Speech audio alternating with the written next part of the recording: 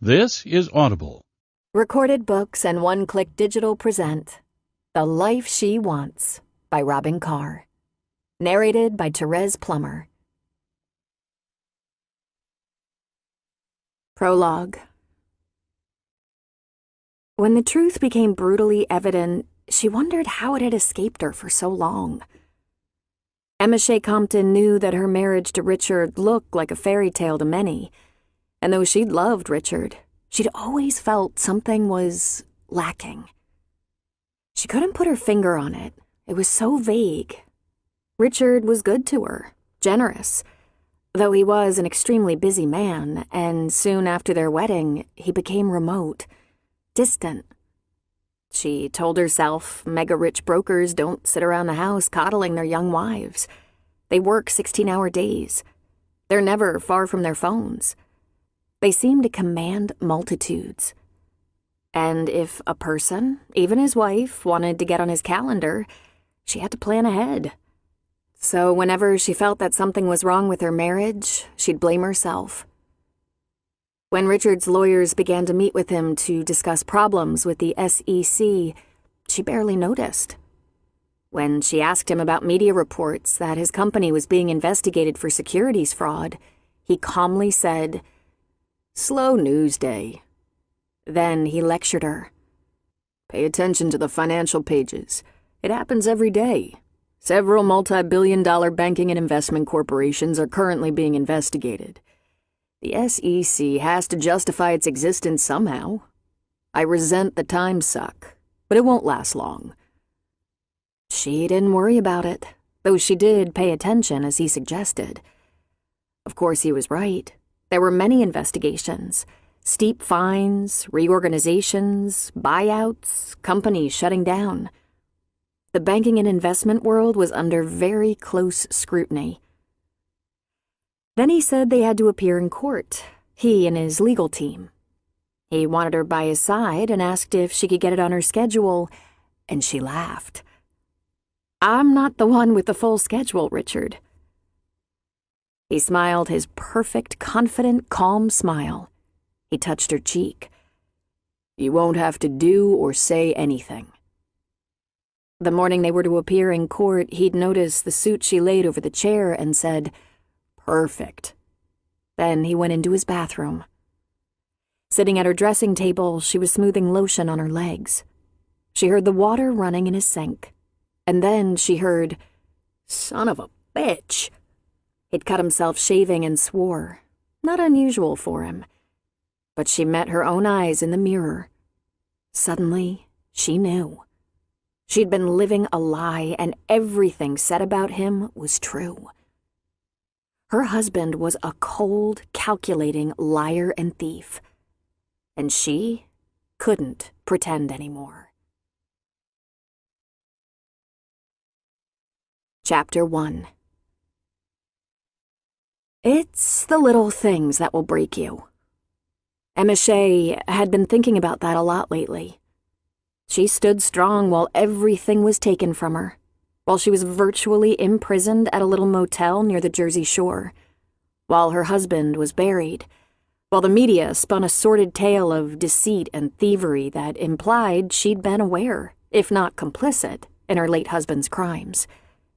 Stood strong. But when the heel broke on her best sling-back pumps and she tumbled down the courthouse steps, she collapsed in tears. The photo was printed everywhere, even People magazine. When she was asked to please stop coming to her yoga studio, she thought she would die of shame and cried herself to sleep. No one had ever explained to her that the last straw weighed almost nothing. Everything in her Manhattan apartment and vacation home had been auctioned off. She packed up some practical items to take with her and donated some of her casual clothing to women's shelters. Of course, anything of value, the art, crystal, china, silver, and jewelry had been seized quickly. Even items she could prove had nothing to do with Richard's business, including wedding gifts from friends. They took her designer clothing. Her Vera Wang wedding gown was gone. She was allowed to keep a couple sets of good sheets, towels, one set of kitchenware, some glasses, a few placemats, napkins, and so on. She had a box of photos, most from before Richard. She stuffed it all in her Prius. The Jag was gone, of course. She'd been offered a financial settlement since they couldn't establish that she had anything to do with Richard's Ponzi scheme. Couldn't prove it since she was innocent. She hadn't testified against him, not out of loyalty or because it was her legal prerogative, but rather because she had nothing to say, nothing upon which to leverage some kind of deal. She hadn't been in court every day out of support for Richard, but because it was the best way for her to learn about the crimes he was accused of. She'd come into the marriage with $9,000 in savings.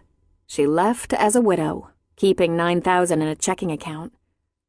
It would be her emergency fund. She started a trip across the country, leaving New York behind and heading for Sonoma County, where she grew up. She'd given it all a great deal of thought.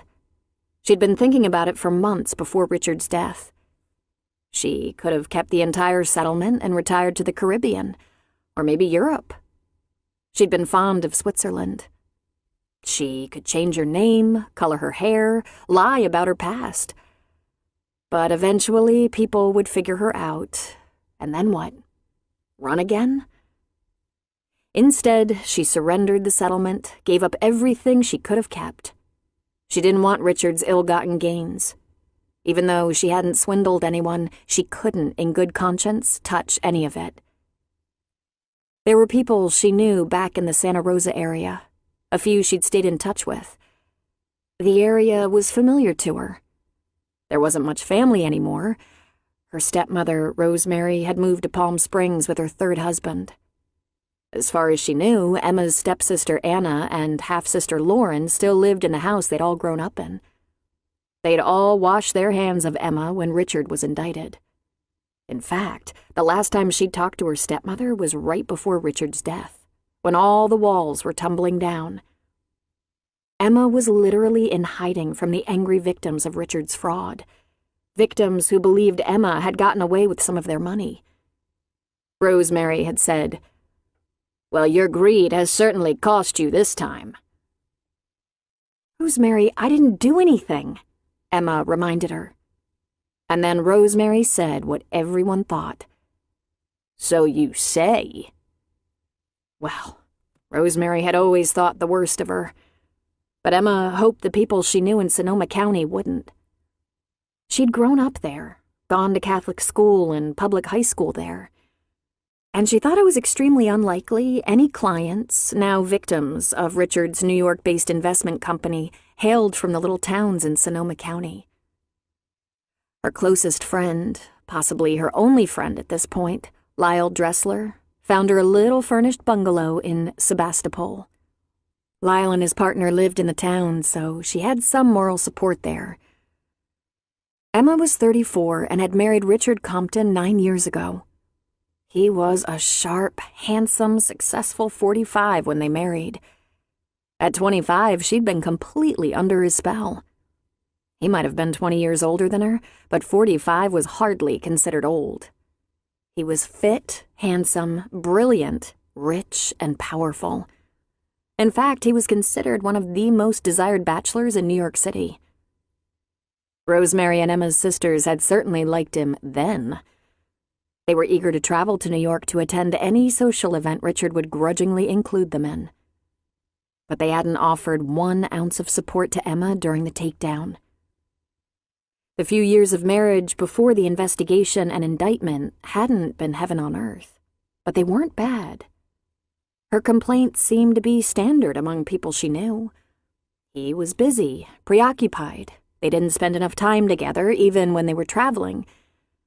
The first friends she'd made through work in New York had gradually drifted away once she settled into her multi-million-dollar marriage. She'd never quite fit in with the elite crowd, so she'd been a little lonely. It seemed like she was always around people, doing her part with committee work, exercising, decorating, entertaining, feeling that she must be indispensable to Richard. However, he was all she really had. It was a dark and terrible day when she realized he was a complete stranger. Before her 5th anniversary, the investigation had begun. Before the 7th, indictments had been handed down and assets frozen. She spent her 8th anniversary in court. Richard's defense attorneys had managed many a delay, but eventually there was a trial, a circus of a trial, and she appeared to be the trusting good wife, head held high. Richard's mother and sister hadn't come to the trial and refused interviews. She'd always assumed they didn't think she was good enough for Richard. But after the trial, she changed her opinion. They must have known all about him. He was dark and empty inside. He never talked to her about it, at least not until the ugly, bitter end. When she asked about the investigation, he just said they were out to get him, that business was tough, but he was tougher, that they'd never prove anything. At the end, there had been a few brief, nasty, but revealing discourses. How could you? How could I not? How could you justify the greed? My greed? How about their greed? Do they have to justify it? They wanted me to do anything to make the money. They wanted me to spin straw into gold even if I had to lie, cheat, and steal. Each one of them just wanted their payday before it all broke. The feds proved everything with ease. Employees cut deals and testified against him. Truckloads of documentation proved securities fraud, theft, mail fraud, wire fraud, money laundering. The list was long. When the end was near, when he'd attempted a getaway and been unceremoniously returned by U.S. Marshals, when his offshore accounts had been located and identified, when he faced a long jail sentence with no nest egg left hidden away, Richard shot himself. Of course, no one believed Emma had no idea. Apparently, people thought he came home from the office and bared his soul over a drink. He had not. The Richard she knew was obviously a con man, a chameleon. He could be so charming, so devoted, but he always had a plan and always wanted something more. Why wouldn't I marry you? You were an outstanding investment, perfect for the role. It's a well-known fact. People trust married men more than single men. He was a narcissist, a manipulator, a liar, and cheat. He was so damn good at it. A person could feel almost honored to be manipulated and lied to by him. He had the looks of Richard Gere, the brilliance of Steve Jobs, the ethics of Bernie Madoff. Thank God he wasn't as successful as Bernie. Richard had only managed to steal about $100 million. What did she know? She knew he was private. He didn't talk about work, which she thought was normal behavior for a powerful man. He was an amazing communicator socially and in business. But once he stopped courting her, he stopped telling her stories about his family, his youth, college, about his early years on Wall Street. She knew he didn't have many old friends, just a lot of business contacts. She never met college pals or colleagues from his early professional days. He did routinely ask her about her day, however. He'd ask her about her schedule, her projects, what she did, who she talked to, what was happening in her world. When he was home, that is. He was often working late or traveling. The thing that set Richard apart from other mediocre con men, he knew how to listen. People, herself included, thought they'd learned something about him when he hadn't said a word about himself. But he listened to them, raptly. They were thrilled by this attention. 1 9-year marriage, a few years of which had been weirdly adequate, 5 years of which had been a nightmare. Now she wondered when the nightmare would end. Emma drove directly to Lyle's flower shop, Hello Gorgeous, named for Barbra Streisand, of course. Lyle had been wonderful to her through this whole ordeal. He hadn't been able to be in New York with her very often. Not only was it a great costly distance, but there was also the small complication that his partner, Ethan, had never been particularly fond of Emma, though he didn't really know her. Lyle had made a couple of trips, however, and called almost daily during the rough patches. She understood about Ethan, but Lyle and Emma had been friends long before Ethan came into his life. For reasons unknown, Ethan had never warmed to her. Emma suspected good old-fashioned jealousy, as if Emma might bring out Lyle's straight side or something. So Emma and Ethan had always had a rather cool regard for each other. But since Richard's debacle, Ethan's regard had gone from cool to frigid. But, and this was an important but, if Ethan went on about his dislike and disapproval of Emma too much, he was going to lose Lyle. And he might be bitchy, but he wasn't stupid. Emma stood outside the shop and took a deep breath before walking through the door. And, of course, who should be behind the counter but Ethan? "Well, Emma, I see you made it," he said as though it took effort to be kind. "Yes, thank you," she answered carefully. "Rough journey?" Ethan surprised her by asking. "In every way," she said. "Well, there you are," Lyle said as he came from the back and rushed over to embrace her. "Would you like a cup of coffee or something before we head over to Penny's house?" She shook her head. "I parked down the block in the only available space. I'd like to get going. I have a lot to do." "Sure," he said. He turned to Ethan. "I'm going to give Em a hand, visit with Penny a little. I'll probably grab something to eat with them. I won't be late." Ethan lifted his chin and sniffed, but his reply was perfectly appropriate. "I think I'll drop in on Nora and Ed. Sounds like a good night to get a little uncle time." "Excellent. Give them my love." Then, hand on her elbow, Lyle escorted her out of the shop.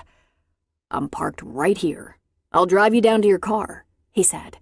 "Oh, please, no," she said, laughing. "My butt hurts so bad I hate to even get back in the car. I'm going to walk. It's only a block, and I have a cooler with some drinks for us. Listen, I don't want to—" She tilted her head toward the store. "I don't want to cause any friction. If you'll just get me to the house and introduce me to your friend, I can manage from there." "No worries, Emma. I explained to Ethan days ago that I was going to lend a hand when you got here." He chuckled. He was very adult about it. It's time for him to pay his sister a visit anyway. They live a mile away, and Ethan doesn't visit as often as he should. I think I visit more than he does. We have a gorgeous niece. He can go over there and complain about me and my stubborn ways. Besides, I want to make sure you're all right." She smiled at him with gratitude. "I might never be all right again," she said. "All I want right now is a little quiet and anonymity." "Have you heard from Rosemary?" he asked. "I did her the courtesy of emailing her that I'd be moving to a small bungalow in Sebastopol and told her I could be reached through you. I don't even trust her enough to give her my new cell number. I bet she'd sell it to the press. I take it you haven't heard from her?" He shook his head, and this came as no surprise. Rosemary had been in touch when she thought Richard was rich and powerful. After his fall from grace, she behaved as if she didn't know him. "We haven't made amends. She wasn't exactly supportive." "Your sisters should be helping you now," he said. They had never done anything to help her. "We've never been that kind of family," she said. Indeed, they weren't family at all. "I can relate," Lyle said. Emma knew Lyle had always had a hard time with his father, but at least his mother adored him. She gave his upper arm a squeeze. "Well, you've saved my life here. I'd be lost without this little place you found." "It found me. Penny is elderly, but don't use that word around her. She's what we'd call spry. Almost 80 and still walking 3 miles a day, gardening and playing the occasional game of tennis. But the problem with living forever, The money thins out eventually. And she knows everything? Emma asked. He nodded. As you wished. She said, we've all hooked up with the wrong person here and there. Poor girl. This little bungalow is a sort of guest house, a casita. Though her house, the main house, isn't that much bigger. Prepare yourself. It's all quite small. She doesn't need a keeper, no care involved, but a little bit of rent will probably help you both. He shook his head. I don't know that you've ever lived in anything this simple, Em. It's old, musty, small, and tacky. You have no idea how much I'm looking forward to it. The guest house was actually a remodeled freestanding garage with a wall and large picture window where the doors once were. The window looked out onto a pleasant tree-lined street. It was a tiny 2-room bungalow with a small bathroom and galley kitchen. A patio separated the guest house from Penelope Pennington's 2-bedroom house. And of course you're welcome to use the patio at any time, Penny assured her.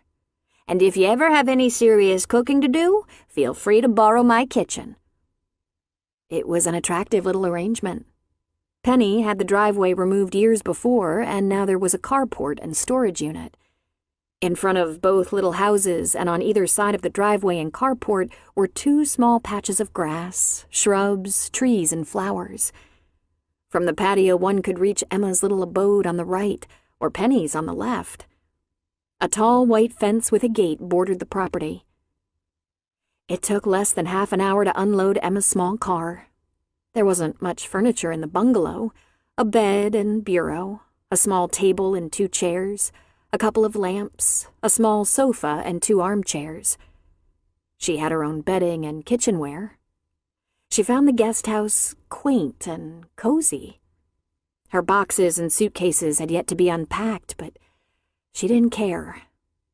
Lyle went off to a nearby market to get dinner, bringing Penny and Emma a huge Greek salad, some hummus, flatbread, and a bottle of wine.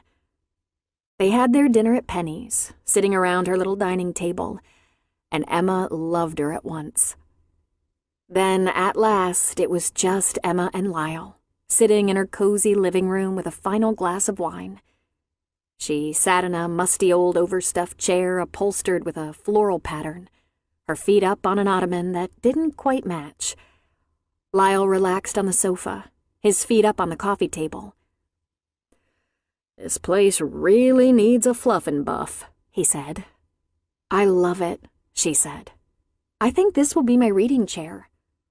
How can you read with the flowers and that gaudy print screaming at you? She laughed at him. Have you given any thought to what kind of job you're going to get? He asked. Well, she said, taking a thoughtful sip. I was considering being a life coach. What do you think? You can certainly provide plenty of experience with what not to do, he said. I can honestly say I haven't felt this relaxed in years, she said. Lyle was quiet for a moment. Emmy, I don't know what it's going to be like for you around here. It's a quiet town, but not without its resident gossips and petty meanness. Know what I mean? I grew up around here, remember? She said. No matter where I go, it's going to follow me. But I was never indicted for any crime. And believe me, they looked hard and long. I just want you to be ready, in case people are nasty to me or snigger when I walk by. That's why I came here rather than trying to find some new place where I could be a stranger with a new identity. Everyone figures it out eventually. Lies don't last. Richard was proof of that. Let's just get it over with. I was married to the late Richard Compton, the infamous broker and thief. There's no way to undo it, and I didn't have to think about it long. The stress of trying to keep it secret is something I'm just not up to. I could change my name, color my hair, even get a nose job if I had any money. But eventually everyone is going to know it's me. It's hopeless, Lyle. Google me and see for yourself. Under Emma Shea, And Emma Shea Compton, Emma Compton, Emma Catherine Shea. Dear God, he groaned. I hope it dwindles away quickly, he said. It's all on the record. Anyone who's curious is welcome to read all about it.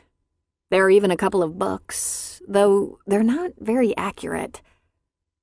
How'd he do it, Em? She knew exactly what he was talking about.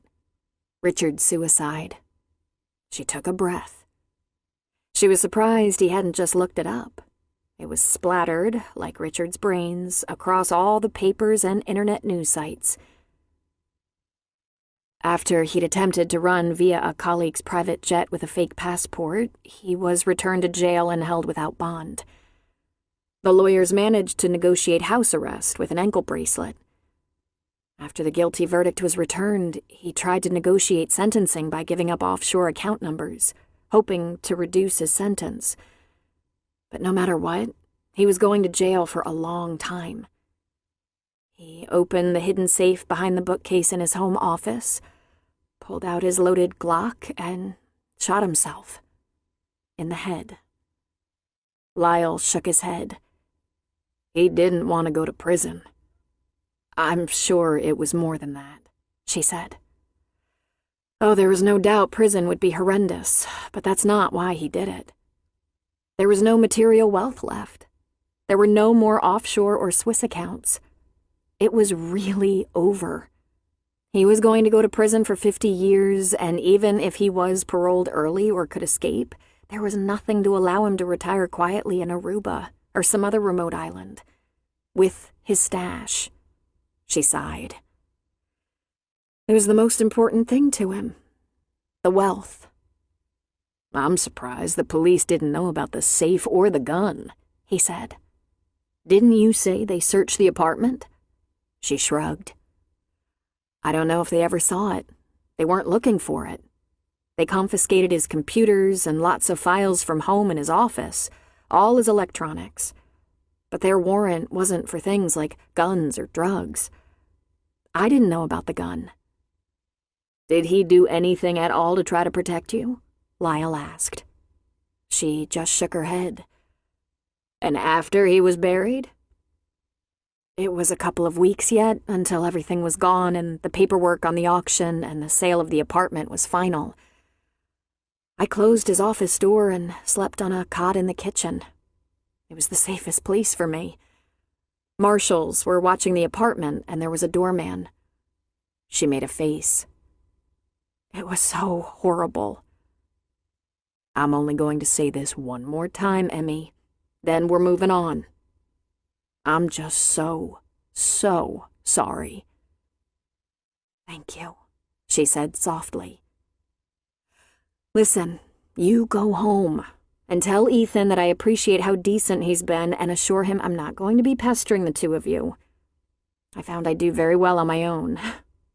It's lovely to be near you, but you don't have to worry that this out-of-place girlfriend is going to be the needy type and make you feel invaded. I'm not going to be your third wheel. We have some very nice friends, a lot of them gay men, and there are more than enough third wheels in our crowd. Don't worry about it. Call us whenever you feel like it. You've been wonderful. You've always been a better friend to me than I've been to you, she said. Not true. There have been very kind gestures here and there. Shh, she warned. Before the trouble began, she had a household budget that was ridiculously large, and she economized, leaving her a nice balance. It was her money, and she used some to help fund the startup of Hello Gorgeous. Best if no one ever knew. Lyle had been interviewed about their relationship, possibly even investigated, but had never been any kind of suspect. In fact, they didn't speak of it. Emma was fairly sure Ethan didn't even know the details. Suffice it to say, I'm glad you're here, Lyle said. I've missed you. And now there are a couple of things I should tell you. People have asked about you, which of course they would, but a couple of old friends have asked a few times recently. Asked what you would do now. Riley came into the shop and asked if you were all right. She knows we've always been in touch, just as you know I keep up with her, but where you two are concerned, I made it a policy to never carry tales between you. She wanted to know if there was anything you needed." "Guilty conscience," Emma said. "Easy, Emma. She might be one of the few people who can actually understand what you're going through," he said. "I know you're not sympathetic, but she had to rebuild her life after you left. And Jock called. Divorced and living in Santa Rosa. He wanted to know if there was any chance you'd be coming back this way when it was all over. He said to tell you that if you need anything—" "Seriously?" she asked. "Very sincerely. I'm not his biggest fan, but he did offer support." She said nothing. Of course, she knew they were both here, Riley and Jock. Back when they were all so young, her best friend and her boyfriend. She'd returned for brief visits a few times after leaving so long ago and hadn't spoken to them. But she always knew they were still around. When she decided to come back here for good, she knew it was possible she'd run into one or both of them eventually. "Might be time to move on from that haunt, Emma," Lyle said.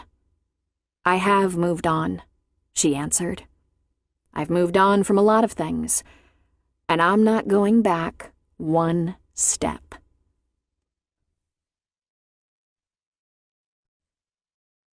Chapter 2. When Emma Catherine Shea was 9 years old, a fourth grader at St. Pascal's Elementary School in Santa Rosa, a couple of new kids came to school. Riley and Adam Kerrigan. Riley was in Emma's class, and the teacher asked her to be responsible for helping Riley get acquainted and adjusted. Emma, known for being friendly and a child who wished to please, was annoyed. First of all, she already had two best friends, Susanna and Paula, and Riley's hanging around was interfering with her routine. Second, Riley apparently couldn't talk. She followed along or sat at the lunch table all quiet and nervous. When she did speak, she could barely be heard. Third, and Emma knew this was wrong, but the girl was a rag doll.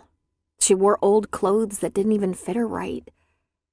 Riley's older brother, Adam, so somber and quiet, waited after school to walk home together, so at least Emma didn't have that chore. And all of it, spending time with Riley, was monotonous. But, so Sister Judith would be proud of her, Emma did the best she could with the odd little creature with the unhappy personality. At the end of the second day, Riley surprised Emma when she spoke softly. "I know where to go and what to do now. You can go be with your friends." Emma felt like a turd. "We'll just all hang out together," she said, hating her overzealous conscience. Then, over the next few days, Emma learned that Riley, Adam, and their mother came to Santa Rosa to live with Riley's grandparents in their tiny house because Riley's dad had gotten very sick and died. So now Riley wasn't just shy and poor, she was also bereaved. Emma was stuck with her. But Emma couldn't deny that she was completely sympathetic. She'd lost her own mother, though she had been too young to remember her. Her father had remarried when she was just a toddler, probably largely to have help with his child. He had married Rosemary, an efficient and hard-working widow with a 3-year-old daughter, Anna. 3 years later, they had a baby together, another girl, baby Lauren. The only mother she'd ever known was her stepmother, and of the 3 children, Rosemary liked Emma least. Emma understood by the time she was 10 that it had been a marriage of convenience. Emma was plotting her escape from Riley when a few things shifted as Riley got more comfortable with her new surroundings. First off, she was hilarious, and once they got laughing, they could hardly stop. When she wasn't feeling scared and lonely, Riley's voice was strong and confident. She was very good in school and rose to the head of the class quickly. She could help Emma, and not the other way around. And Riley's mother, June, turned out to be the most wonderful, loving, fun, and positive woman in the entire world, embracing Emma and making her feel so cherished. Riley's grandparents acted like it was their lucky day the Kerrigans moved in, even though they were stuffed into the little house. They were crowded and money was tight, but there was more laughter there than there had ever been in Emma's house. Riley and Adam wore hand-me-down clothes. Their grandparents were elderly, and June Kerrigan cleaned houses and waitressed to make ends meet. But Emma was always welcome, made to feel like a member of the family. Emma's home life wasn't nearly so happy. Rosemary wasn't abusive in any obvious way, but she was emotionally flat where Emma was concerned. Rosemary complained about how hard she had to work at the DMV, how much stress she had in her life, how messy and lazy Emma's father was, her weight, her friends, and a variety of issues. Aside from Anna and Lauren, there didn't seem to be much she enjoyed. Although Rosemary always referred to Emma and Lauren as her daughters, there was little doubt that Anna was her favorite. It wasn't long before Emma was happier at Riley's house than at her own. And hardly surprisingly, Rosemary didn't mind her absence at home much. "We're going to be each other's maid of honor. We were going to have children at the same time so they could be best friends too." From the day Sister Judith forced them together until high school graduation, Emma and Riley were inseparable. Riley's grandpa called them conjoined twins. They stuck together through thick and thin, through the sudden death of Emma's father when she was 16, Rosemary's third marriage to Vince Kingston, and every issue that plagued teenagedom. Their friendship was cast in iron, and they had very few tiffs. Until they fell out over a boy. One Jock Curry. Yes, it was his given name. He was named for a grandfather. They'd both crushed on him in high school. They thought he was smart, sexy, athletic, funny. Every girl wanted him, and he apparently wanted every girl. But once he settled on Emma during their senior year, that was it for him. He said his roaming days were over. Of course, he was all of 17 at the time. He tried to talk Emma into going to the same community college he'd chosen, or at least staying close to home. But she had a scholarship and was going to Seattle Pacific University, known for its interior design program. Of the two girls, she was the least likely to get a scholarship. But even with one, Riley's family couldn't afford any part of the expense of living away from home or attending an out-of-state university. Emma could manage with working part-time, taking out loans, and Rosemary was able to send a little money, 50 here, 50 there. And she had big dreams. She was going to design the interiors of 5-star hotels and luxurious mansions. Riley enrolled in the same community college as Jock, lived at home, and began cleaning houses just like her mom always had. Jock had no specific plans except to get the minimum education, work part-time, play a little baseball, and enjoy himself. Emma didn't suspect anything was going on in her absence until right before Christmas break. Riley was acting strangely. Jock and Riley were hanging out together a lot. But shouldn't that be expected? Her guy and her best friend, going to school together and everything. She trusted them after all. Then she had this nagging feeling it wasn't all right, that it was a betrayal. Riley was different toward her. Jock was a little too much himself, jovial and confident and relaxed. He'd gone from ragging on her about taking more time to talk to him on the phone to not noticing how long it had been since they'd had one of those long, whispery late-night conversations. She suspected her best friend was too close to her boyfriend.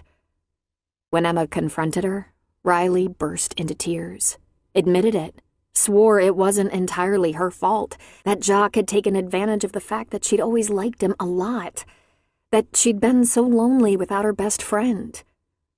Jock had said, Hey, grow up. It didn't really mean anything. Besides, what did you expect? You didn't have time for either one of us. Emma never really did understand how something like that just happens, especially when both Riley and Jock insisted they hadn't meant it to, that it was all a terrible mistake.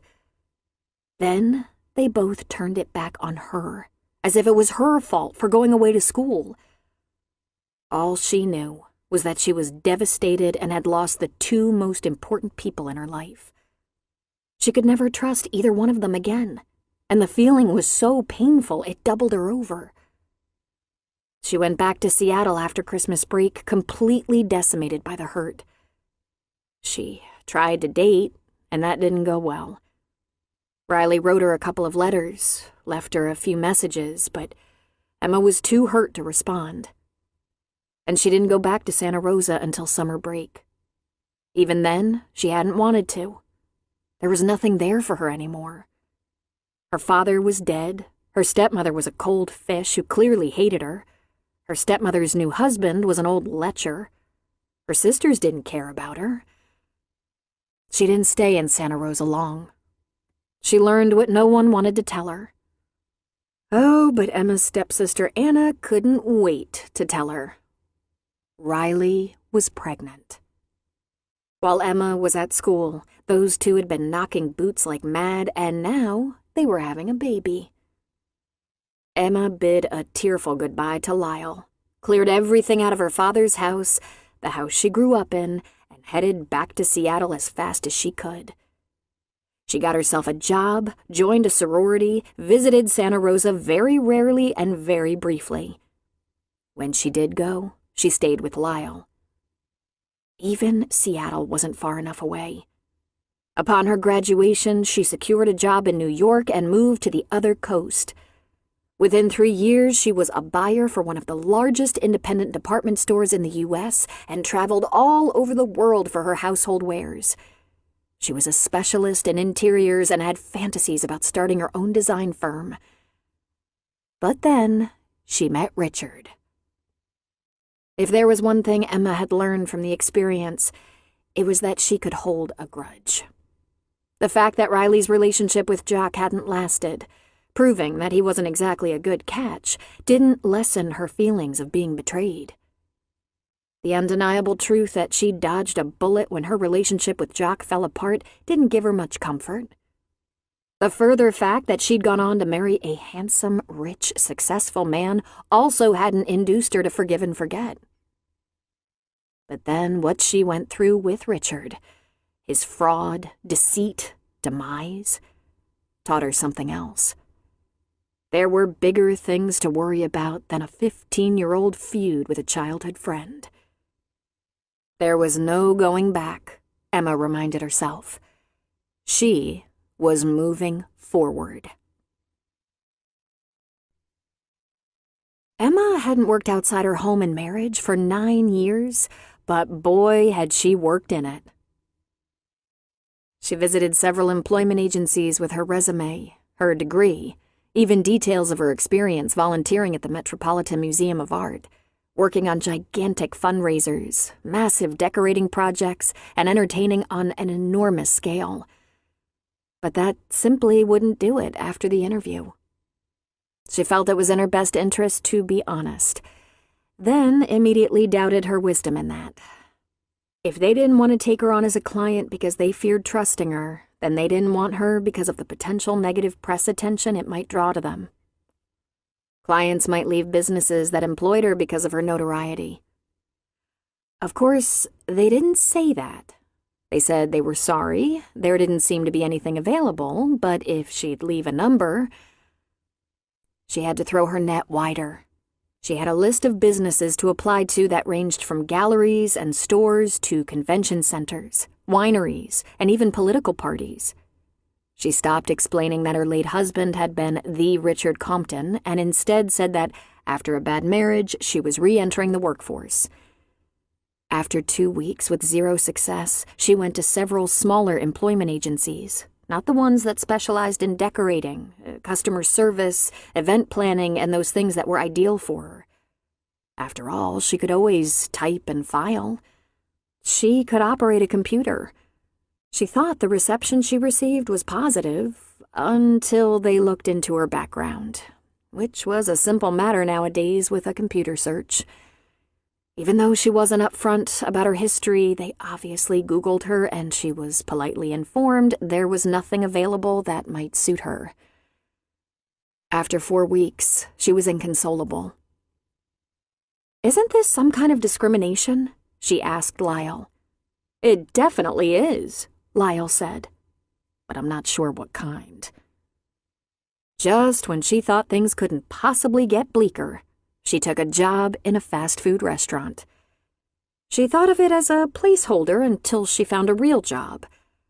Her boss was 19 years old. She did everything she was told to do, putting great effort into it.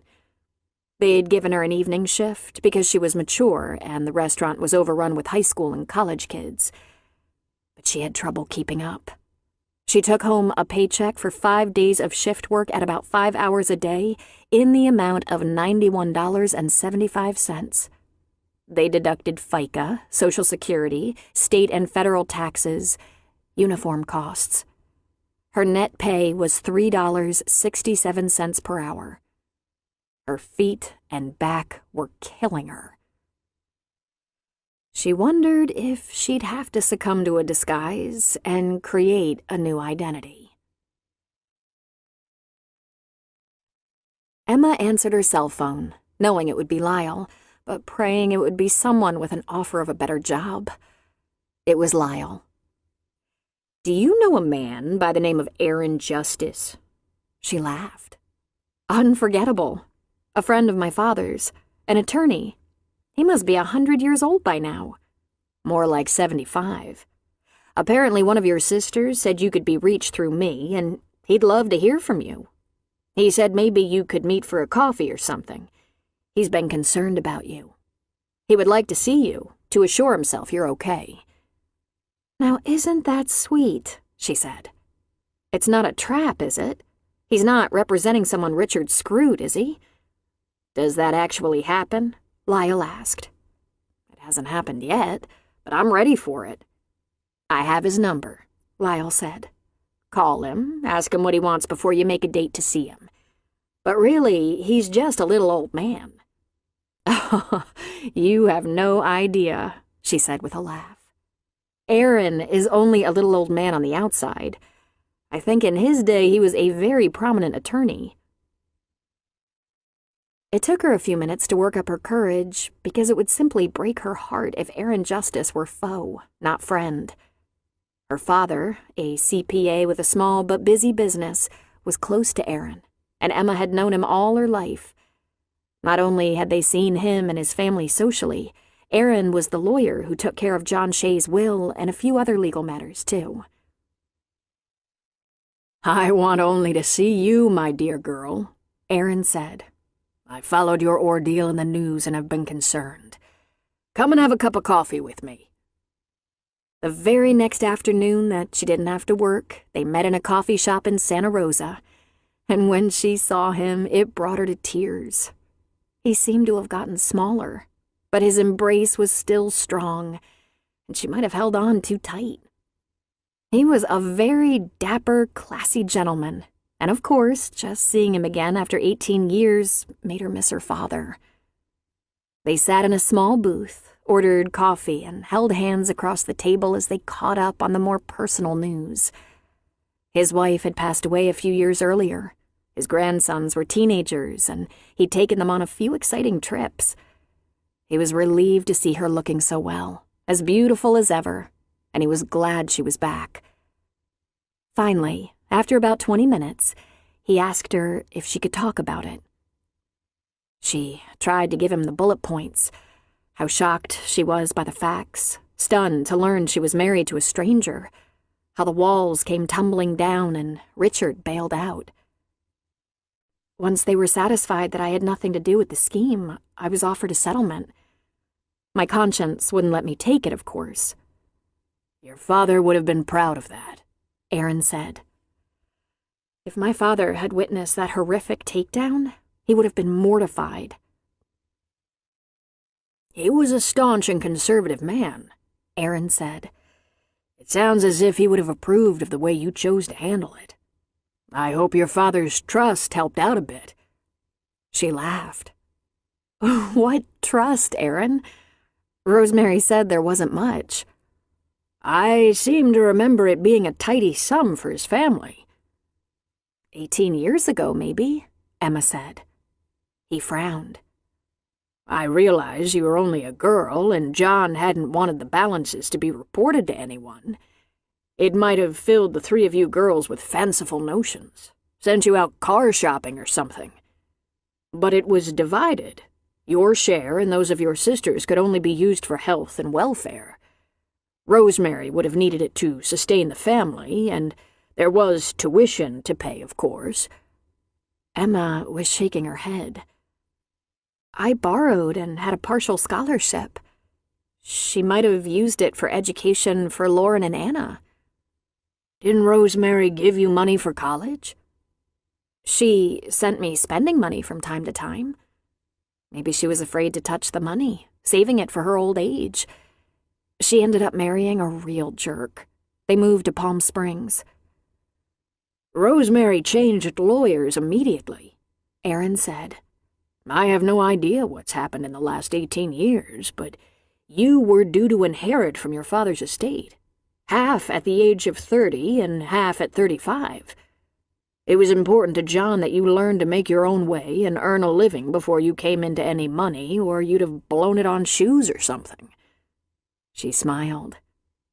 "That sounds like him," she said. "He was so cautious."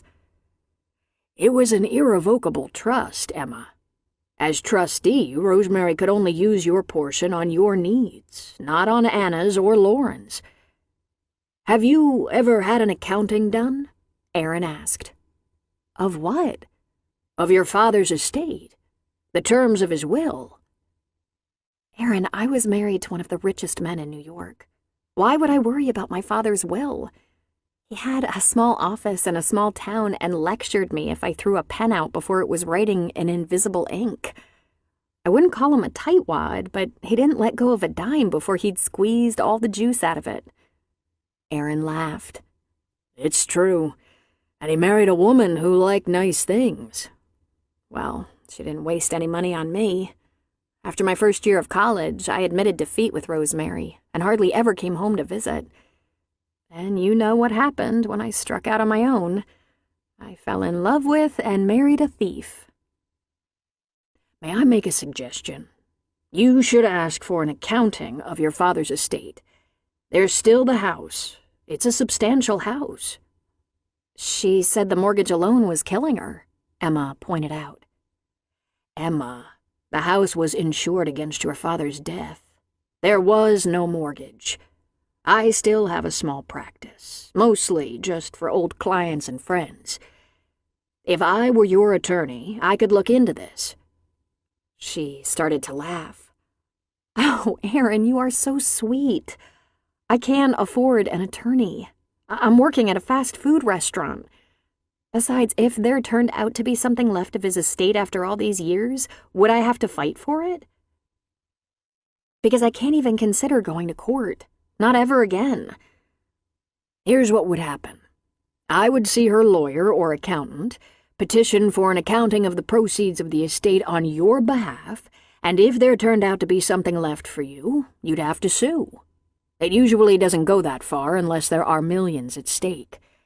If it's a small amount, the trustee is usually happy to settle to save money, and if there is anything, I won't charge a fee of any kind until you can afford it. It wouldn't be a contingency or percentage, just my usual fee, which," he said, laughing at himself, "is a steal." "Well, I won't be suing anyone, that's for sure. I won't even ask for anything from her. She hates me, and at this point the feeling is mutual. I'm starting over. But you are kind, and I appreciate your generosity." "Let's find out, Emma. There was once some money involved, and your father's house. That was a rich house, wasn't it? Everyone envied it." "He built it with my mother," she said. "He never said, but I think they hope to have a few children. She shook her head. Even the idea of money makes me sick. I live in 2 rooms. I pinch my pennies in a way that would make John Shea so proud. And I can't bear the idea of owing you money for services that you're really doing as a favor. If it turns out there's nothing there, or if you choose not to pursue the recovery of it, my fee will be 0. Her eyes got a little round. Why, Aaron, I think you wouldn't mind catching Rosemary with her hand in the cookie jar. You found me out, he said. John was such a gentle man. She seemed to suck the life out of him. I think he married Rosemary to have help with me, she said. It must have been so hard for him. And everyone who knew my mother loved her. I don't think people even like Rosemary. She's a hard woman. He was quiet for a moment. John was a good friend. He was careful with his will. It would take months to get an answer, Emma. Months before you have to decide how to proceed. For your peace of mind, I'd be happy to look into this for you. She shrugged. Why not? What can it hurt? I won't get my hopes up. If Rosemary was involved, I'm sure she's had a real party spending it. She quit working the week my dad died. Then I have something important to do, and it makes me so happy to do it for you. He squeezed her hand. I'm glad you came home, Emma.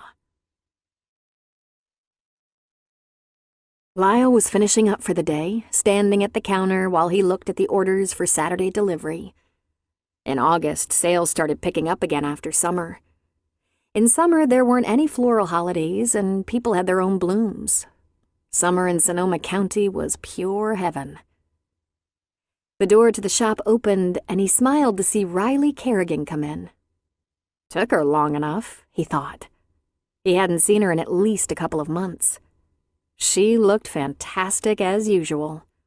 You'd never guess by looking at her that she owned a domestic and industrial cleaning service. She looked more like a bank executive or high-powered attorney. After all her years of second-hand clothes, followed by scrimping to get by and build her business, Riley was making up for lost time in the wardrobe category. "Hi," she said. "I thought I might catch you before you left for the day. How's it going?" "It's all good. How's everything at Happy Housekeeping?" he asked, knowing full well that was not the name of her business. "Happy, happy, happy. So, is she back?" He nodded. "Over a month now," he said. "Tell me something. Did it take willpower to wait this long to ask?" "I didn't expect her to call, if that's what you're getting at." "How is she?" Riley asked. "Doing very well, in spite of everything." Riley's smile was very small. "Emma has a way of bouncing back." "If she can bounce back from this, she's a superhero." She stayed in that apartment alone, slept on a cot, even though her husband's blood was all over his study, because no one offered her a guest room, not even the legal team who were so well paid. And she wasn't safe in a hotel. Too many victims of Richard's fraud threatened her. I offered to go out there, but she wouldn't have it. She didn't want me in jeopardy.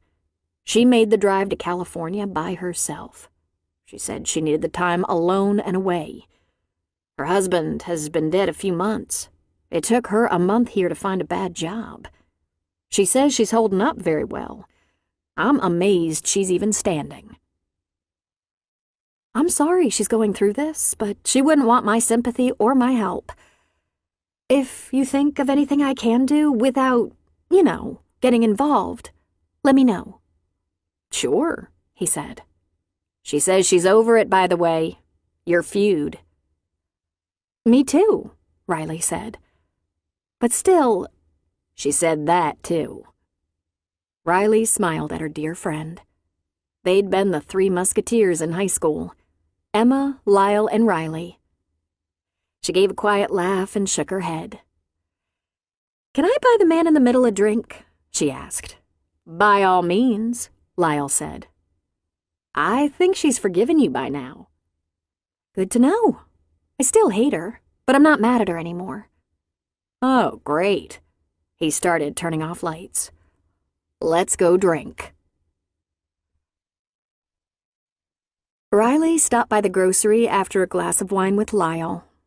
They'd been friends for a long time. Usually threesomes don't work very well, but in this case, Lyle being a guy and all, there was no issue. At least not until Emma and Riley had their epic breakup. Then Lyle was stuck in the middle, trying not to take sides. He'd managed to remain loyal to both women for 16 years. She was lost in thought, her hand absently palming a honeydew melon. "I'm not sure if you're going to bowl with that or put it in your cart," a male voice said. She looked up and smiled. She'd seen this guy before. Starbucks, maybe. "Sorry," she said, taking the melon, though she didn't really want it. "They look good today, don't they?" he asked. "Hey, do you know where I can find roasted peppers? Fire roasted?" he said, consulting a list. She shook herself for a second, coming back to grocery land and leaving thoughts of poor Lyle and their triangle far behind. Over there with the olives are some prepared in the jar. That's all I know about." "Artichoke hearts?" "Same place, in the jar, or some in the frozen section." "Parmesan?" She smiled at him. He was very good-looking.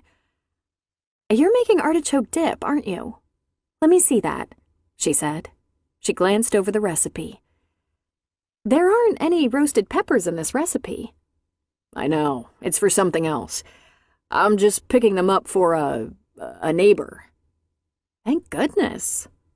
"Okay, be sure the artichokes are packed in water. Add a half cup of mozzarella, a sprinkle of chili powder, and a cup of chopped spinach, and some lucky woman will propose." "Dynamite. Thank you," he said, turning to go. Then he turned back and said, "Chili powder?" "With the spices. Not too much now." She blessed him with a sweet smile. Then she resumed her vegetable shopping. She thought. A straight guy in the grocery store. If he were gay, he'd know how to make artichoke dip. Her thoughts fled instantly back to Emma and Lyle. Well, they were going to have to share Lyle. He was the best friend she had.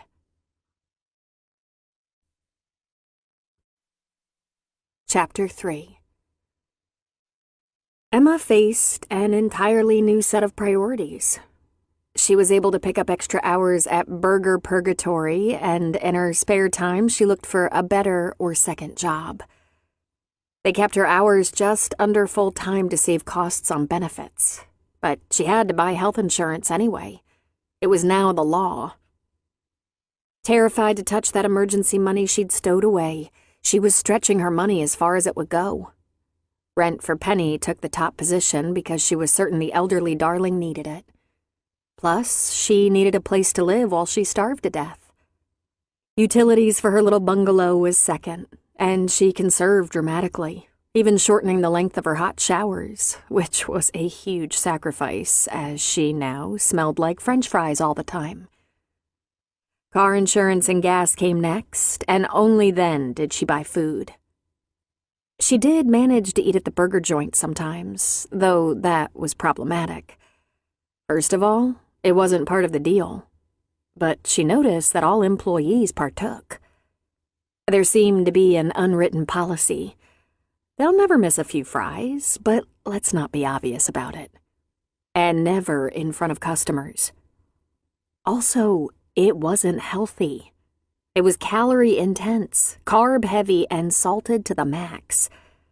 After a few weeks, her pants felt uncomfortably tight and her ankles seemed chronically swollen. September arrived, and with the start of school, the teenage employees vacated the day hours. So at least she worked that shift.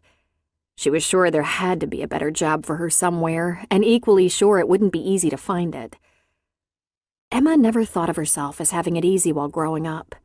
She held part-time jobs during high school and college, went to college on loans and scholarships, but she was given an old car to use to get to school and work. Still, she'd had it a lot easier than Riley had. Her first couple of years in New York had been a real eye-opener. Urban living was incredibly expensive. But she was a beautiful, single young woman in a city full of them, and in no time she had roommates. She took the subway, learned all the cheap haunts for entertainment, and had dates. Quite a few of them. The thing about New York City, she never felt alone. And here, in her 2 rooms in Sebastopol, there was an interesting transformation. The girl who'd wanted to design and decorate the interiors of mansions and 5-star hotels found living simply to be a welcome pleasure. There was no flab in her life, no unnecessary junk to carry. She had one dinner with Lyle and Ethan, and it had been passably friendly on Ethan's part. She visited with Penny when Penny was enjoying the patio. But fall was approaching, the weather was getting cooler, so Penny wasn't outside as much. Penny's car was often gone. She was a very active senior and had many friends. Emma walked through Sebastopol on her days off, anonymous and reluctant to look for work there for fear she'd alert them that the notorious widow was among them. She answered every ad for work in Sonoma County that paid more than minimum wage.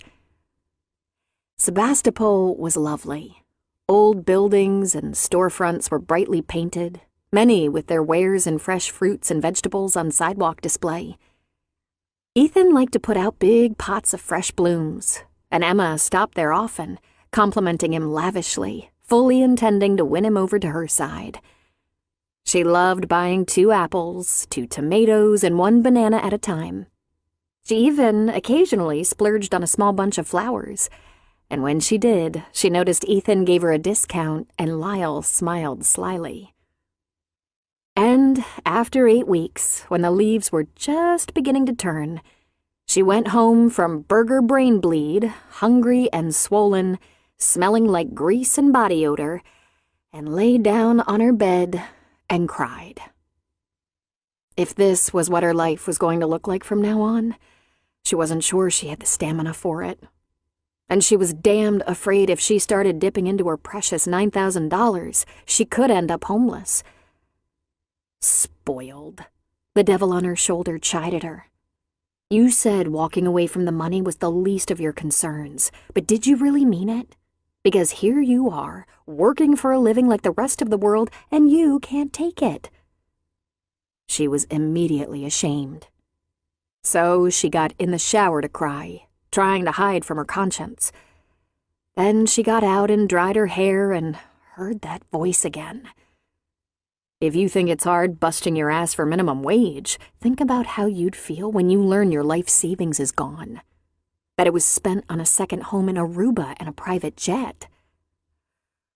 I can't do this, she said aloud. Please, it wasn't my fault. Please. The next afternoon, while she was wiping down tables in the burger joint, she saw a familiar face. Actually, she saw the familiar back of a head. She knew it was him. She'd know that thick, willful brown hair anywhere. Adam Kerrigan, Riley's brother.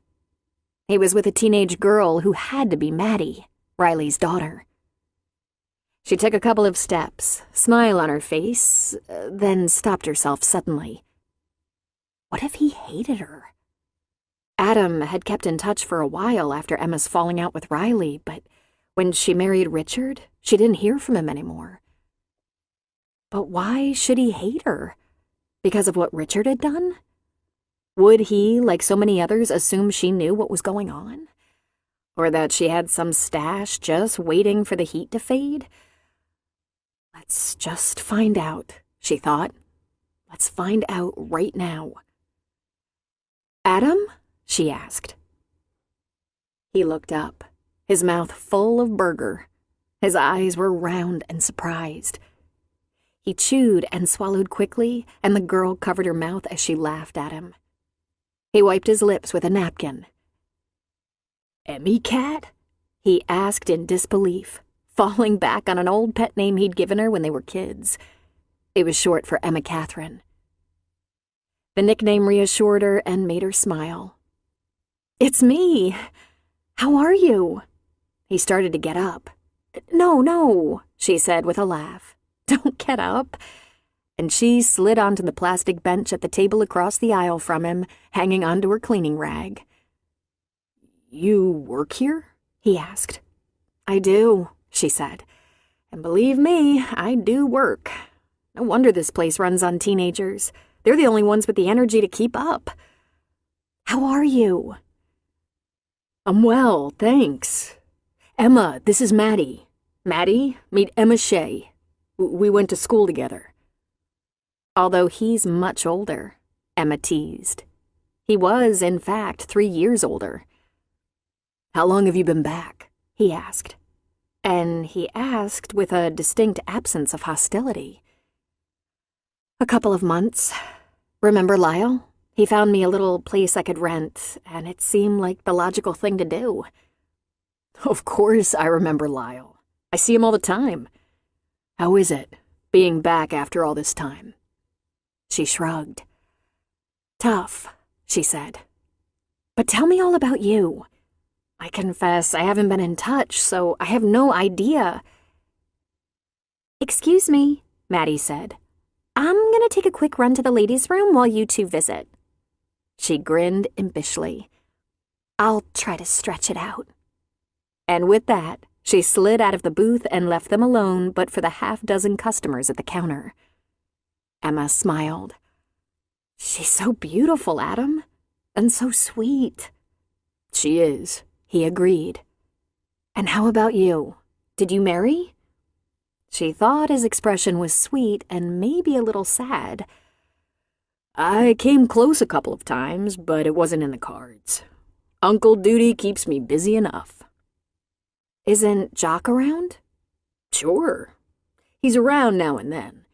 He was briefly married when Maddie was very young, and, well, no one knows better than you how hard it can be if the chemistry isn't right with the stepmother." Only too well, she thought. And suddenly she fought tears. Not because she was faced with the child of her best friend and boyfriend. Ex-friend and ex-boyfriend. Conceived while she was away at college. "Wow," she said, her eyes having gone a little liquid. He would probably think she wept from some long-ago broken heart, but that had nothing to do with it. Adam surprised her by reaching out, putting a big hand on her shoulder. "You shouldn't have stayed so out of touch, Emmy Cat. 15 years is too long for old friends." "Uncle Adam," she said uncomfortably, looking down and giving her eyes a wipe. "Well, it turns out it really does take a village," he said with a laugh. "Riley, me, my mom, Jock. It was a community effort. Worked out pretty well," he added. "Maddie is an awesome kid." "I bet you're an awesome uncle." "I do my best. I teach high school, so I'm kind of an expert on her species. And Jock works at an electronics store, so we have all the phones and toys and laptops we need." "The same store he worked at way back when?" she asked.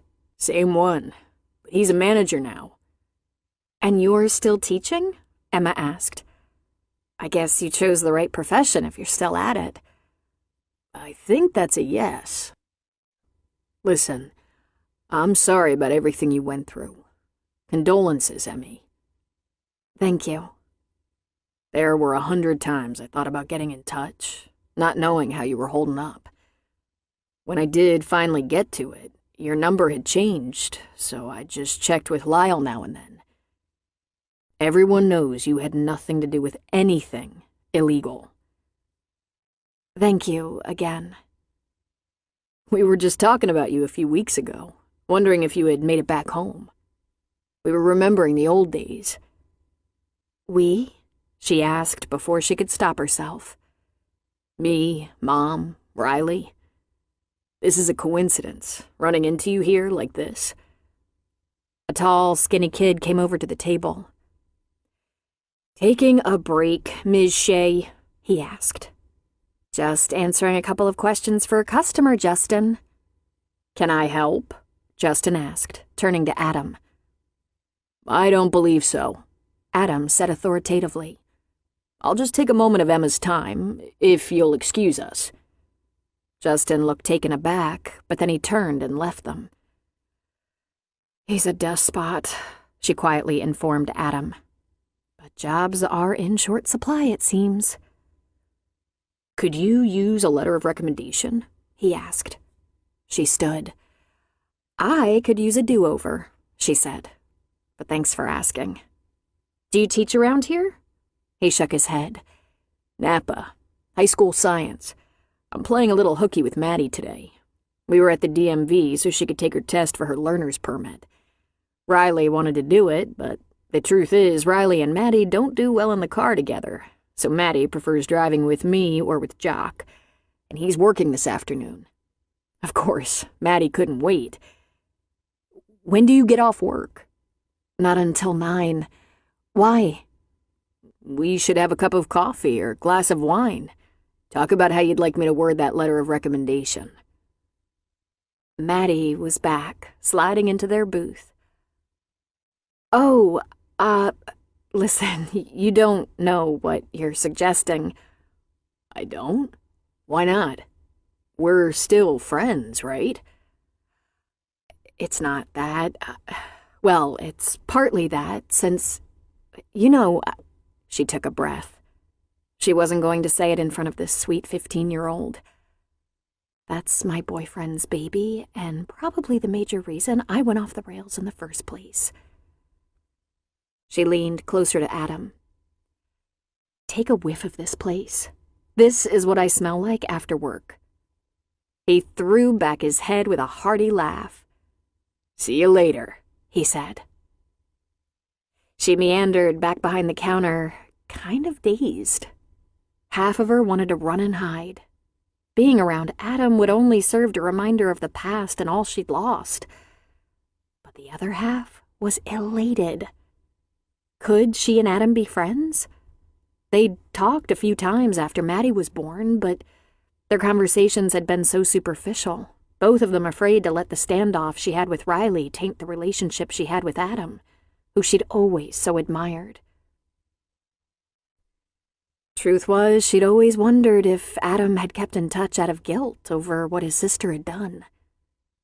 She'd done all right in the friends department during college and her first years as a single woman in New York, but she'd always kept people at a safe distance, afraid to trust again.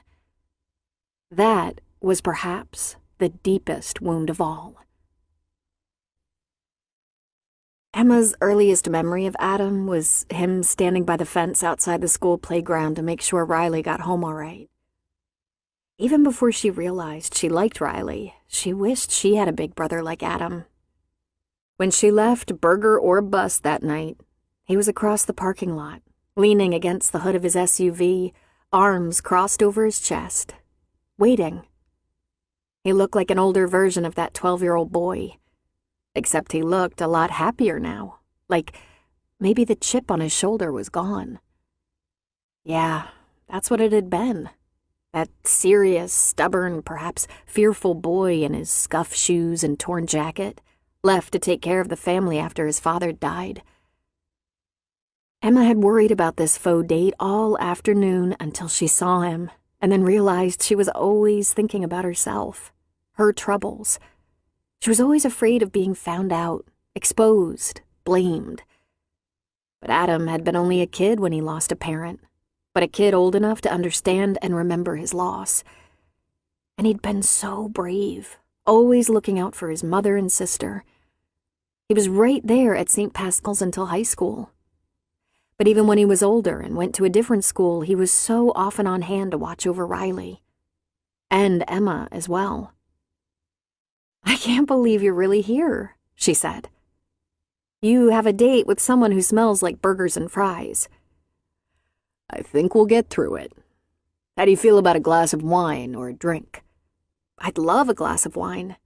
Great. Where do you hang your hat these days? A little spot in Sebastopol, not too far from Lyle's. Perfect. I know just the place, right on the way to your place. Follow me? I'm parked right over there, the Prius. Let's do it, he said. She followed him along some of the back roads toward her little town, but he turned down an alley and she got a little confused, concerned. But then he parked behind what she thought, by the twinkle lights strung between the boughs of trees, must be the patio of a restaurant. The cellar, the sign on the back gate said. He got out of his car, she got out of hers, and he opened the gate to a patio.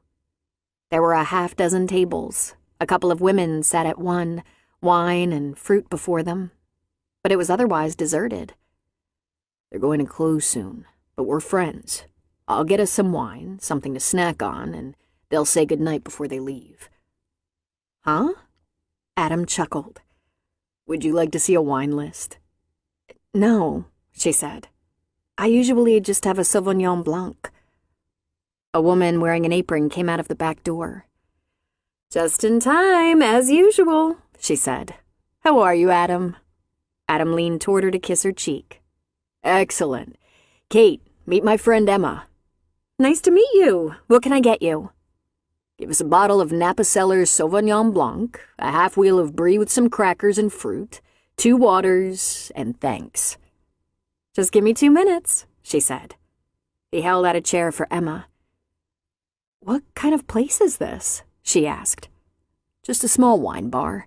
I've known the owners for a long time. For friends and relatives, they say goodnight when they lock up.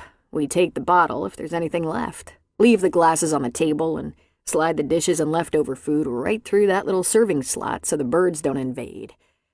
They'll close in about... He looked at his watch. I'm sure they're cleaning up now, and we'll be out of here in 15 minutes. Sure enough, Kate was back instantly with the wine, glasses, a tray of food. Right behind her, a young man followed with a bucket of ice on a stand, placing it beside the table. Kate opened the wine, and Adam indicated that Emma should taste. And she presented a bill. Adam signed off on everything and thanked her. Before Kate escaped into the bar, the women bid her good night and went out the back gate. Why couldn't I have found a job in a place like this instead of Burger Buster? Emma said. This particular place is run by a family, and I think you have to marry in. But it's perfect, isn't it? I think I have to broaden my search now that I have restaurant experience, if you use the term loosely. Listen, I want to hear all about it. Your return, your job hunting, anything you feel like talking about. But we have to get one thing out of the way first. Maddie. She doesn't know that you were Jock's girlfriend or that you and Riley were best friends and... that whole complicated mess. She's innocent of that. Emma considered this for a second. Jock and Riley never told her the details? Emmy, I don't think I even know all the details, when you put it that way. I didn't have any trouble guessing Riley and Jock never married. They weren't even together when Maddie was born. Her mouth fell open. All these years, she had this mental image of Riley and Jock, young and in love. Of course, she knew they hadn't stayed together, that he'd gone on to marry and divorce another woman, but she thought that for at least a while they were a couple. You're kidding! He shook his head. Doesn't that just figure? What are you saying? He asked her. Well, my half-sister and stepsister, Drizella and Anastasia, couldn't wait to bring me the news that my best friend was pregnant and planning to marry my boyfriend. But they never mentioned the happy couple didn't stay together. I found out later, of course, but not while I was hurting over it. Because, hey, that might have made me actually feel less... She stopped herself. In fact, those few times we talked, you didn't mention they weren't a couple. I tried not to mention Riley and Jock at all, he said. They were on and off for a little while. Maybe that's not accurate either. They weren't together. They tried to create an amicable relationship for Maddie's sake, but they never even lived together. In fact, I think I'd need a chart and a graph to understand where Maddie came from, because Riley and Jock were like oil and water. But I don't want Maddie to think badly of either of them. Well, Let me be honest, I wouldn't be devastated to learn she thinks a little badly of Jock. He pissed me off. He got my sister pregnant and didn't exactly step up to the plate. He was pretty useless back then. But he was just a kid. And he is her father. I'd rather we all get along. And I don't want Maddie blindsided by a lot of nasty gossip. I won't be saying anything, Adam. I'd prefer to forget it ever happened, Emma said. At the time, it was awful. I think it's safe to say a lot of people were hurt. You're in luck. If anyone remembers me, they will have much juicier stuff than my best friend and boyfriend getting together while I was away at school 16 years ago. All the same, Riley and Jack should explain it to her before anyone else does. Of course. The minute she's capable of understanding at least a little bit. I'm kind of an expert on teenagers. Girls Maddie's age are filled with a kind of tragic drama and fatalism that can easily cast them in a dark place. I've watched it. We've had our challenges as a family, and it hasn't always been easy, but one thing we did manage. We managed to make sure Maddie never felt like a mistake. She always felt loved and wanted. I think. It never came up? Emma asked. Didn't anyone ask how Riley ended up having Jock's baby when he was supposed to be my boyfriend? I only recall once or twice. Riley said you and Jock had broken up when you went away to school, which was at least partially true. It's been a long time. I just want to be sure Maddie always feels secure. How lucky, Emma thought. Since she was just a kid, she had known two things about the Kerrigan family. They had very obvious struggles. Life for them had never been easy. But they had enough familial loyalty and love to glue them together. Emma had always envied that because she'd never had it. Emma's problems began long before she lost her boyfriend to her best friend. Emma was a bit too young to understand her placement in the family when her father married Rosemary Caliban. But it didn't take her long to instinctively know she was only loved by her father, and her father was a lonely, unhappy, broken man. His wife gone, John Shea married someone who appeared on the surface to be a good match, a woman who was willing to help raise Emma. But Rosemary was a stern woman with a mean side and a streak of jealousy a mile wide. She brought a daughter to the marriage, produced a second, and clearly preferred both of them to Emma. Once Emma was an adult and could look back on it, she supposed it didn't help that people often remarked on how pretty she was. And her daddy couldn't stop himself from commenting on how much she resembled her late mother, with her chestnut hair and large dark eyes. Rosemary undoubtedly despised hearing that. And who wouldn't? Emma remembered Rosemary doing subtle things to show her favoritism. She'd fold Anna's and Lauren's clothes and toss Emma's on the bed. Took her two girls shopping and to lunch while Emma was with Riley, never inviting her. Emma even suspected the gifts she got at Christmas were of lesser value and almost never fit. Rosemary would help her daughters with the kitchen cleanup when it was their turn, but Emma was left on her own. When John Shea stepped in to help Emma, she knew he'd noticed, and that made her feel worse, not better. When her father died, it was the Kerrigan family that comforted her more than her own. It was obvious Rosemary didn't miss John much.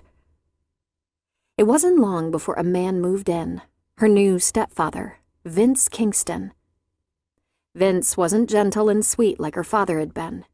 He was a crass idiot who made crude and suggestive remarks to his new stepdaughters. But Rosemary just ignored him. Emma gave him a wide berth, as did Anna and Lauren. Emma wasn't quite sure where she belonged, or if she belonged anywhere at all. That was always an issue with her, that she had no real family.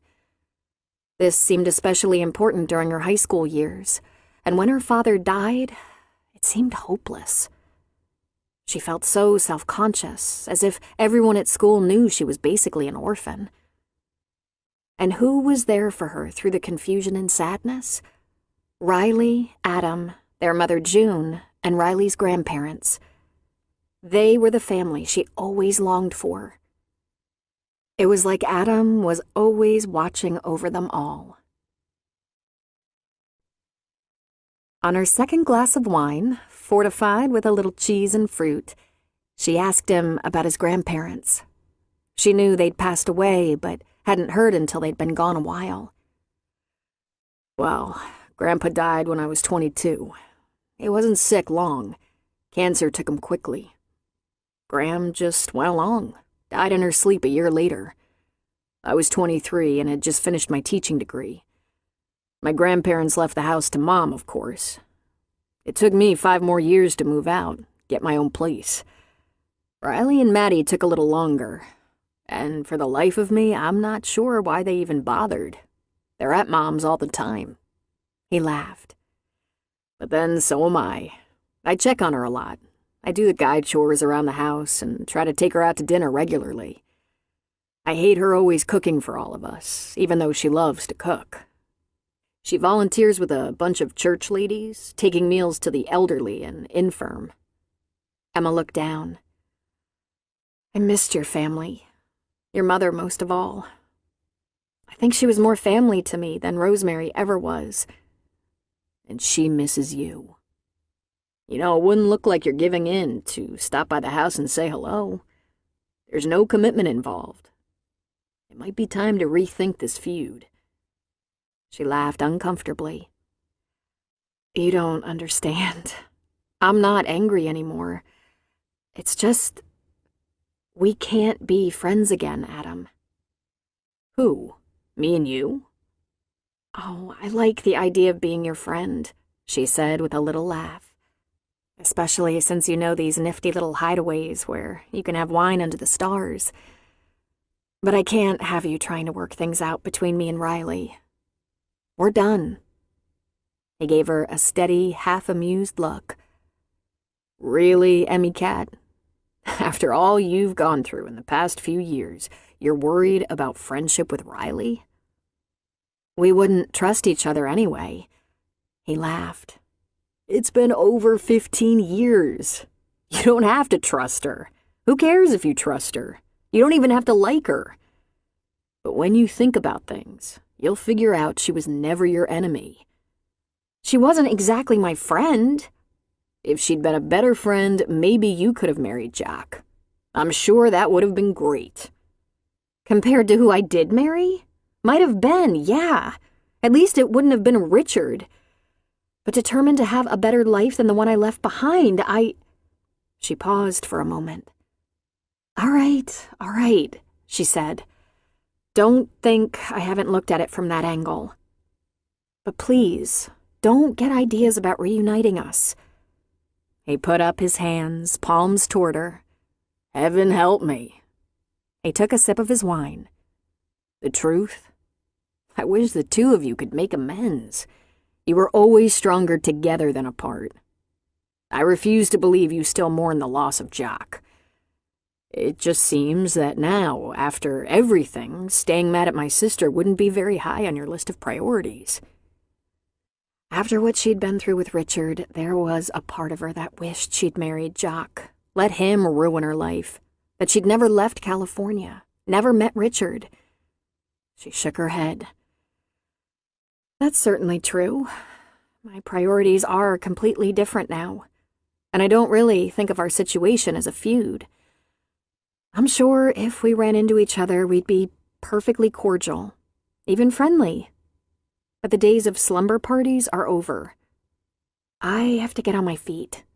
I didn't think I'd start off with a great job, but I thought I'd get a decent job, even after not working for 9 years. I have a degree. With my experience, I could make a damn good concierge or event planner. Turns out that even though I didn't do anything wrong, I also have a shady past by association. Even though I wasn't arrested, people don't trust me. They're afraid I was his partner in crime. After all, he had several employees who rolled over on him, took deals to testify. People suspect me, think I didn't testify because I was protecting him.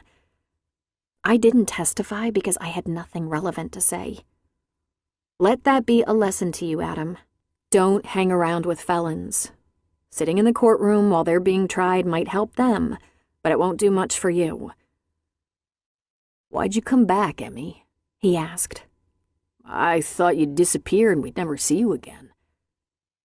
I had nowhere to go, she said. Oh, I thought about going somewhere I could be unknown, but you know what? Someone's gonna figure me out eventually, and then it'll only be worse. I'll have added deception to suspicion. Besides, my credentials are in my name, and I couldn't stay back there. I was a leper. Not only couldn't I even get a job with McBurger back east, there were also hostile people who wanted revenge on me just for being associated with Richard. I was in hiding for months. Around here, I've found some resistance, but I did manage to get a job. A small job, but a job. Maybe when people see I'm a hard worker, it'll ease up. I'm a little afraid to think about how long that might take. She took a sip of her wine. I have to admit, I didn't think it would be this hard. Have you ever tried to make it on minimum wage? He just gave her a wan smile. Of course he had. When they'd moved to town, June had worked 2 jobs, cleaning houses and waitressing. She worked all the time. Emma remembered when June soaked her feet at the end of a long day, so sore, so weary. And that after just losing her husband. How'd you end up with Richard Compton? He asked. Oh, the usual way. I met him when I was out with friends, in a restaurant. I was in the bar with my girlfriends, and he was having dinner with clients. We had a nice conversation. He was clearly interested, which was flattering. He asked for my number, and I wouldn't give it to him. I took his business card, but he intimidated me, so I didn't plan to call him. A few weeks later, he showed up in the store where I worked. He'd been back at that restaurant, and one of my friends told him where I worked. I made him work really hard for a date. But honestly, I was completely smitten. Richard was very handsome, very classy, so charming. You don't weasel people out of $100 million by being an asshole. He could charm the pants off anyone. I didn't know how rich my husband was when I married him. I mean, I knew he was successful and lived well, but I didn't know much more than that. I certainly didn't know he was getting rich illegally. Had I known, do you think I could have stayed with him? But it's not like I ever saw a tax return. I didn't have a key to a safe deposit box or anything. I didn't know there was a safe in his study. I guess because there was another larger invisible safe, the police never expected it either. It was hidden behind a bookcase. Richard was not what you'd call transparent. Adam frowned. Didn't you sign the tax return? She shook her head. We filed separate returns. Richard took care of it. There was a prenup, a generous prenup that would settle me with more money than I'd ever know what to do with. Of course, I came to understand about his wealth, that he could afford almost anything. He never questioned what I needed. In vitro, Emma? What the hell? Knock yourself out. But, Richard, you'll have to have a few tests. No problem. I'll schedule us with the best doctor in the city. This is a whole new world, she said. No one is going to pity me, learning how to live on $200 a week after 9 years with a Manhattan apartment and a vacation home in the islands. But, well, once I get a second job or a decent first job, things should be easier. Adam smiled at her. I'll keep my eyes open, he promised. If you find something around here and need a strong letter of recommendation... You're going to say you're pretty sure I'm not a bad person? She asked. I'll say I've known you almost my whole life, and I've always known you to be strong, smart, honest, and reliable. He pulled his wallet out of his back pocket and withdrew a card. He wrote something on the back and handed it to her. My cell number. I don't very often find myself at the Burger Bomb in South Santa Rosa. Call any time." She turned it over and saw it was a business card. Kerrigan Cleaning Services, Industrial, Business, Residential. Riley Kerrigan, President and CEO. Emma looked up into his eyes with a question. "The work is hard, but she pays over minimum wage and promotes from within the company. She's a good leader." He shrugged. "If desperation for rent and food ever take precedence over bad feelings about the past." "Never gonna happen, Adam," she said, handing back the card. He closed his hand around hers, refusing to take it. "The first thing you're gonna have to learn about scrabbling to get back on your feet. Never turn your nose up at an opportunity, especially for pride's sake." "You're reading me all wrong," she said. "I don't have any pride left. But I do have to protect myself in the clinches." "As you should. And know this, my sister has done a lot for women. Women like you who are trying to get on their feet, start over, build a functional life and their self-esteem, usually out of the ruins of divorce or being widowed." "You're proud of her," she said. "Oh, yes. Riley amazes me. Keep the card. It has my number on the back." She slid it into her purse, thinking it would be a cold day in hell before she'd ask Riley Kerrigan for help. The very next day, the mean little tyrant at Burger Belch fired her. Chapter 4. Riley Kerrigan ran a tight ship and an efficient workplace. She kept her office in Santa Rosa for easy access to Marin County, San Francisco, Davis, Napa Valley. It had been her goal from the start to service companies and individuals who could afford the best. The fact that this demographic was also the most difficult to please, the greatest challenge, was irrelevant to her. She was confident she had the best service providers. There were only 2 full-time office staff, Riley and her secretary Jeanette Sutton. She had 5 rooms, a spacious office for herself, a front reception area for Jeanette, an office for Brazil Johnson, the CFO and numbers woman, a conference room for meetings, and a small lunchroom and restroom. Brazil was rarely in the office. She worked from home whenever she could.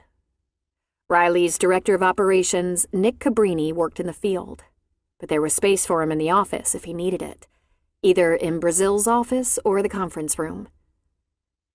McKenna Rice was the head housekeeper and trainer. She used the conference room occasionally. Riley kept an office because customers responded to it, particularly business clients, although some homeowners also liked to see her base of operations.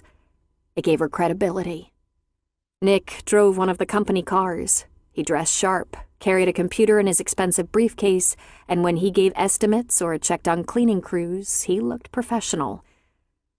She had 200 employees, most of them part-time by choice. Some of her full-time employees took care of the same properties on a regular basis.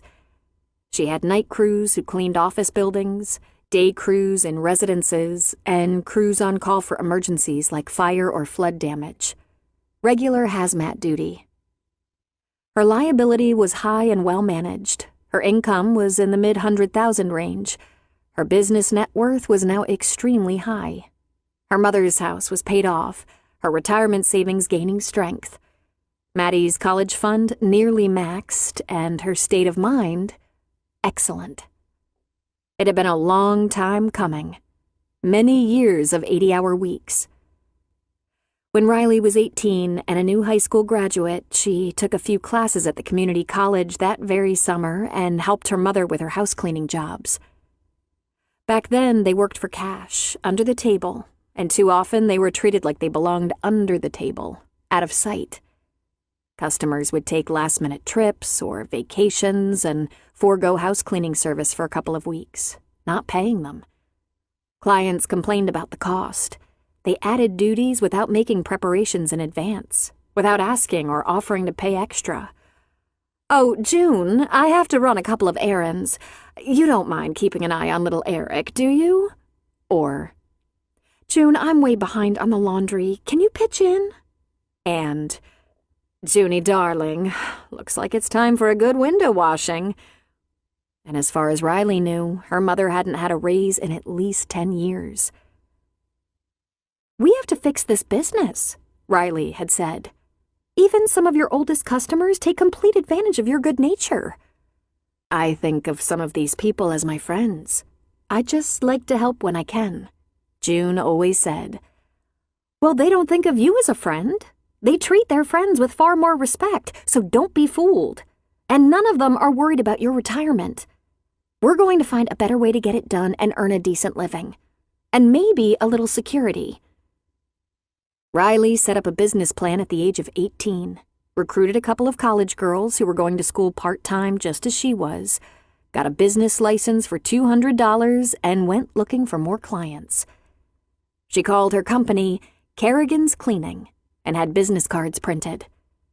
At first, she didn't have any overhead except the personal time it cost to do paperwork, because Riley was paying taxes, Social Security, salaries, and issuing 1099 statements to employees.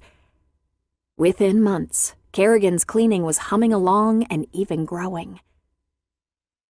Then she got pregnant. What a dark, terrifying time that was. Emma abandoned her, which came as no surprise, and Jock was suddenly MIA. He offered to give her money for an abortion. Then he offered to marry her. But he had a black eye in the suspicious shape of Adam's fist. She turned down both offers. She did threaten to sue him for support, however, because in all areas she had a mind for business. She remained at home with her mother, brother, and grandparents, where she had loving support. She continued to work with her cleaning service. The bigger she got, the more she thought she'd better make this idea work, because there was certainly no man waiting in the wings to take care of her. In fact, not only were Jock's support payments spotty at best, he didn't even show up at the hospital when she went into labor. Adam and her mother were with her, her grandparents waiting in the hall. Jock came much later, after her family was gone, and though she tried to forget it, the image of him crying as he held the baby was forever burned into her mind. But she wasn't falling for his malarkey again.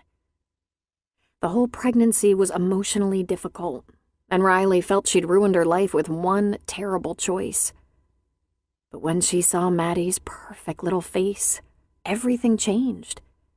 She might have had regrets, but now she also had purpose. And she worked like a demon because she had a daughter, and her daughter was going to have a devoted family, a good home, and opportunities. Jock started coming around after Maddie was a few months old, and the hurt and anger were almost too much for Riley. How dare he pretend to act like a father now? Every encounter was a strain. They fought and sniped at each other, and not to be left out, Adam got into it, threatening Jock. Maddie was about 9 months old when they had a blistering fight because Jock wanted to take her to his mother's house so his family could meet her, and Riley said she'd be damned if he was taking her anywhere. "Stop," June said. She took the baby from Riley, passed her to Grandma, and sat the three of them at the table. "Don't anyone say a word if you value your life. That child is a happy baby who will live to be 90 if I have my way. But if all she hears from her parents and her uncle is fighting, what do you think that will do for her self-esteem?" "We don't have any joint custody thing going on here," Riley snapped. "You have money for a lawyer?" June asked Riley. She turned to Jock. "Do you? If he wasn't responsible enough to take care of the mother, what makes you think he's responsible enough to take care of a baby?"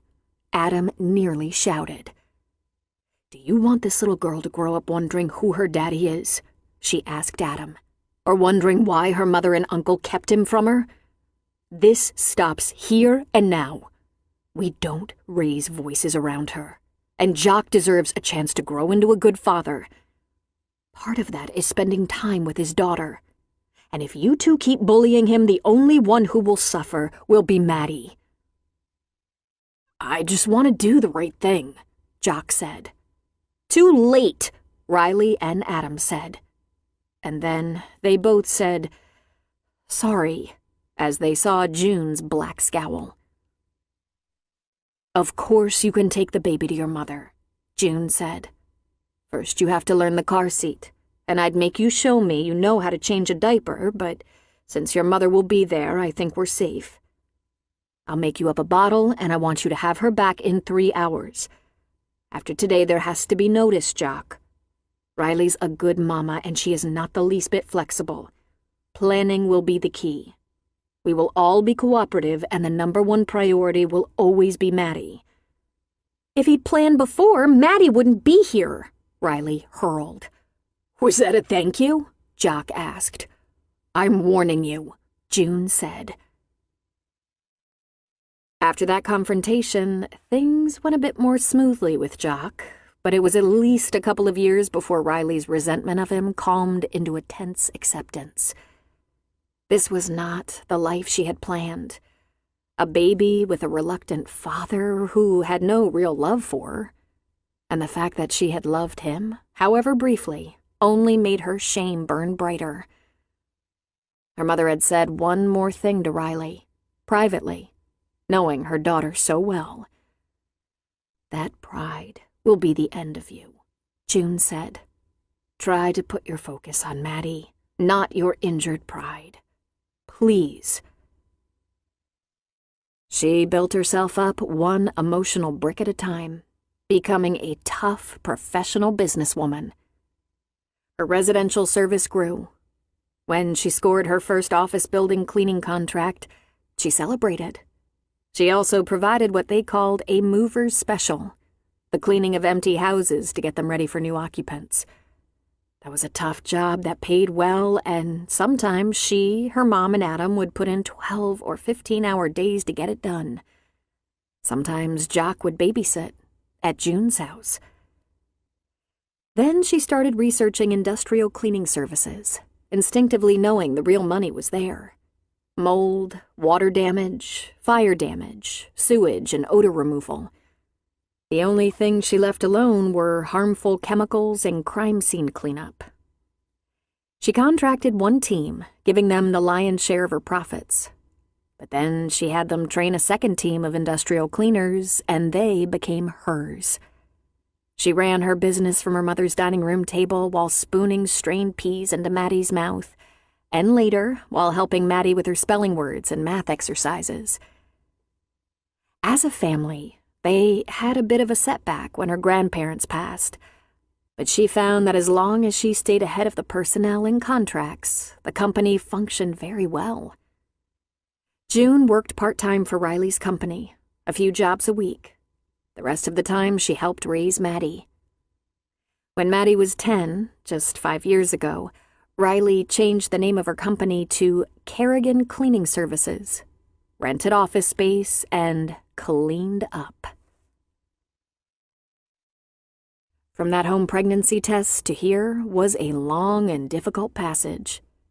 But she had people she knew who, barring death, would never desert her, would always forgive her, love her as unconditionally as she loved them. Maddie, her mother, Adam. Since Jock, she had not been in a romantic relationship, nor had she had another best friend. Today was a fairly typical day. She started with a meeting with Brazil and Jeanette, going over office matters. She approved billing, answered emails, took a meeting with a man who was looking for a full-time domestic for a 14,000-square-foot house. He'd already been given an estimate and offered a contract by Nick, but was seeing the owner, Riley, because he balked at the idea that it would require a contracted team who would be paid by the hour when additional out-of-contract duties came along. Chores such as clean up after this wedding reception held in our house and courtyard. He could spend $10 million on a house, but wanted upkeep cheap. She stood firm. She let him go. He would be back. She visited 3 teams on site, found 2 to be managing well and 1 to be having some internal difficulties. It was a team of 3 housekeepers, 2 of whom had created a bond of friendship, probably behaving meanly to the third, an older woman she'd known a long time who had been a team trainer and team leader. She'd been down this road so many times. The team leader was undeniably trustworthy with extremely high standards. The younger women wanted to get their 8 hours done in 6, probably cutting corners. They could take advantage of the trainer's skills, letting her take the detail work. But apparently they were short-sighted. She could have a meeting with them, counsel them, give them pointers on working together effectively.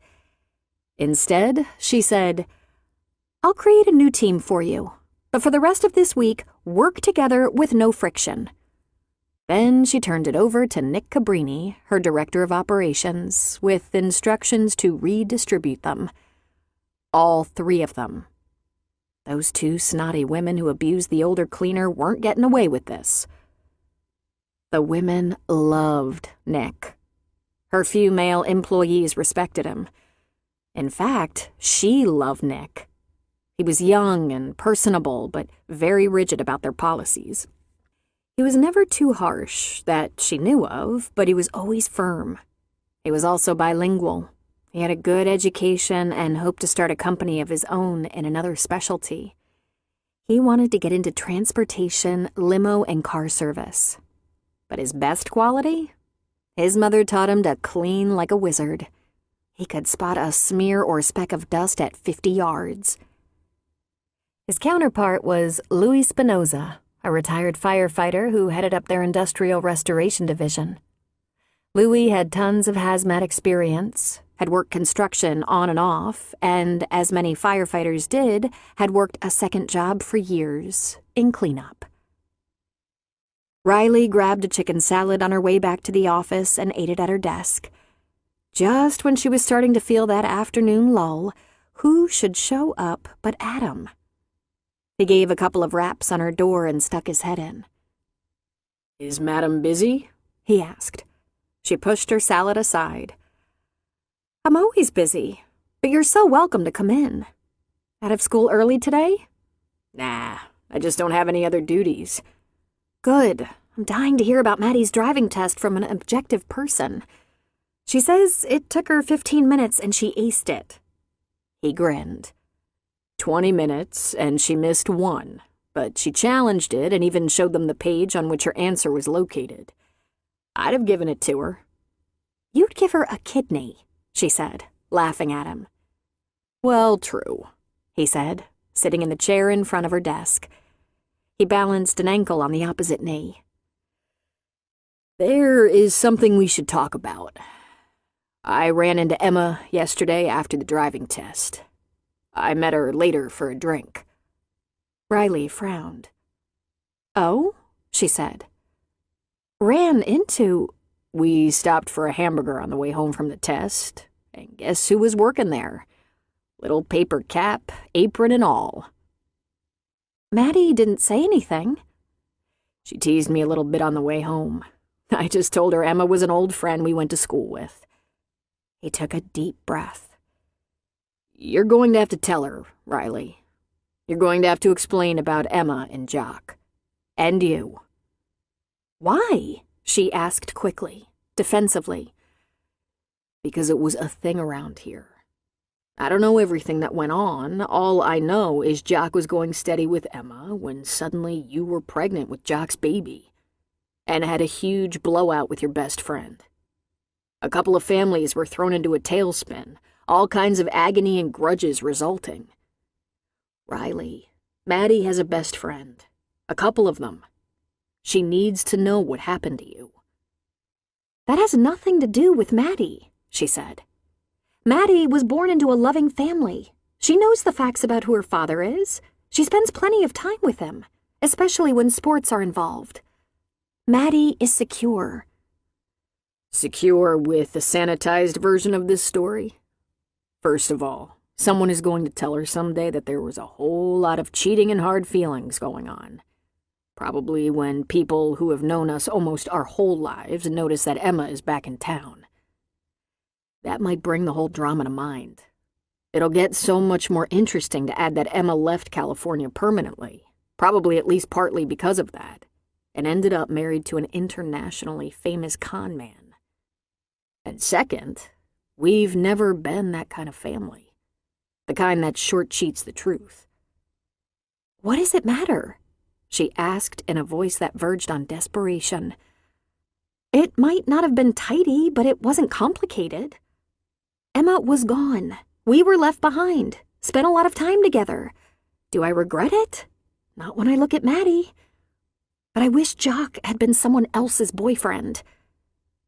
He leaned toward her. He was patient, his handsome eyebrows tinted with concern. Riley, what you don't want is for the question to come up. You want to make the circumstances clear to Maddie.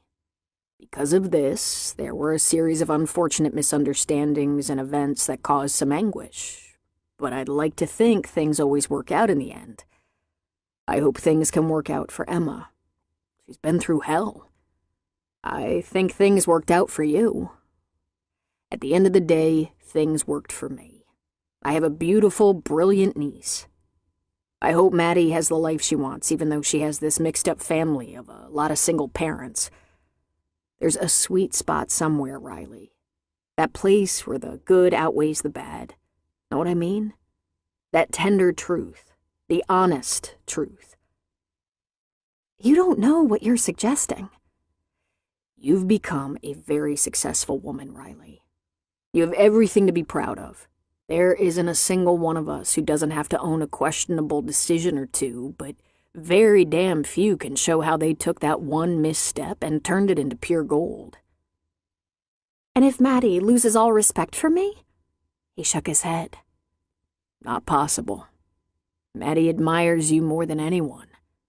Except maybe me, he said, grinning.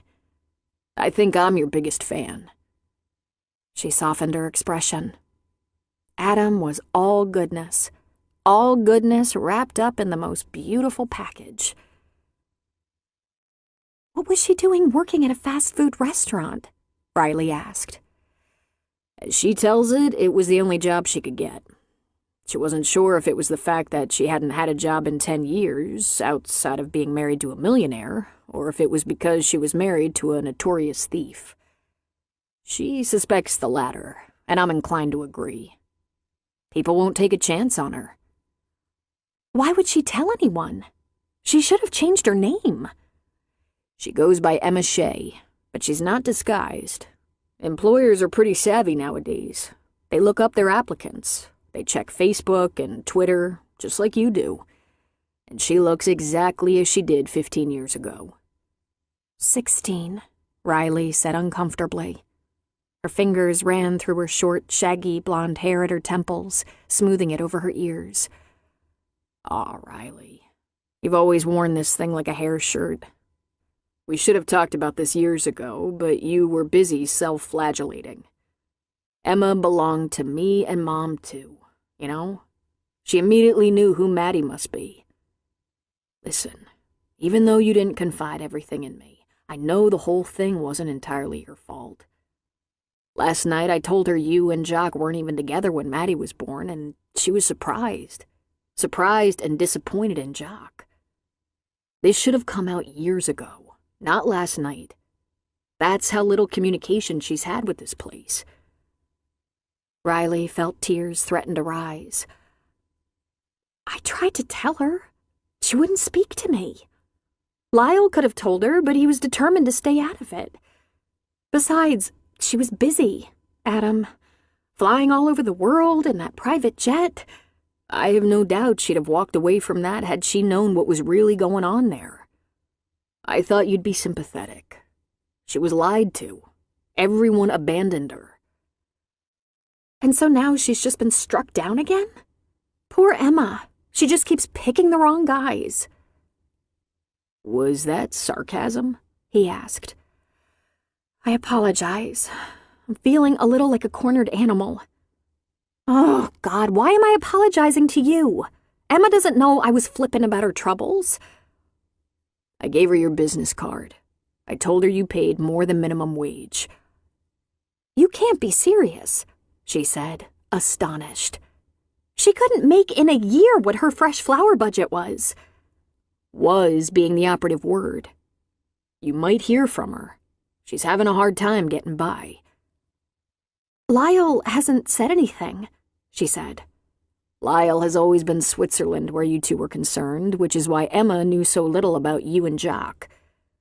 But get ready. One way or another, you're going to run into her. Because I'm planning to see her again. "What? What's that about?" If you two can't reconcile, that's your deal. I'm not angry with Emma or with you. And I want to see her again. "You act like you have a thing for her or something," Riley said. I told you she was my friend too. I'm a little worried about her. It's important to me to make sure she's all right. He stood up. "Do you have a thing for her, Adam?" she asked directly. Her brother, so handsome, such a wonderful man, was rarely in a relationship, even though women sighed as he passed. She had even once said, "It's okay if you're gay, you know." And he had replied, "And it's okay if you are." "You want to date her? Is that it?" Riley asked. We had a glass of wine together, he said. It was good to see her. We talked a little bit about Maddie, about her return home after that sideshow back east, the difficulties of finding work. She asked about Mom, about Grandma and Grandpa. Except for Lyle and the old widow she rents from, she's pretty much alone. But we had a nice hour or so together, and I was really happy to see her again. While all that mess was going on in New York with her husband, then his suicide, I thought about her a lot. I checked in with Lyle now and then to make sure she was okay. Lyle was talking to her almost daily at the end. He was her sole emotional support. I should have called her. I think Lyle would have given me her number, but I didn't ask. I decided to wait a while, see how things shook out. Then there was the suicide and feds all over her possessions. I think what she endured must have been unimaginably painful, worse than most things I can envision. You know that Emma, like you and I, was left orphaned when her dad died. Except we had Mom, and who did she have? Rosemary, that cold-hearted bitch. So yeah, it was nice to see her, talk to her, get reacquainted. I offered her a letter of recommendation. I gave her your business card. She probably won't ever call you or ask you for work, but I'm the one that gave her the card, so don't be surprised. And if you don't mind me saying so, I think you owe her. Oh, God, don't lay that on me. I begged her forgiveness for Jock, which she did not give me, and I can't even repeat the horrible names she called me. She didn't leave here a broken woman. Girl, Adam said. She was just a girl. Then, more quietly, he added, so were you. You were girls. Don't do this, Adam. Don't get involved with her. I bear no grudge, but after what happened, please don't bring her around. Please don't tell me I owe her. Not now. I know things turned out badly for her, but try to remember that while I was scrubbing floors and trying to hold it together to raise a baby alone, she went from sorority princess to New York socialite and never sent a word of forgiveness to me. Everything is past now, he said. She's no longer a sorority princess or socialite, and you are no longer scrubbing floors and struggling to take care of your baby. She rubbed her temples with her fingertips and groaned.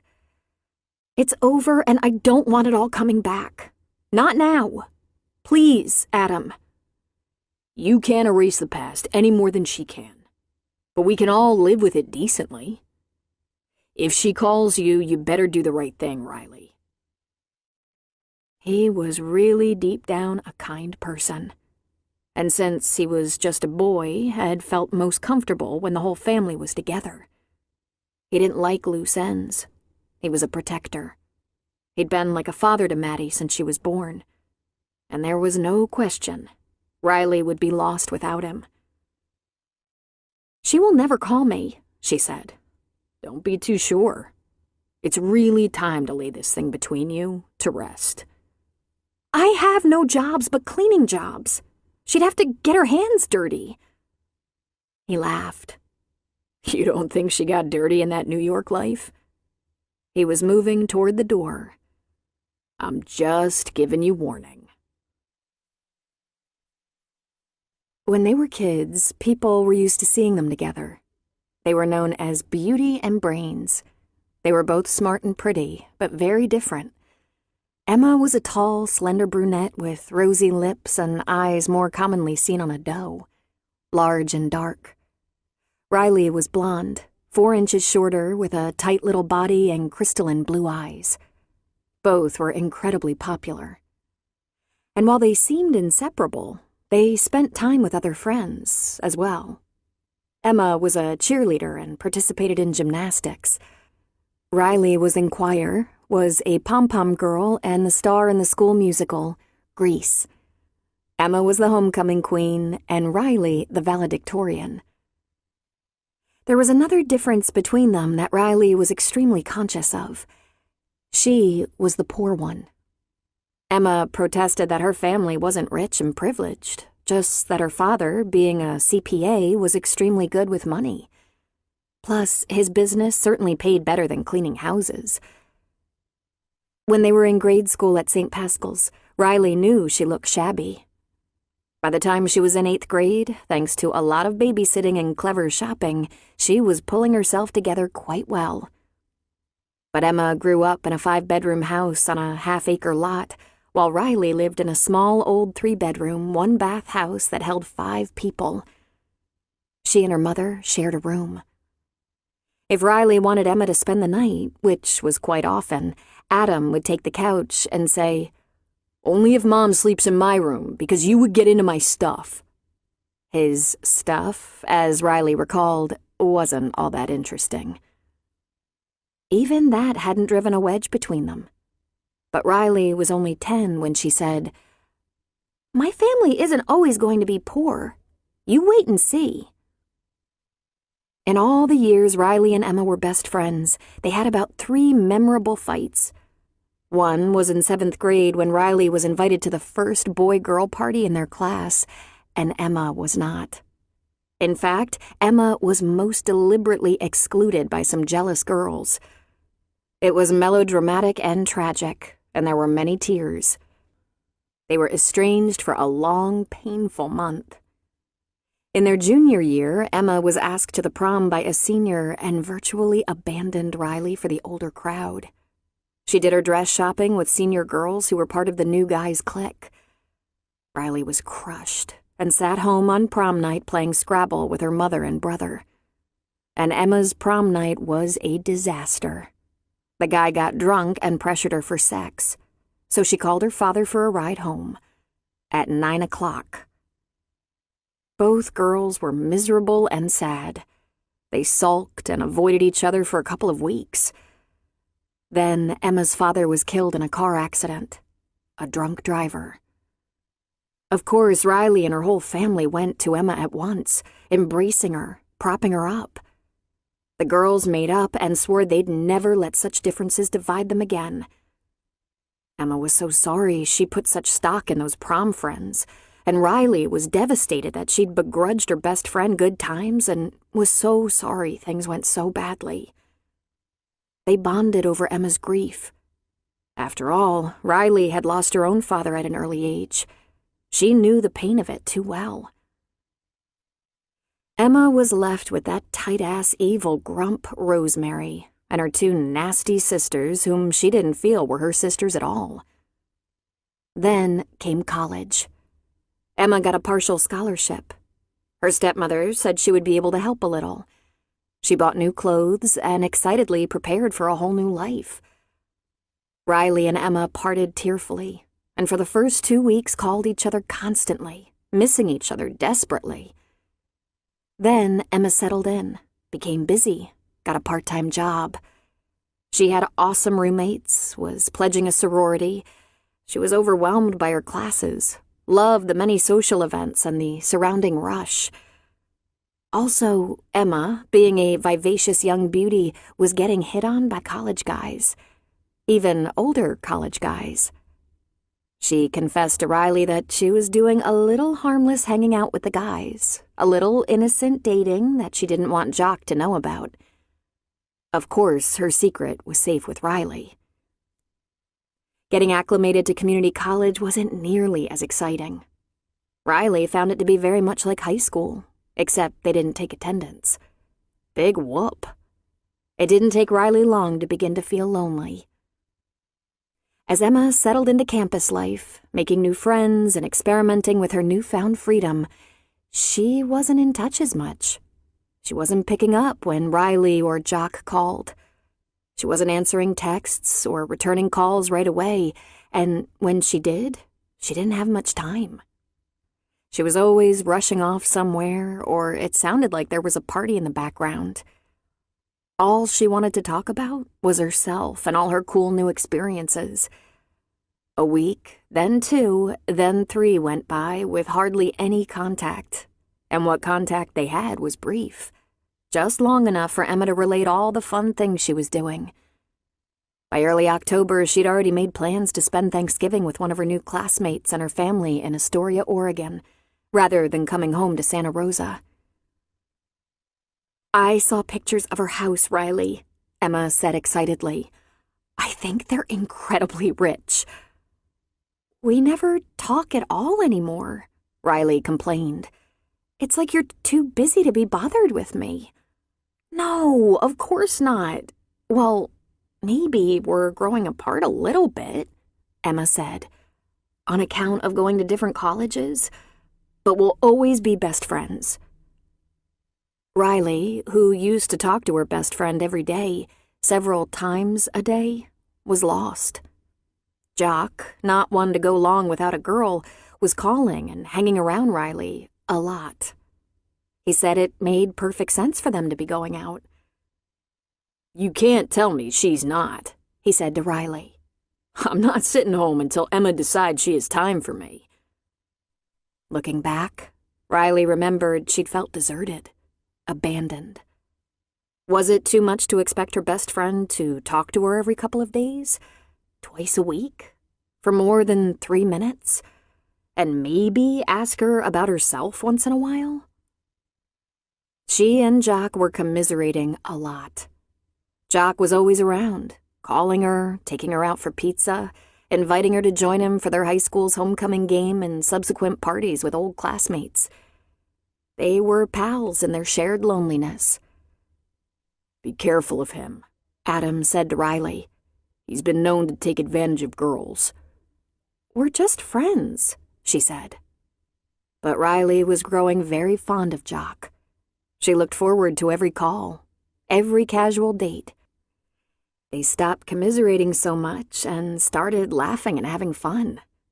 They met friends at pizza parlors and on the beach.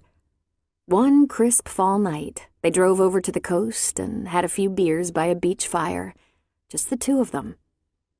It was amazing how much they had to talk about. Emma's name never came up. Riley was astonished to find she was feeling far less abandoned. She was falling for him. "I think I might be way into you, too," he said. "Damn, I never saw this coming. I'm starting to think it probably should have been me and you from the start." "We have to tell her, Jock. We have to tell Emma exactly how this happened. We couldn't get her on the phone for 5 minutes. We started hanging out. We got closer. At first because we were both missing her. But then because we have something. I don't know. Chemistry?" He laughed. "You think Emma cares? Go ahead, leave her a message. She'll get back to you in a week or 2. Then it went too far. Riley never meant for it to happen. At least not until she had thought it through much more carefully. Not until they came clean with Emma. She was telling herself it wasn't the worst thing in the world to spend so much time with Jock, to kiss and fondle and whisper in the dark of night. But then things got out of control, and before she knew it, her shirt was pushed up, her jeans were around her knees, and they'd gone all the way. Before they'd been honest with Emma. Oh, God. I wanted us to tell Emma before something like that happened. Baby, Emma could care less. But I think I'm falling in love with my best friend's boyfriend. Whoa, he said. Riley, let's just slow down here. Aren't we in love? She asked. All those things you were saying, that you couldn't get through this without me, and I'm the best thing that's happened to you, and you probably should have hit on me first. Hey, shoot me for being nice, huh? Of course I care about you. Who said I didn't? That was totally up to you. You were totally into it. Just don't say anything, all right? You don't have to make an announcement, for God's sake. I won't tell her. I just don't know if I'd call it love. Yet. You have to break up with her. Tell her about us. You're the one who started things with me, not the other way around. Aren't you breaking up with her? Riley asked. I don't think I'm gonna have to, he said. I think she broke up with me about 3 months ago. She's partying her ass off in Seattle. And there's no grass growing under your ass now, is there? She threw back at him. 4 weeks later, right before Emma came home for Christmas break, she told Jock she was pregnant. She'd taken the home test and it was positive. You're sure it's mine? He said. I used a condom. I haven't been with anyone else, she informed him hotly. But I don't know that for sure, do I? Since I wasn't with you every minute. And like I said, I had protection. What am I supposed to do? I don't know. I guess what anyone would do. You need a little money? She was so filled with shame, disappointment, and rage she wanted to die. But she lifted her chin and said, Go to hell, Jock. But really, when it happened, she thought she loved him. And she struggled with that feeling on and off for a few years after that. Adam left Riley in her office and got in his car. He thought he'd drive by his mother's house and ask if there was anything she needed him to do, see what her plans were for the evening. He might tell her about Emma, but he hadn't decided yet. Those dozen or so times he'd gotten in touch with Emma before she got married, when she was in college and then living in New York in the city, well, he never mentioned that to his family, or to Lyle. And it seemed as though Emma hadn't talked about it either. But maybe it hadn't left that much of an impression on her. What's that about? Do you have a thing for her? Oh, yeah. He had since she was about 15. That summer, she'd gone from 14 to 15. Man, that was the pivotal summer in a young woman's life. And Emma had gone from the little sister to a woman of interest. I see the way you're looking at Emma, his mother had said.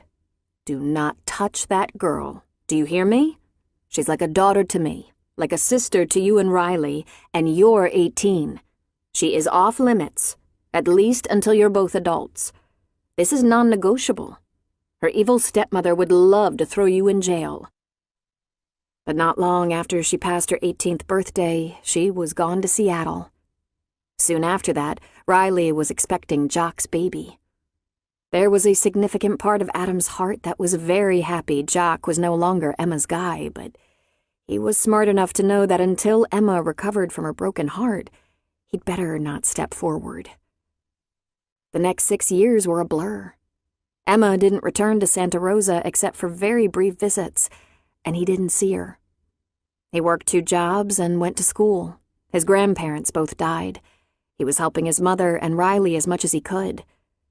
He grew very attached to Maddie, and Emma moved to New York. He always thought, one of these days. While he was thinking that, She got married. And not to just anybody, but some internationally known millionaire. All that had changed, and she was back. Chapter 5. Emma didn't qualify for unemployment, as hers had been a part-time job. She did qualify for food stamps, which weren't called food stamps anymore. Although she'd applied online, she had to invest 4 hours in the county welfare office, completed forms in hand. It was now a debit card that would come in the mail. Soon, they said, in about 30 days, if things went well, after her application was approved. She judged herself against the great throng of people gathered in the county welfare office. She'd heard her husband rant about how many undeserving and entitled people took advantage of the welfare system, got all this free money without hardly trying. She felt like one of them, and wondered if she deserved help. Probably not. She'd been married to him after all. She also wondered where all that free money was, and where those people who worked the system were. She'd always had visions of slick con men sauntering in and, with the flick of a form, walking out with money or some other assistance. Most of the people in the office were women, more than half with small children hanging on their legs or sitting on their laps. At least half were Hispanic. But as she'd read in the guidelines, they had to be documented to qualify. None looked like the type she expected, and no one looked at ease or comfortable about being there. As for Emma, she felt a little ill, demoralized and ashamed, like further proof she'd done something wrong. But she looked better than anyone in the place. She still had some good clothes, expensive shoes, and a couple of nice handbags, unlike everyone else there. Her clothes didn't fit so well these days. It hadn't taken long for the extra pounds she'd gained from burger hell to fall off. Job searching, the stress of it, and the sheer calisthenics of tromping all over hell and gone ate up a lot of calories. Not to mention the worry that she'd never be able to support herself again. There seemed to be a lot of hair in her hairbrush these days. Was she losing her hair? She'd been grinding her teeth at night for a couple of years, and she dreamed about losing her teeth. Awake, she worried about falling apart one batch of cells at a time. She wondered what Rosemary, Anna, and Lauren thought she was doing right now. How did they not have the slightest concern that she might be struggling? None of them reached out or asked her how she was getting by. When she'd been comfortable, before Richard's investigation began, they were always front and center. Her family. They'd wrangled first-class trips to New York on Richard's dime, and just to save himself the annoyance of having them about, he'd put them up in a suite at the Plaza Athénée. It quickly became expected. Rosemary, the woman who couldn't even have been bothered to take her shopping when she was a girl, called and in her sweetest voice would say, "It's time for our annual trip to the city, dear. Will you book it for us?" And Emma had given them such generous, beautiful birthday and holiday gifts. They never even thanked her. They thought it was nothing to her. They probably thought one of her servants bought and shipped them. The only jobs she seemed to qualify for were laborers' positions. Waitressing paid far less than minimum wage because of the tips, which waitstaff were obligated to report to the IRS. In the end, she did better for herself by not mentioning her degree. She said she was educated through high school, stealing a little bit from Riley. She said she'd cleaned houses for work, and the only reference she had was Adam Kerrigan, because she hadn't lived around here since high school. So she took a job on the housekeeping staff of a hospital in Petaluma. After 4 days of training, she began on the day shift, punching in at 7 a.m. She made a decision, an easy one. She wasn't about to tell anyone her story. She'd like to at least pay her bills for a while. She kept it simple. She'd been married to a man named Rick. No one had ever called Richard Rick. They didn't have children. He died of a brain injury. Hospital people took that to mean stroke or aneurysm, not a bullet. She never mentioned New York. She said they'd lived in Ohio. On the line that asked for her last address, she made up a completely fictitious address in Akron. She decided to come back to California, where she grew up, where she had a few friends and some sparse family. It was a little dicey when people asked in a friendly way, "Who are your friends? Who do you hang around with?" At which point Emma began to have secret, imaginary friends. "Oh, my girlfriend Marianne, who I went to school with, and a cousin Jennifer, who's married with 2 kids. Then there's Ruth, my favorite aunt, who's only 4 years older. I'm close to them." The women on the housekeeping staff she worked with were exceptionally friendly, reaching out to her, warning her about the supervisor who was a dragon lady named Glynis Carlson. Glynis was short, wore a 40-year-old hairstyle with one silver slash in front, came upon them like an unexpected storm, and without even raising her voice, threatened their very lives for having a cell phone out, for disposing of soiled linens wrong, for leaving streaks on the floor or porcelain, letting their carts get overladen or worse, understocked. And that was nothing compared to the way she berated people who weren't keeping up with their assigned area, which was very hard because nurses and aides were constantly summoning housekeeping. They didn't help with cleaning up beds or patients, of course, but anything that hit the floor was passed on to the housekeeping staff. There were a lot of messes that hospital staff didn't handle. The horrid ones. "Be glad you're not in the ER or the operating room. Wear a mask and never work without gloves. Just change them out," advised Barbara, one of the cleaning staff who'd been around for years. "Wrap as much mess as possible in the linens. Careful not to get any plastics or papers in them. Get them down the chute fast as you can. Let it be laundry's problem. They transfer it all with big sticks and hooks." There was a lot of that in a hospital. The doctors passed it off to the nurses, who passed it off to the orderlies and aides, who passed it to housekeeping, who passed it to laundry. It was hard, ugly work, but steady, and among decent people. Emma had never been shy of hard work, and she was growing confident and a little bit happy. She had work. She had just enough money and didn't require much to live on. Life in her tiny bungalow was compact and uncomplicated. Not only were her coworkers nice to her, but the patients and their visitors were also pleasant. And under the direst of circumstances, illness. Cleaners weren't allowed to have traffic with patients. They weren't trained for that. But there was nothing preventing them from being cordial, going for an extra water jug for flowers, calling nurses when they saw a problem. "Just don't touch them," the dragon lady said. "Not even if one of them falls. Switch on the emergency light and stand by." "Not even if they fall?" Emma asked, aghast. "All you need is to help someone off the floor and break their neck or something. You'll lose your job and the hospital will get sued. You never move an accident victim. You let the professionals do that." "Makes sense, when you put it that way," she said. "Think of them all as accident victims," Glynis said. "Just get their bathrooms clean." But despite these terrifying warnings, Emma warmed to the patients, particularly the elderly. Little old people were so vulnerable when ill, and she found she couldn't turn away. The old women loved her, and the old men loved her more, and she just couldn't stop herself from offering the occasional sip of water to someone who was struggling with the tray table or a glass. It pleased her to hand a wet washcloth to someone who needed it. She even stayed late and read to an 85-year-old blind woman, though she was careful to ask the dragon lady for permission first. "I'm not allowed to help you to the lavatory," she told the woman. "I'm so sorry, but I'll get the nurse." "I hate the nurse. I'd rather it be you."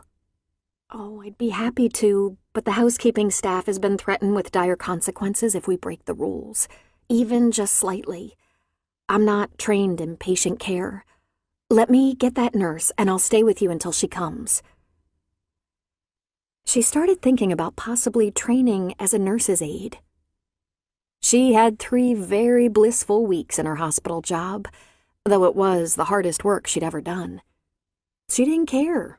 She went on breaks with coworkers, she ate lunch with her new friends, heard about their marriages, their kids, their aging parents, their car problems and vacation plans.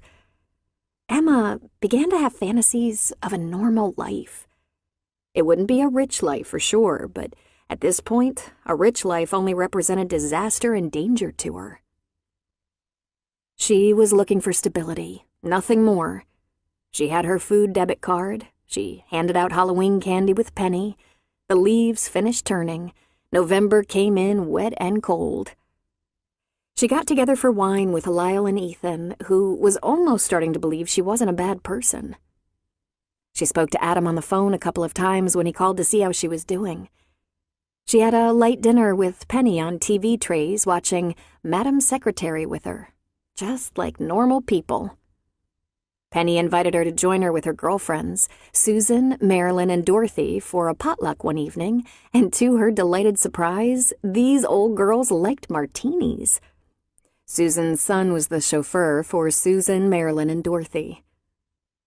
"I told him I was completely capable," Susan said. "But it's just as well he wants to drive us. That way we can have two." "William is such a nice boy," Penny said of Susan's son. "That boy is 59 years old," Susan said. "Before long, I'll be chauffeuring him." At 2 weeks until Thanksgiving, Emma had more than one offer for the holiday feast. Lyle and Ethan were going to Ethan's sister's house and had graciously included her. She might have gone, but for the fact that Penny and a couple of her widowed girlfriends who were sharing the feast also invited her, and they were to dine at Penny's little house.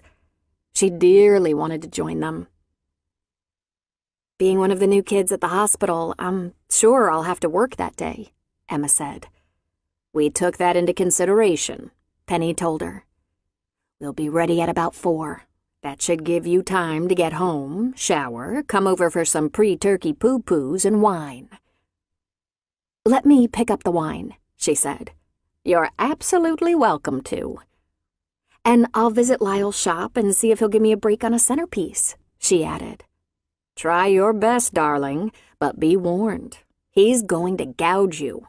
I've been looking for a discount for years. I guess I can't complain," she said with a smile. "He gave me you." Emma was having a life. She had friendly acquaintances at work, a paycheck large enough to cover her most immediate expenses, friends apart from the hospital, 2 invitations for a holiday dinner, a comfortable place to live. It didn't even bother her that her own family hadn't so much as called to check on her, much less ask her to join them for Thanksgiving dinner. In fact, she was relieved. Just as she was beginning to relax, something weird happened. One of the older nurse's aides was glowering at Emma for no apparent reason. Clarice seemed angry about something. Angry or on edge? Some others seemed to be following suit. It appeared to be an unhappy day on the ward. There was a static in the air, and Emma knew something was wrong. There'd been a couple of emergencies. Maybe that was setting everyone on edge. The static turned to an electric crackle. Emma tried not to notice, but she was beginning to feel paranoid by the behavior around her. It didn't last long. It was 2 in the afternoon, about an hour until shift change. A patient had been discharged and the room was ready for a terminal cleaning. Emma got her cart, mop, linens, gloves, and went to the room. Standing there beside the now empty bed in a room with no other patients was Clarice. "How much do you have stashed away?" she asked, her voice hard. "What?" "You heard me. How much do you have stashed away? Enough to take care of my elderly mother? Because Hugh and I can't afford her, and she has to live with us now since her entire savings was stolen." "What are you talking about?" Emma asked, fearing she knew. "I know who you are, Mrs. Compton. We all know who you are. My mother's name is Roberta Sinclair, and you took everything she had, and I think you can find a way to get it back." Oh, no.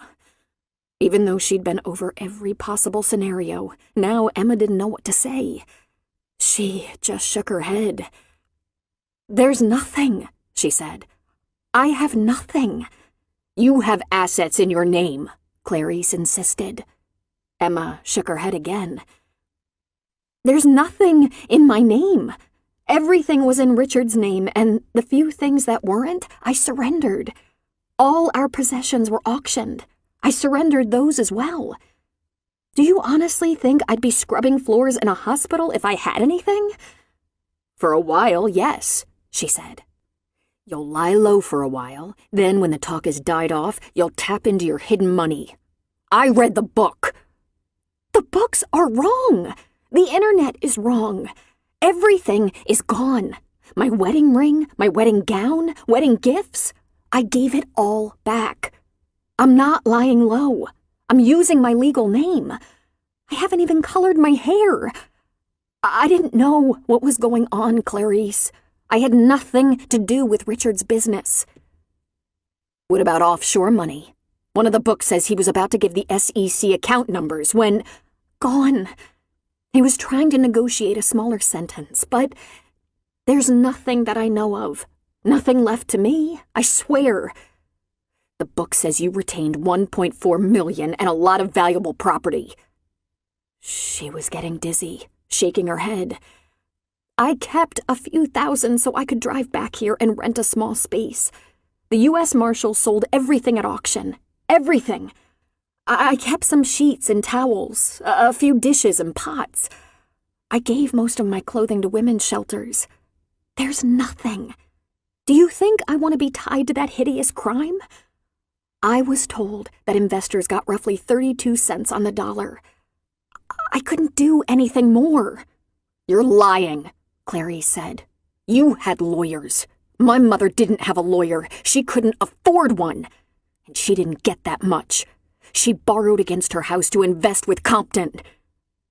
That wasn't exactly how it worked, as Emma knew from the trial.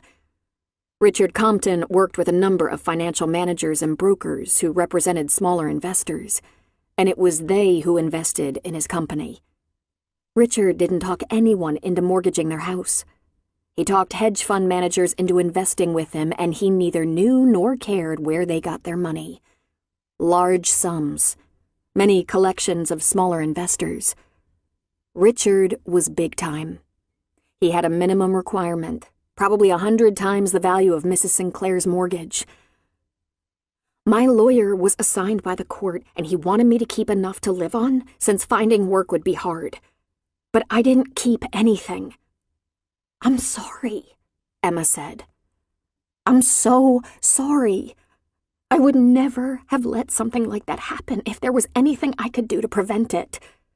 "You're lying." Clarice picked up a bedpan that sat on the now vacant bed and hurled it at her.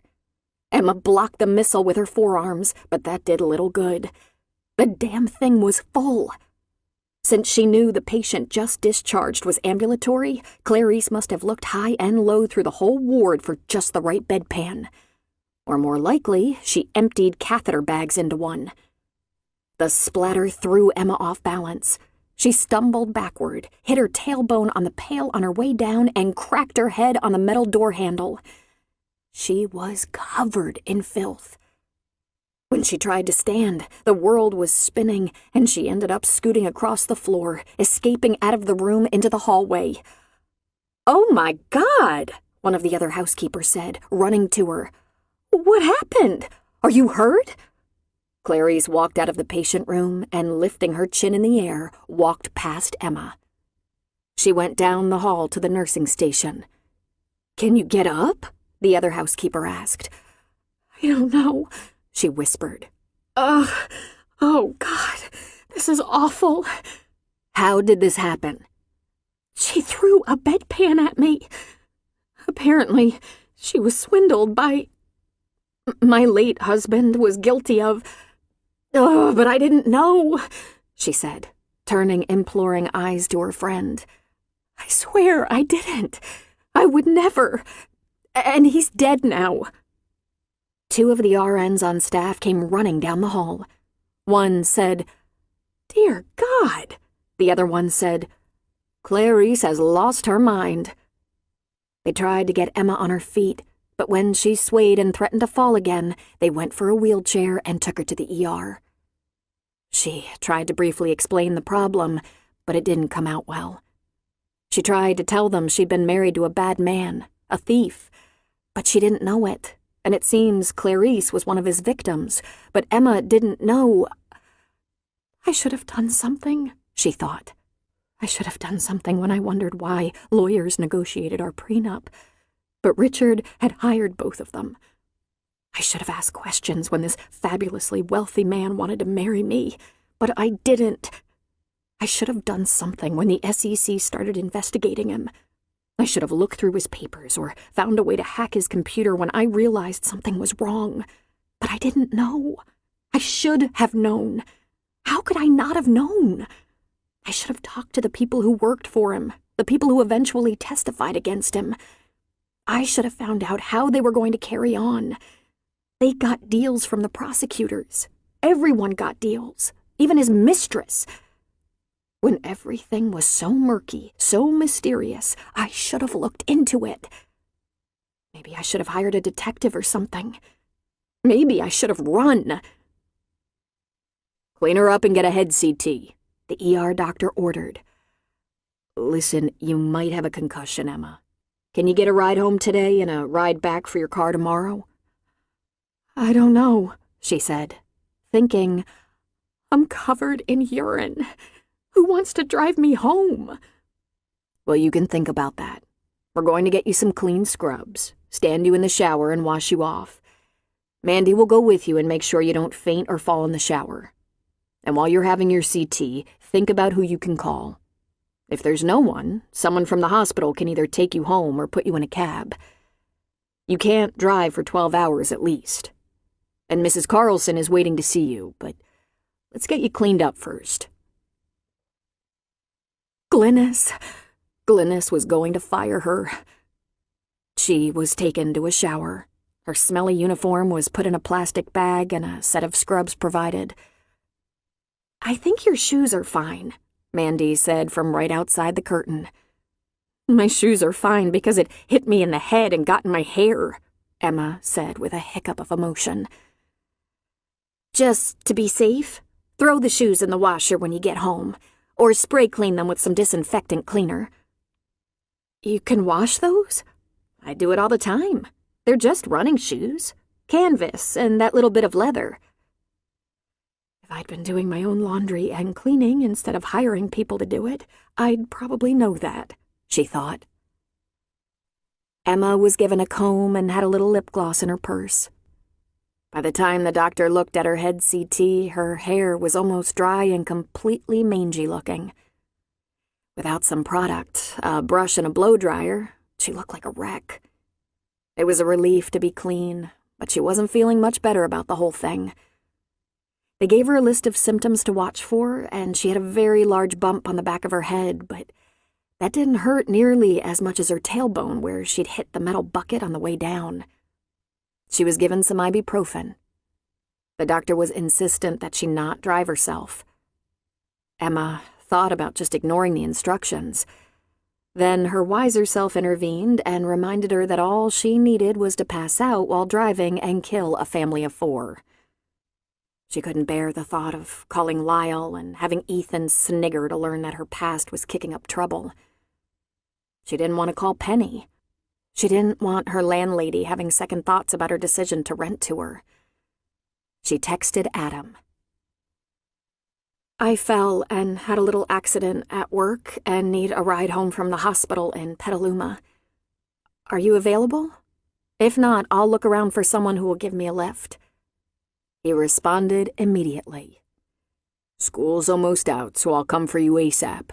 It'll take about an hour to get there. Are you all right until then?" "I'm okay. Text me from the parking lot and I'll come out. And thank you."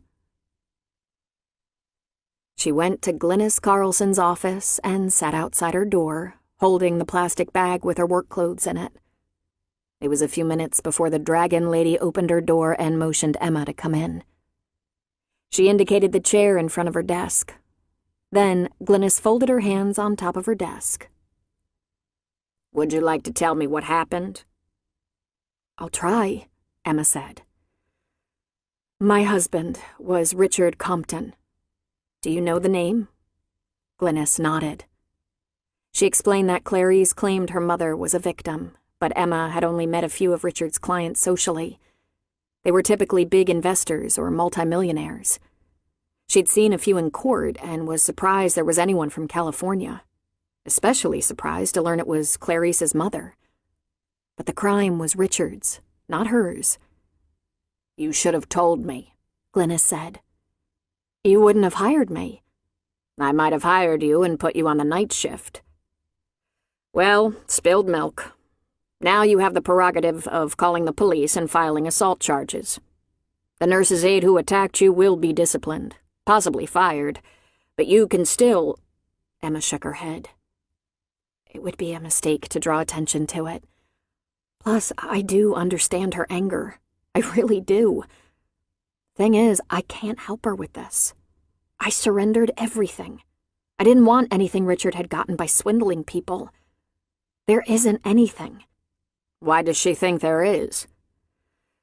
There were a couple of books written about Richard's crime. Lots of articles, news stories, and internet posts speculating that I had some of his money hidden away. False, of course. Emma, you can't work with the public even though you've been exonerated for wrongdoing. Not for a long time. Do you understand that? I'm trying to keep a low profile, she said. I'm applying for workers' compensation for you, Emma. I've taken you off the schedule. You should take 2 weeks, and then my recommendation is that you resign and find something else. You'd do better in hotel housekeeping. Less contact with the public. I'm not hurt that badly, she said. I don't need to— This isn't the place for you right now, Emma. You should take the time. You're entitled to it. But you're not going to fire me? She asked.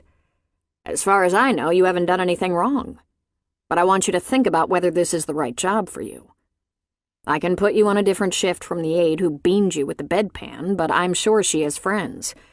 Word will travel. Life could be difficult. She almost laughed.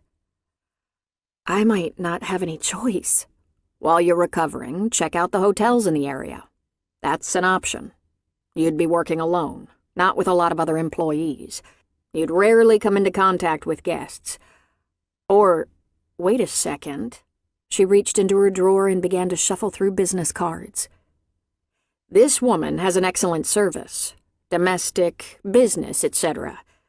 But for God's sake, tell her the truth from the start. And if you need one, I'll write you a letter of recommendation. You've done a good job here in your brief employment. Emma looked down at the card. Riley Kerrigan. Lord, she was everywhere.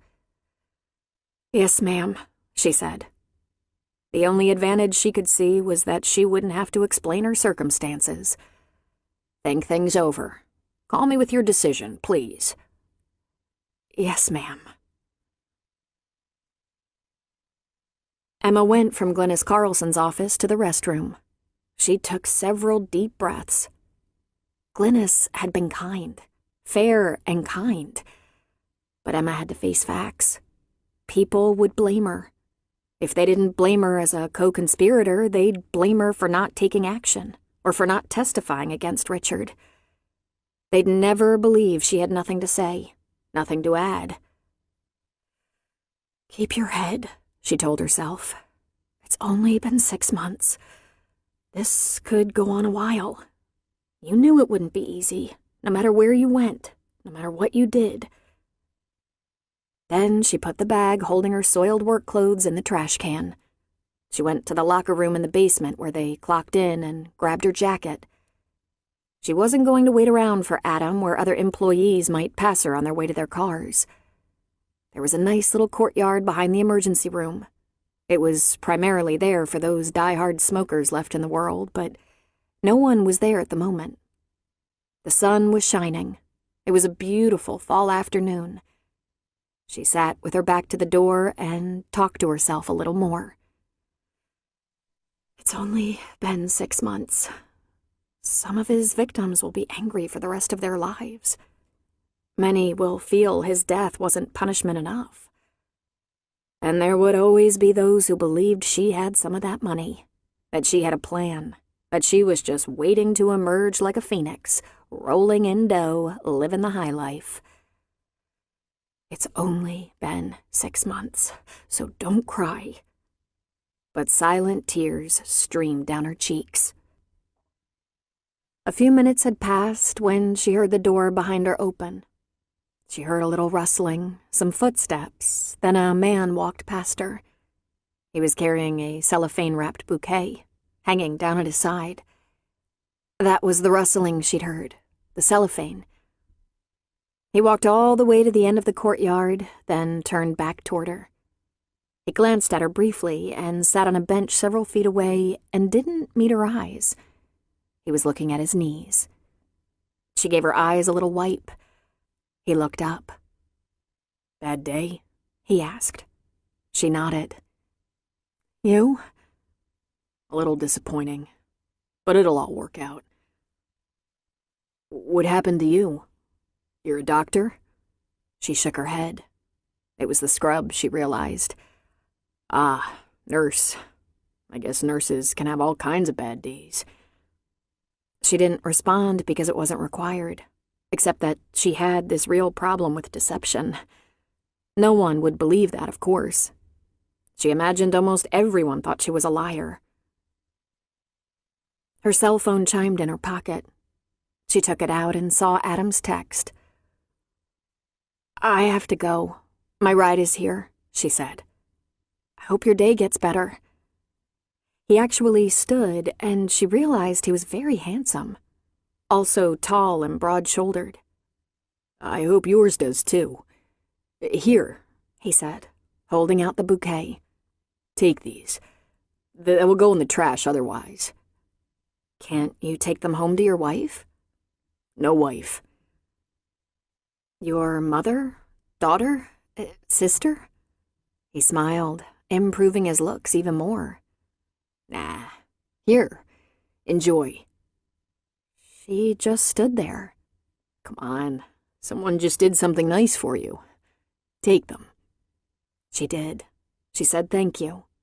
She went to Adam's SUV in the parking lot and climbed in the passenger seat. He eyed the flowers. "Parting gifts?" he asked. And she burst into tears.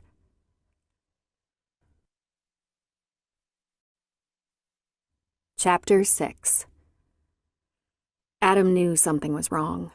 Something more than, "I fell at work." He wasn't sure how he knew, but he knew. He stopped on the way to the hospital and picked up a couple of large mocha coffees with heavy cream. When he asked Emma what had happened, there was a lot of incoherent blubbering, and he decided it was probably best to drive rather than sit in the parking lot while she emoted. And emoted. He picked up a few things. Someone had identified her, recognized her, threw a ripe bedpan at her head. There was a lot of whimpering about how she hadn't known, hadn't been complicit. Everyone thought her a gold digger, a liar. She ended with some incoherent bawling about the disgusting state of her hair, comments that caused his eyes to widen in shock. What did this have to do with hair? He found a nice park and pulled into the lot in the shade of a colorful tree. He handed her some tissues, and after she'd made use of them, gave her the coffee. And the world slowed down, and she began to just talk about it. Adam had a feeling he was going to hell for this, but he wanted her to get this issue resolved, in her mind at least, emotionally, because he just couldn't pursue her the way he'd like to until that happened. She just wasn't ready. She wasn't moving on yet. Everything was so unsettled for her, and that had more to do with what Emma thought of herself than the people who might think badly of her. "Thank God I ran into you at the burger joint," she said tearfully. "Just take me home, please, Adam. I didn't mean to unload on you." "Nah, we're not going home yet. You're going to have some coffee, calm down, and we'll just talk a while." I'm sure you don't need all this chaos clogging up your mind, My mind is fine, he said. I'm a little worried about yours. It seems like maybe you're still feeling confused, out of control, vulnerable, victimized. Wouldn't you? She returned defensively. Probably. But I want you to think about something, Emmy. Lack of power comes from lack of knowledge. Unless I'm totally off base here, you're still completely confused about what happened to you, how it happened, what to do about it now. I don't know what you're getting at, she said. Have you seen a counselor? He asked. What kind of counselor? She asked. Okay, I'm just guessing here, but I think you're still in shock. Maybe you have a little PTSD because you're not advancing beyond the shock. He actually smiled slightly when he noticed she was looking at him with wide, startled eyes. PTSD isn't limited to war veterans, Emmy. Anyone who's been through a trauma qualifies. With a war veteran, it might be a car backfiring that sends them into a series of PTSD symptoms. Anger, sleeplessness, fear, panic, phobia, so on.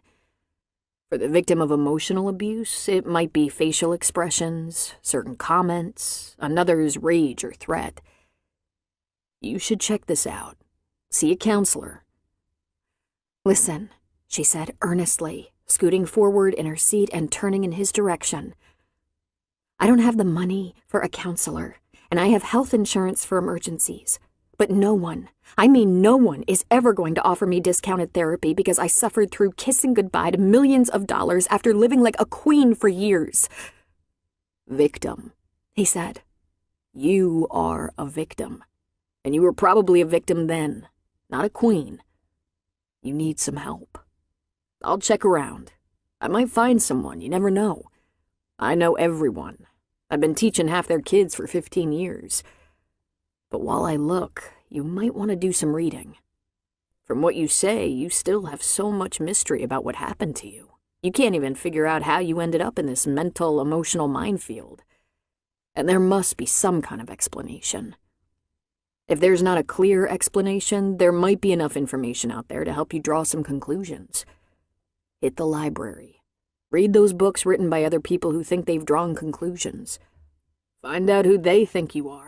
And who they think your husband was. She was shaking her head. You have no idea what you're suggesting, how painful that is. Just the little excerpts are horrible. I know. You know? How do you know? I read about it all, he said with a shrug. Lots of theories about your late husband. About you. Varying theories. Why? She asked softly. Why would you read that trash? Emmy, I'm a science teacher. We investigate. We look shit up. Then he gave her a wan smile. I'm just suggesting, since you can't escape it, maybe it makes sense to face it. I thought I'd been facing it for the last several years, she said. I was in the apartment when Richard blew his brains out after all. I had to hide from angry plaintiffs. I had to watch the house stripped of personal possessions. You wanted it behind you, and who could blame you? Now that the whole fiasco is part of your identity and you have to live with it, would it help to understand it better? Like, what kind of man was he, really? Because you don't actually know, do you? You've said that had you known, you would have run for your life. So what do you know about sociopaths? Because that's my guess. He was a sociopath. What do you know about sociopaths? She asked. He shook his head. Just a little bit, but I admit to being fascinated. I think when they were passing out consciences, they missed a few people, but they gave the surplus to me. My conscience seems to work overtime. He reached for her hand. If you understood, at least as much as possible, could you be at peace? I don't know. Find out, he suggested. I'll help if I can. I love research, and I love talking to you. But first things first, you need a few days of rest and ice on your head. And my butt, she added. Did they x-ray that part? No, they said if it remains painful to come back in, but it's already better from just a couple of Advil. Then let's keep moving forward. It's time to call Riley and see if you can get a job. It doesn't have to be a long-term job, but you have to have something. Oh, Adam. She'll protect you, Emmy. She knows how hard it is to start over, to rebuild your life after you've hit bottom. I can't believe she'd actually help me, she said. Sure she would. In fact, if she doesn't, that would mean I don't know my sister at all. And that's not possible. Does she know we've been in touch lately? Emma asked. She knows I ran into you at the burger joint. She knows we had a glass of wine and I gave you her business card. That's all she knows. In fact, I never mentioned we'd talked after you and Jock broke up. After Maddie was born. It was more than a few times, Emma said. And why didn't you tell her? He took a moment. I didn't call you all those years ago for Riley. And if I'd told her we talked, she would have asked a lot of questions about how you felt about her, how you felt about your situation, your feud, for lack of a better word. It would have been all about her and her relationship with you. That's not why I called you. You were around my house for years, all your growing up years. I called you for me. Oh, Adam, she said softly. And same goes for you. Every time I called, it didn't take long to get around to Riley. Riley and Jock, Riley and you, even after years had passed. I'll say one thing for you and Riley, you have some amazing stamina, keeping that tired old feud alive this long. It's still got some energy. You got tears in your eyes when I introduced you to Maddie. No, she said, shaking her head. I mean, yes, that's true. I almost cried. Can you keep a confidence? What am I asking? Of course you can. You haven't even told Riley how much we've talked since I've been back. It wasn't because Maddie should have been my child. Not at all, even though anything would have been preferable to where I landed in the end. Lord, what would I have done? Pregnant with only Rosemary to lean on? No. It was because, on top of everything else I went through with my husband, my marriage, it turns out I'm also infertile. Well, damn, Adam thought. It was his turn to be shocked speechless.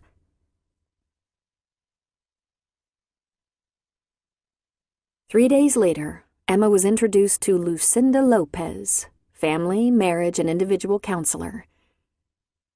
It's the first time Adam has ever asked a favor of me, she said. He was my first friend in teaching, a great teacher. I was not such a great teacher, but I think I'm a good counselor. You didn't like teaching? Emma asked. It paid the bills, and I did an adequate job. I know I did all that was required of me. But there are some teachers, like Adam, who instinctively know how to inspire. He might have grown some real scientists. So, he tells me you're on a very limited income, but in need of counseling. I haven't read your intake form yet. Does that describe you? I'm on workers' comp right now and looking for a new job because, well, that job isn't going to work out. And the reason for that is the same as the reason I need counseling. All right, we'll get right to it. But before we take a lot of time on the story, tell me what you can afford. It's very important that you pay something for your counseling, that you make it in some way a priority. At any time, you might decide it's not working for you, and that's entirely up to you, but please understand, if it's free, you won't value it. Make an effort, please. Not for me, I'm not in need. For you.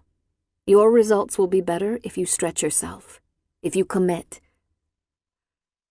I don't know how often I'll be seeing you. Can you help me with it? The cost of the session? Sure. I provide a sliding scale based on income. Here's the graph, she said. Emma looked at it. She was taken aback by the numbers there, which ranged from $35 for a 1-hour session to $125. Presumably, she'd try to meet with the counselor at least twice a month. Even $70 cut deeply into a budget as tight as hers. "We better get right to it," Emma said. "I'm ready whenever you are," she said. Emma launched into her story, the condensed version. That took 15 minutes, interrupted by a few questions from Lucinda, merely for clarification. It took only that long for Lucinda's face to begin to seem soft and accessible to Emma. She was a very pretty Mexican woman with just the slightest threading of silver in her pitch-black hair, the deepest black eyes, the softest smile. Her voice was likewise soft, but very confident and gracious. When Emma had brought Lucinda up to the present, the counselor said she'd like to go back in time a bit, to before Emma met her husband. "How far back?" Emma asked. "I'm flexible," Lucinda said. "Take me back to a time that seemed pivotal in your life. A time of change, maybe. A time that required a great deal of you. A period of adjustment and a shift in your priorities. Does anything stand out?" She thought for a moment. Then she said, "The year after high school, when I went away to college. A year after my father died." "Good. Try, if you can, to tell me not just the events that you think caused a major change in your life, but how those significant events made you feel then, and how remembering them makes you feel now." "We may run out of time," Emma said. "And try, if you can, not to worry about the time. We don't have to do it all today. In fact, a great deal is achieved in counseling when you leave me with the things you'd like to think about. Because, Emma, I'm not going to solve your problems. You are. I'm just here to direct the traffic." When Emma left, she hugged Lucinda. "Do you think I'm completely crazy?" she asked. "I think you're remarkable. I'm so glad we met. Be sure to thank Adam for me." Emma called several hotel chains to ask about job availability, and each one invited her to fill out an application and possibly be called back for an interview. No one she talked to seemed interested in hiring. She looked in all the newspaper ads and online for employment opportunities, as she'd been doing since the day she returned, and nothing promising turned up there either. She tried to bolster herself to call Riley and ask for help. Sometimes words fade over time. Sometimes they fester, blister, even swell. Burned into Emma's mind was when she screamed at Riley, "I don't ever want to speak to you or see you again in my life." "We can find a way to get beyond this. We said we'd never let a guy get between us." "Yeah, until he was my guy. Well, he's all yours now. I wouldn't take him back if he begged me. Not with your stink on him." "You'll be sorry you let this ruin us. You know you'll never have a friend like me again in your life." "I hope to God not," Emma had hurled. And now she was going to ask Riley for a job.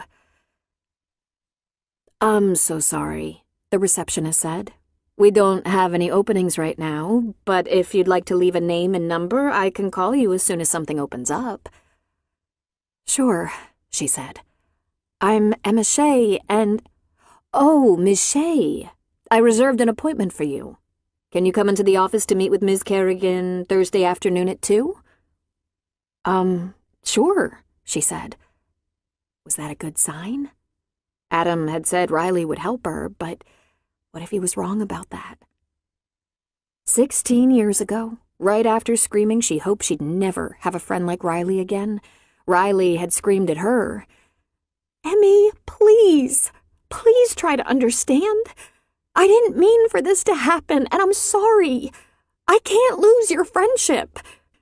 With a sneer, Emma shot back, "So get Jock to be your friend, slut." Of course, Emma hadn't known Riley was pregnant, but would, knowing that, have softened her words? Nah. It probably would have made her even more hateful. Emma didn't think she'd ever forgive Riley for what she'd done. But if she were Riley, she would never be able to forget those cruel words. Why would Riley help her now? She wore the same conservative but stylish skirt and sweater she'd been wearing to every interview. They were Chanel, brown wool with a little pleat in the front of the skirt right on her knee, and a soft mauve sweater set. She wore hose and pumps, carried a matching Dooney and Burke bag. Would she think Emma had obviously survived quite well, dressed so? The Riley she'd known had never had such nice clothes. Walking into Riley's office was one of the hardest things she'd ever done. She reminded herself that she'd walked down the steps of the federal court building to the flashing of cameras. She'd walked from a grave site to her car through a clot of photographers. She opened the outer office door, and the secretary looked up. She smiled at the young woman. "Hello, I'm Emma Shea, and I have an appointment with Ms. Kerrigan."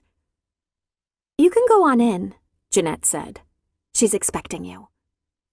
Emma gave a couple of courtesy taps and opened the door. Riley was concentrating on her computer screen. Without looking up, she said, "Come in, sit down, give me a second." Emma sat in one of the chairs facing the desk. She held her purse on her lap and crossed her legs at the ankle, her legs angled to her right. When Riley did look at her, her eyes rested for a long time on the purse. Riley turned the screen away, folded her hands on the desk, and focused on Emma. "Hello, Emma. How are you?" Riley asked. "I'm all right, thanks. You?" "Very well, thanks. Am I to understand you're looking for a job?" "Yes." "You do understand this is a cleaning company? Housekeeping?" "Yes. I can provide a letter of recommendation. My last supervisor offered. She's the head of housekeeping at the hospital in Petaluma, Mrs. Carlson." Riley's eyes grew round. "That carries some weight around here. I've known Glynis for years. Why are you leaving the hospital?"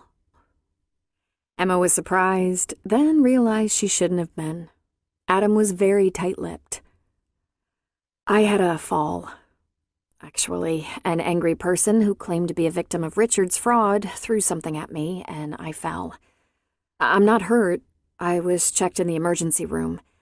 But Mrs. Carlson took me off the schedule, put me on workers' comp, and suggested I get another job." Riley was frowning. "If you don't want to take a chance on that happening while I work for you, that won't happen in my company. I know which of my customers know each other, so I know where gossip travels. We have a policy that our crews, while polite and helpful, do not become enmeshed with the client. That's how they get taken advantage of. Our crews take only first names into the jobs, and the majority of the time the client isn't home, and if they are, they stay out of the way. There should be no reason for much conversation that isn't germane to the work. We have a pretty strict contract so that additional work is arranged with the company in advance and an hourly charge is made. But what's easy about this system is everything goes through me or my director of operations, Nick. That way you're never put upon to argue with the homeowner or business owner. You're going to have to be trained. Can you make it till the Monday after Thanksgiving? Because I don't have training on my schedule until then." "I can start any time. I went through a rigorous training at the hospital." "You'll be trained again," she said firmly. "The last time I skipped training because the housekeeper was qualified, I ended up buying a new microwave because she took steel wool to it. Besides, the culture of the company is as important as the policies, and I want you to understand." "Maybe I should clean offices," Emma suggested. "I don't have any openings in offices. Those are night jobs, and they're pretty precious. A lot of my staff prefer them. They pay a little more, and many of them have 2 jobs and children to take care of. All I have is residential. It's very hard work." "I know how to work hard," Emma said. "I'm going to put you with McKenna Rice for training. She's young, tough, not particularly personable, has impeccable standards, can handle anything that comes along, and will work you hard. But at the end of the day, you will be proud of the job you did." Thank you. $14 an hour to start. If you are still around after 90 days, you'll get a $2 raise. I provide training, uniforms, sometimes transportation. I have a few company cars and vans, and health insurance. Not the greatest health insurance, but competitive with most corporate plans. You won't need it, but I have a deal for a discount with a daycare provider. A lot of my workers have small children not yet in school. Any chance you speak Spanish? Emma shook her head. Some very rusty French. A shame. A lot of my workers are Mexican, here with work visas. But don't worry, I have plenty of bilingual workers, and my director of operations speaks Spanish. She looked at her squarely. You won't get any special treatment. Are you sure you want to do this? Yes, I'm sure. I'm very grateful. I'll give you a job, Riley said. But that's all. I don't expect anything, Emma said. I didn't even expect this much. Really. Jeanette will get you started on the paperwork. It should only take 20 minutes. Then I'll next see you the Monday after Thanksgiving. This office, 7 a.m. Bring a tote or backpack that holds your lunch, water or energy drink, snacks. Jeanette will tell you where to go to get your uniform. I'll pay for one per year. Thank you, Emma said again. Riley stood. Come into the conference room to fill out your application and accompanying paperwork. Riley, I didn't do it, she suddenly said. She shook her head. I had nothing to do with Richard's fraud. I was too stupid to know what he was up to, but I wasn't involved. Of course you weren't. Anyone with a brain knows he started building his Ponzi empire 10 years before he met you. Come with me. She opened the door on the right wall of her office, exposing a shiny table and 8 chairs. Have a seat. I'll get Jeanette. Emma sat down and waited.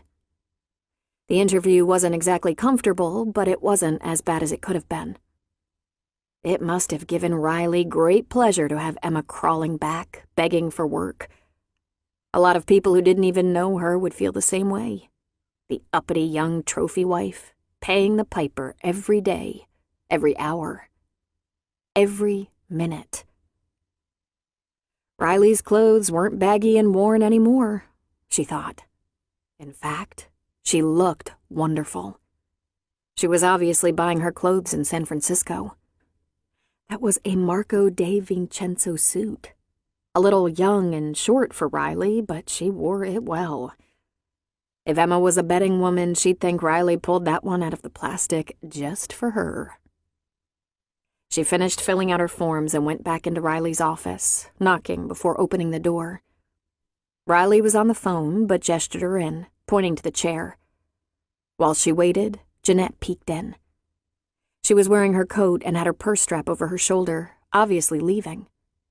She gave Riley a wave, and Riley waved back. Now it was just the two of them.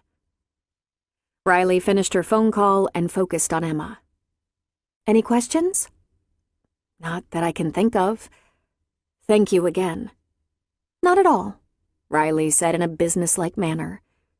See you on your start date. On time. Absolutely. She rose to go.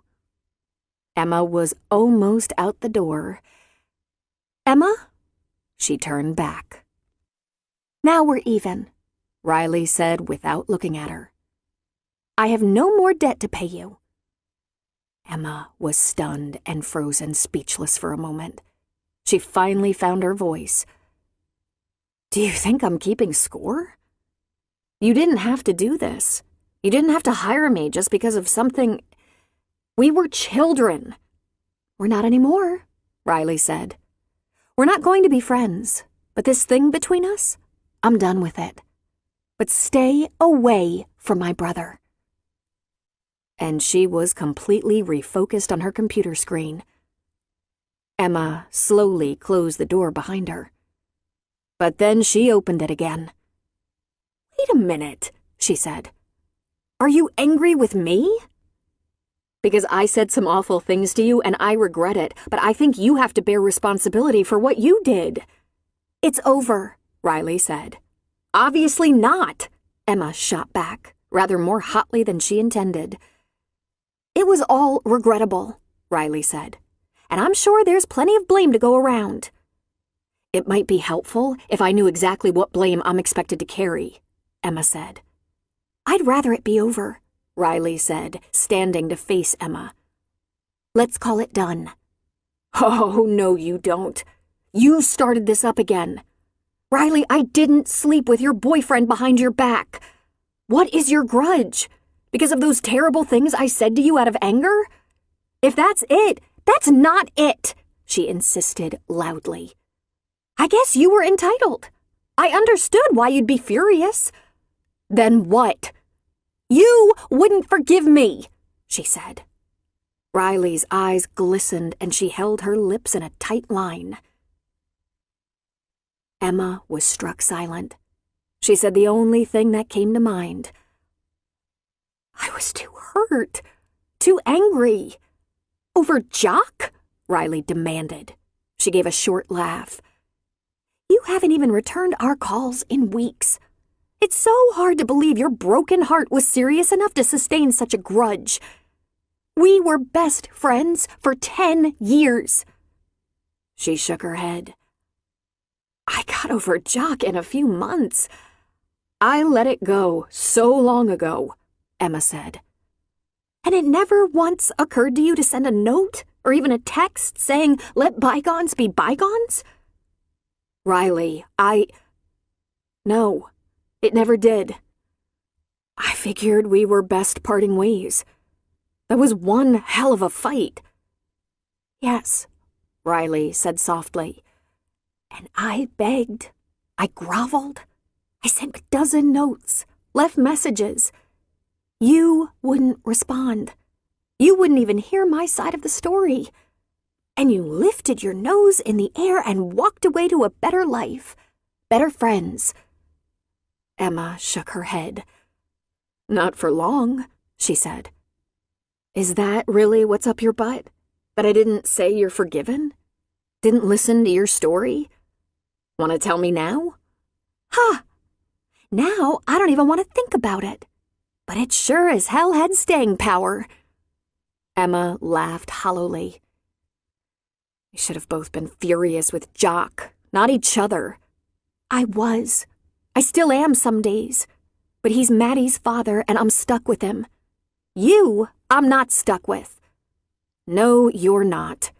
I don't need your charity. Well, I do, but I wouldn't take it if I were starving.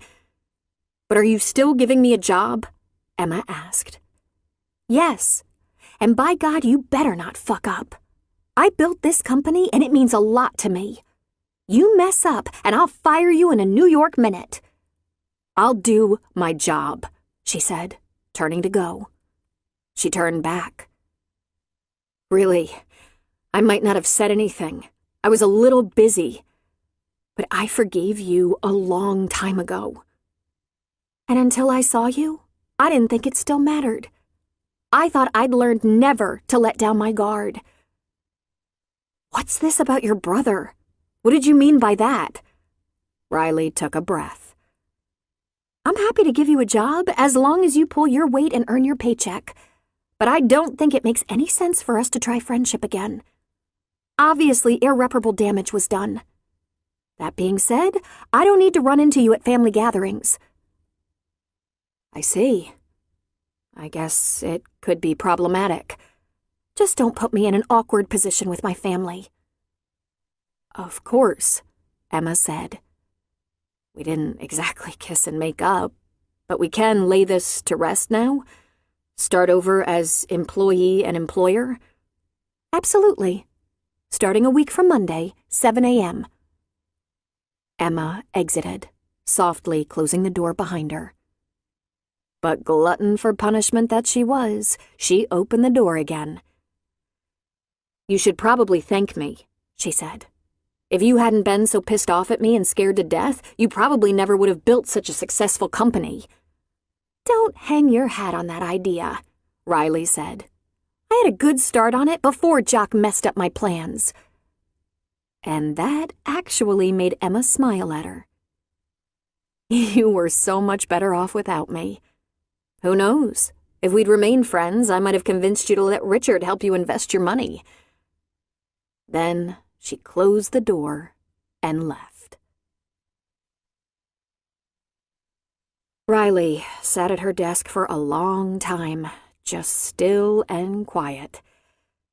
The phone rang twice. She glanced at the caller ID that appeared on her computer monitor and let it go to voicemail. Well, that was dirty, she thought to herself. It took them about 10 minutes to be thrown back in time and fight like a couple of junkyard dogs, just like they had when they were 13. Only when they were teenagers, their fights would be high and hot and over in 10 minutes. That wasn't going to happen this time. Well, that had only been about 10 minutes, and it felt remarkably over. In fact, she felt a little tired, like coming down off a good run. She folded her arms on her desk and put her head down. That was the hardest thing she'd ever done, and she'd done some hard things. It wasn't fighting with Emma or giving her a job that was so difficult. It was seeing her, talking to her, taking her in, reconnecting with her. All the while knowing it could end up hurting her again. Their history was so convoluted, so complex. From treasured childhood friends to bitter enemies, through a maze of anger, guilt, envy, pity. For the longest time, Riley only wanted Emma to forgive her, or at least join her in blaming Jock. She went through periods of terrible emotional pain and sadness, then periods of such anger. If Emma loved Jock so much, why hadn't she even returned his calls in weeks? And when she saw a picture of Emma in her designer wedding gown in a carriage in Central Park, as beautiful and regal as any duchess, while Riley was getting by scrubbing floors and balancing the books late at night, she wondered how Emma could still be mad that things didn't work out with Jock. Emma seemed to always land on her feet. Then she witnessed, from afar, Emma's monumental fall, and it ripped her to shreds. But she didn't reach out. No, she had too much pride for that. Emma hadn't reached out when Riley was struggling and feeling so alone. I was hurt at least as much. Can't she see that? That it was all so hard? They had always been there for each other, until that first semester of college. You didn't have to be so mean, she said to herself. But Riley wanted to be clear. This was her company, her business. It was a job, not an invitation to reconcile or renew the friendship. She would never beg again. But at long last, she'd gotten it out. She said her piece. She saw Emma's surprise and remorse painted on her face. Emma said she was sorry and that she'd forgiven Riley long ago. It was done. It was really done. Neither of them would go back, but maybe now they could really move forward. Riley shut everything down, switched the phones to forward to her cell, grabbed her purse, and headed for the parking lot.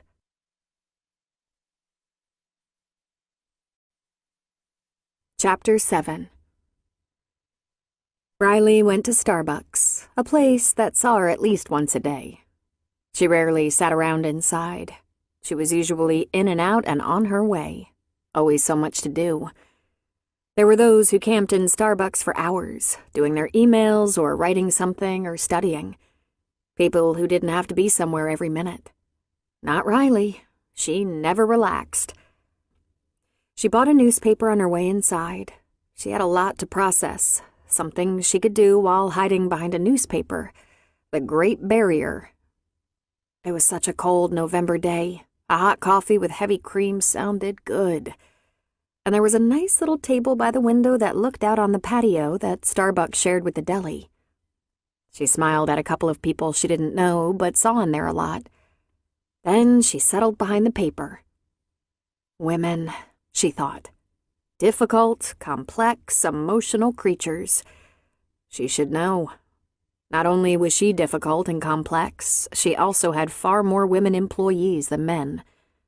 She had those teams of 3 or 4 females who found issues they couldn't get beyond just because of something that was said or a look they didn't like, or maybe a little power struggle. She had to mediate all the time. Or Nick did. Nick was only good at getting results because he didn't get what was going on with the women, so he just scared them. "Can you work this out, or do I separate the whole unit and scatter you around on different crews? Because you might not like your new crewmates any better. If you can't get along, then do your job and don't talk to each other, but you damn well better communicate on job issues. Are we all clear?" She smiled, thinking about that. A typical father-to-little girls approach. He might as well say, "Since I can't understand what you're all upset about, just stop it." Nick took problems getting the job done properly a lot more seriously than he regarded bickering. But women? They could dig in. Grudges between women could last centuries, and they were very personal. A woman who wasn't usually annoyed could be deeply offended by an offhand remark about the choices of her teenager. "If you tell that lazy kid of yours he's not getting free rent anymore, I bet he'd get off his ass and get a job or go to school." Pow. Instant feud. Sexist as it was, this sort of thing happened less often with men. Oh, they had their fights and their feuds, no question about it, and were even less likely to have dialogue that worked it out. They might blow up, but they were less prickly, and it was rare for them to obsess. Riley, tough and smart and successful, had obsessed about Emma for years. She felt wedged between 2 extremes, being furious with Emma and feeling guilty over what she'd done. She tried so hard to make up with Emma, to beg her forgiveness, and Emma turned her back. Now, when Emma was down and out, Riley was supposed to be the benevolent one? Looking at both of their lives from that point till now, things had just been awry, off. Emma had hooked up with a bad man, and Riley, no man, at all. "Excuse me," a male voice said. "Is this chair taken?" What perfect timing, she thought. A man. She lowered her newspaper, trying to think how she would politely say she didn't want to share the table or have a conversation. "Hey," he said, smiling handsomely. "It's you." He put out a hand and didn't let her finish. Logan Danner. We've never officially met, but we've run into each other at the grocery store at least 5 times, which means you either live or work around here." Don't do it, she told herself.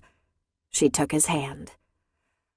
"Riley, I work not too far from here and am addicted to coffee that costs $7 a cup. Bad habit." He laughed and sat down. "I guess it could be worse. We could run into each other at a crack house.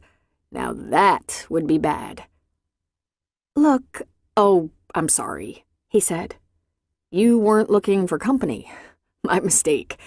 I'll just make this a to-go cup and catch you someday at the deli counter." "No, I'm sorry," she said with a heavy sigh. "I was just trying to shake off a problem I had at work. Go ahead, take the chair, but I might not be very conversational." He didn't hesitate.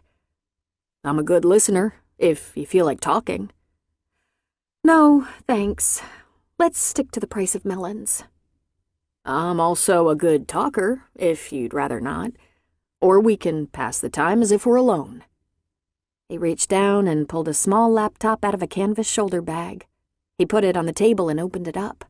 He turned it on. He sipped his coffee. He peeked at her around the screen. She laughed lightly. "You're being very obvious." He gazed over the screen. "In what way?" "Are you trying to get my attention? Interest me?" "I am," he said. "How am I doing?" "You're actually terrible at it," she said. Laughter in her voice. "You verge on annoying. More to the point, we keep running into each other. Are you stalking me? That would be rude, he said. Not to mention a felony. Well, it becomes a felony if it's threatening, but it's a misdemeanor when it's just rude. And you know these things how? I'm a police detective. She started to laugh. Oh, man. The only pickup line that works better than that is being a Navy SEAL. He shifted his weight around and pulled out his wallet. He flipped it open. Sure enough, badge and ID. Hold on there, she said. She reached into her purse and pulled out her phone, poising over the open wallet to snap a picture. He put his hand over hers, redirecting the phone lens. Does this mean you're going to find out if I'm real before you go out with me? She shrugged. I might find out if you're real before I give you advice on melons again, or warn you off the macaroni salad in the deli. A date has never occurred to me, or interested me. He let go of the phone, allowing her to take the picture. You're brutal. Knock yourself out. She snapped the picture. What kind of detective are you? She asked. Property crimes. And that is? Be careful about making friendly conversation, Riley. You might be acting less like a meanie and more like a girl. Property crimes, burglary. Someone stole your computer and your diamond ring, and I'm going to get them back for you. They did not rob you. Robbery is when there's a weapon involved. A deadly weapon? She asked, intrigued. He raised one brow. Any weapon could be deadly. A spoon could be deadly if you know how to use it. Property crimes is property stolen from private property. Your house, your business, your car, your person, without the spoon, of course. He grinned stupidly. And why do I keep running into you? This little shopping center is between work and my house, and I'm in the field a lot. But running into you all the time is one of the perks. So, what do you think? Dinner? Hike? Bike ride? Conventional date? Coffee, she said. We're having coffee. I don't date. I didn't see a ring. She shook her head. Not married, just not dating. You have to have a reason, he informed her. No, she said. I don't. Do you mind if I ask, what do you do? I do mind, but I'll tell you. But only because I think you really are a policeman. I own a small business. Plus, I'm a single mother and have an elderly mother. So you see, very busy. He closed the computer and leaned an elbow on it. Look, I admit I've been hanging out at the grocery store a lot since you advised me on produce. Can't this be any easier? I'm overstocked in melons. What do you like to do besides work? Maybe we could go for a run, play catch in the park, meet for coffee a lot. Why? She asked. He tilted his head. I'm attracted to you? Was that a question? She asked. I haven't been out with a woman in a while. Well, I haven't had a date with a woman. My partner is a woman, married to a great big firefighter, 3 little kids. My sister and ex-wife are best friends, and believe me, their attempts at fixing me up are miserable. Oh, God, that must be interesting. Your sister and your ex-wife? It's awful. But see, I'm interesting, he said, triumphant. He looked around. Would you like something to eat? Donut? She laughed at him because he was so ridiculous. Also, undeniably cute. So it's true. Cops and donuts. I was thinking of you. I've had my quota today. Come on, Riley. Let's just plan something. It can be public, daylight, completely safe and platonic. I'll show you my gun, he said, lifting his eyebrows Groucho Marx style. She laughed again. No, she said. She stood up. See you in produce, she said, walking out. It took him a moment to get his computer put away in his canvas bag and grab his coffee, following her.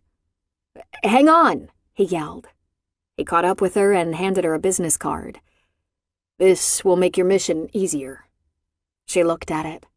Sergeant Logan Danner, Santa Rosa Police, Property Crimes, along with a phone number and extension. Would you like my cell number? He asked. No. It's on the card anyway. Come on, Riley. I bet we'd have fun. She turned before getting in her car. No. And if you follow me, I'll call your boss. I'll tell on you. Hey, no worries. My boss likes me, he said. Riley headed for home, but she smiled the whole way. He was handsome in a very hot way and adorably funny. He was tempting. Whoa, Riley, she thought. Really? Tempting? Now that's a first. It wasn't as if she hadn't been flirted with or asked out on a date before. She'd actually been out a few times. Nothing to write home about. Definitely no relationship stuff. It wasn't frequent since she hung out at work, at home, with Maddie and her mom, shopping for food and clothes, taking the occasional run. Did he know about the running? Oh, if he'd been watching her, she was going to turn him into his boss and tell Adam. Adam was very protective. But for the first time in many, many years, she was feeling like maybe a casual friendship with a man might interest her. She wondered if seeing Emma and having that first confrontation behind her had anything to do with her change of mood. But really, did he know about her running? Because if he did, she was going to deal harshly with him. Still, she chuckled to herself. And I have his badge number. She'd done the right thing with Emma. She'd had it out with her and given her a job. From now on, she'd be nice. She'd be professional. She'd keep a safe space between them. And maybe really get on with her life. At last. So Riley had drawn her line in the sand, Emma thought. It was clear there were still some hard feelings, some resentment. Emma sulked for a minute, fighting melancholy. There was something about women in friendship that could run so deep, so personal, it was almost harder to say goodbye to a relationship like that than it was to break up with a man. She missed that friendship with Riley, so intimate and trusted. She grieved that it was forever gone. But then she began to lighten up. She'd been beaned with a bedpan, for God's sake. Let Riley be a little superior. She'd survive better than Emma had. They weren't going to be friends, but Emma had a job, a decent job, and she had no doubt that tough little Riley wouldn't let anything happen to her. That won't happen in my company. Once she settled that in her mind, she found herself almost breathless with excitement about her new job. There was no question in her mind. It would be physically demanding and dirty, and she was ecstatic. She was sure it wouldn't be long, only days perhaps, before this pink cloud would burst and the reality would settle in. She had signed on for hard work. But in the moment, it felt good on so many levels. She wanted hard work. It would help her scour from her past the stain of all that excess she had indulged in but never deserved. It would prove she could take on tough work and survive. In a way, it felt like the hard labor she'd earned. Her penance, though she was innocent. She wasn't innocent of loving wealth, however. And she'd made trade-offs along the way.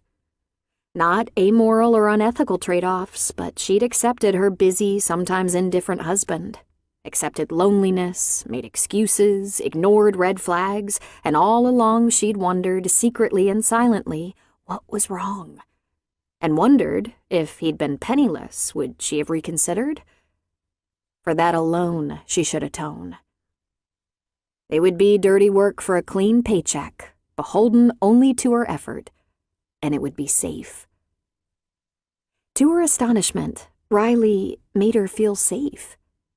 Riley's self-righteous stubbornness alone smoothly and effortlessly guaranteed a secure and protected work environment. And, dear God, and Emma trusted her. After 16 years of lamenting she could never really trust again, who did she put her faith in? But the very person she feared could betray her. The very person who didn't want her for a friend. "She gave me a job," she said into the phone to Adam. Her voice was quiet and breathy, astonished and secretive. "Of course she did," he said. "You didn't even tell her how often we'd been in touch," she said. "I told you, I'm not interested in trying to reunite the two of you. How about a glass of wine to celebrate?" "Can we meet at that wine bar?" she asked. He chuckled. "I think instead I'll bring a bottle and some fruit and cheese over to your place, if you'll let me. I have to work in the morning. It can't be a late night." "I should get the wine and cheese," she said. "After all you've done to help me." "You can do it next time. I'll stop on the way over. You'll have to tell me where you are." Emma had had many boyfriends and one husband, but she'd never had a man she could talk to like she could Adam.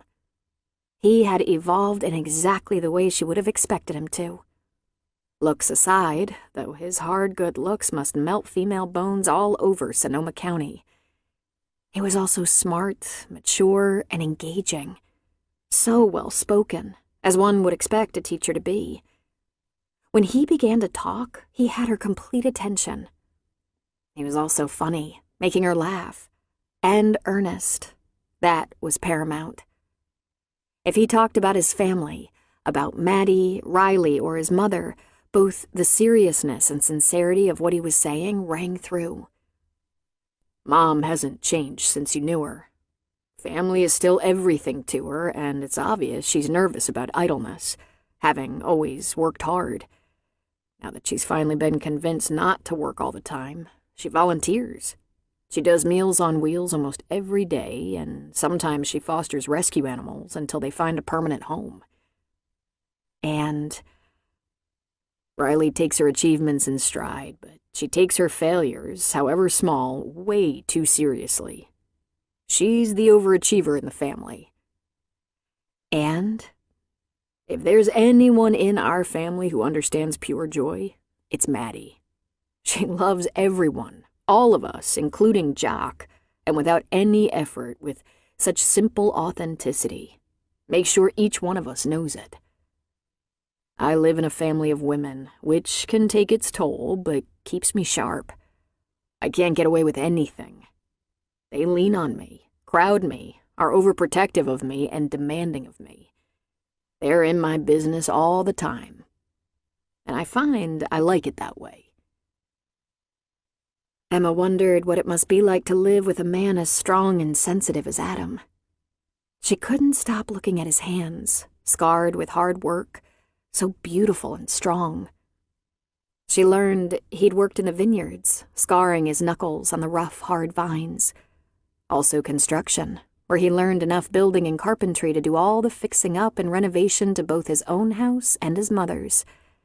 That work had also taken its toll on his hands. Those hands represented to Emma that he hadn't ever taken the easy way, but only traveled the path that demanded stamina and hard work. Honest work. Something that had come to mean everything to her. She was so grateful for him. Just knowing he was her friend, that he was in her camp, gave her a feeling of peace and comfort she hadn't felt in so long. She adored him. But at the end of the evening, when he was leaving, when he leaned toward her, she jumped away from him. She just couldn't let him muddy his relationships and his sturdiness by getting too close to someone like her. "No, no," she said in a whisper. "Sorry, Emmy. That was insensitive of me," he said. "You're recently widowed." "No, it's not that. It's—" "Shh," he said, putting a finger to her lips. "I'm with you. We don't want to complicate our friendship." "Right," she said, because she was at a loss as to how to explain herself. If she'd ever wanted to be kissed, it was now. And if she ever wanted a certain person to kiss her, it was him. But it wasn't friendship with him she feared complicating. It was hurting him just by being in his life. She couldn't bear the thought of being Adam's problem. That's when he smiled, looked at his watch, and said, "I've stayed way too late." "No," she said, shaking her head. "Not at all. I hope we'll do this again very soon. Very soon." "We will." Then he was gone. After having a conversation with Penny, Emma made some plans for her little bungalow. She was on a mission. She had very little time before starting her new job, and she put it to good use. First of all, she bought a couple of cans of paint, a pale yellow, a pale blue, and a nice supply of extra light tan, a kind of heavy cream color. She wasn't exactly overconfident, but she did feel she could spend a little on renewing her digs, since she was absolutely determined she'd be able to keep her job indefinitely, as long as she stayed out of Riley's way. She painted her bathroom to match the towels she'd brought with her. One wall in her tiny living room became yellow, and the alternating walls the tan so light it was off-white. She was all over the small towns in Sonoma County on Saturday, haunting the garage sales, and found colorful throw pillows, a decorative blanket to cover the sofa back, small wicker shelves she could stack her bathroom towels on, a beautiful basket she could fill with fruit or gourds for the small table, a couple of bronze picture frames, and a framed print for the bedroom wall. It was a Matisse, and the frame was excellent. She found wood trays she loved and could use to serve wine and cheese, because now she knew she'd have guests sometimes. She also found some beautiful wine glasses and dessert plates she didn't need but couldn't resist. And a distressed white denim jacket called out to her. "I gained weight," the lady who was selling it told her. "It's hardly been worn." "Well, you look amazing, and I lucked into a great jacket," Emma told her. So the woman threw in a navy blue scarf, a thin, soft knit that was almost pashmina quality. The weather was perfect for walking the old-fashioned, tree-lined neighborhoods. Children still played in the street around here. There were a lot of front porches on old brick two-stories, and people were out raking leaves, watching kids, chatting over fences. It was sunny, low 60s, and grocers put their late fruits and vegetables outside in large racks. She couldn't resist apples, zucchini, tomatoes, a couple of peppers, a fistful of green beans, and a few onions. One of the things she'd missed most in New York were the vegetable stands along the roads, owned and operated by the farmers who grew the stuff. It was as if you could taste the sunshine and hard work. When she went home, she was pleased to see her little bungalow already had a newer, more cheerful look, more like the old Emma. She went back to the hardware store. She painted her little table bright yellow, one of the chairs bright blue, and one Irish green. It looked a bit like a summer house, she thought. She invited Lyle to an antipasto and wine dinner so she could show off her new old house, including the framed picture of Emma, Lyle, and Riley cutting up at a pep rally in high school. "This is interesting," he said, picking it up. "Does this bode well?" "I was saving this for our toast, but I can tell you now. Riley gave me a job in her company." "Ah," Lyle said. "So at least one of you is open to reconciliation." "Oh, don't get too excited. She was very cool, very professional, and made it clear I wouldn't be getting any special treatment. We're not going to be friends. It's a job, that's all. But I'm very grateful. She'll be paying me almost twice per hour what I've earned since I've been back, plus benefits. Thanksgiving, possibly the last holiday she'd have off for a long time, was such a pleasure. Such a breath of fresh air. After the holidays she'd had the past several years, she wished it would never end. She not only bought wine for the meal at Penny's and had Lyle create a lovely centerpiece, she also spent the entire morning helping Penny clean the house, prepare the turkey and other food, and appoint the table. It was so companionable, so stress-free. "I wish I'd had a daughter," Penny said as they worked in the kitchen together. "Do you have any children?" Emma asked.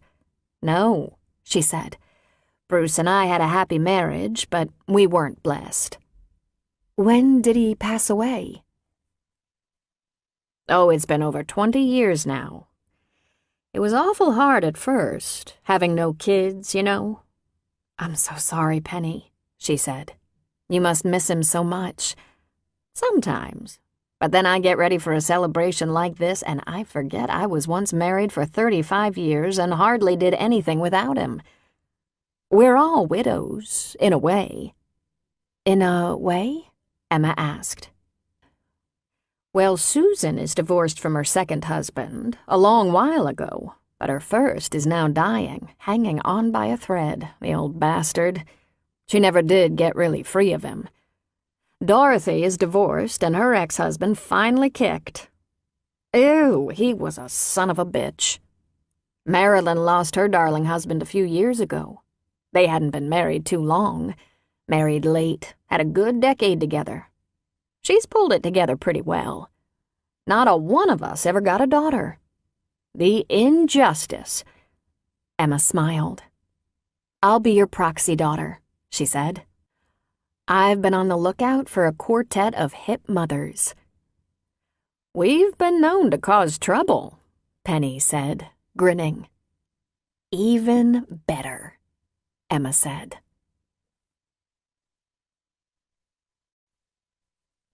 Chapter 8. Adam called Emma the Friday after Thanksgiving. He asked her if she'd like to drive up the road to Napa and have lunch at one of the vineyard bistros before she settled into her new job. "If you're free tomorrow," he said. "That would be perfect," she said. "I'm anxious to hear about your Thanksgiving and to tell you about mine." "Great. I'll pick you up around 11:30. He didn't linger on the phone. He was relieved by her cheerful mood, by her quick acceptance. He'd been worried that Emma might have been put off by his advances, concerned about what he wanted. He'd moved too fast, leaning toward her for a kiss. God, this was a whole new ballgame, and so awkward. He was 37. He didn't think about things like this. First date kisses were routine, expected even. A woman would think she didn't appeal to you if you didn't at least try. But Emma was different. She wasn't even close to ready to entertain the notion of a man in her life. And when she would be, there was no reason he shouldn't expect it to be him. He told himself that her husband hadn't been gone that long. He probably hadn't been a husband to her for at least 3 years, but her ordeal wasn't far behind her. She'd only been back in California for a few months. He tried to remind himself. She'd come home, but she hadn't come home to him. He intended to back off. She'd find her footing. He hoped she'd show signs of recovery pretty soon because he was dying to get his arms around her. Amazing how that feeling had come right back to him. The moment he saw her, he was filled with it, like stepping back in time. When she'd finally come of age so many years ago, when it would finally be permissible to pursue her, there couldn't have been more complications if they were at war. She was in Seattle. He was struggling to keep up with work and school. Then, bam, Riley was having Jock's baby. So, he did what he had to do. He reeled the feelings back in. But Emma never came home. She went from college in Seattle to New York. He'd just been working up his courage for a trip to New York to see her when she'd announced she was engaged to the most wonderful man in the world. He was hoping for a second chance, but Adam was realistic. This might be something he'd always wanted, but that didn't mean Emma did. Then he picked her up, and she was absolutely alive with happiness to see him. She met him with a hug, her eyes glittering and her smile so beautiful. All the way to Napa, she chattered like a girl about what she'd been doing. Painting, decorating, hitting all the garage sales she could find. "I even bought this jacket," she said, laughing. "Used clothing from a garage sale. I hope Richard is spinning in his grave." "Emma," he said, laughing at her. "Is it too much to hope he's being eaten by worms by now?" "What's gotten into you today?" he asked. "It's hanging out with those merry widows, I think. You should hear the way they talk, especially about departed and ex-husbands who were not the best. They're incorrigible, and I love them. Penny and I played host for Thanksgiving, and we had a blast. It wouldn't have had to be much to outshine the holidays of the last several years, let me tell you, but it was fantastic." "I hadn't even thought of that," he said. "I'm sure your life the last few years didn't include festive holiday celebrations." "It didn't before either," she said. "Before the indictments came down, holidays were rich family showcases. Parties, celebrations, and open houses meant to outdo each other. I got into that, you know. I'm a designer by trade. It was once my goal to design and decorate big hotels, which included ostentatious holiday themes. There wasn't any place better than New York for that. But memorable family holidays that filled a person with comfort and joy?" She shook her head. "Richard didn't even invite his family to our home. He was very strategic. He gave them first-class tickets to the islands, so they'd be conveniently out of town." When they arrived at the restaurant, she stopped talking while they were led to a pretty table for two in a small arbor. It was a little chilly in the shade, but there were a few space heaters around the patio. Even though it was a holiday weekend, there weren't many for lunch. The tasting rooms seemed to be overflowing, and plenty of people were visiting the valley, but the patio of the small restaurant was quiet. Adam couldn't have planned it better if he'd called ahead and asked for a special table. Emma was so animated, enjoying herself so much you'd think it was her first lunch date. Maybe it almost was, he thought. Once they had ordered, she wanted to know all about Thanksgiving at his house, every detail, down to the kind of stuffing June made.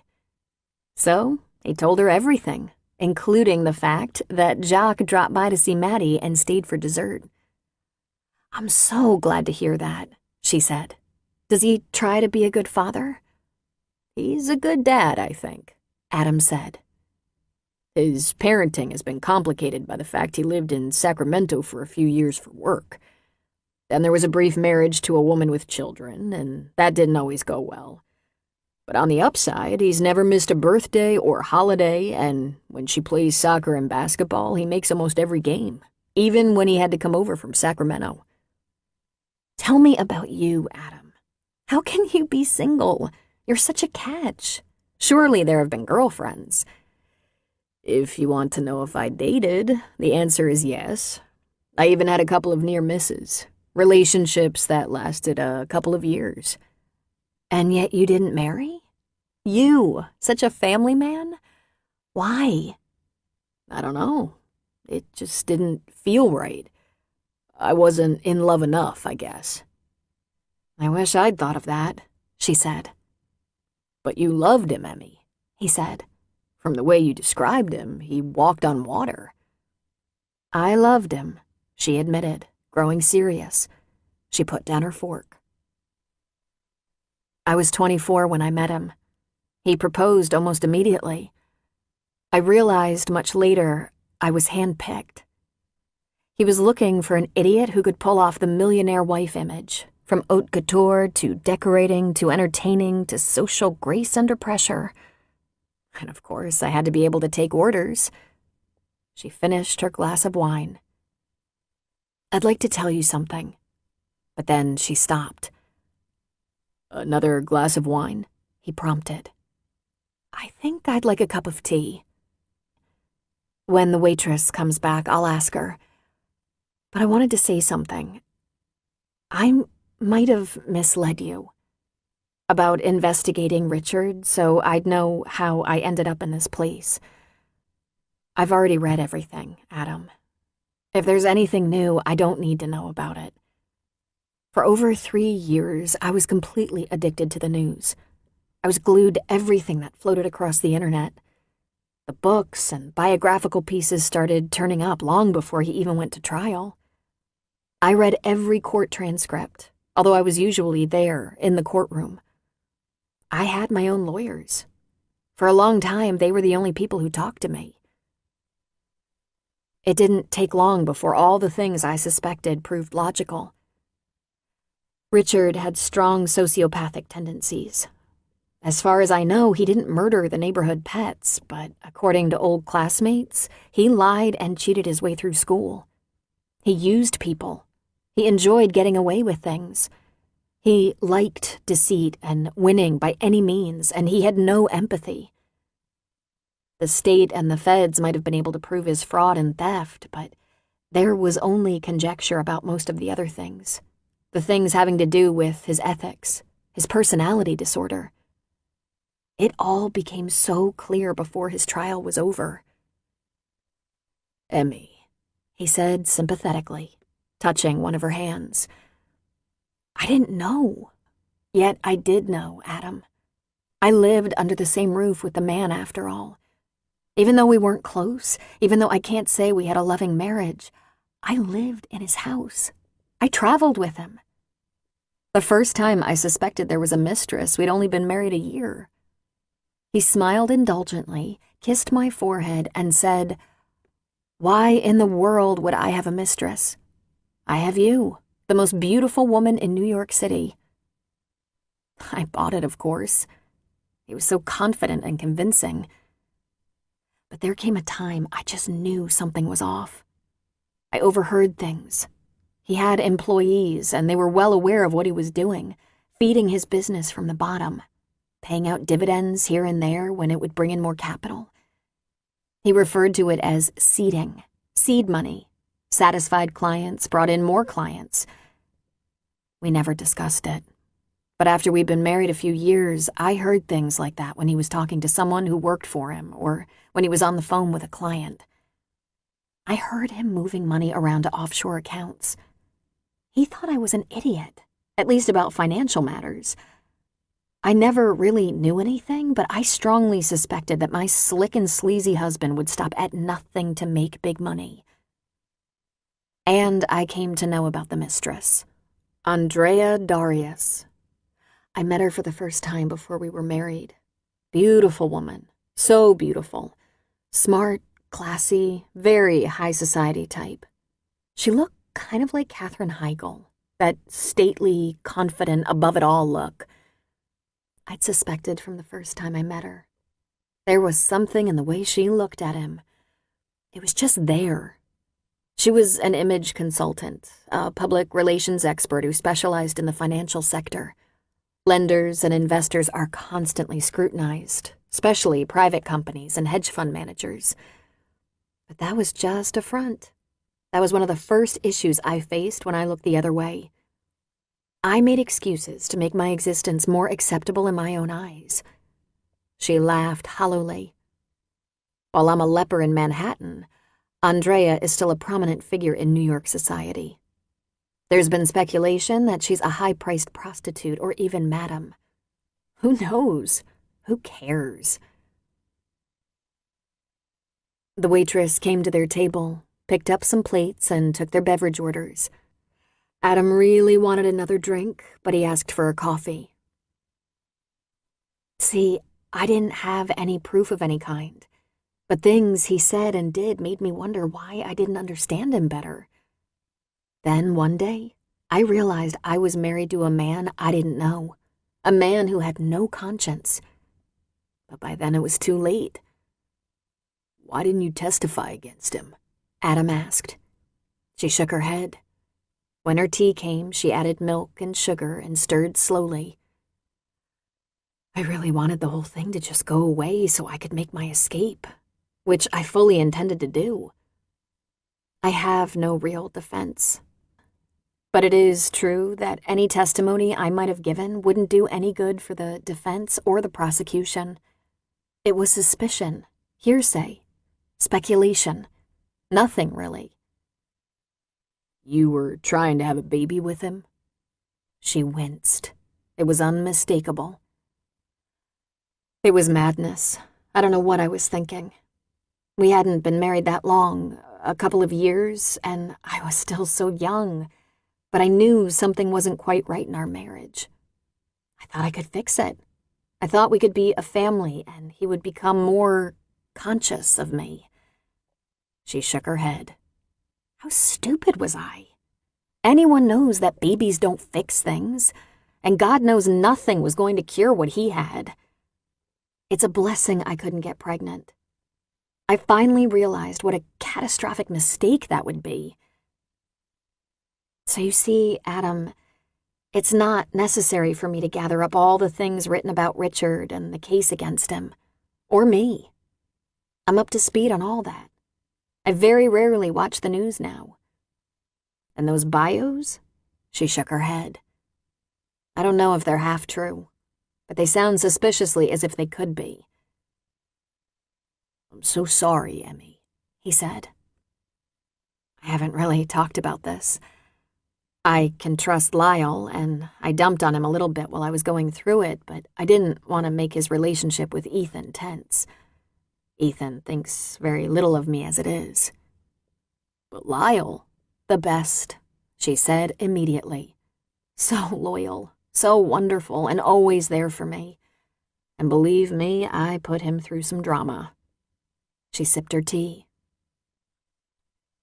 I'm so grateful for Lucinda Lopez, who I've seen twice now. She's perfect. She makes telling it all so easy. And every once in a while, she leads me to a perfect conclusion that explains everything, that makes me understand. Men like Richard Compton have a gift for finding the right sucker. He needed a girl who'd lost her parents, who had nowhere to go, who wanted someone who could make her think she was a fairy princess, someone who wouldn't question his motives. And that was me to the core. Adam, I want you to know who you've gotten yourself mixed up with. He frowned. You think I didn't know most of that? I didn't know how you coped, but I found out all that stuff. His scheme, his mistress, his lack of conscience, all the speculation from old acquaintances that he'd always been sociopathic. He was so narcissistic, it's odd he killed himself. People think there's money hidden somewhere, she said. I certainly don't know of any, and I don't have any. But I think his suicide was part revenge and part gotcha. He didn't have much value for life now, did he? Not even his own. In the end, you were sure your conclusions about him were right? Adam asked. Oh, yes, she said. During our marriage, through the investigation, through all the depositions, he was one cool dude, and we didn't discuss any of it. But in the end, when he'd been warned he was looking at anywhere from 40 to 75 years in prison, he let the floodgates open and did some incredible lashing out. He proved to me and anyone within earshot that he was a beast with no remorse. She sighed. There are things I just can't repeat. They're so vulgar. They were quiet. She sipped her tea and he drank his coffee. The waitress silently refilled his cup and brought her more hot water along with the check. It's okay, Emmy, he said. It's really not, Adam. You almost kissed me. You shouldn't do that. I'm damaged. I still can't believe what I allowed myself to be sucked into. You were 24, and you were a great deal wiser by the time you were 30. Give yourself a break. Rosemary always said, it's just as easy to fall in love with a rich man as a poor man. She was full of sayings. After Richard's death, leaving me holding the mess of his crimes, leaving me the suspect, you know what my darling stepmother said? If you marry for money, you'll earn every cent. I never liked her, Adam said. She's got some great sayings, though. We're going to get through this, Emma, he said. I wanted you to kiss me. she said. He had to work at keeping his heart from exploding. I wanted to be kissed, and the only person in the world I wanted to kiss me was you, she said. But Adam, you shouldn't, because I'm broken. I don't want to hurt anyone who gets close to me. We have to keep it friends. And Riley, listen, she was totally professional, but she made it pretty clear. She wouldn't like the idea of us being close. You think I give a shit what Riley wants? He asked. Well, I do. And you should. She's your family. I'm going to keep seeing the counselor for a little while. Maybe she's got a shortcut or two. I've got a few good years left, and I'd like to live them happily. He smiled. A few good years? She was all of 34. She probably felt like she'd wasted a lifetime already. We'll get through this, Em.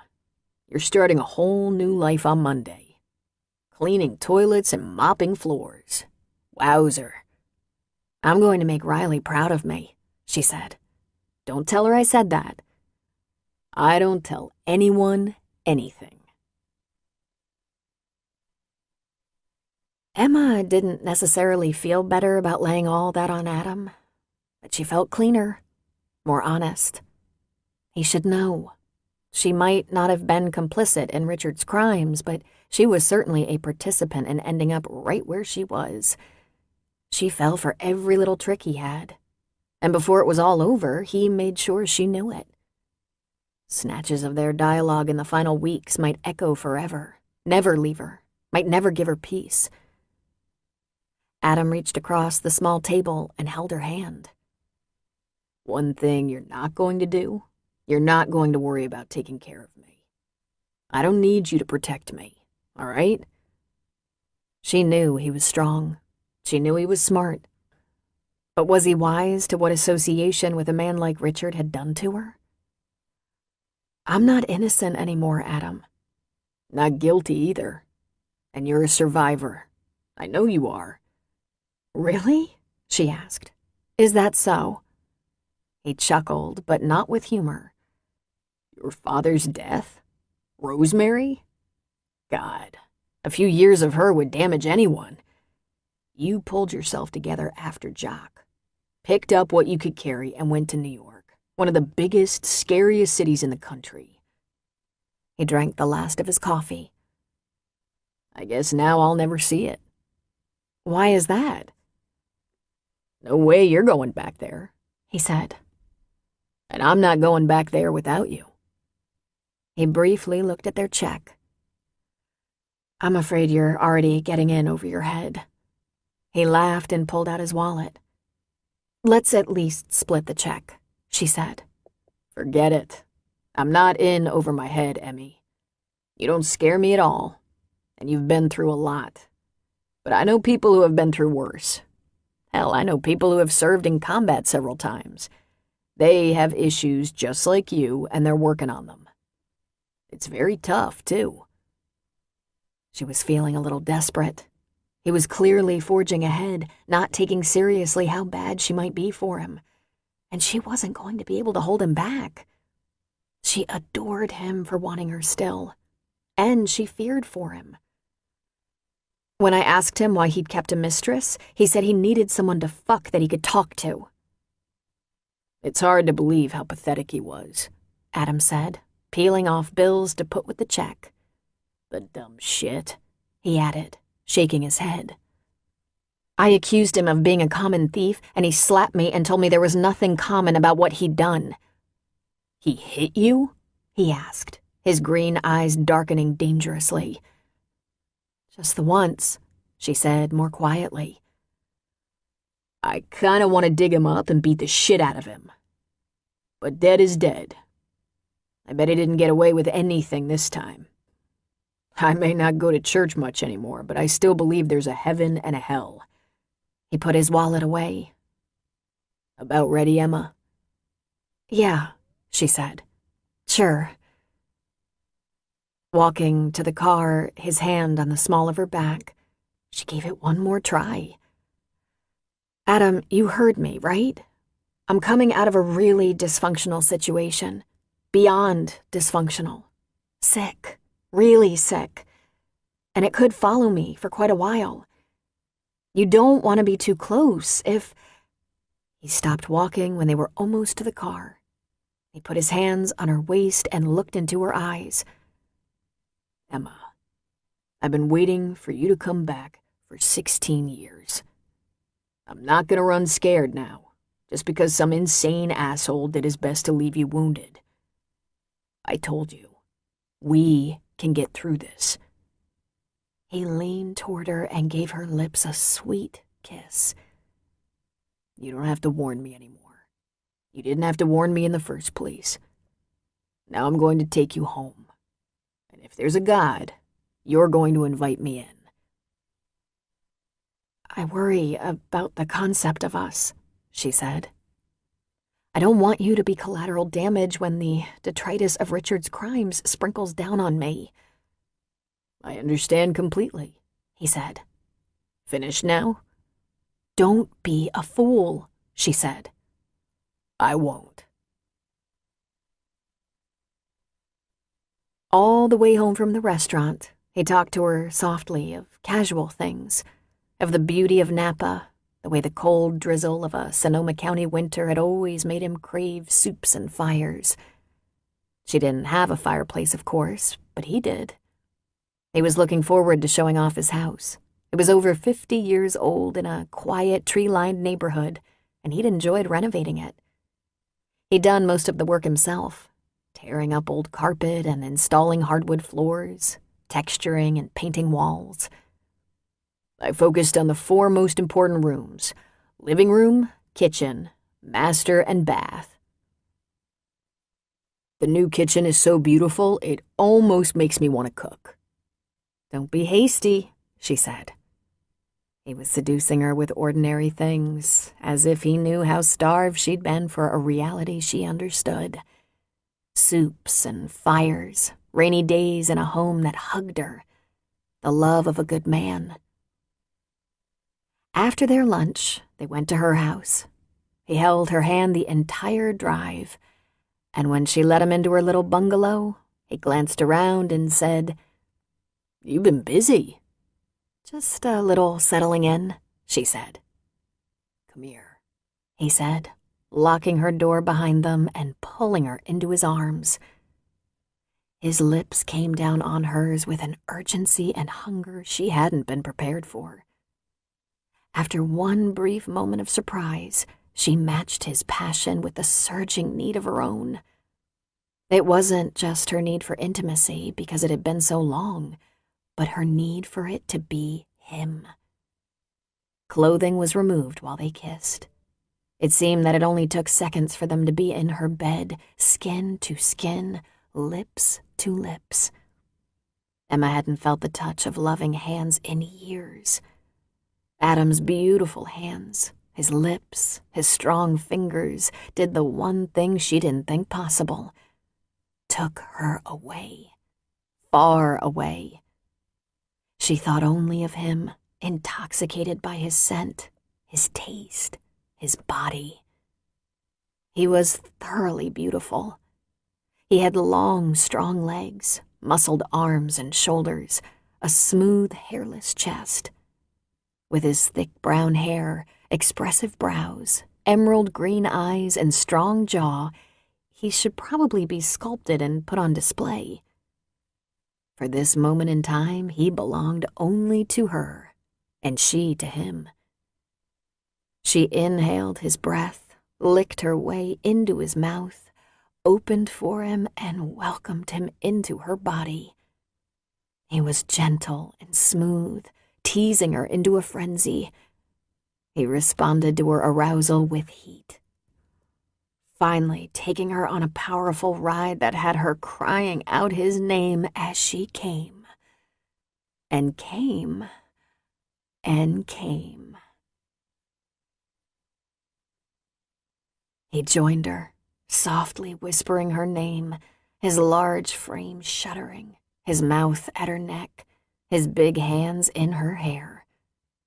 She trembled with the aftershock of orgasm, and he chuckled, a deep rumble.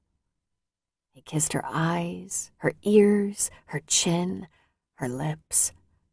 Her calm returned so slowly he didn't leave her body, pushing into her softly again and again. "Still worried about the concept of us?" He whispered in her ear. "You drugged me," she accused. He pushed into her again. "A little bit. Damn, woman. I knew we'd be great together, but I didn't have enough imagination to know how great." They continued kissing, soft and deep and lovely. He moved inside her, filling her, rocking with her in a smooth, deep motion. It didn't take long before she was clutching at him, pushing against him, begging for more. "I can't say no to you," he whispered. "I have a feeling I'll never be able to say no to you." God, why would I even want to? "I didn't say no either, did I?" "More it is," he whispered, pounding into her until they were both rising again, reaching for another mutual climax. The moment she started to clench and tremble around him, he went off like a rocket, a powerful blast that made her almost whimper in pleasure. And she finally collapsed under him. Again, he kissed her eyes, her cheeks, her lips, running his work-roughened hands all over her. They were quiet for a while as their breathing evened and their bodies began to cool. He reached down to pull the duvet over them. Rolling onto his side, he brought her with him, gently holding her against him. "Are you going to stay inside me forever?" she asked. "Would that be inconvenient?" he asked. "Because it really feels like exactly where I should be." "Funny," she said. "Feels that way to me, too." "Friendship with you has perks," he said. She was quiet for a moment.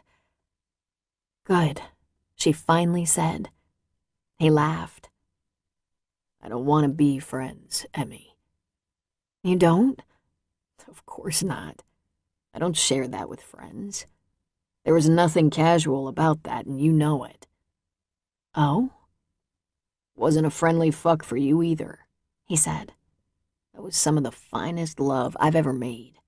Might be the absolute best ever." "You think?" "I know," he said. She smiled. "I'm glad to hear that, even though it was probably not a good idea." He raised up, looking down at her. "I think it was the best idea I ever had." She couldn't keep from touching him, tenderly running her fingertips over the planes of his face. "I guess you're not going to come to your senses anytime soon." He shook his head. He gently brushed her hair back from her face. "You know how I feel. I think you've always known. Do you think you can talk me out of it?" "Well, I thought I could." "You can't." She bit her lip and just looked into those fierce green eyes. She sighed. "Thank God," she said. He smiled at her. "Could be problematic that I just slept with my new boss's brother." "None of Riley's business who I sleep with. None of her business who you sleep with, for that matter." "Do you think she'll agree with that?" "Do you think I care?" he asked, raising a brow in question. "Come on," he said, pulling her closer so she was nuzzling into his chest. "Enjoy the moment. You'll have plenty of time to worry later." She let herself be cuddled. "I do feel considerably more relaxed than I did a couple of hours ago." "There you go," he said with a laugh. "God knows I do." After a few minutes of silence, he asked, "You going to sleep?" "No. I'm afraid I'll wake up and find out it was just a dream." He kissed her forehead. "Nothing like that's going to happen." bad dreams are over. The good dreams are just beginning. The rest of the weekend was ideal, the kind of perfect Emma had given up on. After lying around in bed for a couple of hours, Emma showered and primped. When she came out of her bathroom, Adam was puttering comfortably around her little kitchen, making tea and checking out the refrigerator, taking inventory. He wore his jeans, his shirt hanging open over that gorgeous chest, socks on his shoeless feet.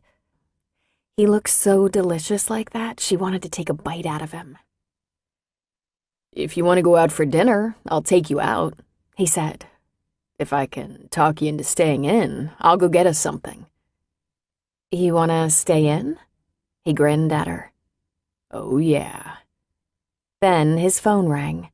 He pulled it out of his pocket, looked at the ID, and picked up. "Hi, Mom." He listened for a little while, nodding as though his mother might hear it. "You need me to fix that now?" A pause. "You did? I wish you wouldn't do that. I know it was irritating, but what if you fell? All right, I didn't mean to offend you, but really, don't do it again, all right?" "Well, thanks, but I'm actually going out tonight, so tomorrow I'll have errands and have to get ready for school." Nothing too exciting." He winked at Emma. "Just having a glass of wine with a lady friend." "I don't think so, which is how I'd like to keep it for now. Listen, if you need me to help with those Christmas decorations..." "Jock is?" "Okay, I appreciate the pass, and I'll get the lights up after school one day this week, so no ladders. Talk to you tomorrow? Great." He put the phone back in his pocket. Her smoke alarm was beeping because the battery was dead, and she climbed up on a stepladder in the stairwell and changed the battery. She's perfectly capable, but I hate thinking of her up on a ladder.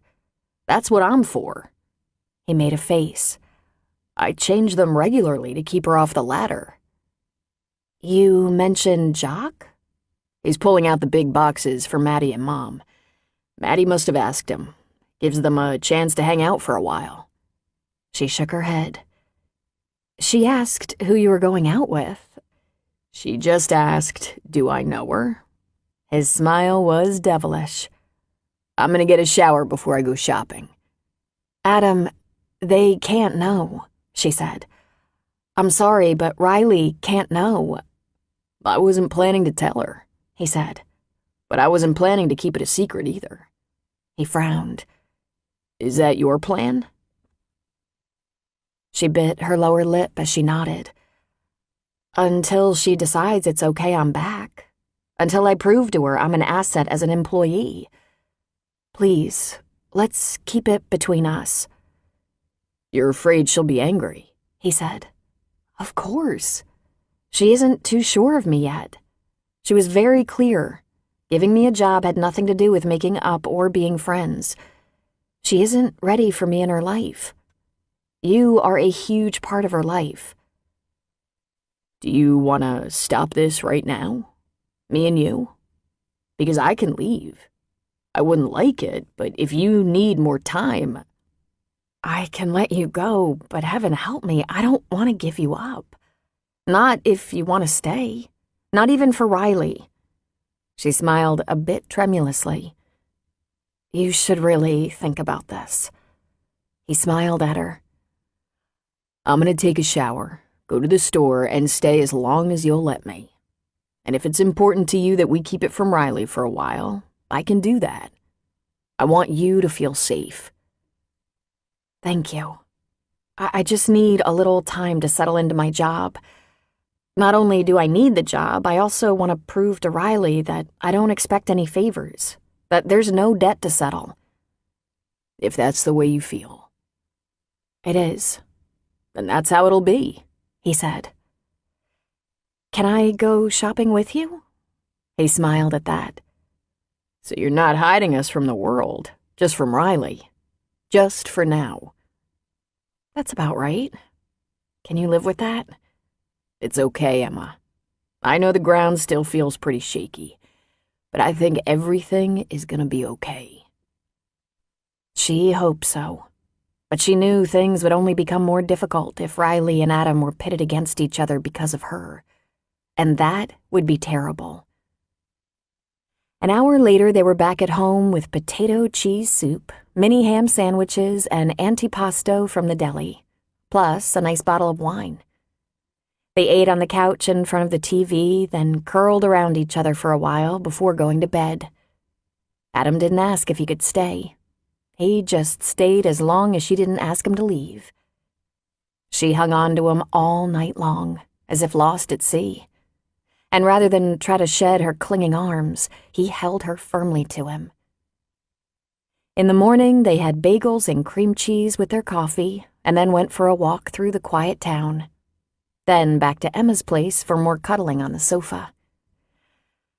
"So this is normal, is it?" she asked, relaxed and blooming under his touch. "You'll get used to it," he said.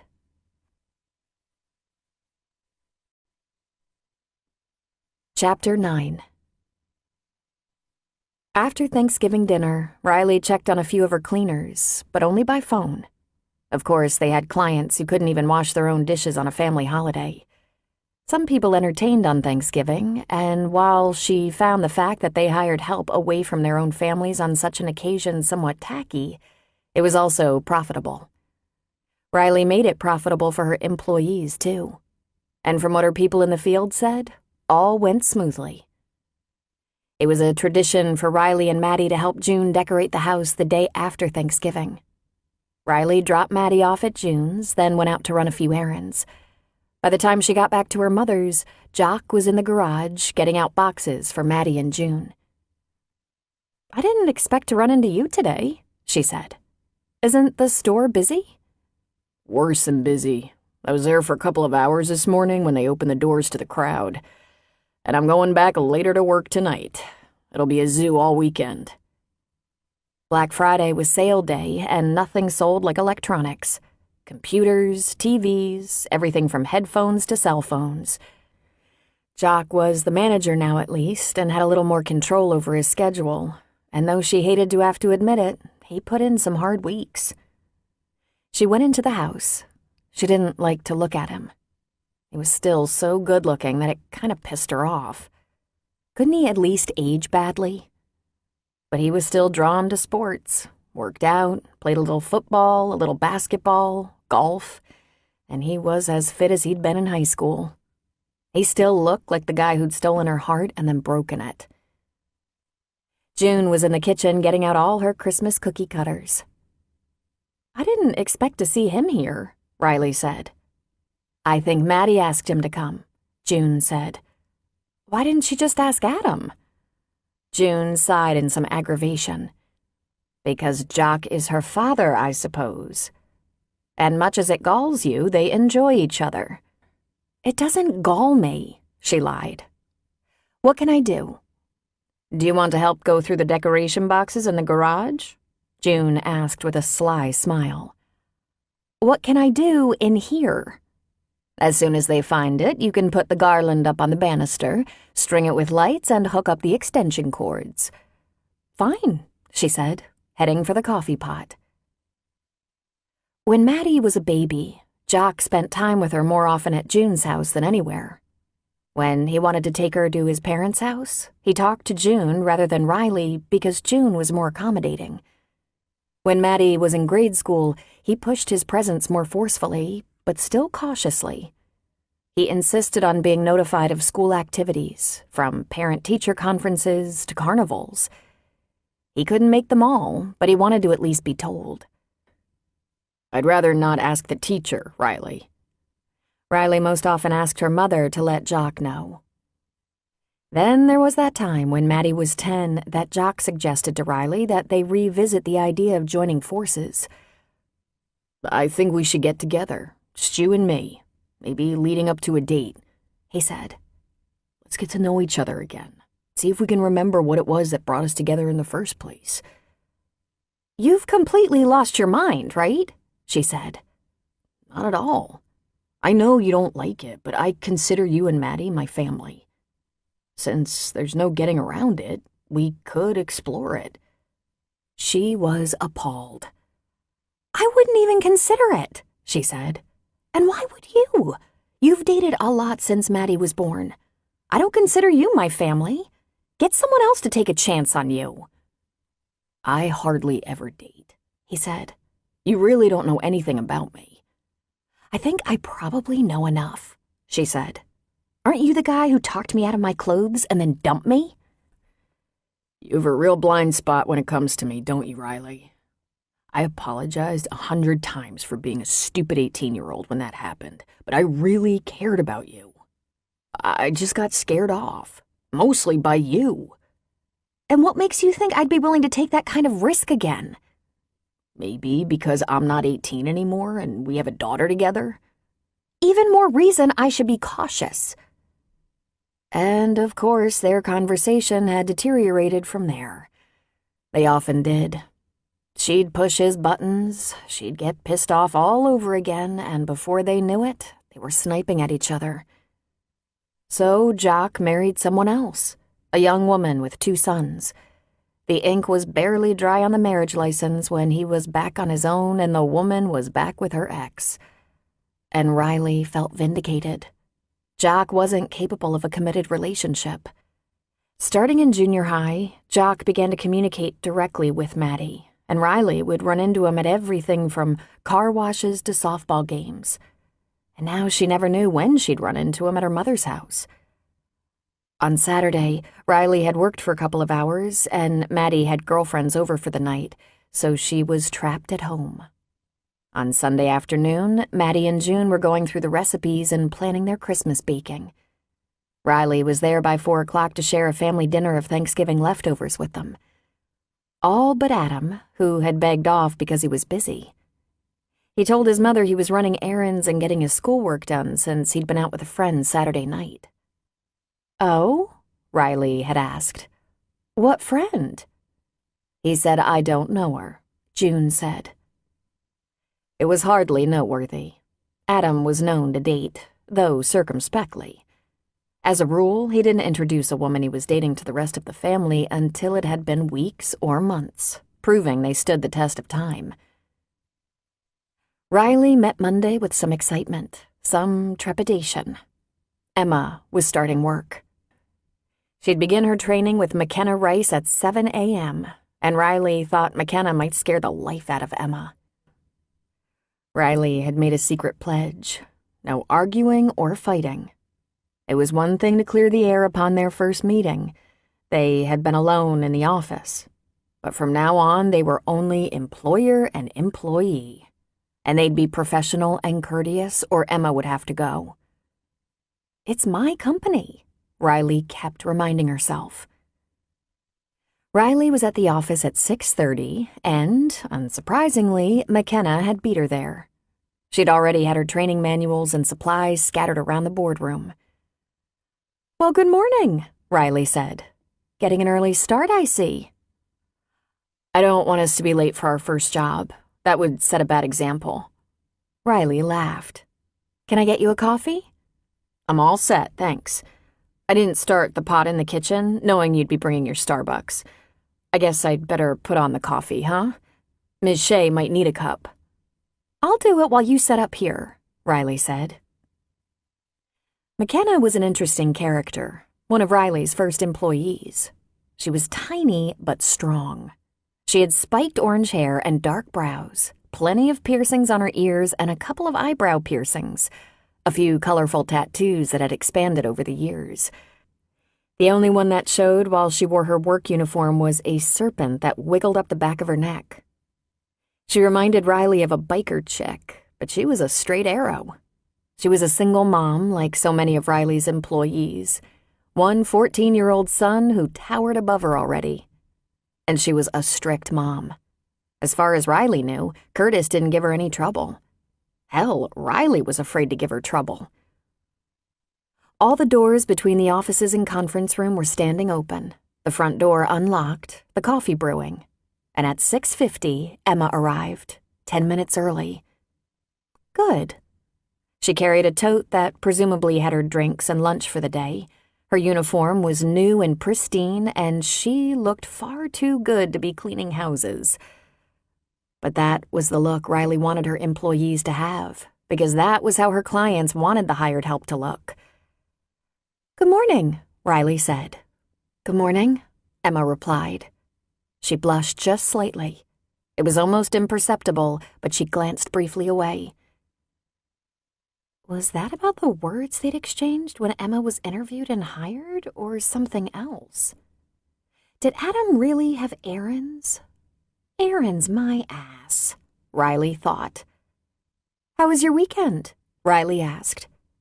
"Very nice, thanks. I had the best Thanksgiving. The lady I'm renting from and her girlfriends, all widows, a bit beyond a certain age, had dinner and included me. It was fantastic." "Good. What about Rosemary?" "Didn't you know? Rosemary and her third husband, Vince, moved to Palm Springs years ago. I haven't heard a word from Lauren or Anna. I'm not even sure if they're still around here. With any luck, Rosemary and I are finished. I haven't heard from her since Richard's death." Riley made a face. "With any luck," Riley muttered under her breath. She led Emma to the conference room. "McKenna's ready for you. McKenna, this is Emma Shea." Emma put out her hand. "Pleased to meet you, and thank you. I'll try to be your star pupil." "They all say that. Get yourself a cup of coffee if you like. We're going through the handbook first. Coffee's in the kitchen." Emma reached into her bag. "I brought my coffee," she said, pulling out a large thermal cup. "Save it for later. Get office coffee while you can. Meet me in here." "Thanks," Emma said, heading for the kitchen. Riley went to her desk. No, surely not, Riley thought. Surely Adam wasn't spending more than a little time with Emma. He wouldn't get romantically involved with her, would he? Weren't they all conflicted enough without that? I will fire her, Riley thought. Emma eyed the handbook, a large spiral notebook 2.5 inches thick. "We're going to start with some important company rules and guidelines.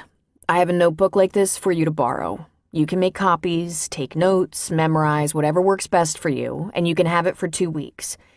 There's always a book in the office. Nick Cabrini, Director of Operations, has this book on his computer and phone. I have one at all times, and you can stop by here or call any of us with questions. Let me put that more clearly. If you have a question, please check the book to make sure you're acting within company policy before doing anything." Emma frowned. "Like?" "I'm going to tell you." McKenna flipped open the book. "Nick or Riley give the estimates, and unless there are special conditions, the client contracts for our basic house or office cleaning services, which are very thorough. We'll go over the basic in a few minutes. Extra duties must be approved by Nick, and he will make a charge, so please don't quote prices to the client. Extras include things like windows, refrigerator-freezer cleaning, garage cleaning, patio and outdoor furniture cleaning, cupboard clearing, laundry, special event cleanup like receptions, holiday entertaining, etc. We don't provide child care or care of the elderly or infirm. We're not plumbers. We don't unplug toilets. If they can't figure it out, we have subcontractors. Plumbers, electricians, pool service, chimney sweeps, landscapers, and gardeners, and so on. There's a very long list right here." She tapped a page in the book. "It's routine for our clients to ask for more without considering the time and expense, so we have a standard. We never use the client's cleaning supplies. Only ours are approved. They've been known to come up with weird concoctions that stain, damage, or create noxious fumes. They can damage their own possessions. Likewise, you'll learn about materials and cleaning agents and will not take the homeowner's cleaning advice, for your own protection. When the lady of the house says, 'Just use a little bleach on this oriental rug,' you will explain that doesn't match your instructions and offer the services of our in-house expert, Nick, who will be happy to consult before we have to buy her a new rug. And if you think clients haven't tried to dupe the poor, stupid cleaning lady into ruining something so it can be replaced for free, you're unbearably naive. For breakage, which is going to happen, we have insurance with a high deductible. The company will cover each team member for the first $50. That's the odd wine glass, ashtray, soap dish, or plate. We use only the front powder room if the need for a bathroom arises, and if there is no powder room, we'll designate an appropriate restroom in the home. We don't eat in the client's house, but a drink of bottled water, our own, is appropriate. We don't accept new or used gifts or clothing. Under any circumstances. If they want to tip you in cash, it's acceptable. Individual cleaning teams cannot offer discounts or additional work without being approved. We don't develop personal relationships with our clients. Be cheerful, helpful, and courteous. If someone wants to discuss problems, if they're not cleaning problems, explain that you're not at liberty to offer advice or act as a confidant.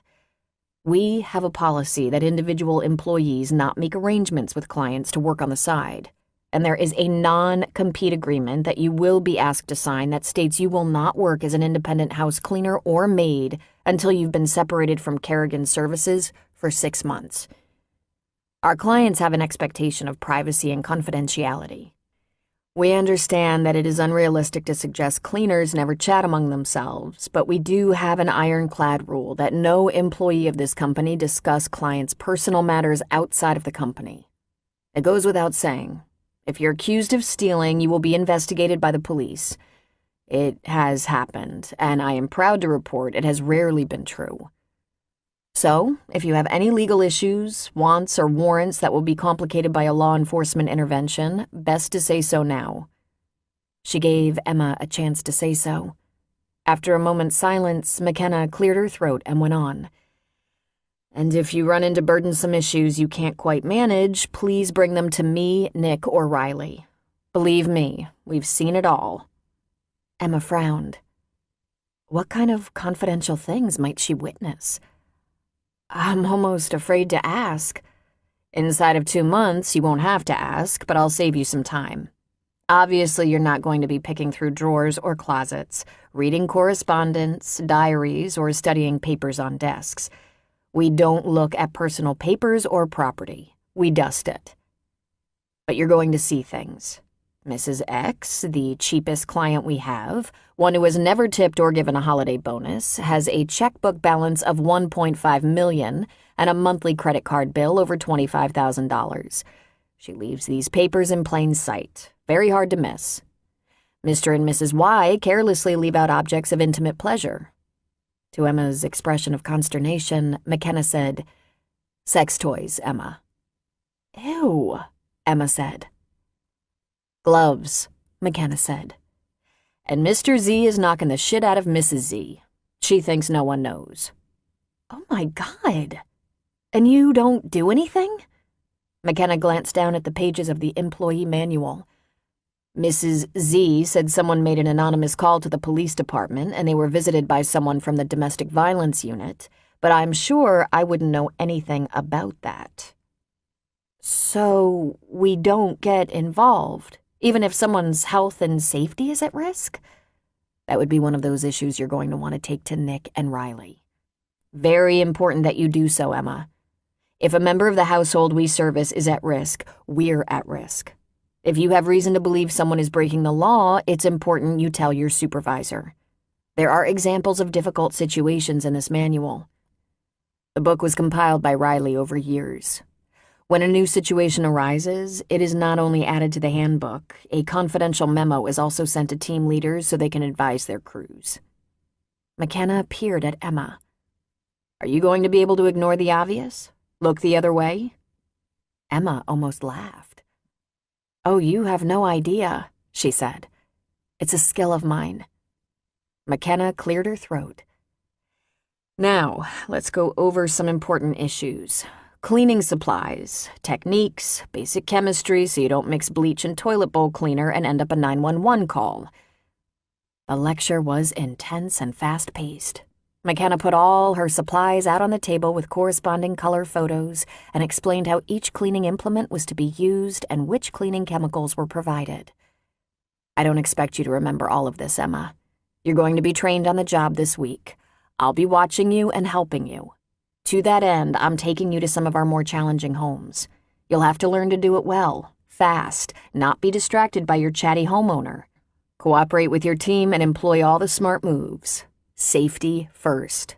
Don't lift anything over 40 pounds. Use your legs, not your back. We have knee pads in the van if you want them, as well as smocks and aprons. And do protect your uniform as much as possible. You're bound to get dirty, but avoid bleach marks or grease stains if you can. Then the little pixie smiled and said, "Ready?" "Oh, God," Emma said. "Good. Help me put this stuff away." And with that, they gathered up all of McKenna's training aids and headed out of the office, getting in the van. 2 other team members, Shauna and Deli, short for Delilah, were already there and ready to roll. Shauna held a clipboard. "Okay, first house I have linens and dusting. Deli has the kitchen and hardwood floors. The newbie Emma is passing the vacuum. Do not forget the stairs. Do not slam the vacuum into walls or furniture. And it is with vengeful pleasure I give the bathrooms to McKenna." "You don't scare me," McKenna said. "You scare me," Emma said. "Make nice tracks with that machine, Emma," Shauna said. "The clients like the tracks. The little things keep us popular." "Is dusting the primo job?" Emma asked. They all laughed. "It's the least difficult," McKenna said. "But there are blinds, high shelves, ceiling fans, plants, light fixtures, wooden furniture, books. It's endless. It's hard to be fast and keep breakage down. It takes practice. The vacuum is hard but safe." "And the bathrooms are the worst job?" "Sometimes, depending on the client," Shauna said. "Some of them aren't, how should we say it, clean," McKenna supplied. "Kitchens are hard. You never know what's happened in the kitchen this week. It could have been a big dinner out or a takeout week, or there could have been a lot of cooking. Greasy, splattering, nasty cooking. People with regular cleaning service get a little lazy about a thorough cleaning after cooking. They never oil their cabinets or wash the floors. I hate cleaning kitchens," Shauna said. Then it seemed like in minutes they were there. "Let's do it," McKenna said. And they hit the ground running. Emma was home in her little house at 6. She walked in and collapsed on the sofa. It wasn't until she was in that position that she realized she still wore her knee pads. The last house of the day, she got the bathrooms. 6 of them. Everyone had been thoroughly used. If possible, the sinks were the worst she'd ever seen. The family must have been the hairiest family on the planet. They were obviously descended from the Yeti. The toilets, she couldn't think about them. When she got some energy, she would call Adam. He had texted sometime after 3 that he couldn't wait to hear about her day. There hadn't been a moment yet. She went from the cleaning company's van directly to her car and straight home. Her carry pouch was empty of drinks and snacks. She was famished, and she was sure there wasn't anything left in the house from her weekend with the bottomless pit, Adam. He'd bought plenty of food to sustain them during their honeymoon, and he'd eaten all of it. There was a knock at her door. It was unrealistic to expect it was a huge takeout order. Possibly it was Penny. She lifted her head. "Please be the pizza delivery boy," she called out weakly. "How was your day, dear?" Adam. He stood over her, smiling. "Oh, God." She struggled to sit up. He was holding bags. "Oh, you brought sustenance." "Knee pads," he said, grinning like a fool. "Nice touch." "What's in the bags?" she said, frowning at his attempt at humor. "Food. Stuffed salmon, rice, Italian beans, bagels and muffins for the morning, milk for your coffee, a couple of sandwiches for you to take to work tomorrow." "Oh, you are a perfect man." "You're hungry?" Starving, but these hands cannot go near food. My hands have been places. Never mind, he said. He put his parcels on the table and went to sit on the chair facing her. I've worked for Riley. 120 teenagers every day is like a paid vacation. He touched the hair at her temple. I also brought wine. Can you uncork it and just pour it straight down my throat? Tougher than burger hell? She was right. I was worked hard. She used to say, people have dirty lives and we clean them up. I don't have to stay for dinner. I won't be offended.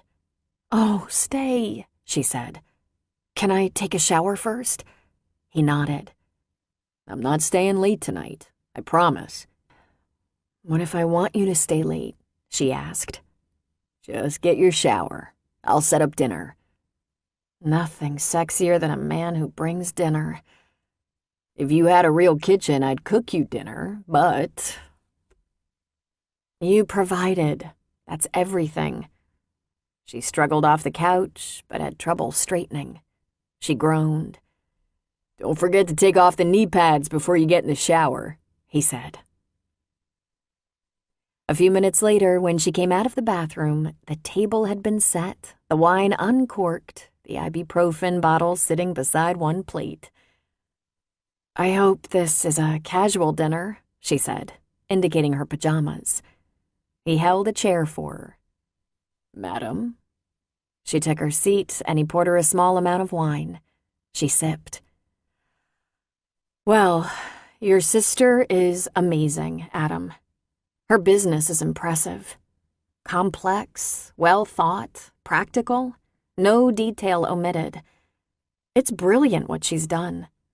I have an employee manual I can barely lift. Spent the day with a trainer. She sipped again. I had a personal trainer in New York. I was not worked nearly as hard by him. Adam chuckled and served their food. I know McKenna, he said. She's a little demon, isn't she? Depends on what you mean by demon. She's quite the handler. 5 feet of brute strength and fearsome threats. I guess Riley hired her when there were no mob bosses or biker gang enforcers available. Where'd Riley find her? I can't remember, he said. She's been around forever. She's a fixture in the company. Riley keeps trying to move her into a management position, and McKenna wants nothing to do with it. She likes her work, and she's good at it. She agreed to work as a supervisor and trainer so it would be done right. I met Nick, she said. He seems nice. Stay on his good side, Adam advised. Some of the women make the mistake of thinking they can sweet-talk him. There are 2 people who can sweet-talk Nick, and the first is his mother. And Riley? She asked. You've been away from Riley too long. She doesn't sweet-talk anyone. The other, oddly enough, is McKenna, though she rarely tries. McKenna eats nails for breakfast, and she don't need no stinking man. This morning she had me instead of the nails, she said. She sampled the salmon. Oh, Adam, I think I'm getting turned on. He laughed at her. When he was seated across from her on the green chair, she went after her dinner in earnest, trying not to gobble. I didn't make a single mistake, she finally said. I did everything right. Well, McKenna inspected my carpet tracks, my shining bathrooms, my oiled hardwood, and made a few comments, but nothing much. Clearly it was good enough, better than good enough. Those women are workhorses. They're good, he agreed. McKenna indicated I was with an exceptionally good team this week, but they weren't all this good. She also said sometimes there's a weak link, but she didn't say how she knew who that was. Do they tattle on each other? Sometimes, but that's not how they do it. They measure client complaints and watch for similarities. Then Nick and McKenna get involved with the team. Often they'll split them up and move them around. Once they figure out who's not getting the job done, they try training, counseling, observing. They almost never have to fire someone for not working. It's other stuff. Like what other stuff? Absenteeism, tardiness, breaking policy. The most irresistible is taking used clothing from clients. Obviously, most of Riley's employees aren't well off, and those high-end clothes are tempting. I never found out why that's not allowed, she said. He chewed thoughtfully. The risk that they'll be accused of stealing them is too high, and there's no way to get to the bottom of it.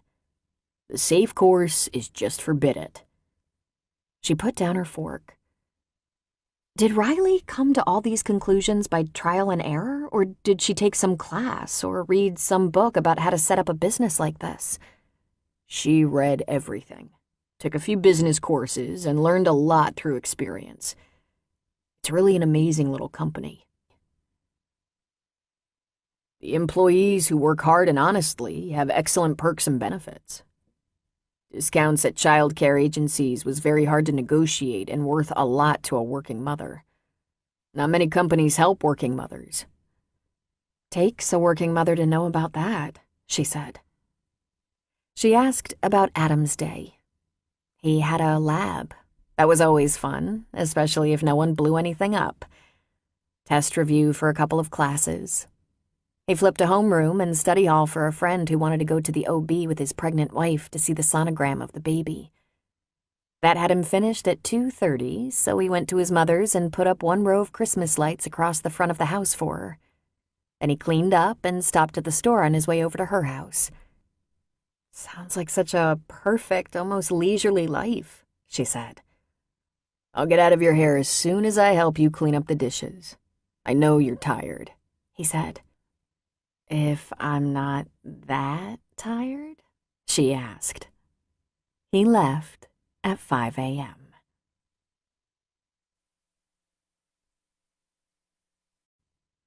Chapter 10.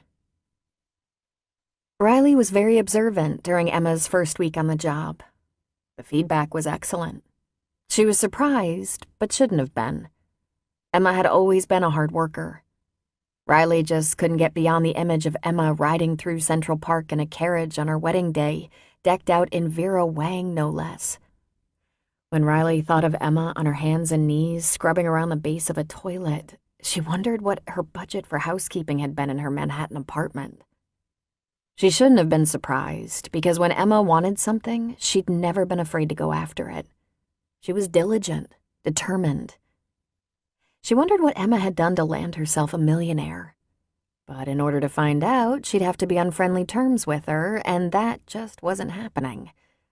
Employer and employee, that was who they were. Emma had always had to be enterprising. Her childhood had been tough. Her father's sudden death left her essentially alone. Alone, but for Riley and the Kerrigans. Somehow, Emma got through the worst of it with grace. She always managed to work hard, get by, put a good face on it, like she was doing now, acting like it was her lucky goddamn day she got a job cleaning. Really? She'd survived so much. Riley felt sorry for her, but she was also feeling something else. Trouble, unease, distrust. Maybe envy? Why would you envy someone who'd had so many bad knocks? Because she was the beautiful, strong, and tragic princess. No one would ever see Riley that way. Riley was the tough poor girl who made good. For that, she'd get applause. But Emma? In her mind, she saw that news clip of her on the courthouse steps, broken and crying, then rising stoically, lifting her regal chin and slowly descending as if she were on the red carpet, damaged shoe notwithstanding. Even in her most devastating moments, always chic, always poised. In fact, Emma could wear devastation like a crown. Friday night after work, Riley dropped in on her mother. June was puttering around in her old kitchen. June was always cooking. She would never stop working even though Riley and Adam had convinced her to retire. So now she volunteered. At the church, in the neighborhood, at the animal shelter. A mangy-looking dog wandered into the kitchen, walking slowly as if her feet hurt. "And who is this?" Riley asked. "This is Beatrice. Isn't she lovely?" Riley gave a short laugh. "Actually, she's pretty ugly." "Shh! Be nice now. Beatrice has had a rough time of it. She's going to need a little time to regain her former beauty. But she's a lovely lady and needs a place to relax until she has her forever home." "If the whole world were as kind as you." "Where's Maddie tonight?" "Hanging out at Kylie's house? Studying," she said. "Ha!" June laughed. "On Friday night? What do you suppose they're really doing?" Beatrice wandered over to the doggy bed in the corner of the kitchen, and June told her she was a good girl. "Eating junk, calling boys, practicing dance steps, plotting things. But Kylie's mother is home tonight, so they can't get into too much trouble." She smiled as she looked at June, her elderly mother. June was 63, kept her short hair a dark auburn color, still wore a size 10, and her eyes sparkled with mischief. She'd worked hard all her life, and it had kept her in excellent shape. Except her feet gave her fits. She'd used them well, cleaning and waitressing, and sometimes they screamed in protest. But she was in excellent health and fitness otherwise. She looked her years, but beautifully so. She would be termed a handsome woman. "What are you building over there?" Riley asked from her place at the breakfast bar. "I'm making a meatloaf," June said. "I'm so bloody sick of turkey, aren't you?" "God, yes. But you got a lot of mileage out of it," Riley said. "Why don't we have a glass of wine?" "Perfect idea," June said. "So, Adam's coming to dinner?" "Not tonight. He stopped by after school yesterday to put the trash on the curb because apparently I'm too feeble to get it there." She laughed, washed her hands, and wiped them on the towel. "What are you going to do with that meatloaf, then?" "Well, I'm going to eat some, with mashed potatoes. I could share some with you if you're interested. Then I suppose I'll freeze it, but I'm damn sure not eating another bite of turkey, at least until Christmas. But obviously I haven't had enough of mashed potatoes yet." She opened the refrigerator and pulled out a chilled bottle of white, already opened. "It's not as fancy as your preferred label, but will this do?" "Certainly," Riley said. June poured them each a glass, and Riley took a sip. "Has Adam seemed to be awfully busy lately?" she asked June. "I don't know," June said. "I talk to him almost every day. I haven't needed him for anything, just the lights, which he finished this week. I hate doing the lights." "I've hardly talked to him," Riley said. "Do you need him for something, Riley?" "Well, no, but we usually talk longer than a minute. He hasn't been to dinner since Thanksgiving." "He took some leftovers on Friday night, I think. He said that should do it for him." "I think something's going on with him," Riley said. "And I should probably tell you," she took another sip of her wine. "Emma's back in town." "I know," June said. "She got back a few months ago, right?" "I gave her a job," Riley said. "Good for you. I hope to see her one of these days. I haven't gone looking for her. I'm sure she needs time to adjust to being back.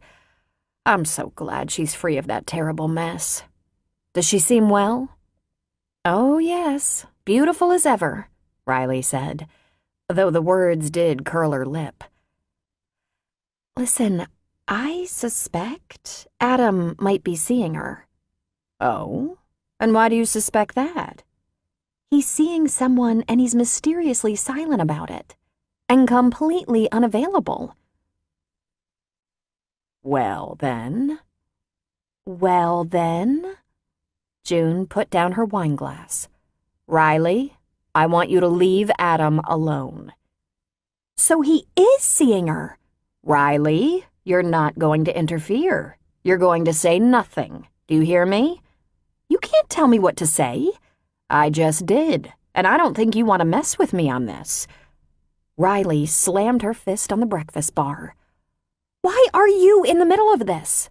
You seem to know what's going on well enough that you're telling me what to do, what to say." "I know about as much as you do. When Adam wants us to know more, he'll fill us in. Until then, you'll leave it alone." "Did he tell you he was seeing her?" June shook her head. "He told me she was back, that he ran into her and had a glass of wine with her one evening, gave her your business card, and even though there's a good chance you'd work her to death, he hoped Emma would call you about a job. He had all faith you would do right by her. She'd be in a good work environment with fair pay. And I have absolutely no doubt that's what you did." "I don't want her with Adam." "I think if you voice your opinion to Adam, you're going to get nothing but trouble. Telling him who he should or shouldn't date is overstepping your rights as a sister. You'll piss him off. You'll piss me off, for that matter." "I don't entirely trust her," Riley said. "Then you'll keep your distance. What the rest of us do is up to us, not you. Besides, what makes you think Emma is ready to be seeing any man? Hasn't she been through enough with a man?" "Well, of course," Riley said. "But why are you acting like you know if you don't know?" "I said he didn't tell me," June said. "Of course I know. I've always known." "Known what?" Riley demanded, getting pissier by the second. June took a breath. "Adam has been in love with Emma since she was 15. I threatened him with murder if he went near her before she was 18.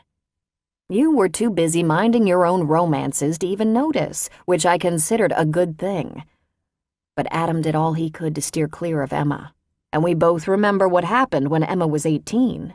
She went away to college and never came home."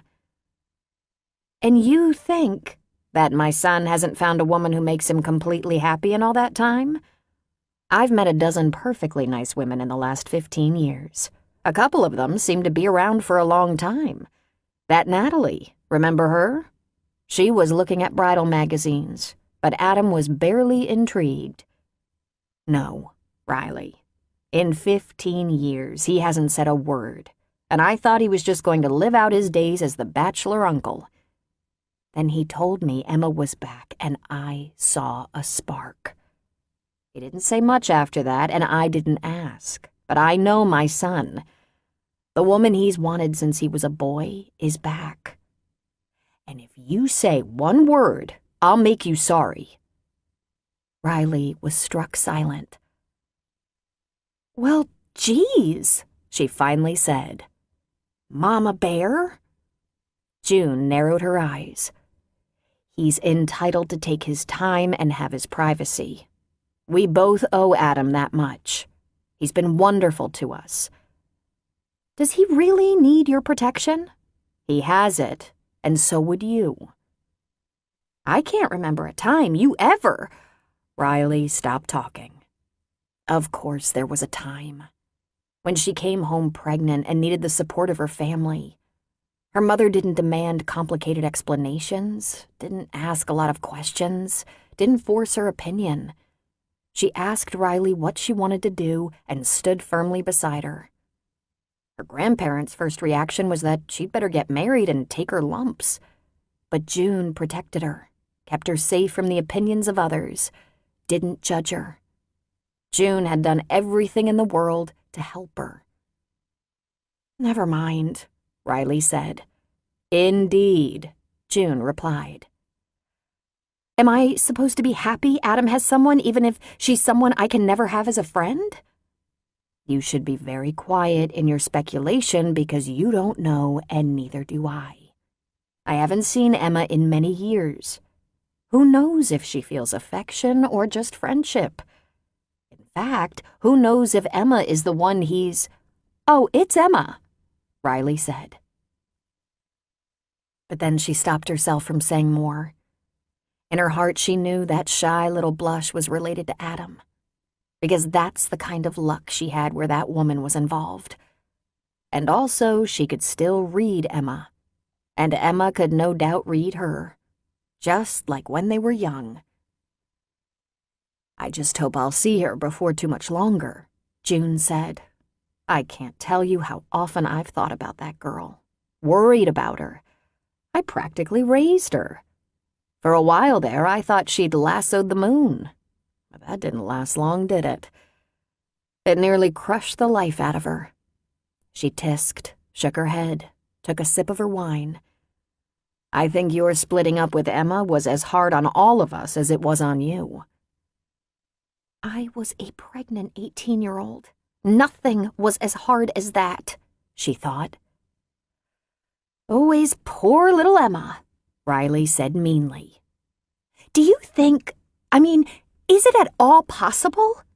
Honestly, you think Adam has been waiting for her all these years?" June thought about that. She shook her head.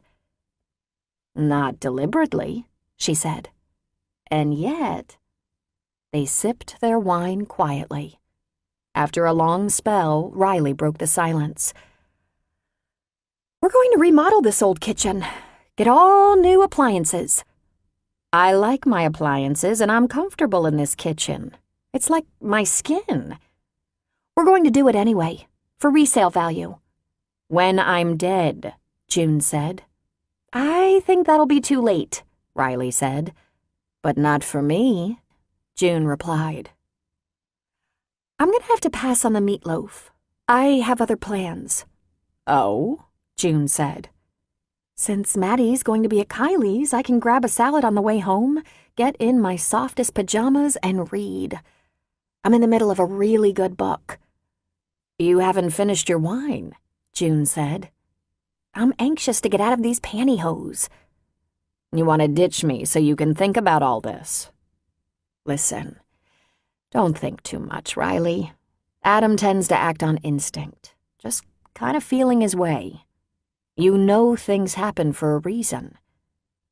"Not always," she thought. "But yes, sometimes." Whether this was one of those times was still an unhappy mystery. She stood. "I'm not going to think. I'm going to read and relax and enjoy a quiet evening. I hope I haven't disappointed you." "I'm fine. I've become very happy about my own quiet time." Riley kissed her mother's cheek. "I won't say a thing. I won't even make a face.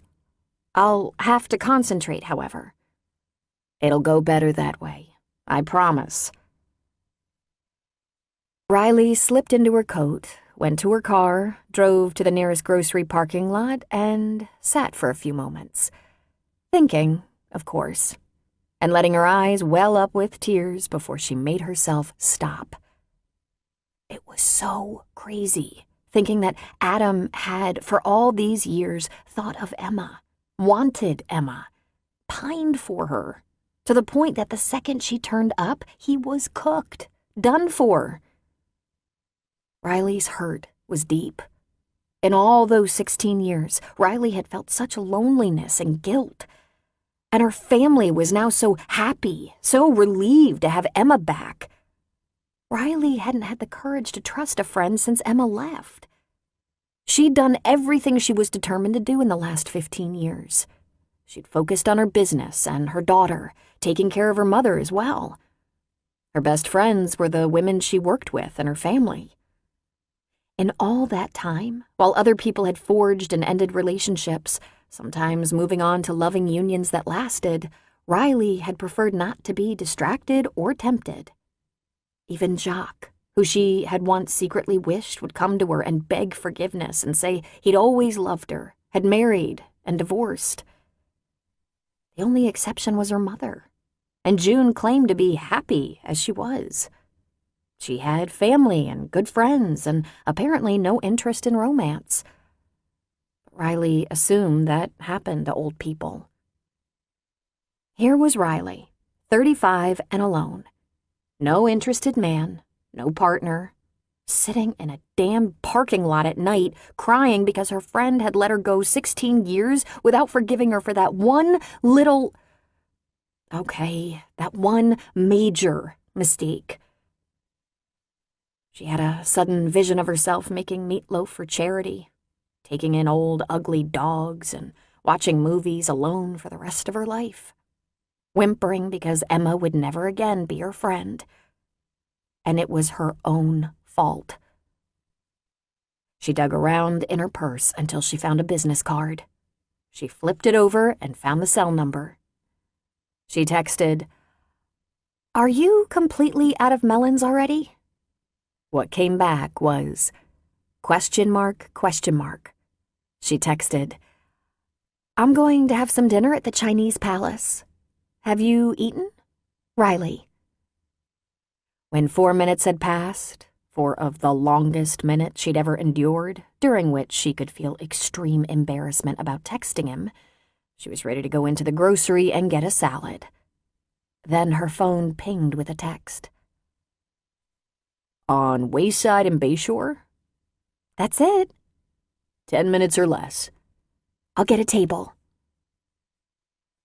Riley kept telling herself it was an experiment, just to see if she had any game left after all these years. She'd had the most uncomfortable feeling in her chest when she realized that not only had Adam managed to brave a relationship, but Emma had somehow bounced back too, after probably the most destructive relationship of all time. So who better to try this out on than a guy who intrigued her and was as safe as dating a member of the Royal Guard? He was a cop. If he gave her the least trouble, she'd call the police chief, whom she'd met on several occasions at community functions. The only thing that could make this better would be if one of her teams cleaned the chief's house. While she waited for Logan Danner, she ordered wine and pot stickers. This might take more than one wine. Would he give her a breath test before she got in her car? Her pot stickers had barely arrived when he came in the door, and she got instant nerves. He was attractive. He wore jeans, a beige sweater over a white shirt, a leather jacket. His light brown hair was just a bit too long, not shaggy, but no buzz cut for this guy.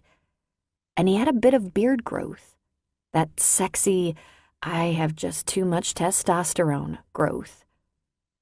He slid into the booth across from her and grinned. "Date night." "Don't get frisky," she said. "This probably won't work out to be anything." He shook his head. What an attitude. The waiter came over and he asked, "Have you ordered dinner, Riley?" "Just the pot stickers." "Great. Bring me a Qingdao," he said to the waiter. Riley had a look of confusion on her face. "Beer," he said, smiling. "In the end, you asked me out. How's that for a major upset?" "This isn't really a date. It's 2 people sitting in the same booth, eating dinner." "So you just couldn't stop thinking about me, is that it?" he asked. "That's not it at all," she said. He put his napkin on his lap. "So tell me about your day. That's how most dates start out. Which, by the way, is usually 2 people sitting in the same booth eating dinner." She leaned her head into her hand. "I knew I'd live to regret this." He laughed at her. "Okay, we'll start with my day. I was off today. I had stuff to do.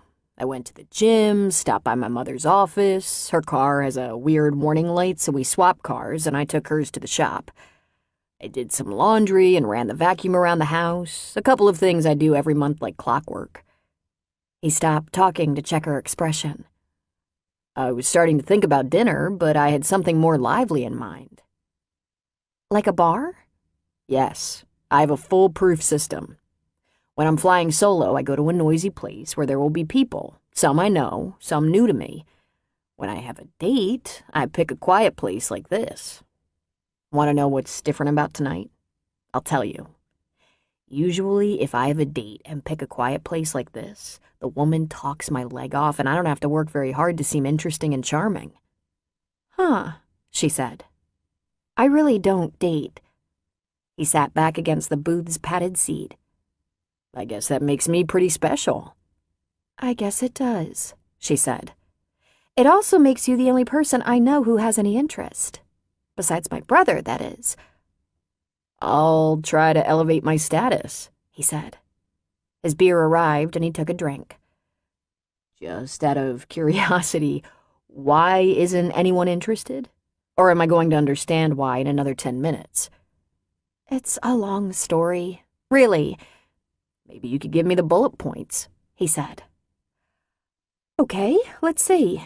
I'm a single mother. When my daughter was little, very little, I was so focused on working, staying one step ahead of the bills. I absolutely did not consider a date. I probably wasn't very Nice, he asked, lifting his brows. I was going for another word, like receptive. So you were so not receptive that before you knew it, you gave off a vibe? He cocked his head and waited. And this is your interesting, charming side? She asked. She sighed. Let's just order, she added, opening her menu. Vibe, he said under his breath. She lifted her hand and the waiter was back at their booth. I'll have the chicken and broccoli with rice and egg drop soup and... She looked at him. Need a minute? She asked. He didn't even open the menu. Shrimp lo mein, garlic chicken, another beer. You already knew what you wanted? She asked. I've been here before. I live about 2 miles down Wayside. So, how old is your daughter?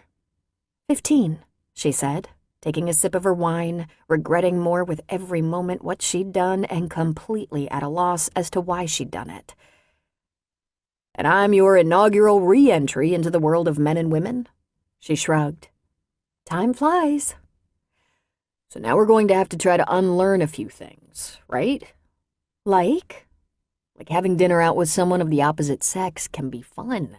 Getting to know someone new is like, well, making a new friend who has had experiences you haven't had can be stimulating. I can tell you lots of things about police work if you're interested, and you can tell me lots of things about,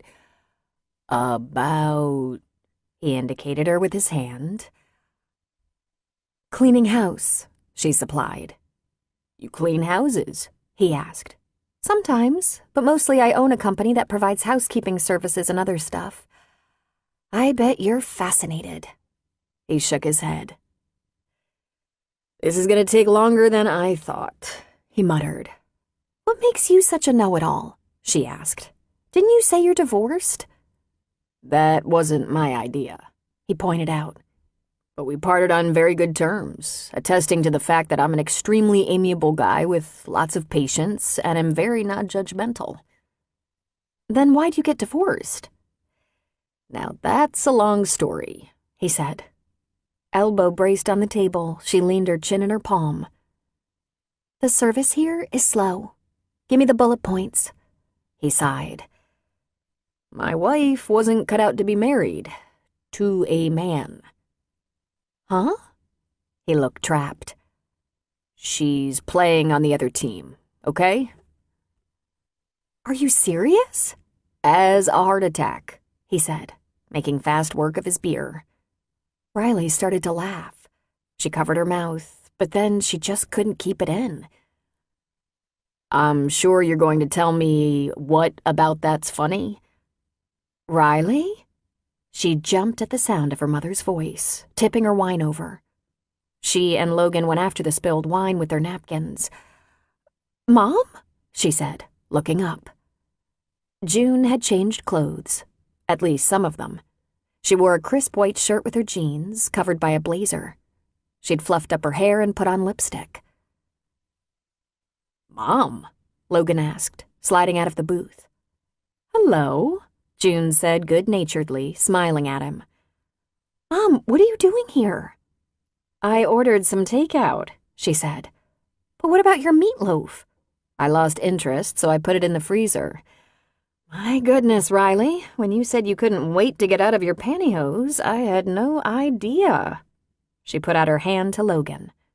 I'm June Kerrigan. Pleasure to meet you. I'm Logan Danner.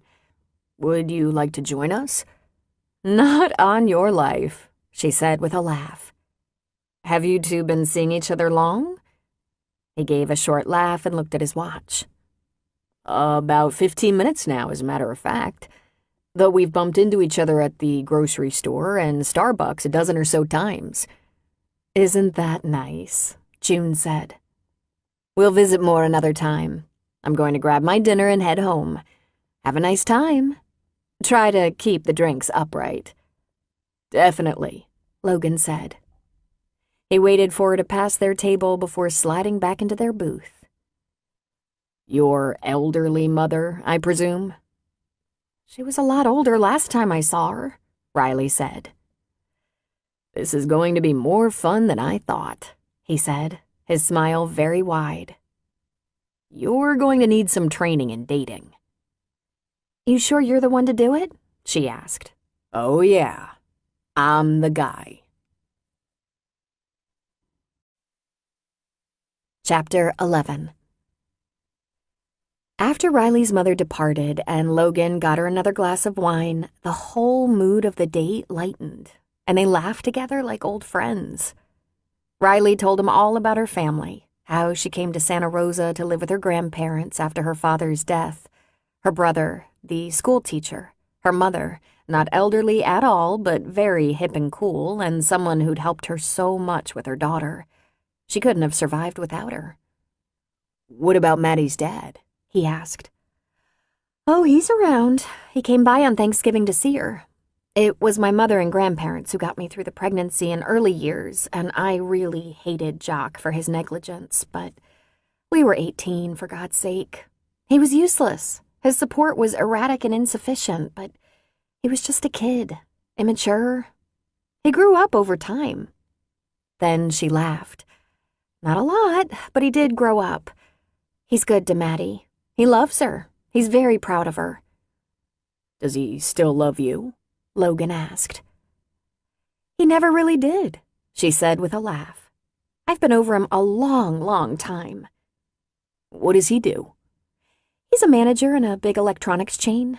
You know the guy. Short-sleeve dress shirt, bad tie, khaki pants, sort of athletic-looking, and he watches over the nerds who help you find just the right phone or laptop or speakers. He's very personable, kind of perpetually happy, a little bit like a puppy. Now that I'm over being pissed off at what a lousy boyfriend he turned out to be, we get along all right. What about you and your ex?" "I think I told you, she's my sister's best friend. My sister's married," he paused and grinned, "to a man. They're not that kind of best friends. And my ex is a nice person, a real nice person. I admit it threw me, but that was years ago. I'm over it. She's happy. She has a good life. She's successful." "But you took some heat?" "I'm a cop. What do you think? There are some good women in the department, but it's still mainly a guy's shop, and yes, they didn't let up for a long time. They still give it to me from time to time. But they also like my ex. Because she's," he shrugged, "likable. But it's mostly over now." "Mostly?" "Well, there's that odd first date when you have to explain your wife left you because she's a lesbian." "I'm sorry. I was very rude. I shouldn't have found humor in it." "You laughed your ass off," he pointed out. "Well, just before that revelation, you'd been way too confident." "So what does she do, your ex?" "Nurse practitioner. We dated a year, were married a year, been divorced 8 years. Still see each other all the time because she hangs out with Bernie, my sister." "It sounds kind of nice. Family-like." She smiled at him. "Let's have coffee," she suggested. Before Logan knew what was going on, over 2 hours had passed, and he'd had one of the best first dates he'd had in a long, long time. He found Riley to be funny, cute, sexy, and smart. He was intrigued by how she built her business. He loved hearing about the way she grew up, the family's struggles, the family's close relationship. She never once mentioned Emma Shea, and he grew hopeful that there was no strong connection between them.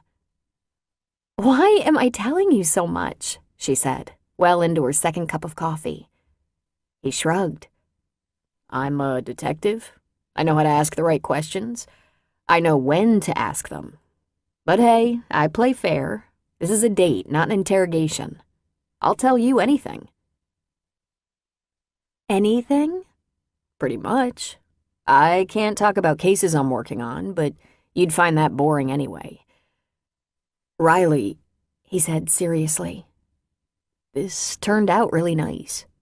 I think your mother catching you having a date broke the ice." "I think you're right," she said. "And I'm never going to hear the end of it."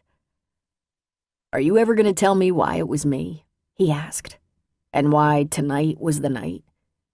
She wore a mysterious smile. "Maybe next time," she said. "Or the time after that." That's what I wanted to hear. Logan wasn't allowed a kiss that first night, but she did make plans with him for the next day. She agreed to meet him Saturday afternoon for a movie and early casual dinner. He took her to see a disaster film. A violent earthquake took out the entire West Coast, and if it had been a test, it was a very successful one. She loved the movie, and it had her nearly sitting on his lap through the whole thing. And then during a dinner of pizza and beer, he was more than happy to tell her his life story. Logan's parents had divorced because his father cheated on his mother when Logan was at a very vulnerable age of 13. Although his father never remarried and his parents seemed to have made their peace with each other, Logan wasn't over it. "I'm 38. My dad has always stuck around, made amends as best he could. I get along with him as well as possible, but the truth is, I'm still pissed." "That's a powerful grudge," she said. "Remind me not to make you angry." "Funny thing is, I don't think I'm that kind of person. Not really. I didn't stay mad at my wife, did I? My sister's fine with him. But we just rub each other the wrong way. And the rest of the family gets chronically annoyed with both of us. Maybe we just don't like each other that much." "Did you like him once?" she asked. "I worshipped him," Logan said. "And there's the problem," Riley said.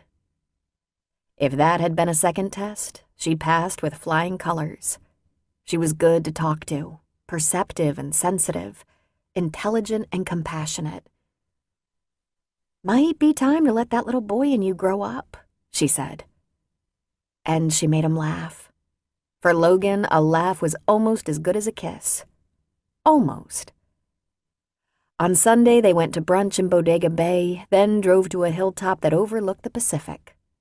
Once there, Logan got his kiss, and it was so excellent, he helped himself to several more. He got the message Riley was just as pleased because in no time they were making out like teenagers. And it was good.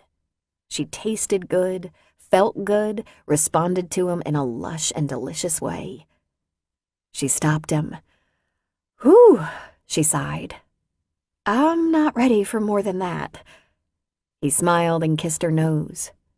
"That's fine. You're probably the smart one here. But you have to admit, we have ourselves a very nice start." "Meaning?" 3 dates in 3 days, good food, good talk, excellent making out." "Yes, and now the work week starts, and—" "And?" he asked. "I have long hours, family obligations. I don't usually have this much time to play around." He hugged her close. "I'm not playing, Riley. And I understand about schedules, work, family. How about if I call you? How about we stay in touch? In close touch. Let's work out when we'll get together again." "I guess." "You sound a little cautious," he said. "It's been a long time," she said. "But yes, let's talk." "When is it too soon to call you?" 15 minutes after we say goodbye today," she said. He laughed.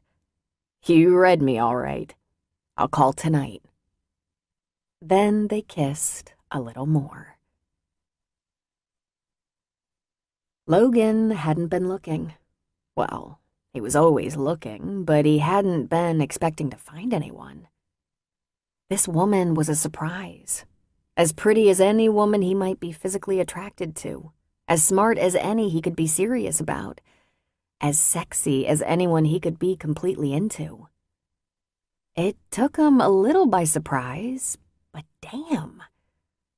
This one, he sincerely believed, had some outstanding staying power. A few things would have to be managed, however, like the case he was working on, and the fact that Riley had only crossed his path because he'd been watching Emma Shea. They talked late Sunday night, too late.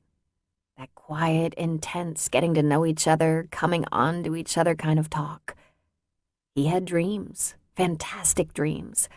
He went to work early Monday morning, tired with a love hangover. "We got a break in the Compton surveillance," his partner, Georgiana Severs, said. "Her relationship with the Kerrigans flared. She took a job from Riley Kerrigan, and it appears her casual friendship with Adam Kerrigan has been upgraded. I reviewed a week's worth of her phone log, and she calls the brother at least 3 times a day. She took a job with Riley, and she's boinking the brother Adam. We've got her on tape referring to both Adam and Riley Kerrigan multiple times. I guess we know why she's back here." Logan felt the shot to his gut. His suspect was involved with his new girl. Logan slid down in his desk chair and said, "Fuck." "What?" Georgiana asked him. "We knew they knew each other. Everyone knows everyone around here. She went to school with half the town, but she hasn't been in touch with them. The word was they were estranged, hadn't talked in years. In 4 months, we had 1 text to the brother's cell. 1. They weren't in touch." "That we know of," Georgiana said. "Our warrant is limited to her phone and her banking. We don't have her under surveillance." "We've been watching her," he said. "Hit and miss, not surveillance. We're not sitting on her." "I thought we'd be cutting this loose pretty soon." He shook his head miserably. They occupied a little cubicle, but it was early. Not too many people around. They wouldn't even have their morning briefing for another half hour. "What did you do?" Georgiana asked. "I'm hooked up with the friend, Riley Kerrigan." Georgiana was silent. It took her a long time to speak. "Why? Why? Why?" he asked incredulously. Then all the wind out of his sails. He put his head in his hands. "The flesh is weak," he muttered. "Oh, my Jesus," she said tiredly. "What were you thinking?" "What do you know?" he asked. "You were born married. You were 7 the last time you were tempted. She's beautiful, all right? She's funny in a ridiculously arrogant sort of way. She thinks she knows everything, like all women, as you should understand. Besides, this just wasn't that much of a case. I thought she might accidentally give me some useful information and probably never even know it, and poof, the warrants would expire, it would be over, and we agreed it certainly would be a major case if we caught her transferring money from a hidden account, in which case it would be a career maker, and there was probable cause for the warrant. Very thin probable cause that had nothing to do with Riley Kerrigan," he argued. He got up from his desk and went for coffee. A little over 6 months ago, shortly before the suicide of Richard Compton, Emma Shea Compton's cell phone had gone missing. So she claimed. It wasn't recovered, but in the interim, the FBI monitored calls, and there had been 2 placed from that number to Aruba, where the Comptons had owned a beachside estate, their winter place. Based on the suspicion that Emma might have offshore funds in the islands, money set aside from her husband's estate for her to access, a judge had granted a warrant for surveillance of phone and banking records for 6 months. The 6 months would be up in February, and if there wasn't any new probable cause, it would not be renewed. It was a soft case now, with Compton dead, everything either liquidated and auctioned or held by U.S. Marshals for auction. The apartment in Manhattan and the estate in Aruba had been sold. Emma Shea had been thoroughly investigated, and if no new incriminating evidence turned up before the expiration of the warrant, it was likely the case would be closed. The FBI was being assisted by local detectives Danner and Severs, But after the expiration of the warrant, the local police would be off the case and it would be up to the FBI to sniff around Emma to see if she suddenly started living large, or if she bought airfare to another country where she might access her nest egg without the interference of the U.S. government. Law enforcement could investigate her forever if they chose to, but they couldn't access her property, phone records, banking records, or other personal property in space without a warrant. Logan and Georgiana had been watching, listening, and there had been nothing to indicate the former Mrs. Compton had access to illegally received money. And they had other cases to work. They were actually property crimes cops, but both had had some previous experience in intel and fraud, and it served a purpose to have them working in a division that didn't normally deal with white-collar crime. No one would suspect them of investigating Emma Shea. Logan went back and sat at his desk. Their desks were pushed together, back to back, so the partners faced each other. There were 2 computers, 2 phones, a couple of bulletin boards, a couple of shelves where spiral notebooks and loose papers were constantly stacked. George had pictures of her kids, parents, and her framed awards on her side of the cubicle. Logan had a picture of his last dog, a German shepherd named Suzanne after an ex-girlfriend he hadn't had a great experience with. The accoutrements in the room were heavy on George's side. "It's not going anywhere, and we know it," he said. "You have to tell Mike," she said. Mike was the captain in charge of the fraud unit. "When there's something to tell him, I'll tell him," Logan said. "There's something to tell him now," she insisted. "Are you going to get in my business here? He's going to ask you to either drop and hand off your investigation or make yourself available to detectives for questioning. He's going to ask you, do you want to work this case, which could be a career-making case if you find something, or do you want to fall in love? Because you can't have both. If you want to work it, then you're now undercover and everything you do with Riley Kerrigan is subject to examination. But you can't have both." "I can if she's not in any way involved in a conspiracy to receive or help someone receive stolen money or property." "But you won't know that unless you're undercover. I have no problem passing this to another team and dropping it after months of work. What do we have? A surplus of bored detectives around here looking for extra work? By the time the warrant is expired, we'll know what we're dealing with." "And you'll be in over your head," she pointed out. "You'll screw it up." "No, I won't." He took a breath. "I know how to keep my work and my personal life separate. I've done it for 15 years. "Well," she said. "Okay, once or twice I might have blurred the line a little, but I'm not exactly famous for it." She leaned on her hand, looking at him earnestly. George was beautiful. She was 5'10", with shoulder-length bronze hair, big brown eyes, a knockout body, and a drop-dead intelligence that she'd completely betrayed by marrying and reproducing with a big, burly firefighter. Cops had a love-hate relationship with firefighters. The smoke-eaters always got the girls, and it just wasn't right. If Logan had seen George first, he might have married her, but unfortunately he'd been married to someone else back then. But he drew her as a partner, and in that got one of the smartest detectives he'd ever known. He knew he should probably listen to her now, take her advice. "I got it, George," he said. "Why don't you go ahead and tell me how you justified this in your tiny little brain?" she said. "I was befriending her. I never would have gotten interested if I thought she could possibly be involved with our suspect. But then I just found out, okay? You've had 5 minutes, which is about all the time you give matters this important. Go ahead. Tell me."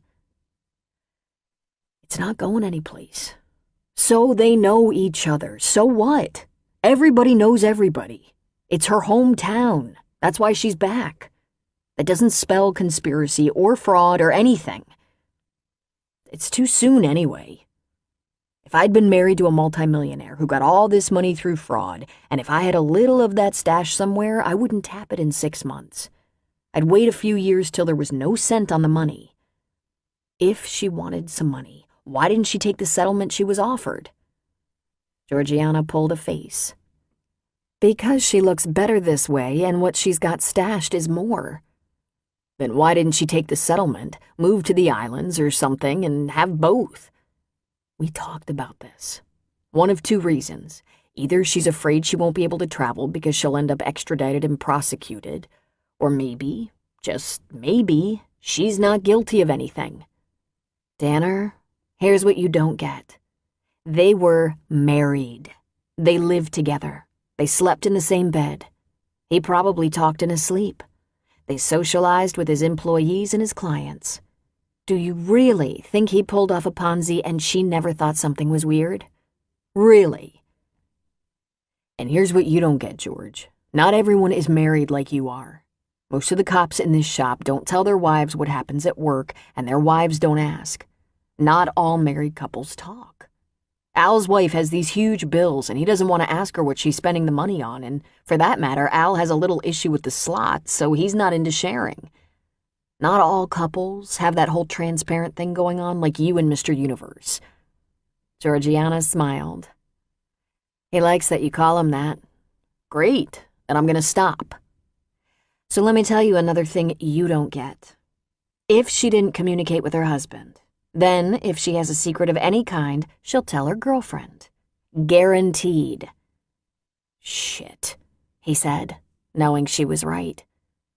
So what do you want, Danner? A new squeeze or a case? Leave me alone. I can do this. I'm watching, she said. Here's what was going to happen, Logan thought. He was going to work the case with George. They were considered a dream team because they were smart, instinctive, and experienced.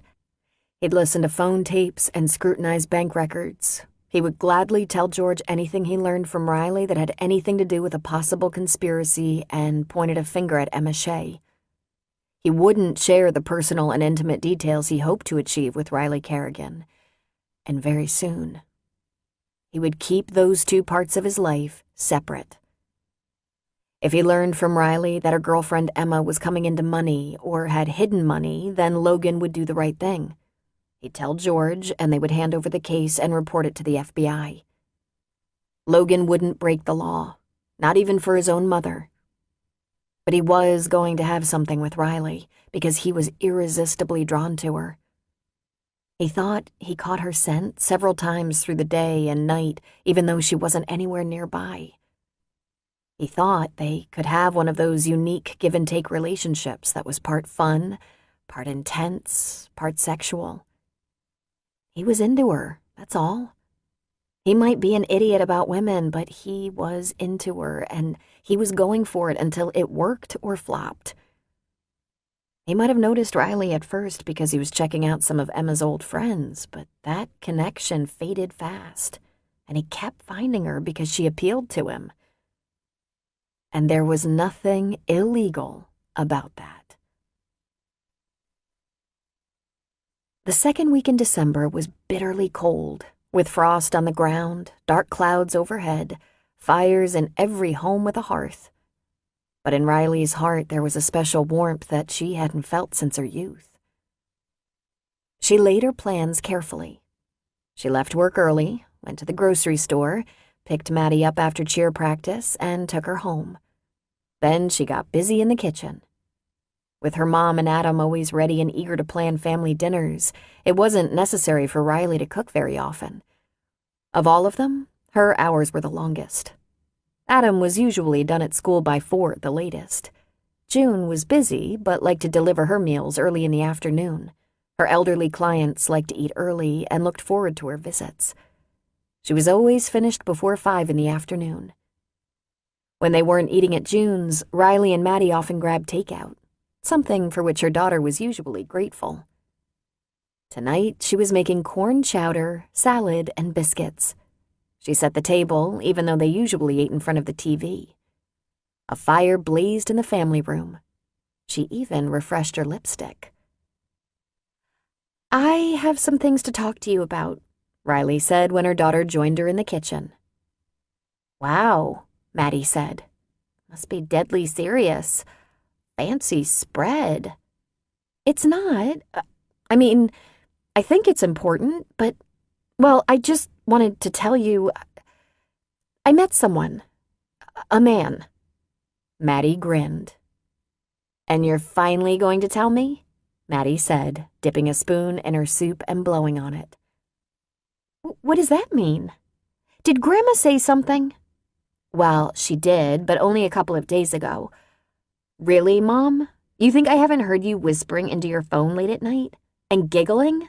Or that I haven't noticed how nice you've been lately?" Riley stiffened. "I'm not usually nice?" "Sure you are, in a very businesslike way." "Wow," Riley said. "I thought we were very close." "We are. I know you love me. Now tell me about this guy. We don't want to waste this cozy setting." Then she smiled prettily. Riley said. "Well, I met him accidentally several times, at grocery store, Starbucks. He lives around here. He's a police officer in Santa Rosa, so I saw an opportunity to ask him to check on you and make sure you're not getting into any trouble, and if you were, to tell me." "You wouldn't dare," Maddie said, outraged. "Touché," Riley said, smiling. "He is a police officer, though, and I got a kick out of him. He's cute and kind of funny, and I thought if I want to have a date again, maybe a cop would be safer than someone who had no ties to the community. Know what I mean?" "You checked him out," Maddie said. "Well, I'd have checked out any man before dating him." Maddie laughed. "Oh, Mom! What? I don't meet them in school, you know." "I think it's great. Do I get to meet him one of these days?" "Sure. Yes, of course. There's something else I wanted to tell you. It's about an old friend of mine. Emma." She took a deep breath.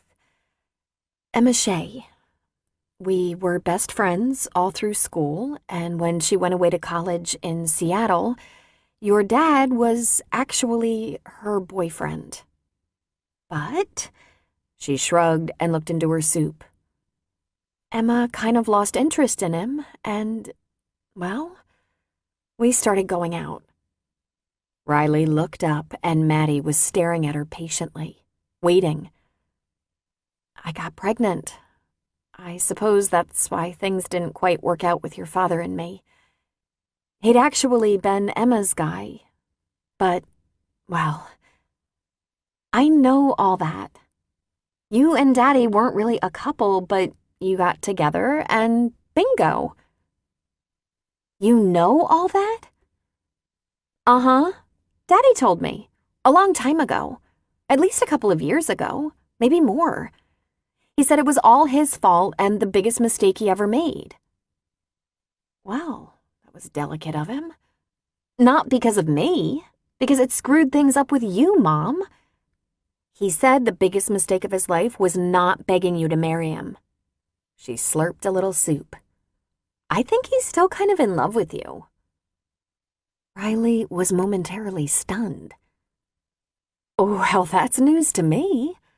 He certainly has an odd way of showing it." "He's kind of stupid that way," Maddie said. "But he's a very good guy." "Well, so there's a reason I wanted to tell you about Emma. She's been through a really hard time. She married after college, had a miserable marriage. Her husband committed suicide, and Emma came home. She's had a struggle. So I gave her a job, of course. Grandma was also close to Emma when we were kids and can't wait to see her again, so I guess she'll be around. Also, I think Adam might be dating her, but I haven't asked. It's just that I have a good nose. So I wanted you to have all the information so you wouldn't be completely shocked if you actually meet her. There are lots of connections and complications there." Maddie stabbed some of her salad. She pulled it off her fork with her teeth and chewed. I know all that, too. Oh, really? And who explained all that? Well, Uncle Adam wanted to give me a heads up. He has a girlfriend, and he hasn't brought her around yet because you're Emma's boss, and she has history with the family. Not all of it good. I figured out she's the one who used to be your friend and Daddy's girlfriend, and Adam suspects you might still be enemies. Huh, Riley said. Is there any reason for me to be here right now? Anything I can tell you that you don't already know? Maddie took another bite of salad, chewed and swallowed. I seriously doubt it, she said. Riley put down her spoon in exasperation. What did Grandma tell you? She stalled. Well, she said after all these many years, you and Adam were starting to get your stuff together. She didn't say stuff, but you know, Grandma can swear sometimes. And so do you, and yet I will be punished if I... Okay, so she said after all these years, it appeared Adam might have a serious love interest, and she caught you finally on an actual date with a decent-looking guy who was nice and polite and kind of interesting. She doesn't know anything about him. You sure about that? Maddie asked. Who knows what she knows? This is really good soup. She slurped a little more. I like these talks, Mom. When am I going to meet your friend Emma? Aren't you more interested in the guy? Riley asked. I want to know about you and Emma, like when you were kids and when you were teenagers, Maddie said. What do you want to know? Riley asked. Everything, she said. Uncle Adam said if I wanted to know all that, I had to ask you. I asked him, was there secret stuff? Was that why I had to get it from you? And he said it wasn't because it was secret. It was because it was special. Really special. Riley thought for a moment. It was, she said. She was the first friend I had here. We were 9. Riley told her daughter all the details, from 9 to 19, and Maddie understood it all because she had best friends. The laughter, the fights, the trouble, the way they'd always helped each other through dark times. Although it was frightening, Riley also told about the end. She didn't quote Emma or herself, but she admitted there were hateful things said. Mom, Maddie said. Mom, you're crying. Riley wiped at her cheeks. I didn't realize, she said. I didn't think it was still so real. It was such a hard thing. And then there was you, and you made it all worth it. Because I had you, my regrets were gone. I was sorry I hurt her, though. And I said so. I really did. Is she still mad? Maddie asked. Riley shrugged. I don't think so. We haven't had that talk. We nibbled around the edges of it. She said she got over it a long time ago, and I said that I'd begged her to forgive me, and she never did. But then we left it without a real talk. Are you going to? I'm her boss now, so I don't know, Riley said. You better, Maddie said. Know why? Because I don't think I've ever seen you cry before. Oh, Maddie, I've cried so much. Not around me, she said. And you know what? You're more real when you cry.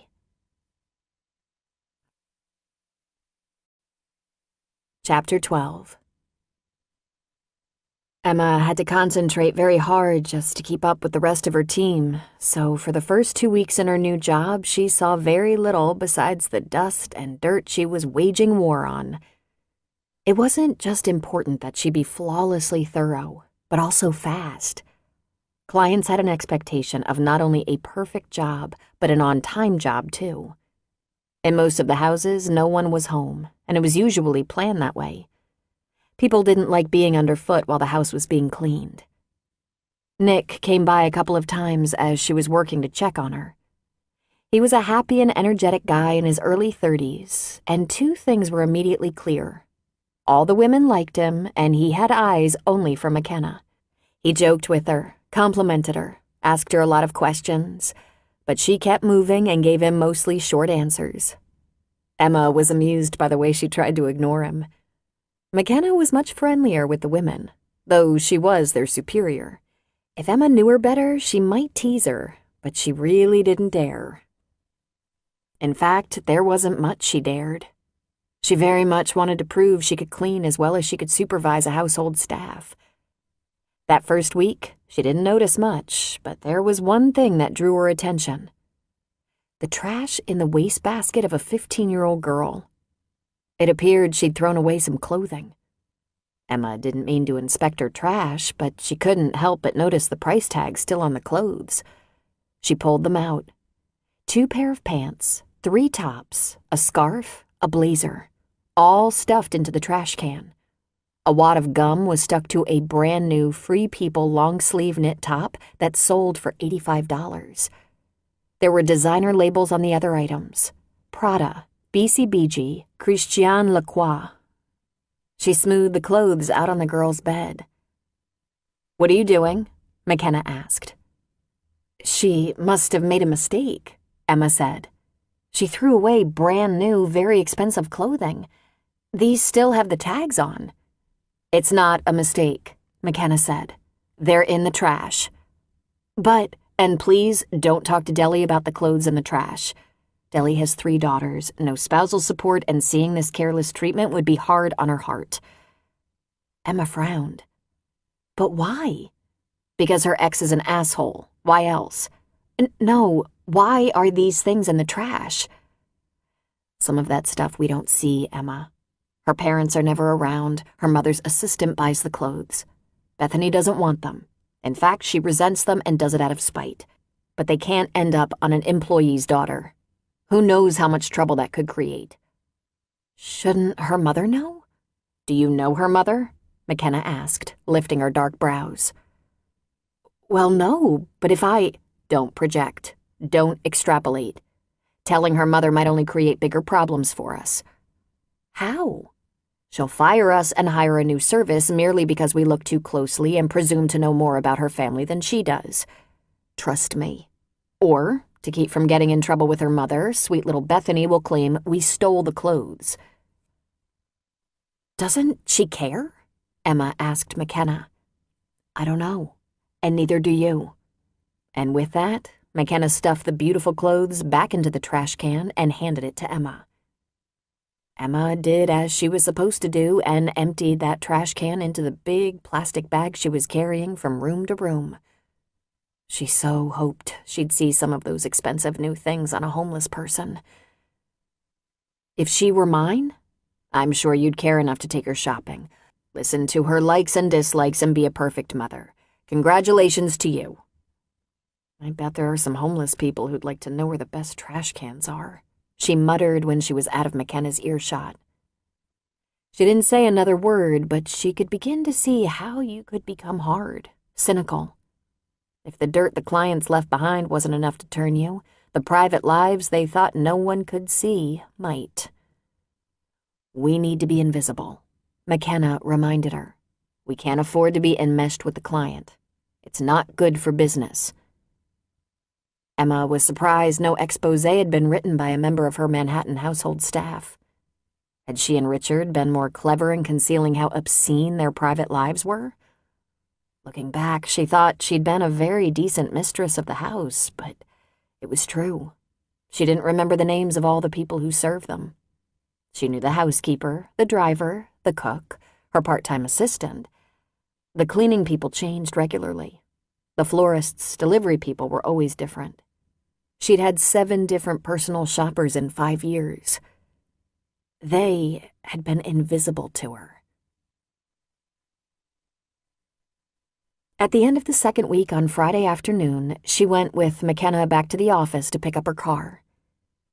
"Here's your schedule for next week. Meet your team here. You can take a van to your appointments. and Riley asked me to tell you she'd like to see you if you have some time. She was the boss. How could Emma not have time? When she got up to the second floor, Jeanette was gone for the day and Riley's door was ajar. There was laughter coming from inside. Emma tapped lightly. Come in, Riley called. Wow, you look pretty decent for a Friday night. I do? You do, she laughed. Emma, this is Brazil Johnson, our accountant and CFO. We go way back. Brazil, this is Emma Shea, and we go back even further. We first met in 4th grade. Brazil, a tall, lanky African-American woman in jeans and crisp blouse with a scarf tied around her head, stood and put out a hand. Emma, she said. I like that. Emma, is it short for anything? Emma shook her head. No, and I wasn't named for anyone that I know of. I used to clean houses with Brazil, Riley said. We were almost the original team. I'm happy to meet you, Emma said. Come in and sit, Riley invited. Brazil isn't around the office too much, and when she is, I like to take advantage of her stories. My mother is an invalid now, Brazil explained. I work from home as often as I can, so I'm there for her. Most days she drives me out of my mind. But it's very good practice for me. Might make me conscious of what it's like and keep me from burdening my daughter with the same. She shook her head. Woo-wee! Denise wouldn't put up with 1/10 of what Mama gives me. Denise is an attorney, Riley said. Also a single mother. So many of us. Do you have children? Brazil asked Emma. No, she said, shaking her head. It's just me. Well, your old friend Riley has created a company that welcomes single parents and makes it easy for them to work at a decent wage. She should get a medal. I'm thinking a statue in the town square, Riley said with a laugh. How's work going? Any problems or revelations? Emma was a little uncertain. She bit her lip for a moment. Work is fine. Is there a suggestion box around here? Riley's eyebrows were raised in question. You have a suggestion? Already? Just a thought, Emma said with some trepidation. I understand why it's a bad idea to accept used clothing from clients. It can be disastrous, Riley said.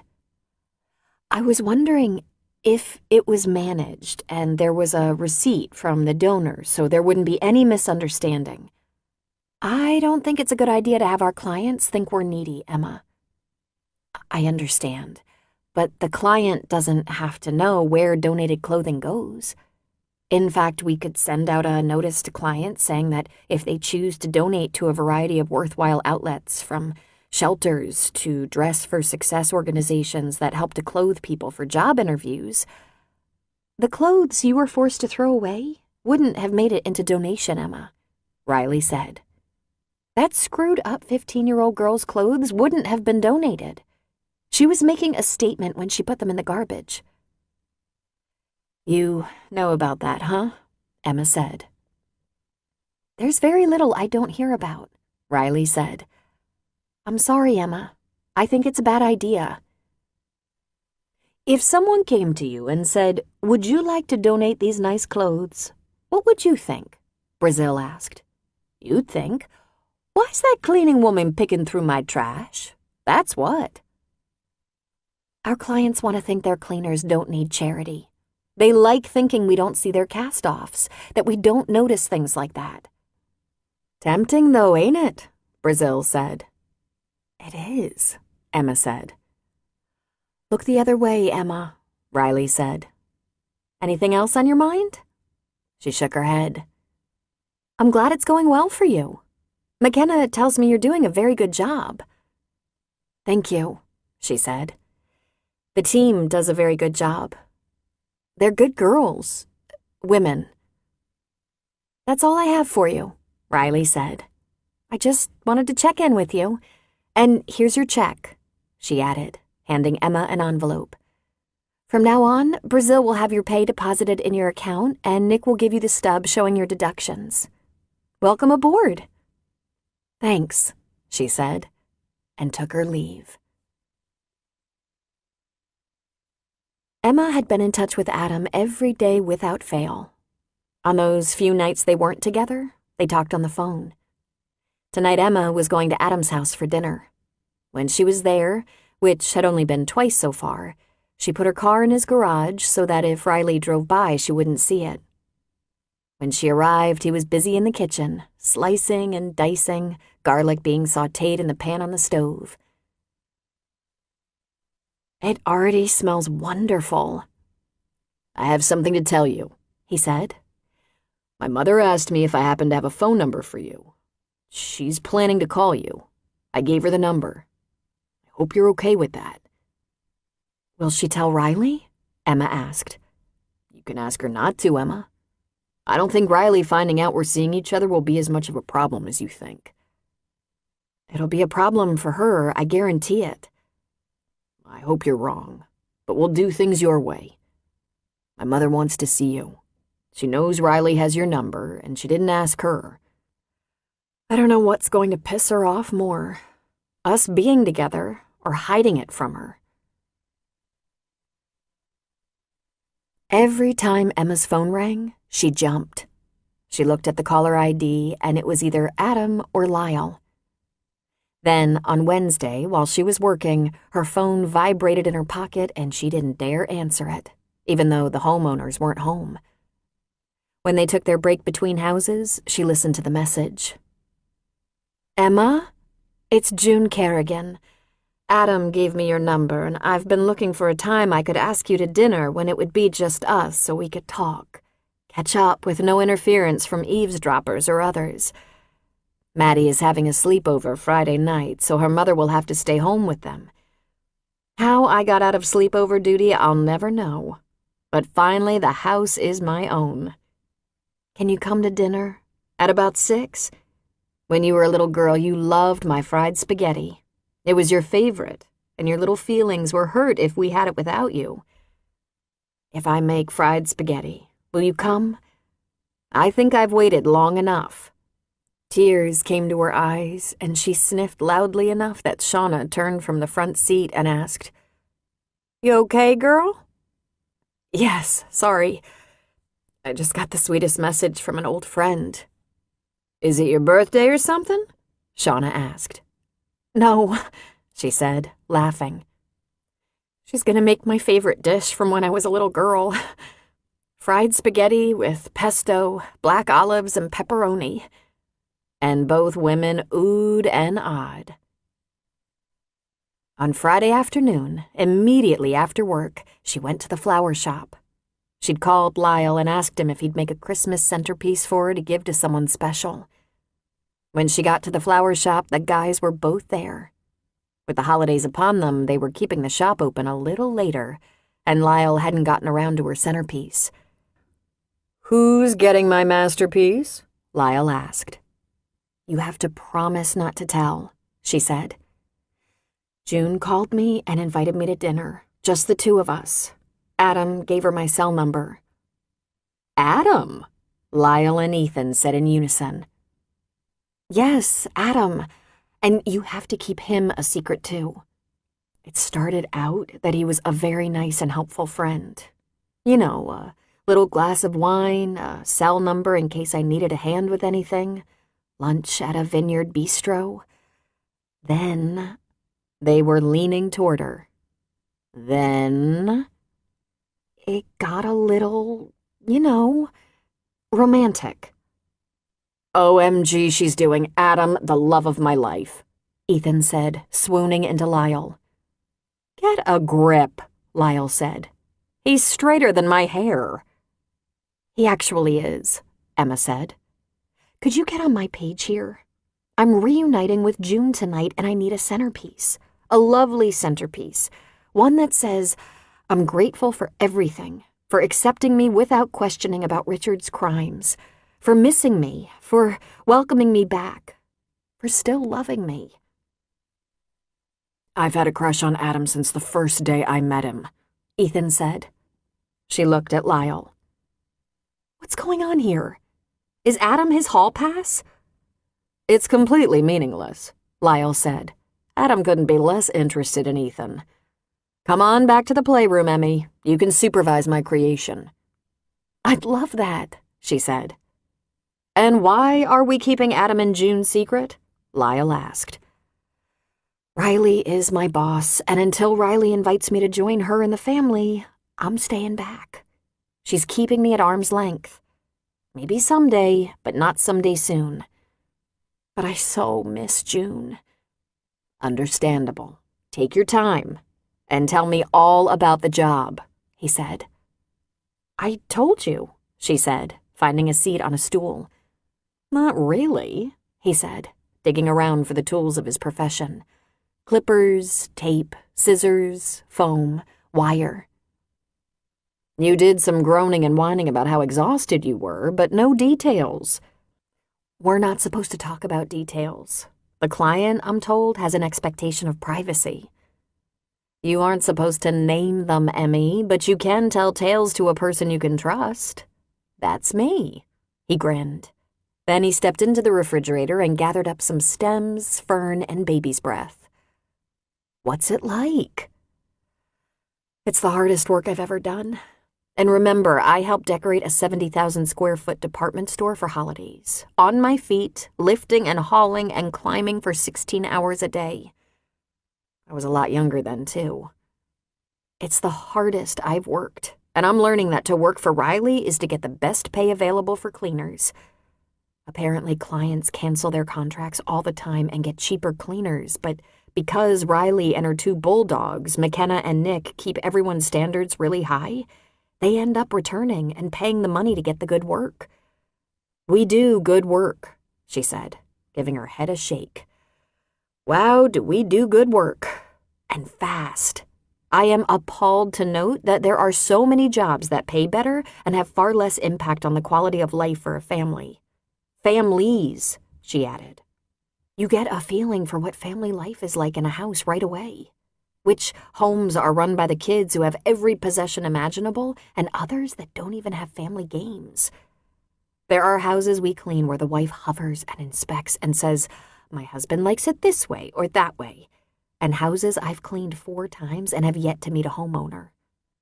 You can pick out their nesting spot right away, the places that are used, a favorite chair, desk in the office, bathroom counter. We have one client who lies on the sofa watching TV until we get to that room. Then she shifts to the bedroom. She eats all day, and I've never seen her dressed in anything but loungewear. Some kids' rooms have awards and pennants and group pictures. Some show no sign of any siblings or friendships or group activities. Some children's rooms are very, very sad. What makes a sad room? He asked, while he laid out a sheet of paper, placing baby's breath on it. The little ball inside the spray paint can bounced when Lyle shook it, and with a quick, deft hand, he painted the baby's breath red. That's amazing, what you just did there, she said. Christmas colors. What's a sad room? Well, there's a teenager's room that's so pristine, it hurts. It's like a ghost room, but someone lives in it. There's evidence of living. Trash in the bin, books moved, linen slept in, laundry in the hamper, towels in the bath have been used. When I moved the desk blotter to dust, I saw something carved in the wood. Something her mother would never see because her mother works long hours and doesn't clean or look at her daughter's things. She carved, I miss her every day. I assume she carved it. They're rich. They wouldn't have purchased a damaged piece of furniture. Wow, Lyle said, stopping his arranging. Who do you think? I don't know, Emma said. Could be a sibling. There are no other children's rooms or family pictures anywhere. Maybe a friend? Grandmother? I have no idea.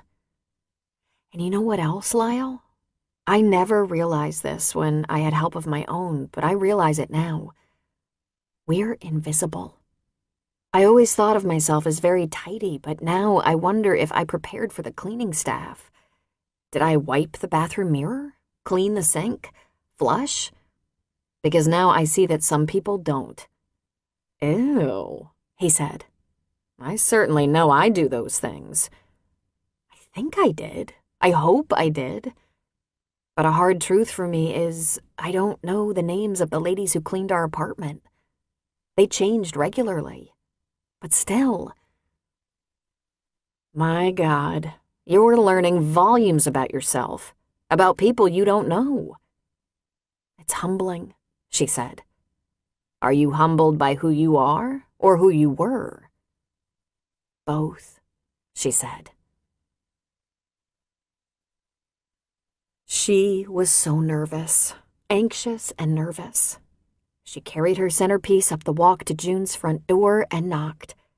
The door opened immediately, and there she stood, looking only a little older. "Emma, at last!" June cried, embracing her at once. Emma was left to balance the centerpiece in one hand and return the hug with the other. "How I've missed you," June said. "I thought of you, prayed for you, hoped you'd come back to us. It's been so long." Emma closed her eyes against tears.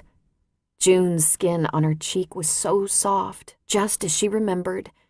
She smelled faintly of ivory soap, something so basic, clean and memorable. And she could smell clean sheets. June used to iron the pillowcases, and the smell of hot linen that filled the room gave Emma such comfort. The arms that held her were the same, just strong enough, but not overwhelming.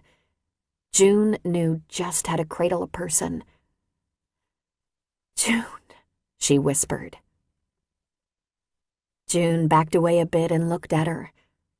"You've held up so well," she said, wiping Emma's cheeks with her thumb. "Shall we stand here in the doorway and cry, or will you come in?"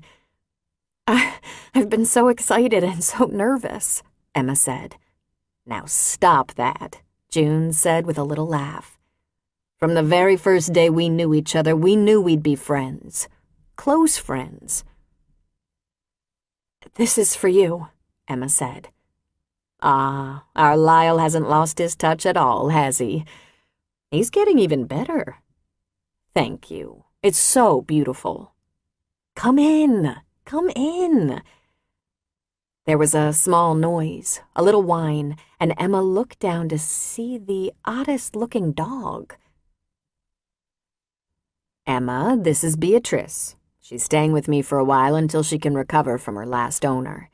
She's a rescue, and I'm afraid she was quite mistreated. I'm a foster mother for the animal shelter. Beatrice was once very beautiful and will be again after a little love and attention." "She's so sweet," Emma said, reaching out. But Beatrice just skittered away, going back to her bed in the kitchen. She usually needs a little time to get used to new faces, new smells. June carried the centerpiece into the kitchen where she had the table set with 2 places, candles and wine glasses. She put the flowers in the middle. "Speaking of new smells, I haven't had fried spaghetti in so long. Since I was last at your house, I think." "It's ready and in the warmer," June said. "We're going to light the candles, have a glass of wine, and just talk for a while. Are you starving? I made us some crab rolls, just a little snack." June busied herself getting the rolls, the wine, lighting the candles. Then she sat down in the place next to Emma. She lifted her glass. "To your return, darling Emma." Emma burst into tears. It took her a moment and a couple of napkins to compose herself. June was the nearest thing to a mother she'd had, and whether she'd admitted it to herself or not, she'd been afraid she'd never be reunited with her. "Riley might not be okay with our private party," Emma finally said with a hiccup of emotion. "Well, Riley's stubborn sometimes, but that's all right. Her pride and stubbornness probably got her through the tough times. She's a good woman." She's also logical and usually comes around eventually. And I haven't mentioned this to her, but not because I'm keeping secrets. Because she'd want to be here. And we need this time. I want you to tell me everything. Oh, June, you don't want to. Yes, I do. We always had the most important talks. About the hardest things, too. Tell me, Emma, did you love him? She asked in a soft voice. I did, she said in a whisper. I thought I was the luckiest girl in the world, in the universe. Richard was sophisticated and smart. He treated me as if I was some kind of precious gift. I loved him. I didn't think he was capable of doing anything terrible, of hurting people. She shook her head. A couple of times I was selfish or demanding or complaining, and he would just frown and say, Emma, this childish behavior doesn't suit your image at all. Don't you know how powerful you are? How many people watch you? If I asked for something, he would just say, of course. I thought he was kind. A few times I overheard him say things that were mean or harsh, and if I questioned him, he'd say he was sorry I had to hear that sometimes in business he had to be strong, firm. Things like what, Emma? Once I heard him on the phone saying something like, "That old bastard doesn't know what to do with his money anyway. He'll never miss it. Push on him a little bit harder, and if you need me to, I'll call on him." When I questioned him, he said one of his clients was questioning his investment strategy, that he'd brought in more money in 6 months than the client's last broker had brought in over 6 years. And, of course, he was sorry I'd seen him in such a negative light. June, he was so nice. Everyone loved Richard. You never knew what was happening, June said. But I did, she said in a secretive whisper. I wouldn't let myself believe it. He had this PR person, Andrea. She'd worked with him for a long time before we got married. If he was having a relationship with her, why would he marry me? But they were together often. Sometimes she traveled with us, sometimes with him. It was work. But I saw looks between them, reckless, steamy looks. So I asked my husband, was he involved with Andrea? And he did what he did best. He calmed my worries, reassured me, said that was absurd. And later, much later, I learned Andrea was his mistress all along. Andrea was the one to tell him, it's time to marry for your image. I wonder if he married me because I was too stupid to see what was in front of my face. No, June said. He must have been that good at fooling people. But I let him fool me. What happened, Emma? What caused it to unravel? The perfect storm. A couple of big clients didn't get good returns on their money and pulled out. There were flaws in the statements. Rich people have lots of CPAs running around, double-checking everything, and Richard made a few mistakes. Not mistakes, irregularities. There was a banking and investment corporation crisis, and people were pulling their money out everywhere. No one wanted to be the last one holding the bag. Richard's funds weren't insured or guaranteed. People were losing money everywhere else, but not with Richard. Investments across the board were crashing like crazy, but not Richard's. A reporter from the Washington Post started sniffing around. Angry and paranoid investors complained to the SEC. An investigation began. She shrugged helplessly. And I began to see a whole new Richard. Oh, Emma. Was it terrible? It was terrible, she said. Want to know why I stayed? Why I went to court? Because it was the only way I was going to find out the truth. He wasn't going to tell me. I was making assumptions. I was guessing. I was reading the papers, financial journals, watching the news, and they got so many facts about me wrong. I couldn't be sure they were getting facts about him right. But at the trial, there was evidence. I wanted to know who he was and what he'd done. I probably should have left, but I wanted to know. June straightened. That's what I would have done. You would? Absolutely. Ignorance isn't really a happy place. It just seems like it for a while. I would have wanted to know. He thought he was a god, June, she whispered. He thought he could do anything to anyone, that he was the most important person alive. He used people, lied to people, laughed at them. Emma, what was it like to be rich? She asked. It was isolating, Emma said. Most of the time I felt like I was just visiting my own life. Then I'd remember I was hired to play a part, the part of the great Richard Compton's wife. I'd always wonder how many others were pretending to be who they were. When you have a big pile of money, it should mean security, safety. It didn't. All our friends were rich, and they worried about having the most, spending the most, trying to figure out how it could make them the best. They trusted no one. You know that silly saying, he who dies with the most toys wins? I think for a lot of people it's actually true. For a little while, were you happy? Did you think you'd been crowned? Looking back, not for very long.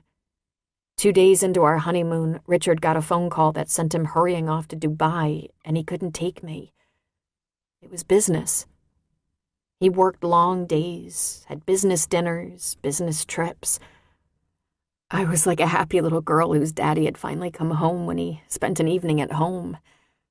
He took employees along on vacations. He never rested. June, I loved him because I didn't know him. I didn't know him at all.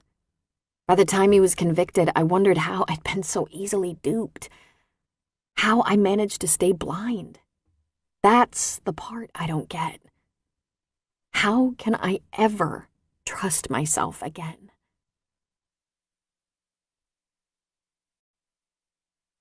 Chapter 13. Emma and June talked for hours, talked over dinner and then a cup of coffee. It reminded Emma of those times when she was a girl and she had issues or heartaches, and she and Riley would sit on June's bed and talk it all out. When her father died and her stepmother and sisters weren't very comforting, June was there. Then it was worse when Rosemary remarried less than a year later, bringing home a man they didn't even know. A creepy man who made Emma so uncomfortable just by the way he looked at her. She was always at Riley's house, and Rosemary didn't miss her at all. And June was constant, always there for her, no matter how tired she might have been. Even when Emma and Riley fell out, June wrote Emma a lovely letter saying she hoped one day they could make amends. But no matter, June would always love her like a daughter. You are the daughter of my heart, Emma, and no matter what happens, I will always embrace you. If you need me, just call me. It was 10 o'clock when June nearly pushed her out the door. I'm afraid to leave, Emma said. I don't know when we'll ever have another chance to do this, to talk like this. There will be many chances, Emma, I promise. Maybe you'll invite me to your little house. The second the cold night air hit her face, Emma realized she was emotionally exhausted, wrung out. She was glad Adam's house wasn't too far away. She was so happy he invited her back tonight. She hadn't packed a bag or anything, but she was going to impose on him, steal one of his t-shirts and curl up next to his big, warm body and sleep forever. Maybe till Sunday. Emma? She nearly jumped out of her skin at the sound of a man's voice. She shrieked and crossed her arms over her chest. "Oh, Jesus. Sorry, I didn't mean to scare you." "What are you doing here?" she asked, panting a little out of fear as who should come out of the shadows but Jock. "I was waiting for you. I thought maybe we could talk. Just for a few minutes." "About what? And why are you waiting around here in the dark? How did you know where I'd be? Are you following me, Jock?" "Oh, hell no, Emma. Maddie told me you'd be visiting June tonight. In fact, I think Maddie helped plan it." "Huh? "What are you talking about?" "Maddie and her grandmother," Jock said. "You gotta watch those two. They're co-conspirators." He rubbed his hands together and stomped his feet, freezing. "Why didn't you just call me?" she asked. "Because Maddie didn't have your number, and I wasn't gonna ask Adam or Riley." He snorted with laughter. "Oh, that would be interesting. Like either of them need another reason to be pissed off at me." He blew on his hands. "Hey, could we just sit in the car for a few minutes? I won't take too much of your time." "Why didn't you just tell Lyle you wanted to talk to me?" "Because he might not have given you the message, and even if he had, you might not have wanted to talk to me." "Come on, Emma. It took me forever to get up my nerve, and I'm freezing." "Have you been waiting outside all this time?" "I didn't think you'd be in there so long, and I didn't want to miss you. Look, I only want to apologize. Explain and apologize." She shifted her weight to the right foot. "I don't know if that's wise, getting into the car with you, late at night, isolated like—" He laughed. "Seriously? You think I'd hurt you? When did I ever hurt anyone, huh, Emma? My little girl told me where you'd be tonight. You think I'd do that to my little girl? For the love of—" All right, but hurry up. I'm so tired I could lie down in the street right here and fall asleep." He put his hand on her elbow to steer her toward his SUV. "I know I'm a fuck-up, but I thought this was the right thing," he said, handing her into the car. He went around to the driver's side and got in. He started the car for heat and rubbed his hands together. "So, Emma, this isn't going to come as news to you. I cheated on you." Emma couldn't help herself. A short burst of laughter escaped her. Then another laugh and another, until she had to put a hand over her mouth. "I didn't think it was that funny," Jock said. "I might be feeling a little emotional," she said, wiping tears of laughter off her cheeks. "I know, Jock. You were slightly unfaithful. Your daughter is now 15. Well, I pretty much screwed up everything. I'm sorry I hurt you." "What about Riley?" "I'm sorry I hurt her too. But what I'm really sorry about is that I didn't get my shit together in time to be a real father to Maddie. I mean, I'm a real father, don't get me wrong. I'm crazy proud of that girl. She really did get the best of me and Riley. She's beautiful and smart as her mother. She's fun and athletic. She's gonna set the world on fire. I don't know what she's gonna do. I bet a doctor or scientist or something. If I'd done the right thing fast enough, we'd be together. But hell, I was a stupid kid. I didn't know what I was doing. I didn't know how I felt. Plus, even if I did know, I couldn't put it into words or actions." "No, Jock," Emma said, shaking her head. "We wouldn't be together. It didn't take me very long to come to that conclusion. We were falling apart right away. We were too young to hold together a long distance. Not you and me, Emma. Me and Riley and Maddie. It's my fault. I get that. I didn't step up like I should have. To tell the truth, it scared me to death. I had a part-time job at a gym, for God's sake. I mostly picked up towels, wiped down equipment, showed people how to use the weights, checked IDs, and got to work out for free. And that was right before I got a part-time job at the store, in shipping. I was in school, showing everyone how stupid I was, mostly. When Riley said we should tell you, I couldn't face it. Couldn't face you. Couldn't face her family. You know how tight they are. Sheesh. So I was too late. When I did go back to her and suggest we get married, she told me to go to hell. He shrugged. Can't say I blame her. But I never got another chance. Emma was a little stunned. You cared about her? Of course I did. What do you think? Okay, I was an idiot and I thought maybe me and Riley would be friends with benefits for a while till I was ready, you know? But I was 18. And let me tell you about those Kerrigans. He whistled. You don't have 5 minutes to think with them. Know what I'm saying? Riley's grandpa went straight to my dad and threatened to lock me up for what? I don't know. We were over 18. Adam cold-cocked me and told me to never set foot near his sister again or he'd kill me. Riley? Riley said I'd ruined her life, caused her to lose her best friend, and I'd be lucky if she ever even let me see my child. And you never came back.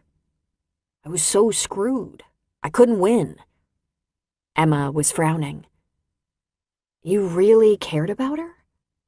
I was a little slow, okay? I admit it. I didn't speak up fast enough. And Maddie told you where to find me tonight? What does Maddie know about it? Everything, Jock said. His expression was composed and confident. She tilted her head to look at him. He hadn't changed too much, actually. His hair was still a little shaggy, but he had that handsome square jaw, pretty blue eyes, and brows a little thick and bushy. And the lashes. Whew, girls would sell their mothers for some of those lashes. Everything? Emma asked. I'm real close with Maddie. Of course, Maddie's real close with everyone. She's got a kind of gift. She knows how to make people feel okay about themselves. I told Maddie the truth a long time ago. I told her her mama was embarrassed about it all, maybe still upset about it. And I told her it was my fault, because it was. But I wanted her to know. I really cared about her mom. But, Jock, you didn't even go to the hospital when she was born. Yes, I did. I just waited for the Kerrigan clan to clear out. No point in getting my blood all over the maternity ward. But I went. I went a lot. The nurses knew the family was pissed. They let me in after hours. And I snuck over to her house when Adam and Riley weren't around. Took me a year to get Maddie to my house so my mom could fuss over her. In the end, Riley's fair. Plus, there was June. June put a stop to all the fighting and stuff, for Maddie's sake. Well, Emma said, you didn't carry a torch long, did you? You got married, didn't you? Yeah, I'm so brilliant. That was me showing just how smart I am. Maddie was around 10 or so, and I figured Riley had no reason to hold off on us getting together. I thought it all through. I'd been helping with Maddie, keeping her sometimes, giving Riley whatever I could for support. I know it wasn't much, but I didn't have much of a job back then. So I worked it all out in my head and ran it by Riley. We could be a family. Something about the way I did it really pissed her off. I mean, really pissed her off. She said, in your dreams, Jock. So I did the most rational thing I could think of. I married this woman I worked with. She had 2 kids. She was crazy about me. I wanted to have a home. It didn't take me long after Riley shut me down to realize once I grew up a little bit, I wanted to be a family man. Turns out she wasn't crazy about me for long. But you know me, Emma. I'm such an idiot, I think there was a part of me that was going to show Riley. See, someone wants me. I actually thought Riley might be a little jealous. So trust me, I learned my lesson. My God, you have to tell her all this, Jock. You should tell Riley you screwed up when you were 18, but you really care about her. Nah, that ship has sailed, he said. I'm not good enough for her anyway. You know how smart she is. I'm just lucky we don't fight anymore. We get along okay. Maddie's happy. Maddie, she's incredible. You know, Maddie's even proud of me. Me.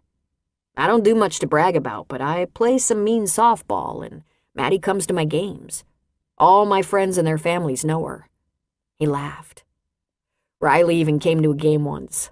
She left like her pants were on fire, but hell, she did come." "You used to play some serious football, as I recall," Emma said, her voice soft. "Only for fun after high school," he said. "I've been with Mackey's Electronics for a long time, and they do all right now. To tell the truth, I do better than all right. I have the management of a store. I have a mortgage, a house, and a mortgage. Riley won't take support money anymore, so she said just put some aside for Maddie for college. I'm sure Riley thinks I just ignored her, but I didn't. I think Maddie can pick any college by now. Not that she's gonna need tuition. She's the smartest kid in school. Like her mom was. Riley was valedictorian." Emma laughed. "Yeah, I was there." "So I'm sorry, Emma. Sorry I cheated on you. I should have broken it off with you when we stopped talking, when I started hanging out with Riley. If I'd done that one thing, well, it's all behind us now. You were forgiven a long time ago." You okay, Emma? I heard about how bad things got for you. Anything I can do?" "Nah. I have a job. I'm back in a town I know. I have a few friends." "Maybe you could count me as a friend," he said. "No ulterior motives," he said, holding up his hands. "But if you need anything..." "That's very nice. Thanks. Right now, I have to go. I worked all day, and seeing both you and June... By the way, Riley doesn't know I had dinner with June." "I know. Maddie said we're not exactly keeping secrets, but we're not talking about it." Emma laughed. That was what keeping secrets was. She made a decision. She was going to tell Riley about dinner with June. If it made her angry, she'd have to get over it. Emma was relatively sure Riley wouldn't fire her. In fact, she might have to tell about Adam, too.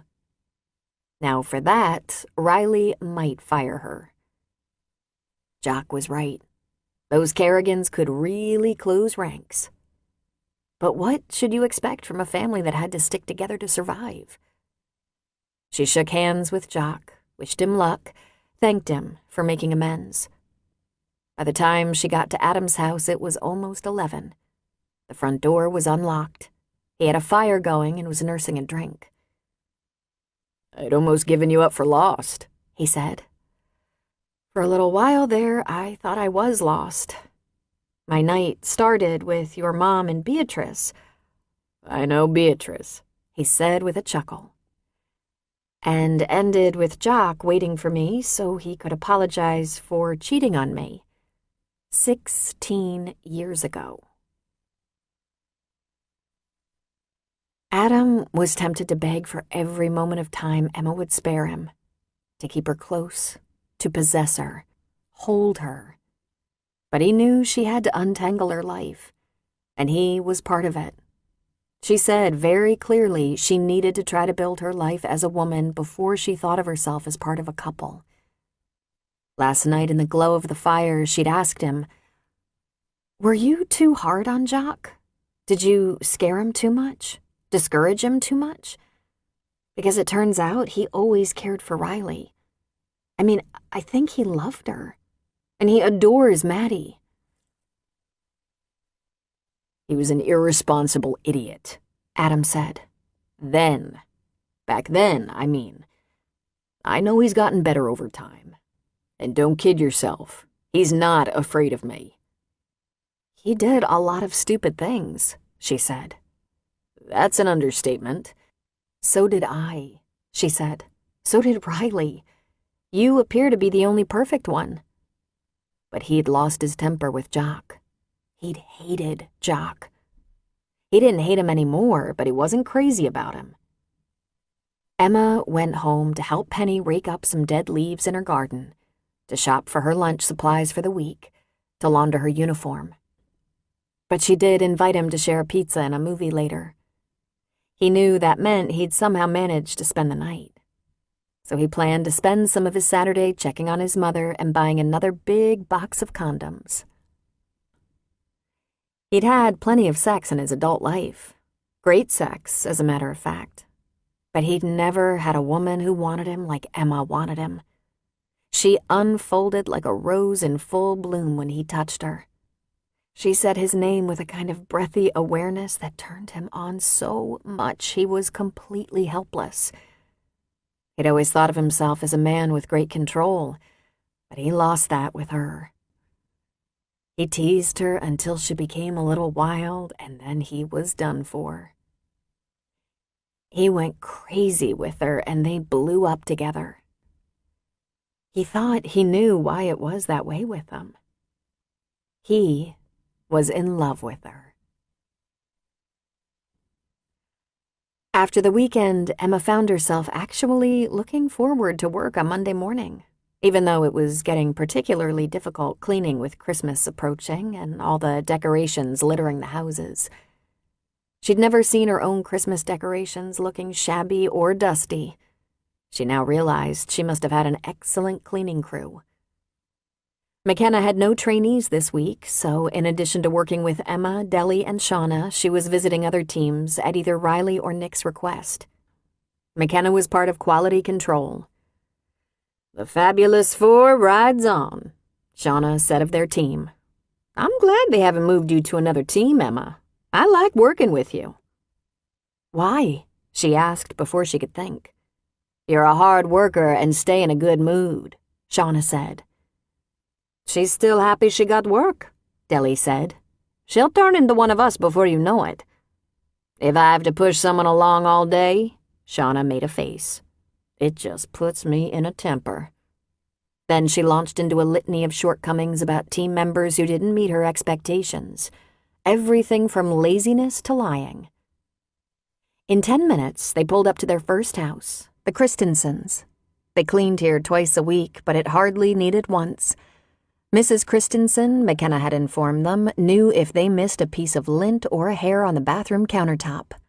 They were here every Monday and Thursday. Emma hoped she wouldn't get the vacuum cleaner. Those tracks had to be perfect. The house was huge. This was where Bethany, the 15-year-old with the carved-up desk, lived. "How long have you been cleaning the Christensens' house?" Emma asked. "I don't know," Shauna said. "I've been on it a year, I think. Deli, how long?" Before Deli could answer, McKenna jumped in. "The company's been in that house 4 years now, but we've changed teams a few times.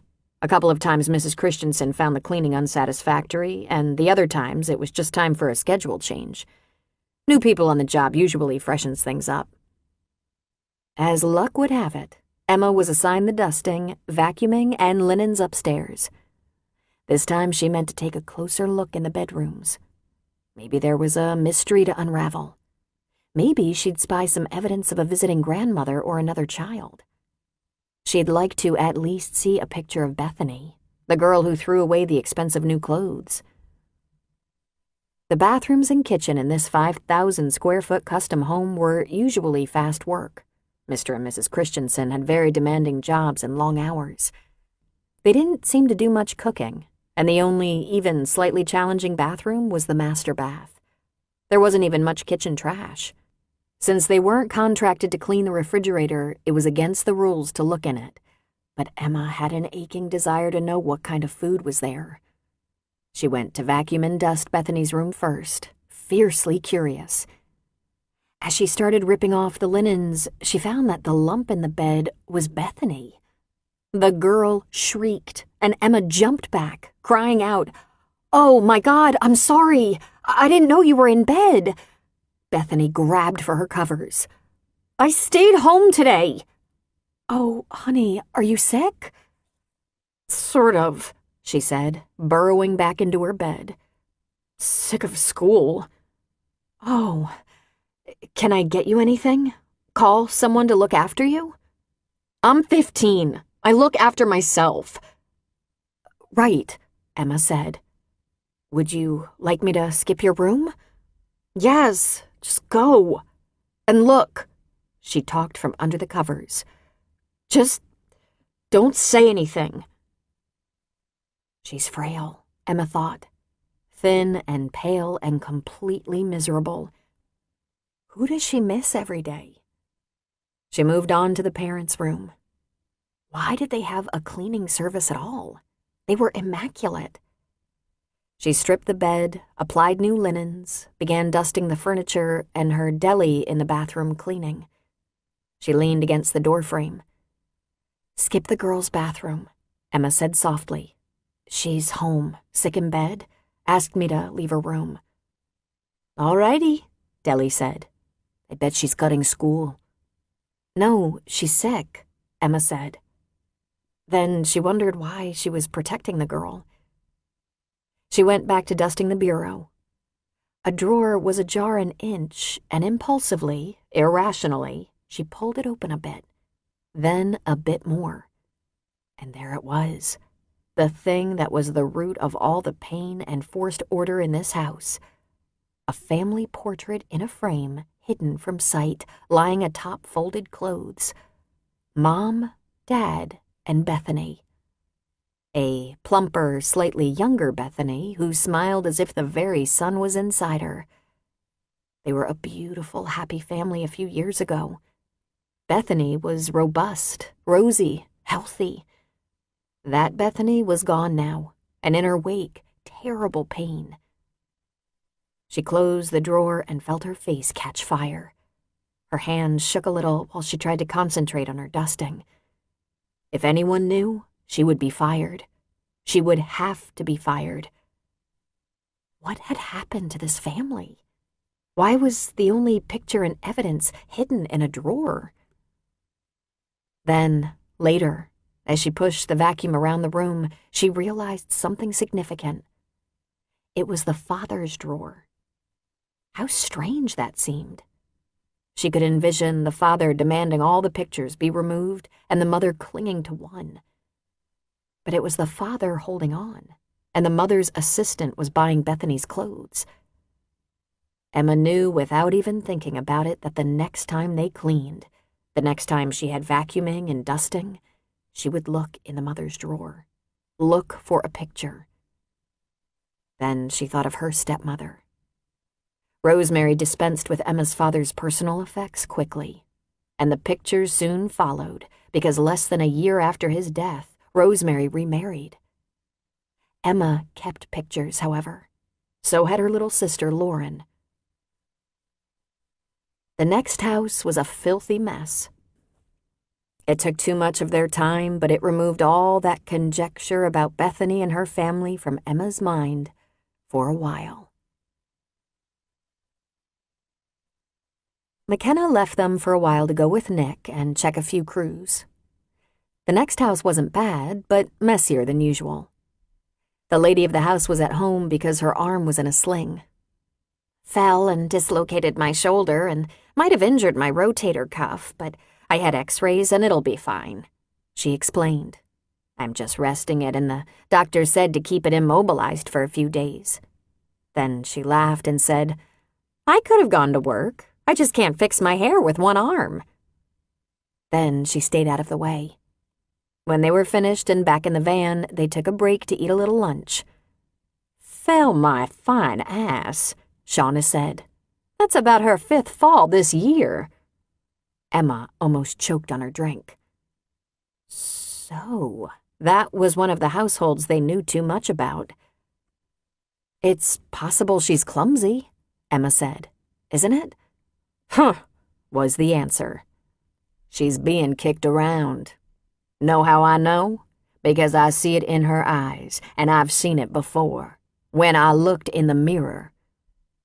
"Oh, dear God, Shauna," Emma said. "Don't waste pity on me. I found the way out, even if you never get all the way out. If he isn't still out there posing a threat, then he's in here," she said, tapping her head. "Don't you worry none about Shauna," Deli said. "Her boys are as big as he is, and they take good care of their mama. They do. Now we're going to get over to Ms. Fletcher's. She's the clumsy one." "I think I might know what makes her so clumsy," Deli said. Then the two of them cackled madly. "What?" Emma asked. "She's a wino," Shauna said, and they giggled some more. It had taken her a while, but now Emma figured it out. She was hearing all this gossip because McKenna wasn't with them. McKenna was part of the executive trio with Riley and Nick, the holders of the Holy Grail, the policy manual. Violation of the policies got you fired. "What's up with the Christensen house?" Emma bravely asked. Shauna shrugged. "Career couple." "Someone's got a little OCD going on there. I vote for her." "Could be him," Deli said. "We wouldn't know. They're never home. It's an easy house." "Not a speck of dust anywhere." "You gotta wonder why they hired a cleaning crew," Shauna said. "For the carpet tracks," Deli said. "You gotta wonder why they had a kid," Emma ventured. "Yeah, poor kid. Typical." "Typical?" "All they think about is work and money. Everything has to be perfect," Deli said. "I like it that way better than the Brewsters. Those boys have every toy and gadget ever invented. They're sloppy with no manners or respect and," Shauna said, "and I bet they already got accepted to Harvard even though the oldest one is 12. "That is a hard house," Emma agreed. "Dirty, messy, cluttered with stuff. If she'd had a child, she would have taught him to put away his things, even if they had household help." When she dumped the trash in the master bath, it was full of the ladies' outrageous price tags. She smiled to herself. Those numbers hadn't always seemed outrageous to her. How many of her cleaning staff saw her price tags? Well, hardly any of her things had price tags, as they were designed specifically for her. But there was the odd, outrageously expensive purse purchased at Neiman's. She had an urge to unburden herself to her new friends who would never understand. She'd like to tell them what she knew, that those people with all their possessions could wake up one day to discover they'd been living a lie, that the identity they thought they had was gone, and they would have to figure out all over again who they were. Of course she couldn't. This was why she'd come back. There were a few people here who knew her before and after, who knew who she'd been growing up and who she was again. Only Emma was having a hard time getting a fix on her identity. Emma had a message on her cell phone from Aaron Justice, so she called him back before leaving the parking lot after work. "I just wanted to wish you a pleasant holiday," he said, "and to tell you, we're working on an accounting of your father's estate according to his will. It should be ready after the holidays. I don't want you to get your hopes up, but I anticipate a late Christmas present for you." "Thank you, Aaron. And don't worry about my hopes. Just seeing you again has been an enormous treat. I wish you a lovely holiday."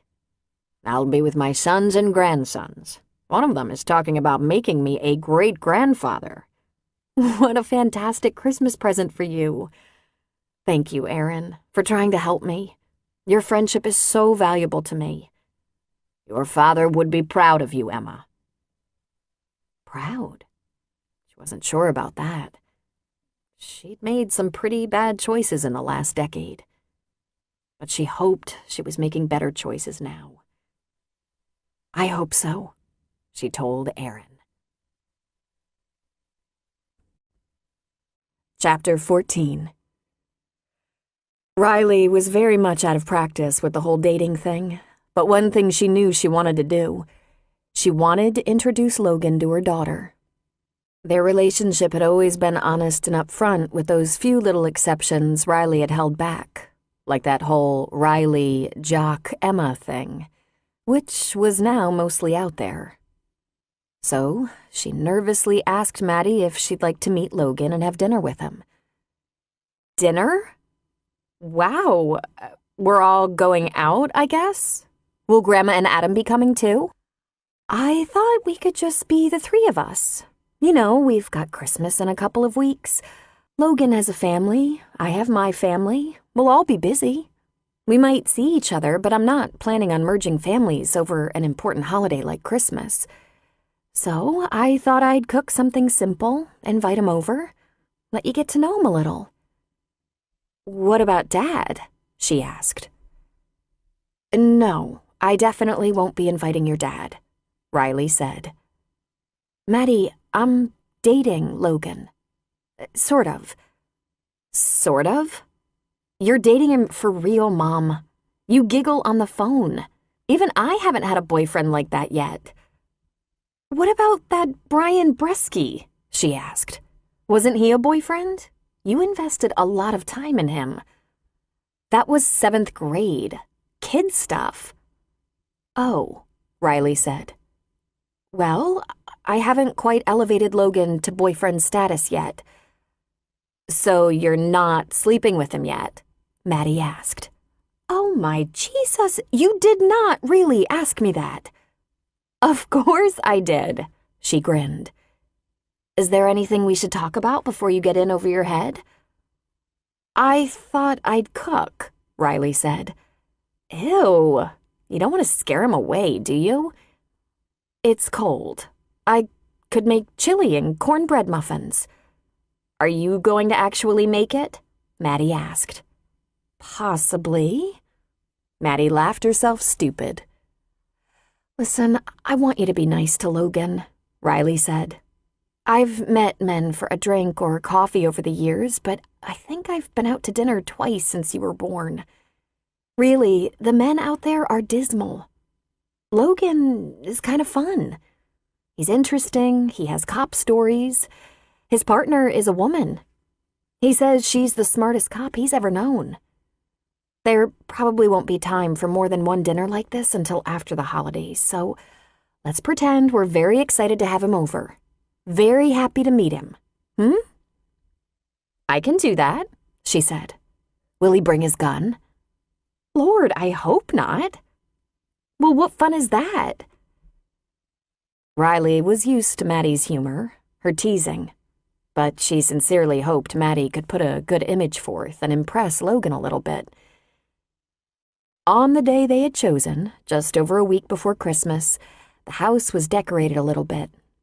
No point in going crazy with decorations when they'd spend most of the holiday celebrating at June's house, where the decorations were over the top, complete with outside lighting.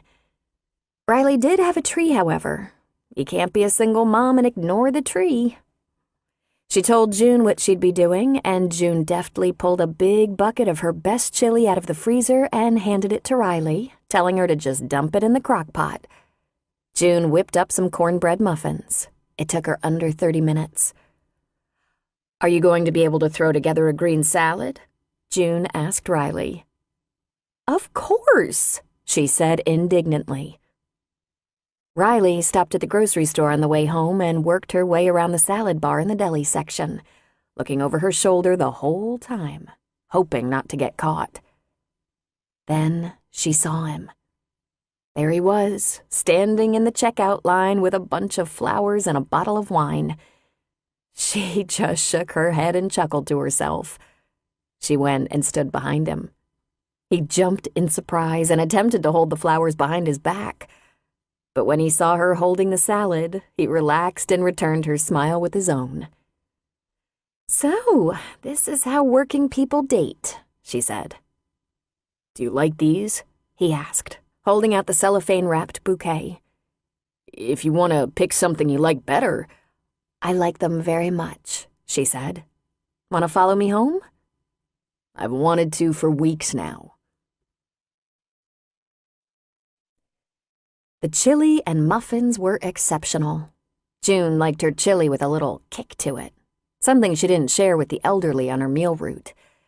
But Logan thoroughly enjoyed it. Since they'd run into each other at the store, Riley told him the truth, that it was her mother's chili, and it was a good thing she did, because Maddie wasted no time in selling her out. Riley and Logan started off with a glass of wine, and she arranged the flowers. The table was set. The chili was in the crock pot. She put the muffins in a basket to warm in the microwave. The house was, as usual, immaculate. "How was your day, dear?" Logan said. "Perfectly ordinary. Yours?"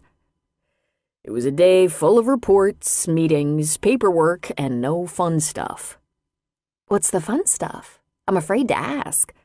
"Chasing bad guys. Haven't done hardly any of that lately. George and I have been on this task force with feds, and we've been sorting through a lot of paper. Feds love their paper." "What kind of task force?" "I'm not allowed to talk about it yet, but give it a few more weeks, and when it's behind me and closed, I'll tell you all about it. It will help you sleep. It's boring." That's when Maddie came into the kitchen, was introduced to Logan, and poured herself a Diet Coke. "Wow," she said, eyeing the table. "Fancy. Watch out, Logan. When she sets a fancy table, it usually means something serious is coming down." "Is that right?" "That's affirmative," she said, mocking police lingo. "My grandma made the chili because my mother really doesn't cook much." "I'm a pretty good cook. I just don't have a lot of time. And Grandma loves to cook, so we eat over there a lot," Riley said. She put the flowers on the table and they all sat down. "Will Grandma be making Christmas dinner?" Logan asked. "Oh, most definitely," Maddie said before Riley could open her mouth. "She'd be brokenhearted if we changed tradition, and so would my dad." "Your dad?" Riley asked. "We always spend quality time together around the holidays, and he usually comes over to my grandma's at least for dessert. He was there on Thanksgiving. We're kind of a close family." "We are?" Riley asked. "My parents might not be married, but they get along very well. What do you do on holidays?" she asked Logan. "Go to my mother's," he said. "I have a sister, brother-in-law, niece, and nephew." "And are you divorced?" "Maddie!" "What? It's a getting-to-know-you dinner, right?" "That's okay, Riley. I am divorced. 8 years, and yes, we're still friendly. No kids." "Do you wish you'd had kids?" Logan leaned toward her. "I have an unmarked police car. Want to go outside and press the button for the lights and siren?" "Gee, tempting as that is, I'll pass. Mom, want me to help you dish up?" "I thought we'd visit a little first, and then I'll serve, Maddie," she said slowly, measuring each word. What was this? Riley wondered. Asking about his divorce. "So tell me all about the family, Logan," Maddie said. "Mom, dad, sister, etc." She leaned her head on her hand, waiting. And so it began. Maddie interviewed Logan. Logan did great at avoiding and evading and punctuating with his own questions because he was, after all, a detective. But Riley was soon horrified. Maddie managed to insert lots of information about Jock, making her dad look like he was extremely desirable and quite accomplished. "My dad is in electronics. He has a business degree. He works for Mackey's. It's a national chain, and he's the manager of one of their biggest stores. Oh, my mom and dad still spend a lot of time together.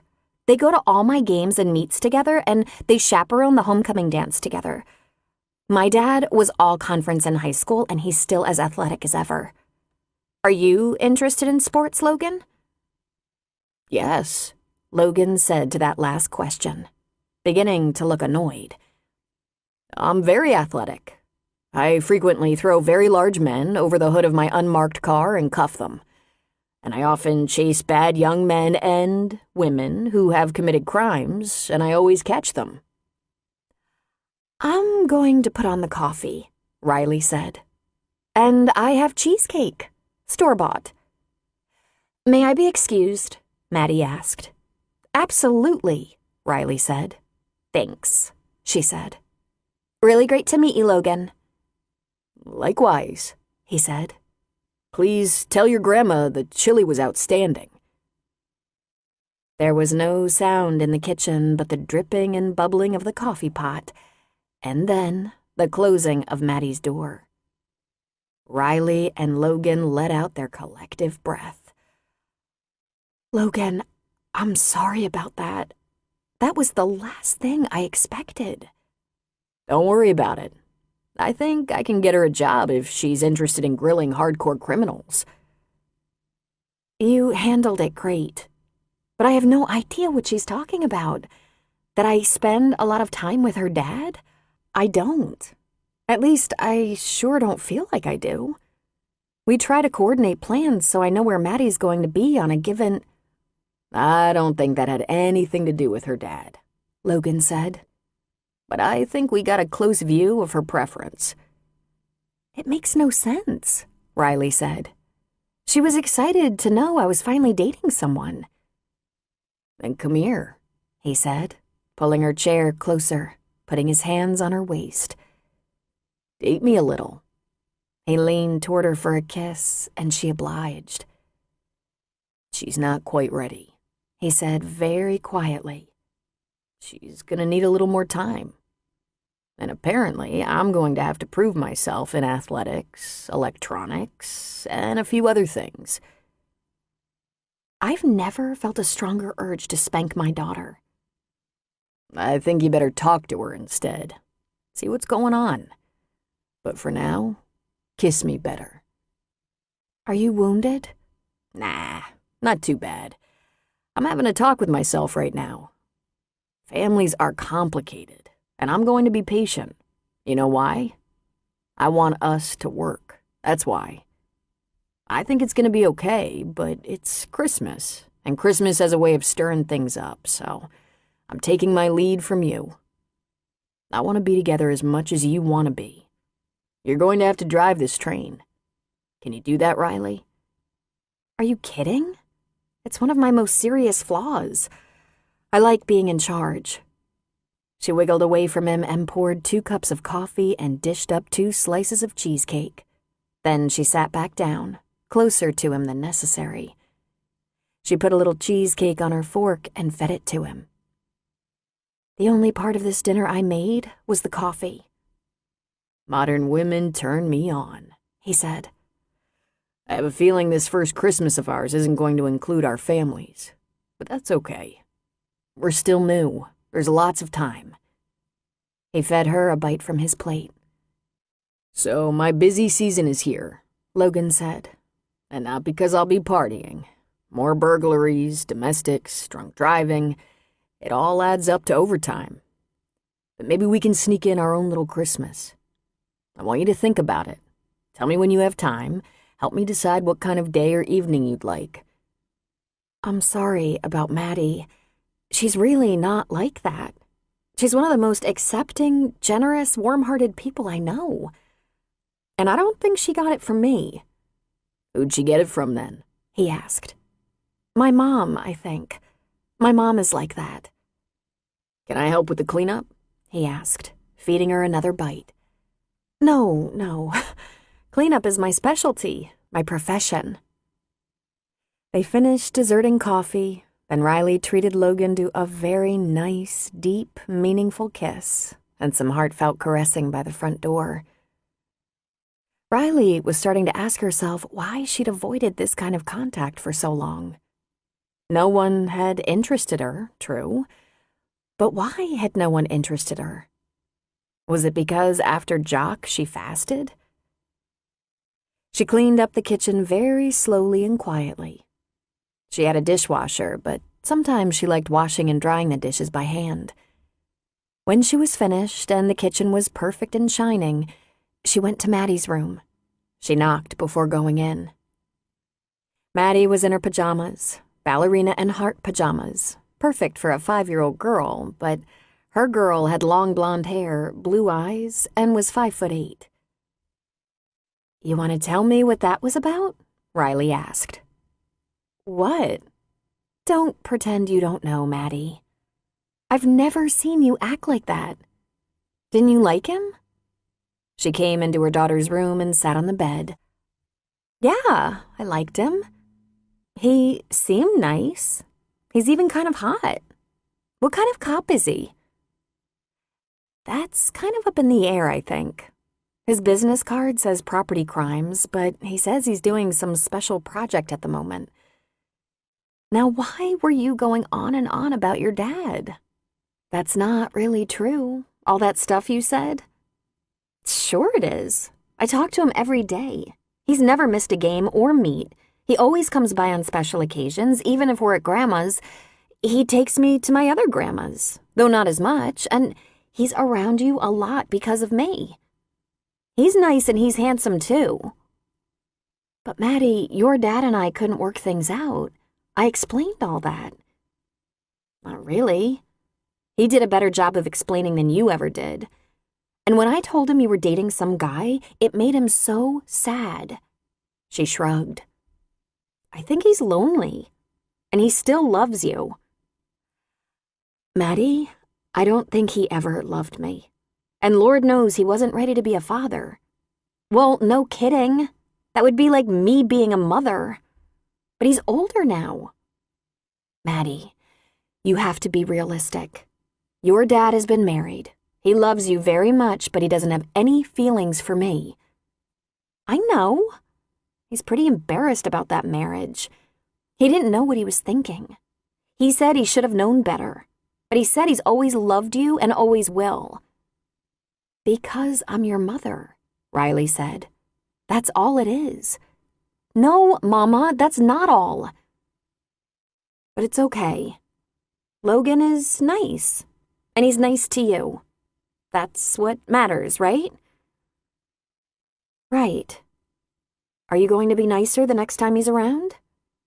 She nodded, but bit her lower lip. You know, you never went out on a date. I thought maybe you and Daddy still might have a thing for each other. Listen, I had a couple of dates. A few, actually. I never said anything. You probably said you had meetings. Probably. But I was asked out. I met a couple of guys for coffee, went to a couple of happy hours, went out to dinner a couple of times, but it just wasn't the right time, I guess. I was bored. I figured if it was right, I'd get a little excited. Does Logan get you excited? She asked. I don't know, but he makes me laugh. I'm comfortable with him. I feel good about myself when we're together, and it seems like we have a lot to talk about. But Maddie, it's not serious. It's friendly. It could get serious, but I've only known him a few weeks. Relationships take time, and I'm in no rush. Now, is there anything else you need to know? One thing. I hope you'll tell me the truth. Maddie, I always tell you the truth. Okay. Did you ever love Daddy? I mean, really?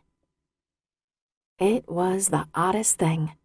Riley felt tears in her eyes. She blinked a little wildly, willing them away. She cleared her throat. She wiped her palms on her slacks. Yes, she finally said, her voice soft. Yes, I did. Really? She asked. Painfully so, Riley said. Emma steadfastly refused to announce to Adam's family that they were officially seeing each other, though everyone but Riley knew. Let's not push our luck, she said. She didn't want any trouble or friction from Riley, and mostly she didn't want a brother and sister at odds over her during Christmas. Riley has to be the one to invite me back into her life, even as just an acquaintance. We'll never be good friends, I get that, but I don't want to push my way into your family before she's ready. You know I don't give a damn what Riley thinks about this, Adam said. That's exactly what worries me. Why are you so intent on having it the hard way? Is that what you think? Oh, you're wrong. I want it the peaceful way, especially now. My first Christmas home with a nice place to live, a decent job, a great fella. I'm going to invite your mom over to see my little place and host her for a couple of hours. I'm going to spend some time with Lyle and Ethan, bring them a nice bottle of wine and some brie and caviar, wriggle my way into Ethan's good graces. I'm spending an evening with Penny and her girlfriends. They have a little Christmas party every year, and I'm now officially part of the club." "And me?" he asked. "I'm sure we'll have lots of quality time together." "How about Christmas Eve?" he asked. "I'll wait up," she said. She wanted to enjoy the days leading up to Christmas. She didn't have much to spend on her few friends, and she enjoyed it more that way. She found a lovely pashmina shawl for Penny, a couple of small but pretty tree decorations for the other ladies, and for Lyle and Ethan, a Christmas serving platter. For June, a decorative Christmas table runner that was lovely and on sale. For Adam, a soft, cuddly navy blue sweater with a white button-down shirt, a pair of delicious slippers because she'd noticed he didn't have any, and a book, a Nelson DeMille novel. She'd studied his bookcase. He loved that particular author, and although he had an e-reader, he liked to read paper. She bought herself a few modest decorations for her little house. Adam still came to her place, though she knew he really liked his house and was so happy when she was there with him. "It's going to be a long time, Adam, before I'm good for more than what we have right now. I'm working through everything, but it's slow. Everything that came before us is weighty." "Is Lucinda helping?" he asked. "I think so, but I'm not seeing her again until the new year. I'm feeling almost secure," she said. "I'm afraid to blink." "I'm not going anywhere," he said. The holiday decorations in the homes they cleaned were a beautiful pain in the ass.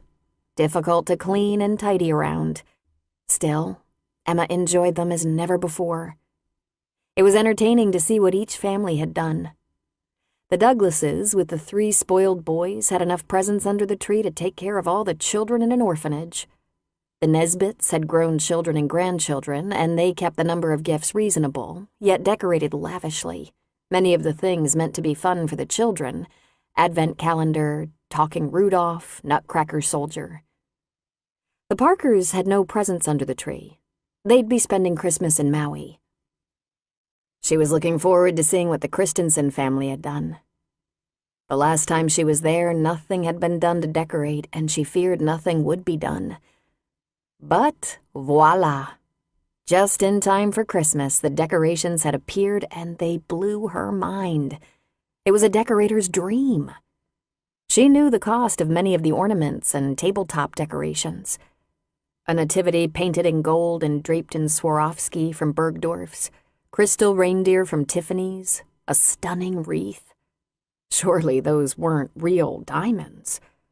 But it was copied from the real one created by Pasi Jokinen Carter. Their tree and staircase garland were decorated by a professional. She could tell. The few packages under the tree were wrapped in expensive paper that matched some of the glass balls. Fancy ribbon was coordinated with the home furnishing colors. There were silver candelabra with red candles, fresh Christmas flowers in the dining room and foyer, an expensive tapestry hung on the staircase landing, and a garland to end all garlands, fresh and adorned with balls and ribbons that matched the tree. Deli and Shauna gasped when they saw the house. "Stay away from the tree and garland," Emma told the girls. Most of those ornaments came from jewelers, not Target. Both of them backed up fearfully. "How do you know that?" Shauna asked in a whisper. "This isn't my first rodeo," was all Emma said. In fact, she got out her cell phone. She called McKenna. "We're at the Christensen house, and you might want to check this out. The Christmas decorations are worth more than the van. No one wants to dust them. We'll wait for you." They started upstairs. As usual, nothing was disturbed except for a damp towel in the hamper, which Emma scooped up and put in the laundry bag for pickup.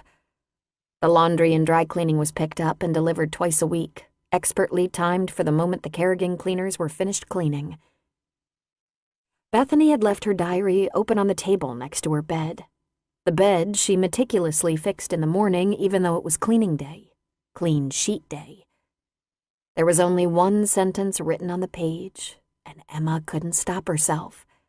After all those years of not noticing things, now she was a damn runaway train. I just wish there was someone to talk to.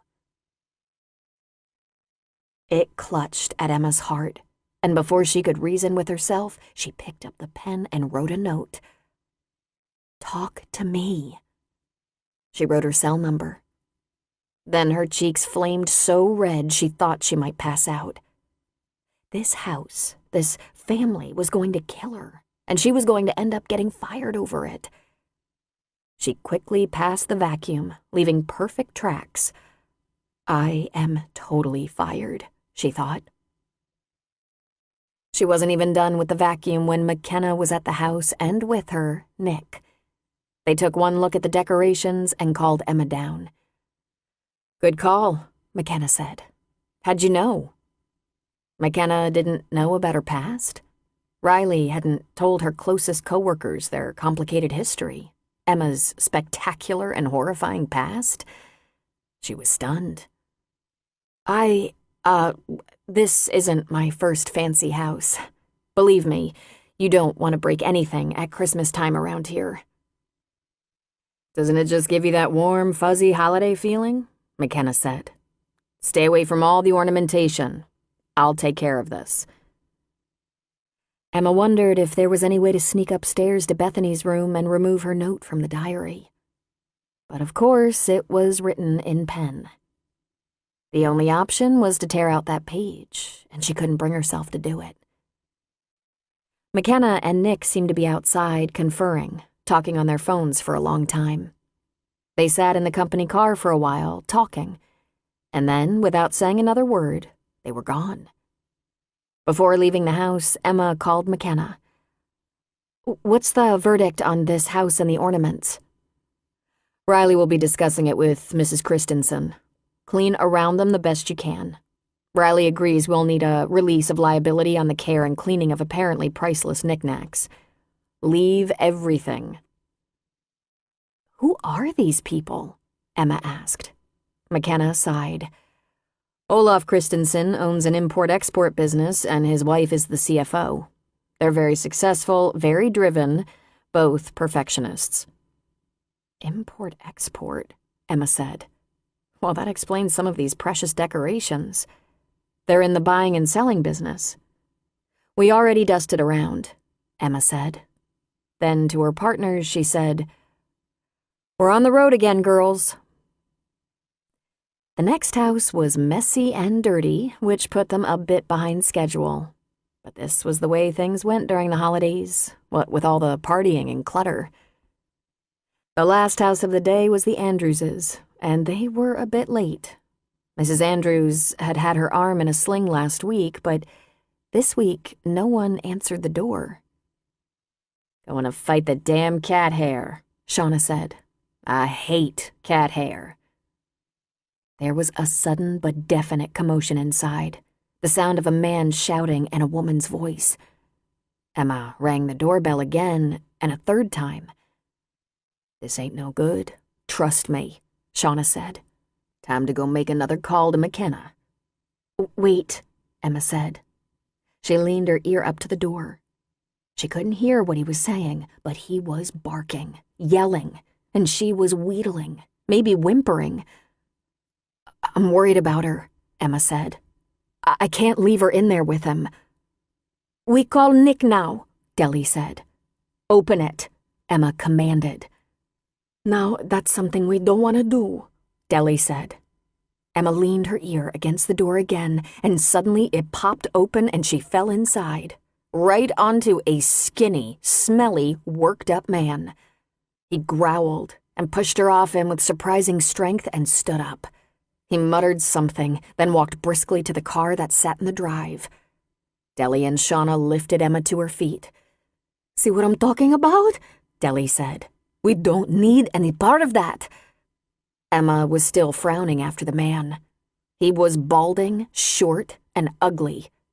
His ears were big, and he had a beak for a nose, and she was sure she saw a sizable wart on it. He cast a mean look over his shoulder. The three of them stood on the front walk with their supplies, dusters on extenders, a big plastic carrier with all their chemicals, vacuum, bag of rags, knee pads and gloves. He spit on the ground, got in his Mercedes, and drove away. "We're not cleaning this one today," Shauna said. "She'll pay her bill, don't worry about that." But Emma walked into the house. She found Mrs. Andrews on the floor in a crumpled heap, crying. She still had her sling, all askew, and she held her arm as if it hurt. There was a fresh slap mark on her cheek, and her neck was very red, like he'd been choking her. Deli and Shauna followed Emma slowly, cautiously. Working together, they lifted Mrs. Andrews to the couch. "Someone get Mrs. Andrews some ice. I'll just be a minute," Emma said. "What are you gonna do?" Shauna asked.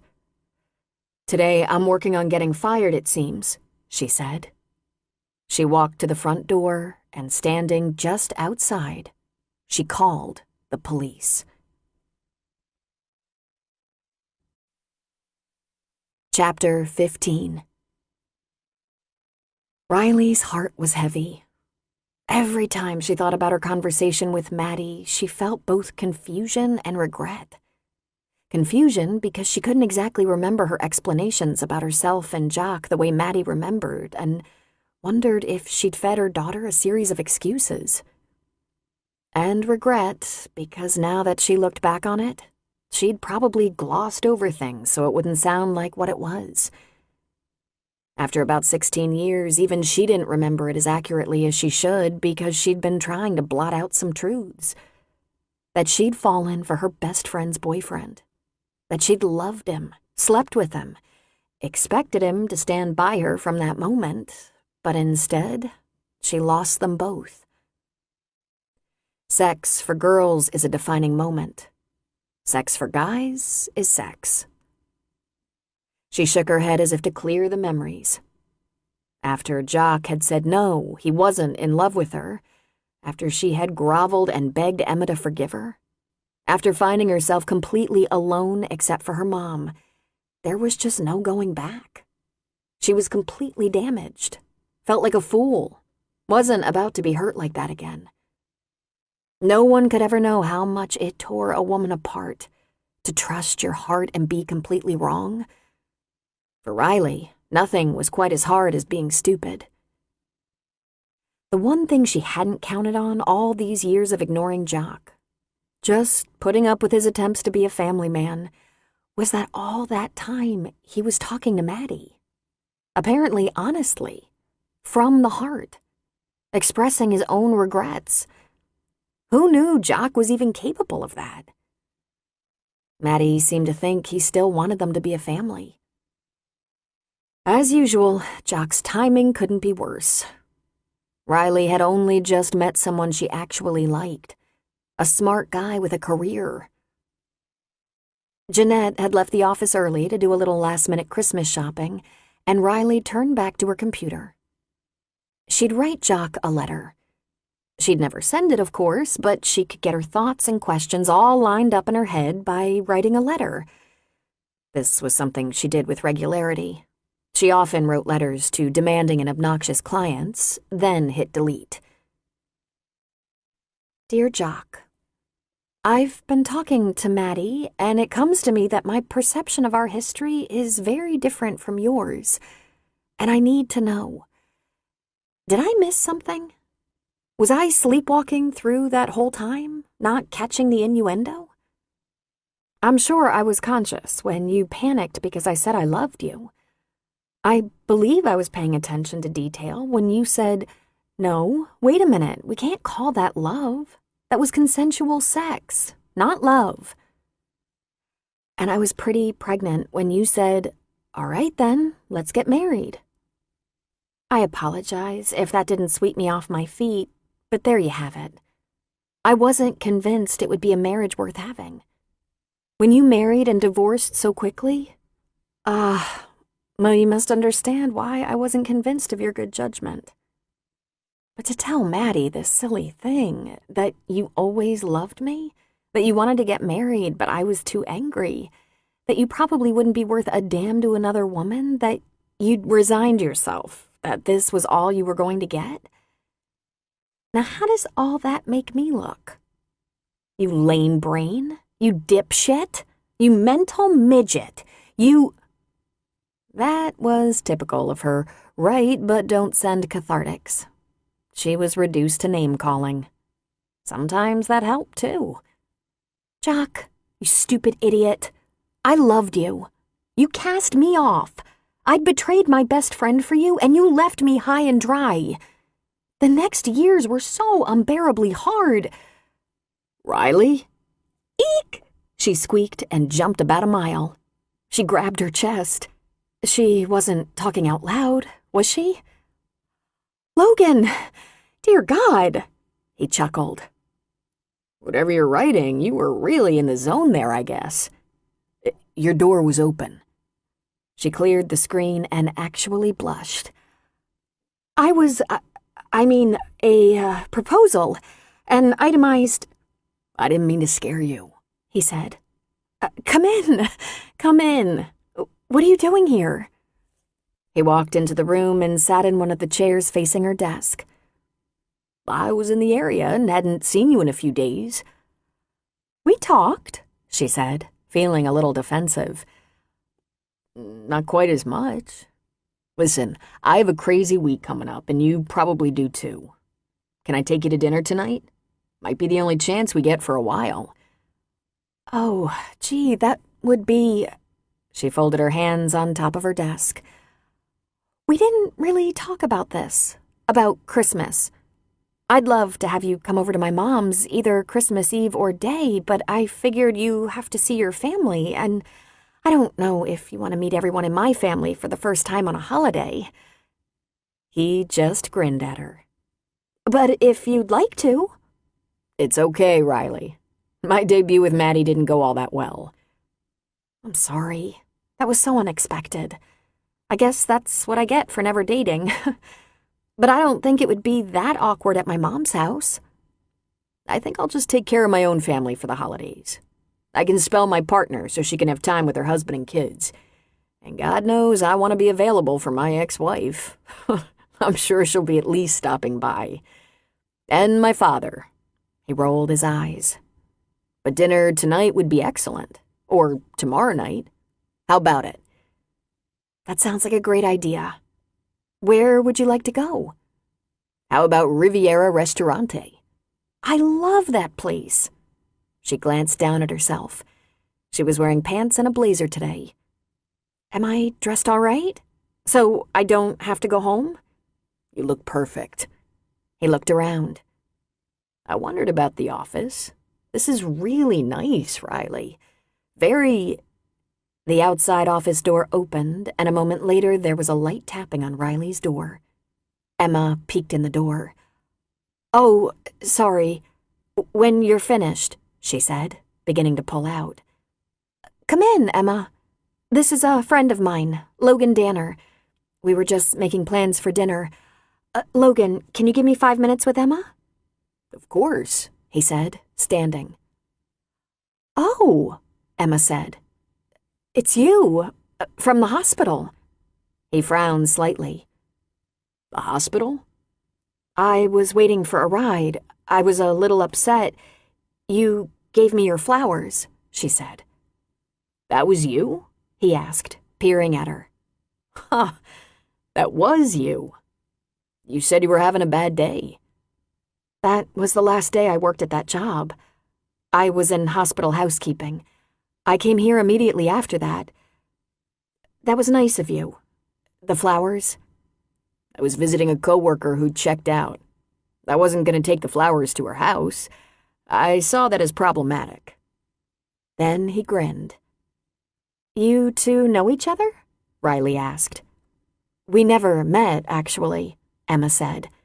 We both happened to be waiting outside of the ER, and I looked like I felt. At the end of the line... I told her to take the flowers or they were going in the trash, Logan said. Just a spontaneous gesture. I could have left them with the nurses, but he shrugged. Emma looked at Riley. It's all right with me if he stays. It's going to take about 1 minute. Emma took a breath. I did something today that was against policy. In our last house, the man was beating his wife, and I know I'm supposed to call you or Nick or McKenna with issues, but I called the police. Oh my Jesus, Riley said. Sit down, Emma. I'm sorry, I know our policy is not to see the client's personal stuff, but I just couldn't look the other way. Emma, that wasn't personal. That was assault. Against the law. That's not the stuff you're supposed to pretend not to see. That Reverend Douglas likes to wear his wife's lingerie is what we don't see, not crimes. Reverend Douglas wears his wife's lingerie? Emma and Logan said at the same time. I didn't say that, Riley said. I wish you'd called me, but not because I'd ignore something like that. Because I'd file the complaint, drive out to the scene and wait with you for the police, and hopefully Mr. and Mrs. Andrews would blame me and not you. Hopefully they'd forget you had anything to do with it. That wasn't going to happen, Emma said. I was listening at the door to see if I could hear her crying for help, and he opened the door suddenly. I fell on him. Splat.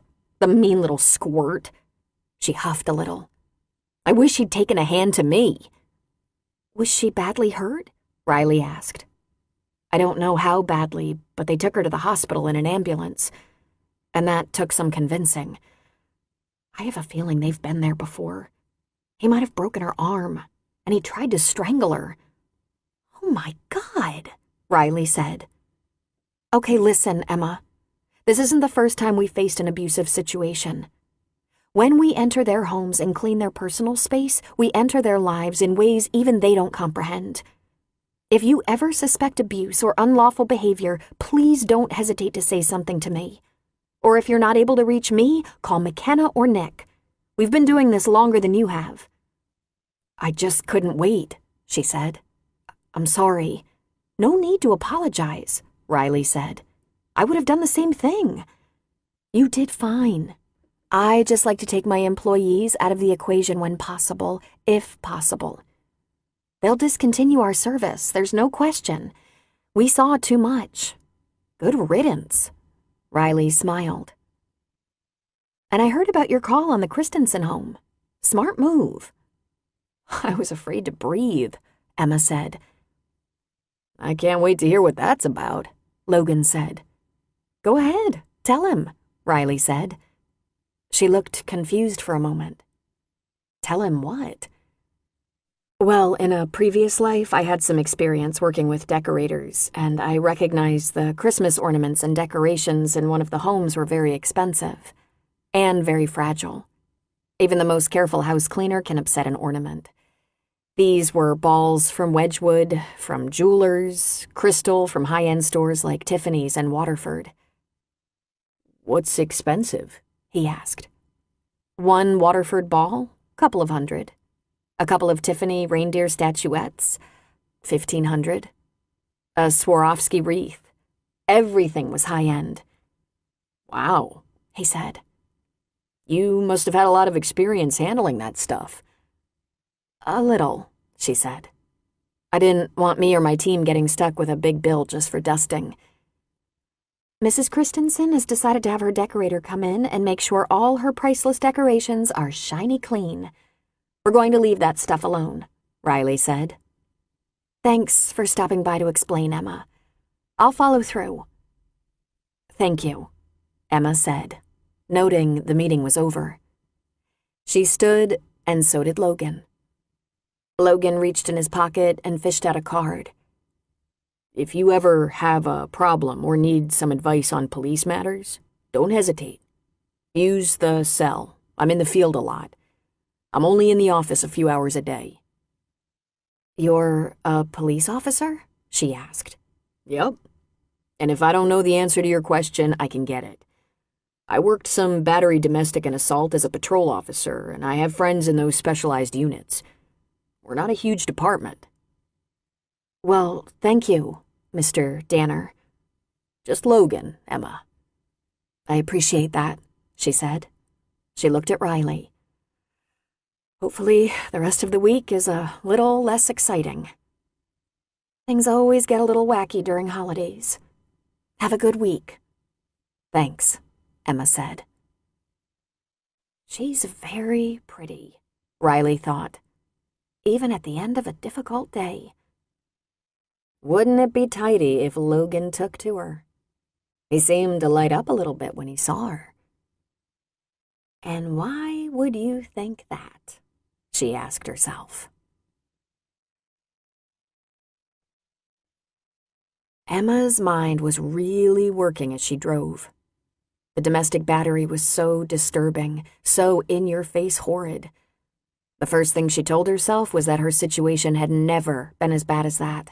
She'd never been abused like that. Never. But then how many of her New York household had noticed that her husband didn't hold her, that the troop of worker bees who often traveled with them were not all for work, that he had such a developed sense of entitlement he had a mistress right under her nose and bilked his clients for $100 million. No, she'd never been abused. Nuh-uh. Her life had been ruined by the very man who vowed to love and protect her. Mrs. Andrews must ask herself those same questions every day. How did I marry that man? How did I trust him with my life, my future? And now she was undoubtedly asking herself how she could get away from him. Emma didn't have to go to Riley's office. She could have just called McKenna and Nick, and chances were one of the other girls had after it was all over. But Emma wanted to look Riley in the eye as if to say, "Here's your chance. I blew it. I didn't follow the rules. Fire me." But Riley stood up for her, supported her, wanted to protect her. Emma didn't kid herself that it was because she was Emma. It was because she was an employee. Adam had been so right about his sister. She ran a good company, provided a safe work environment, took good care of her people, was steadfast. Riley could ignore the fact that she really didn't want to be around Emma and see the situation professionally and fairly. She sighed. What did it matter? She didn't want a new best friend. She just wanted to work, live, enjoy a simple peace that helped her heal. That was all. Her cell phone rang and it picked up in her car. She didn't recognize the number. "Hello?" she yelled into the speaker. "I know who you are," said a very timid female voice. Emma was right in front of a side street and made an abrupt turn, no signal involved, earning her a blast from a car behind her. She pulled over. "Hello?" she said again. She pulled her cell phone out of her purse and turned off the car. "Let me get you on my cell. Okay, here I am." I know who you are," she said again. "The cleaner." "Oh, I'm sorry I read your page. I'm not supposed to." "I know. I left it where you would see it." "Oh," Emma said. "You wanna talk?" "I go to the counselor twice a week to talk, and that hasn't done any good." "Oh. I'm glad you have someone. Why isn't it any good?" Emma asked. She was met with silence, and she thought, "I'm an idiot. I should have apologized, asked her not to tell, confessed to Riley again, and because they don't want to talk to me. They have to. They're paid to." "Ah," Emma said. "I understand. Now I think you're doing it. You some kind of spy?"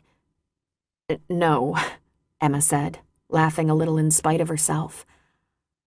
"I'm a cleaner who's going to get in big trouble for touching your personal property.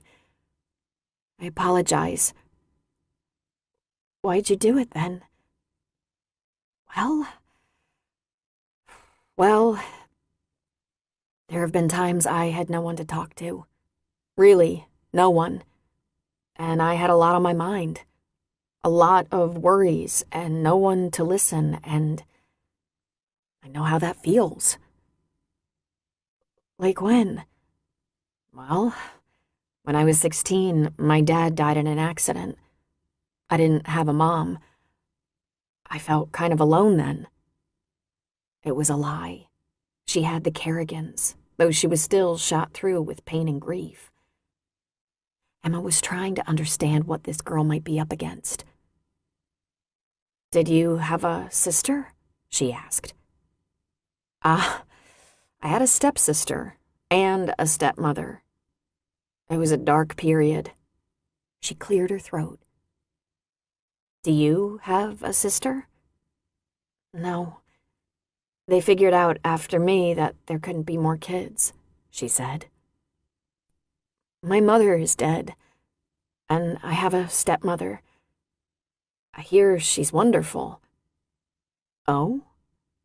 You don't sound like you believe it." "Guess," she said. "My stepmother says this family is getting back in the groove." She laughed. "How am I doing getting back in the groove so far?" Emma bit her lower lip. She knew nothing about this sort of thing. She'd never even been to a counselor before Lucinda. June and Riley were the nearest thing to counselors she'd ever had. But she'd had a stepmother. "Do you like your stepmother?" she asked. "I want to. She's a good person. But I try, and I can't." "Why?" "Really? Really? Why?" "Only if you want to say," Emma said. "You can talk about something else if you—" "She wears my mother's clothes." Emma felt her stomach cramp and her throat closed. She couldn't speak. No one was that insensitive. No one. Not the stupidest person. Even Rosemary had been more subtle than that. "She asked if she could," Bethany said. "We said yes, my dad and me. But my mother's dead, and she's wearing her clothes." "What did that counselor say?" Emma asked. "The counselor asked me if I thought she was trying to replace my mother, and that's why I was upset." "But you told the counselor why you were upset, right?" Emma asked.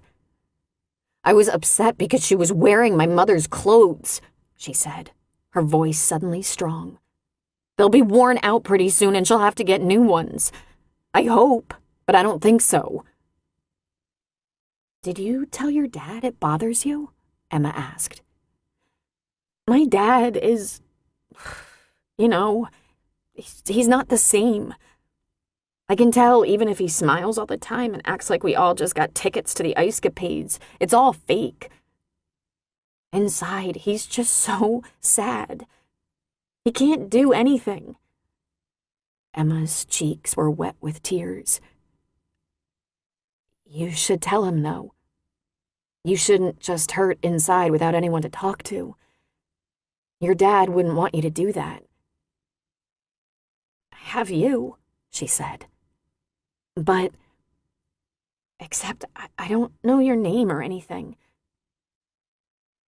"I should call Adam tonight, and we should have a good dinner and maybe 2 bottles of wine and a long night in each other's arms, because I'm going to be looking for work very, very soon," she thought to herself. "I'm Emma," she said. "And I've been alone and sad too. But I'm not right now, so I can talk to you. Except I'm not allowed to use my phone during work, during the day. I'm off at 5, and on weekends." "This weekend is Christmas," she said sadly. "It's a little harder at Christmas." "I know, honey. I need to go," she said. "I'll call you sometime.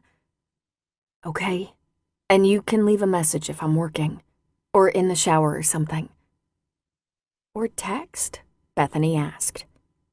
"Sure, but hey, let's talk, okay? It's what you want to do." Yeah, I think. Don't tell them, okay? I'm not telling them. I hope. I might have to. But let's see, she thought to herself. This Emma seems like an interesting character, Logan said. Riley smiled. They were at the restaurant, chatting about nothing at all. You made it all the way to the antipasto, she said. What? Did I say something wrong? Not at all. I've been expecting you to say something. You kind of came to life when Emma showed up. Did I? I think I came to life when she recognized me, but I didn't really remember her. Could the world get any smaller? This is a small place. And Emma is very pretty, Riley said. Unforgettable. She did the right thing, you know, he added. When there's trouble of some kind, I like it if they go through me. Or Nick. Nick is brilliant with situations like that. He's not a big guy. He's a short, stocky Italian, but he manages to seem 6'6" if he has to. To the women who work for us, he's a sweetheart until they push him too far, try to take advantage of him. Then he's great at getting serious and making his point firmly. Not meanly, but firmly. With the men, he's one of the guys until they try to take advantage, and then he's clearly the boss. No one wants to mess with Nick. He's got a look, a scrappy look. Often a potential client will get an estimate from Nick and then come to me looking to sweet-talk the lady boss into a better, cheaper deal. She laughed and shook her head. It hasn't worked even once. I'd have liked it if Nick had been there when the police came, she went on. I'd have liked it if Nick and I were both there when the police confronted Mr. Andrews, but that's asking for a miracle. I'm sure they found him, Logan said. He'll turn up at work or a bar or come to the hospital to try to offer up some lame excuse for beating the shit out of his wife. What will happen to him? She asked. He'll go to jail, Logan said, spearing an artichoke heart with his fork. His wife might think to make peace by denying. There was a witness and evidence of a beating. You think the police don't know what she's up against? They know what she'll say, what she'll do, and they've heard it all before. By now she's as messed up as he is. There are 2 lawbreakers who can't make bail. Battery domestic violators and drunk drivers. They get to spend the night. In the first case, so their victim has time to get away, if he or she will do so, and in the second case, to sober up. Riley thought about that. That's very clever of the police, she finally said. Here I thought abusers and drunks could get away with stuff all the time. They do, even with all the stops in place. But we're awful smart. We know how they think and act. You are smart, she agreed with a laugh. So tell me about Emma, he said. Why do you want to know? She asked. Because you're friends, he said. Riley scooped some more greens from the salad on her plate, focusing on the antipasto and not him. We're not friends, actually. I've known her for a long time, but she's only recently come back to Santa Rosa after being away for years. She needed a job. That's pretty much it. Oh, no, it's not, he said, laughing. You 2 have some kind of important relationship that goes beyond work. Is that so? And how would you know that? He shrugged. Experience, body language, tone of voice, eye contact, the way you 2 respond to each other. There was a lot of chemistry in your office for a little while. Sassy, she said, lifting her eyebrows. You're a smarty pants, aren't you? We were friends in younger years. I thought so. We went to school together, but Emma went away to college, moved away after college, got married, and just recently returned, after the death of her husband. Aw, he said, chewing. She's young. That's sad. I gather it was a bad marriage. Abusive? Why would you ask that? Riley wanted to know. It would explain her sensitivity to that woman being abused. Huh, she said. I thought I was intuitive. But I don't know if the marriage involved that kind of abuse. Her husband wasn't a good man, I hear. And he killed himself. As soon as she buried him and sorted out her affairs, she came back here. I suppose she feels comfortable here, where she still has a few friends." Logan whistled. Suicide? That's ugly. "I suppose that would be hard to deal with, even if you hated the guy." Yeah. I hope he left her something. "I doubt it. If he'd left her anything, would she be cleaning houses?" Were you and Emma close friends in younger years? Because even though you're the boss and she's the employee, I detected something, like an element of familiarity, intimacy." "Intimacy?" she asked, aghast. "Not sexual intimacy. Or maybe it was trust." "From her?" Riley asked, a bit incredulously. Well, from both of you. If you looked anything alike, I'd make you out to be sisters. There was that familial give and take, like sibling love-hate. You know what I'm talking about. We all have it. I can call my sister a bitch, but no one else can. There was... You know each other very well." She smiled at him. "We were good friends as kids, but that was a long time ago. We haven't even been in touch in over 15 years. Don't you love the Riviera Antipasto? Isn't it the best there is? We should have gotten the bruschetta, which is also the best there is." He put his elbows on the table, leaned forward, and smiled at her. "If there's something you'd rather not talk about, you can just say so." "When I'm on a date, which I so rarely am, I'd rather not talk about another woman," Riley said. "Besides, if your secret motive is that you'd like to date her, I believe she's taken. And I'm not one bit happy about it either." His eyebrows shot up and his eyes were as round as saucers. One look at him and she knew he wasn't going to let that one go.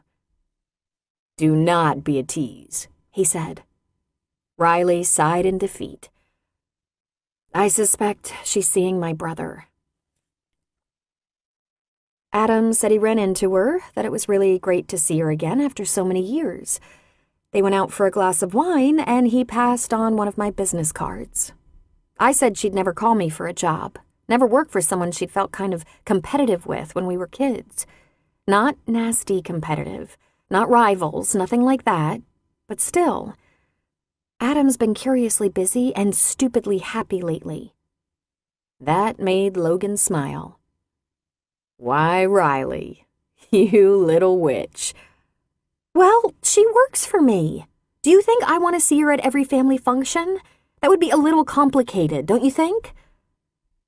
The waiter was just passing by and tried to snatch the antipasto platter, and Logan stopped him. "We're still working on this, but I'll have another beer, and I think the lady will be ready for more wine in a few minutes. Thanks."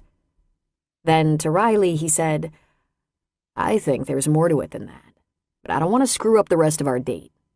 I like the way our dates end, slowly, with lots of personal contact. So, how about those Lakers?" "I didn't want to give her a job and my brother," she said. He reached for her hand. "I thought she was a good-looking woman, and have absolutely no interest in dating anyone but you. You're a showstopper, Riley, and I want to make out with you like mad." "I might be falling out of the mood," she said. "Drink more wine," he urged. "We're going to be on hiatus over Christmas, and by the time we get to... Hey, should we make plans for New Year's Eve?" "Maybe," she said. "Can I check with my daughter first? I want to be sure she's not on the loose while I'm partying with you." "Fair enough," he said. "Here comes dinner, and save a little room for the tiramisu. Damn, does that look good or what?" He gave her hand another squeeze. "Come on, baby. Let's get in the same canoe here. Tonight's about us. I want to impress you with my manners, good taste, brilliance, and sexual allure." She laughed at him. "I don't want to hear another word about your sexual allure, especially in front of the waitstaff." Killjoy. Some women find the spectacle of a man willing to make a fool of himself in public very titillating. Do they now? You know they do, Riley. And he winked. Logan had learned something tonight, like what an idiot he could be. First of all, a detective with a working brain would have waited for her to bring up Emma before homing in on her and their friendship. And second, whatever was in their past was enough to take Riley to another place and nearly ruin the evening. Maybe he wasn't smart enough to balance a budding relationship and a case because he was hot for Riley. He liked her in a way he hadn't liked a woman in a long time. By the time the conversation got around to Emma possibly dating Riley's brother, she was shutting down, moving away. Riley didn't seem to mind talking about the fact that Emma was pretty, that she'd had a bad marriage, but she didn't want to talk about Emma and her relationships with men. After dinner, he managed to persuade her to do a little kissing beside her car. He even talked her into getting in the car for a little more. But when he asked her to come to his place for an hour or so, she was too smart for him. "I'm afraid not, Logan," she had said. "I'm not ready for that next step." And he said he was ready whenever she was, and she replied, "I know. I can tell. I'm so smart that way." So now they were driving home to their own houses in their separate cars, and he had the feeling something had changed. Instead of going forward, they were moving back. And this had something to do with Emma, even though Riley had no idea of his interest in Emma. His cell rang and the number popped up on the dash screen in the car. Georgiana. He pressed the connection for the hands-free. "What?" he said. "Hello, dear," she said. "You're late for dinner again." "What do you want?" What if she'd been in my car? "Didn't you say you'd be meeting for dinner?" "Why would she be in your car?" "Because she drank too much wine and I had to drive her to my house, which I very much tried to do. But she left most of her second glass and declined my invitation. And I'm a little unhappy, so why don't you just leave me alone?" "Did you learn anything?" "No, not anything useful." "Why don't you go ahead and tell me, huh? I'm much more objective than you are." He took a breath. She was right. "There's some significant history between the girls, but it's obviously complicated. When I started to ask about their history, using all of my brilliant detective skills, she mentally moved away from me. That's when I lost her. She was fine talking about Emma coming back here, needing a job, getting over a bad marriage, generic on the bad, no details. But when I asked what their relationship was like when they were young, she shut down. Oh, and she thinks Emma might be seeing her brother." "She doesn't know?" George asked. "Not for sure, I guess. How firm is that?" "Every night." "How do you know?" he asked. "The only conversations they have are about what's for dinner and when will you be here." Logan thought Adam Kerrigan was getting a lot luckier than he was. "I don't get it," he said. "They're one nice, big, happy family. I saw Riley and Emma today, working through a tense situation, supportive of each other, friendly. The brother and the mother obviously like her. But Riley's smart. She's scary smart. You think she knows something and doesn't want her family mixed up in it?" "Possible," George said. "If you don't have anything interesting to tell me, I'm going to kiss the kids and hit the sack. Bruno's on shift." Bruno was not his real name. Mr. Universe's real name was John. "Good. Don't call me anymore." "You know, it's probably a good thing you didn't get laid." "Shows what you know. That's almost never a good thing." "Oh, I can think of a ton of circumstances when getting laid would be a really bad..."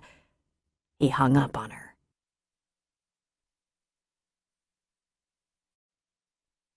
Chapter 16.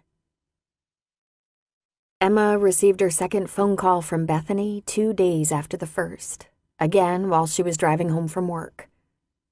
She learned that Bethany's mother had died from a freakishly terrible case of the flu almost 2 years ago. She got sick, then got sicker, was admitted to the hospital, then to the ICU. It was the kind of thing that usually happened to the extremely frail, chronically ill, or elderly. But it got Danielle Christensen, taking her life in a week. The family was, understandably, wrecked by it.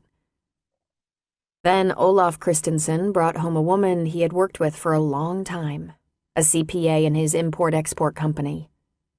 There were many such businesses in the port city, the Bay Area, and the Christensens was successful.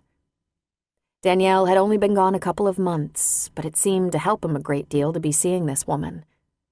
Liz was 40 and had never married, had no children, and before 6 months had passed, they were married. Everyone loved her. She was good at her job, active in her church, popular at work, laughed a lot, and showered attention on Bethany's father. But she never laughed with Bethany, only with Bethany's father and other adults. Before they even married, Bethany's stepmother was taking over the house. She fired the cleaning lady who'd been with them for years and hired Riley's company. She made every meal or ordered something she could pick up on the way home or booked reservations.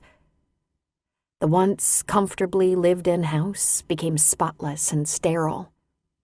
Danielle's clothes were moved to a guest room closet and chest of drawers.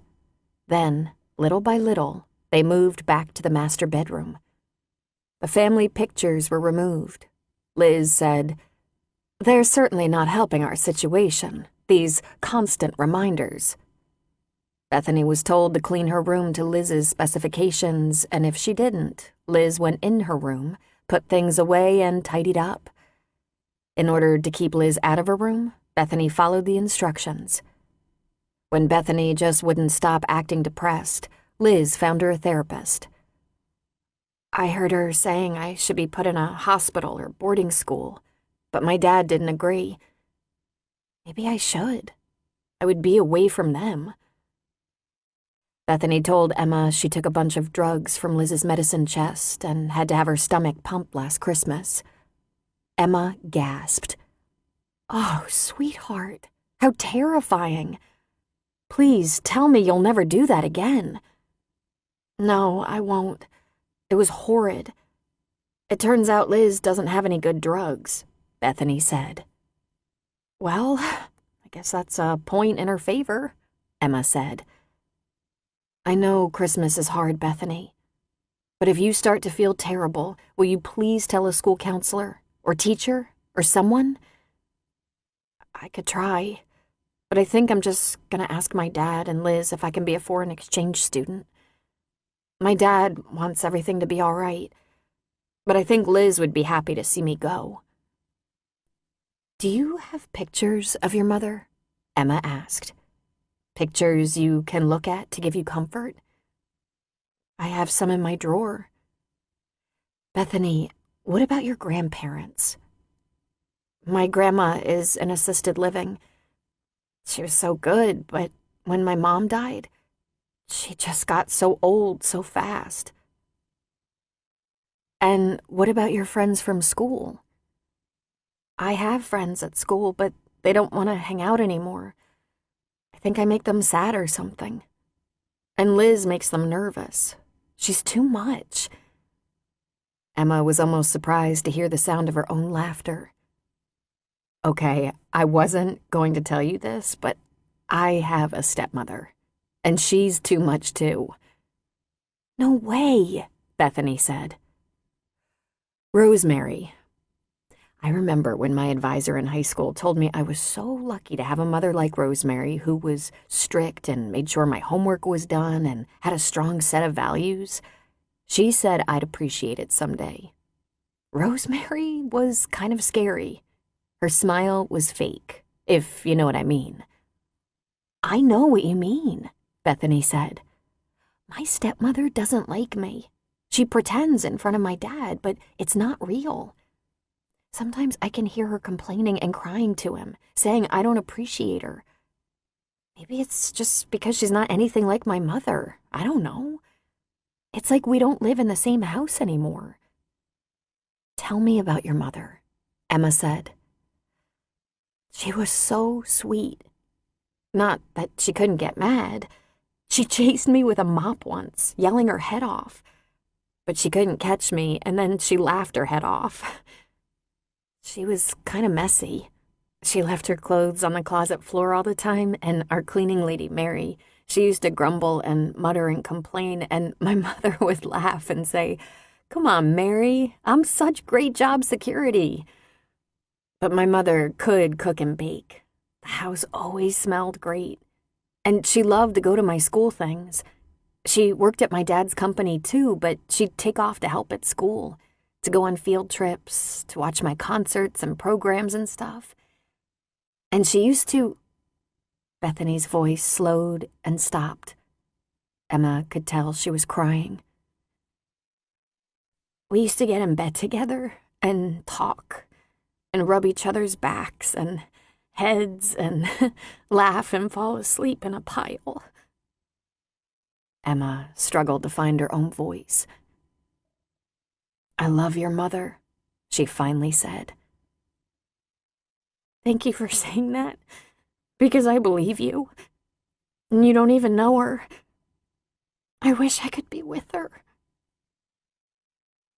"She's with you in your heart, and I believe she's watching over you. You're going to be like her, you know. Maybe not tomorrow or next week, but you're going to have a great life and make your house smell like great things, or baking and laugh with your children and fall asleep in a pile. You will, Bethany.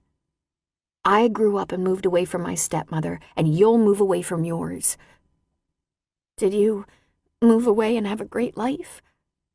Emma bit her lip. It wasn't really a lie if she thought about where she was now.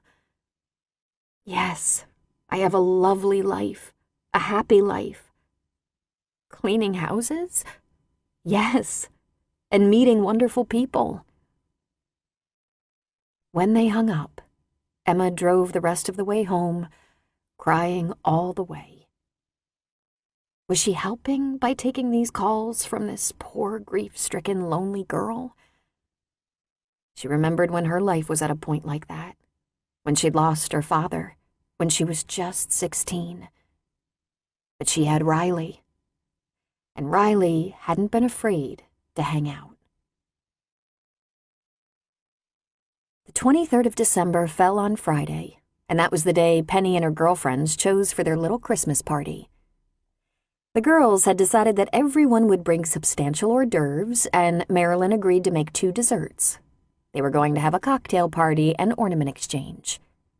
Earlier in the week, Emma had helped Penny bring in her tree and put her decorations up. She brought another centerpiece and wine. Her wrapped presents were under Penny's tree. She'd been looking forward to this holiday for weeks, her first Christmas as a free woman. And especially her evening with the girls, Penny, Susan, Dorothy, and Marilyn. But all the while, it was hard for her to shake off Bethany's call. Their wine was poured, their cocktail plates were loaded, they were comfy in Penny's little living room, and someone toasted, "Another year gone to hell." They all said, "Hear, hear," with laughter. "You're not quite as perky as usual, Emma," Marilyn pointed out. "You haven't had another pan of pea tossed at your head, have you?" Emma shot wide eyes to Penny. "You told?" "Way to keep it to yourself, Marilyn," Penny scolded. "Well, I don't have to keep it from Emma, do I? You haven't had a falling out with that lovely Adam, have you?" "No, he remains lovely. Really, Penelope, I can't believe you told about that." "I'll see Adam late tomorrow night after he has his dinner and celebration with his family." "I have the littlest work problem, that's all." "Do tell," 3 of them said at once. "I shouldn't. I don't believe you're entirely trustworthy," Emma said. Dorothy laughed. "Don't worry about that, Angel. No one listens to us anyway. What happened at work?" She sighed. Truthfully, she was dying to talk to someone, and these old biddies were good listeners. as long as she didn't name names. "I've gone and done the dumbest thing." "What? Tell us at once." "But it's not a happy story," she apologized. "I don't want to cast a pall on our party. I've been looking forward to it." "Ha! We love trouble and misery. We can take it." "Indeed," Emma said with a frown. "That's quite sad, really." They had no trouble talking her into it. She was more than ready to unload. She started with the new clothes in the trash, the scarred desktop, then the diary, and her bold move in leaving her number. "Oh, bless you, little darling," Susan said. "You're all mush, aren't you?" Then Emma explained Riley's rules and Bethany's 2 calls. "Oh, my dear, you did absolutely the right thing," Penny said. "Someone has to talk to that child." "But what can I do to help?" "I'm sure listening helps, love," Dorothy said. "Where is that girl's grandmother?" "I asked, as a matter of fact. Apparently she went downhill fast after her daughter died and is now in assisted living. I don't know the details, but I gather she can't be of much help in her condition." "Some of us are frail," Marilyn said. "Not us, mind you. We turned into leather. Tough old broads who've outlasted way too many friends. You can give her our numbers, Emma. There's no group of grannies who know more about the pain of loss and the way to move on than we do." "I bet you would be good for her," Emma said. "What about that woman, the new wife, wearing the dead woman's clothes? That should be against the law. I'm calling my lawyer after Christmas. I'm going to give him a list of names of those approved to be seen in my clothing after I'm gone," Marilyn said. "Save your dime," Penny said. "No one wants your old lady clothes." "It is awful, though, isn't it?" Emma asked. She made a point of saying she asked them. But what's a young, grief-stricken girl going to say? "Sounds like she can't help herself," Susan said. "She's probably a well-meaning idiot, trying to make her new husband happy, keeping the house immaculate to impress anyone who's watching that she's a caring mother, getting expensive clothes for the girl, rather than giving time and understanding." "They put her in counseling," Emma said. "So what? I have an ex-sister-in-law who was a counselor," Susan exclaimed.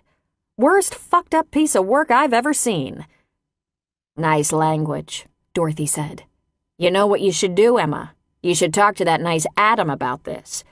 You said he's lovely with teenagers." "With his niece, I've seen a little of that. But I'm working for his sister. I broke the rules. I wonder if he'd feel obligated to tell her. Because it wouldn't be the first time I've broken the rules. Not long ago, I called the police on one of our clients." They all leaned toward her as one. Their eyes were wide and hungry. "I don't believe you mentioned that, darling," Penny said.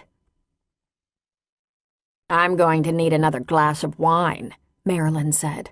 "Don't tell about it until I've gotten reloaded here." "A man was assaulting his wife, beating her," Emma said, going through the story, explaining she was supposed to call her directors or Riley, but she just called the police. "Good for you," everyone said. "I thought strong women had died off, but look at you go," Dorothy added. "I might have chased him with a tire iron, the bastard," Penny said. "Exactly why I carry," Susan finally said. "I just wish I could have seen them arrest him," Emma said. "Say," she looked around the room. "Penny, just how much have you told them about me?" "Well, there was that story about the bedpan. Slowed down the bridge table a bit, that one. And, of course, that little bit about the Ponzi." "You told them all that, did you?" Emma asked. "You wouldn't want them to be caught off guard," Penny said. "I say good riddance," Marilyn said. "Thank goodness he had that Saturday night special in his office." "It was a Glock, you dolt," Susan said. At least keep your weapons straight. Emma was shaking her head. What's the matter, darling? Penny asked. You're incorrigible, she said. There is no logical reason why I should want to be exactly like you. Yet, they all giggled and lifted their glasses. To women with balls, someone said. If Riley was asked by a client to provide holiday housekeeping service, she charged double and offered the jobs to her senior housekeepers. There were always at least a few eager for the extra money, and they would arrange their holiday celebrating accordingly. She was careful which job she accepted and who she sent because Nick and McKenna shouldn't be asked to supervise. And Riley wanted to be called only in an emergency, which shouldn't happen with a skilled crew. Christmas was a holiday she dearly loved since Maddie was born. They did most of their celebrating at June's house, and Maddie wouldn't have it any other way. Jock had joined them for dinner a few times, usually showed up early Christmas morning to watch Maddie open gifts, even stole Maddie away for a few hours to spend time with his family. He was always very cordial and respected Riley's wishes, not pushing too much. He still spent most of his major holidays with his mom, dad, brother, and sister. Once he'd asked if Maddie could stay over so they could have Christmas at his mom's. Riley had known that wasn't asking too much, but she'd said no, and he'd come to June's instead. Riley loved helping her mother with the meals. Adam was always there Christmas Eve and Christmas Day, and over the years there'd been the occasional extra guests. A girlfriend of Adam's, or friends or coworkers who would otherwise be alone. Now that Maddie was a teenager, Christmas morning wasn't such a big deal, and they'd do their gift opening later in the morning while the turkey roasted. June cooked all day, talking, laughing, and singing carols when the spirit moved her. Riley spent the whole day with her mother and daughter. Adam was in and out because he liked delivering gifts and good tidings to his friends at their homes, just as friends and neighbors stopped by June's house, knowing there would be eggnog, coffee, and cookies. It was always warm, cozy, low-key, and made Riley feel secure. After all, she'd drawn the blueprint for this life. She had a feeling everything was about to change. She could smell it in the wind. Maddie was getting older, more mature. She was asking the questions Adam had predicted, and then some. She wanted to know how she came to be. Did her parents love each other? If they did, why did they stop? Riley could no longer live in denial. Jock was a pretty good dad, and Maddie loved him. And Adam, he would never leave them, but he wasn't going to belong to them anymore. It was the elephant in the room. Emma had come back, and Adam was different. Emma had come back, and Riley had lost 15 years, feeling thrown back in time. She wanted to ask where Emma was today, but she wouldn't. Surely Lyle would look after her, or her landlady would. Riley tried to savor the 2 days, to fill up on them as if they'd have to hold her for a long time. The presents were a success, and dinner was slowly being prepared. She stood at the stove and sink with her mother, got out the Christmas dishes and set the table. Maddie came into the dining room, her cell phone to her ear. "Put an extra plate on. Daddy's coming to dinner." "Does he know it's at 4?" Riley asked. "He knows. He's glad. He'll have to go to work early tomorrow." Because Mackey's would be a madhouse, Riley thought. People would be returning and exchanging all their gifts. He'd worked for Mackey's full-time since getting his degree, which took him over 5 years to accomplish, she reminded herself. But he'd been there for 15 years, part-time at first while he went to school, steadily working his way up. It wasn't a big job, but it was solid. He wasn't the senior partner of a law firm or chief of neurosurgery, but he worked hard. Long hours in a tough, competitive business, and his employees loved him. "So when are you gonna give him a break, huh?" she asked herself. He arrived, wearing the ugly Christmas sweater Maddie had gotten him, thrilling her and forcing a laugh out of everyone, even Adam. And too soon it was coming to a close. And Riley had a sinking feeling the Christmas holidays she'd known since Maddie was born would never be the same. Maddie was growing up. She was so smart they were already looking at colleges. Riley, though still young, was staring in the face of a different life. June would age, Adam would leave her, Maddie would build a life of her own. Riley's phone rang and she fished it out of her purse. "I just wanted to call to wish you a Merry Christmas," Logan said. "And Merry Christmas to you," she replied cheerily. "We're just sitting down. Can I give you a call after we eat?" "Perfect," he said. "I am blessedly finished with my family. I'm home." "I'll call in a little while," she said. Jock and Adam both left while Riley and June were cleaning up the leftovers and washing the dishes. Maddie was on the phone planning a big shopping day with Grandma and two of her girlfriends for tomorrow, bright and early. Riley would go to the office. The Monday after Christmas was always a busy day for her crews. That left only tonight. Maddie was staying overnight with Grandma, and Riley was alone. She felt a little guilty that seeing Logan hadn't even come to mind. It was only 7 and Christmas was over.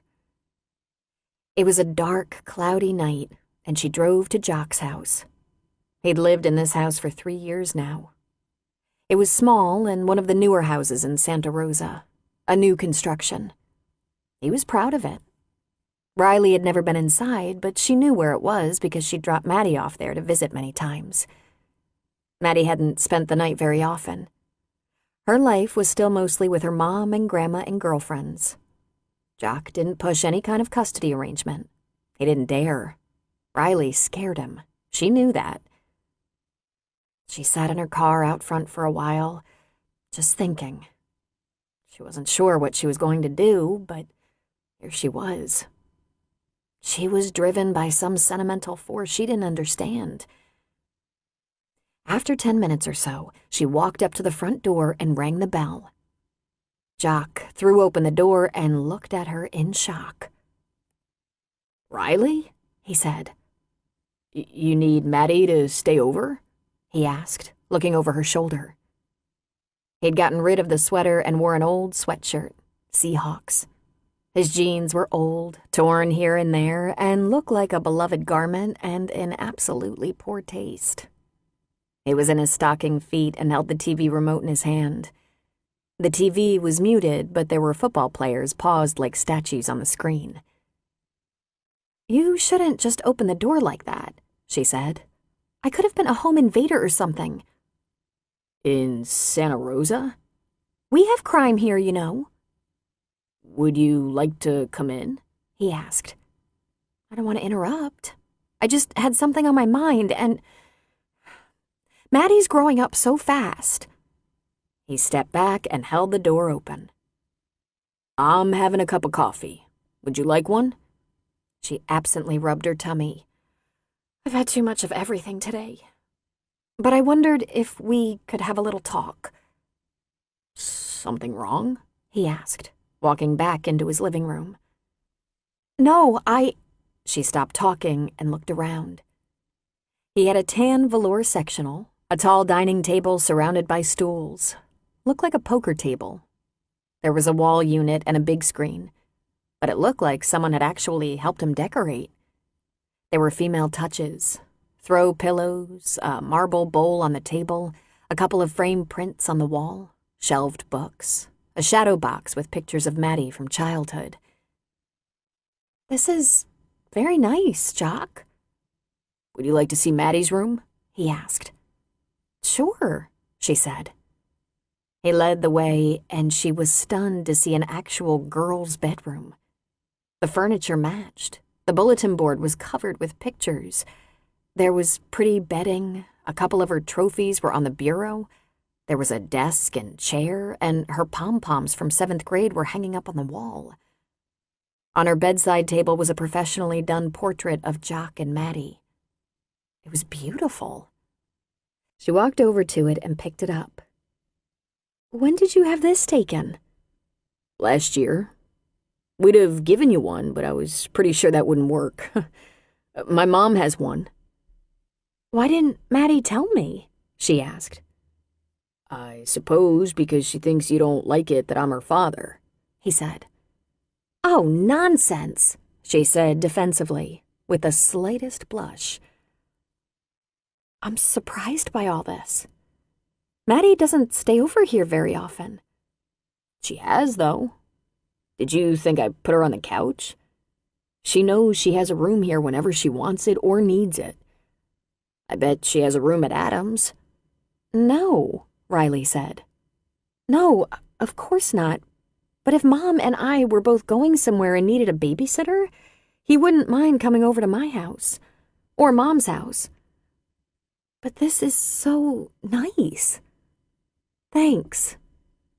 She doesn't use it that much, he said. Come on, Riley. What do you want to talk about? You never want to talk. She turned and went back to the living room. We talk, she said as she went. She sat at the end of the sectional as far from where his coffee cup sat as she could get. She put her purse down on the floor beside her, but she didn't even open her coat. We talk, she said again. Not really, he said, sitting down. You're very businesslike. Well, I suppose that goes with the territory. I run a business, and I'm used to being that way. And tonight? He asked. She sighed deeply. I don't know why, but it just struck me. Things will be changing again.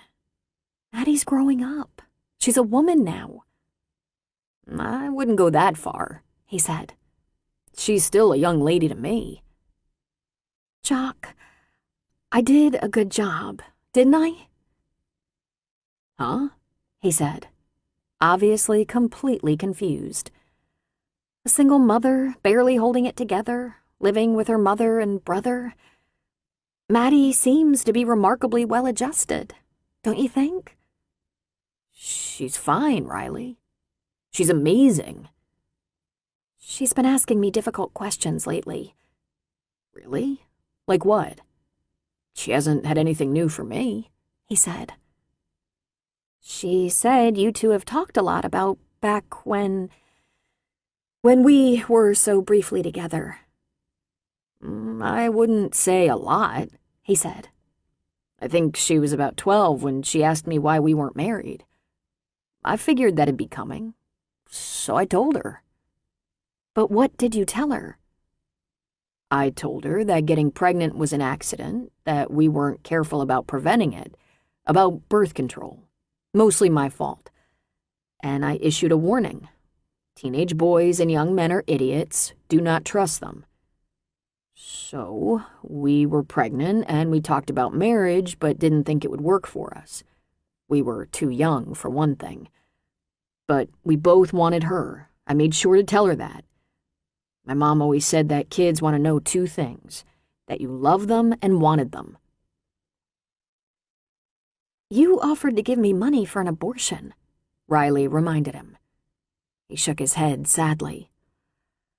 Look, I did what I thought men did, what I thought they were expected to do. I didn't think it through.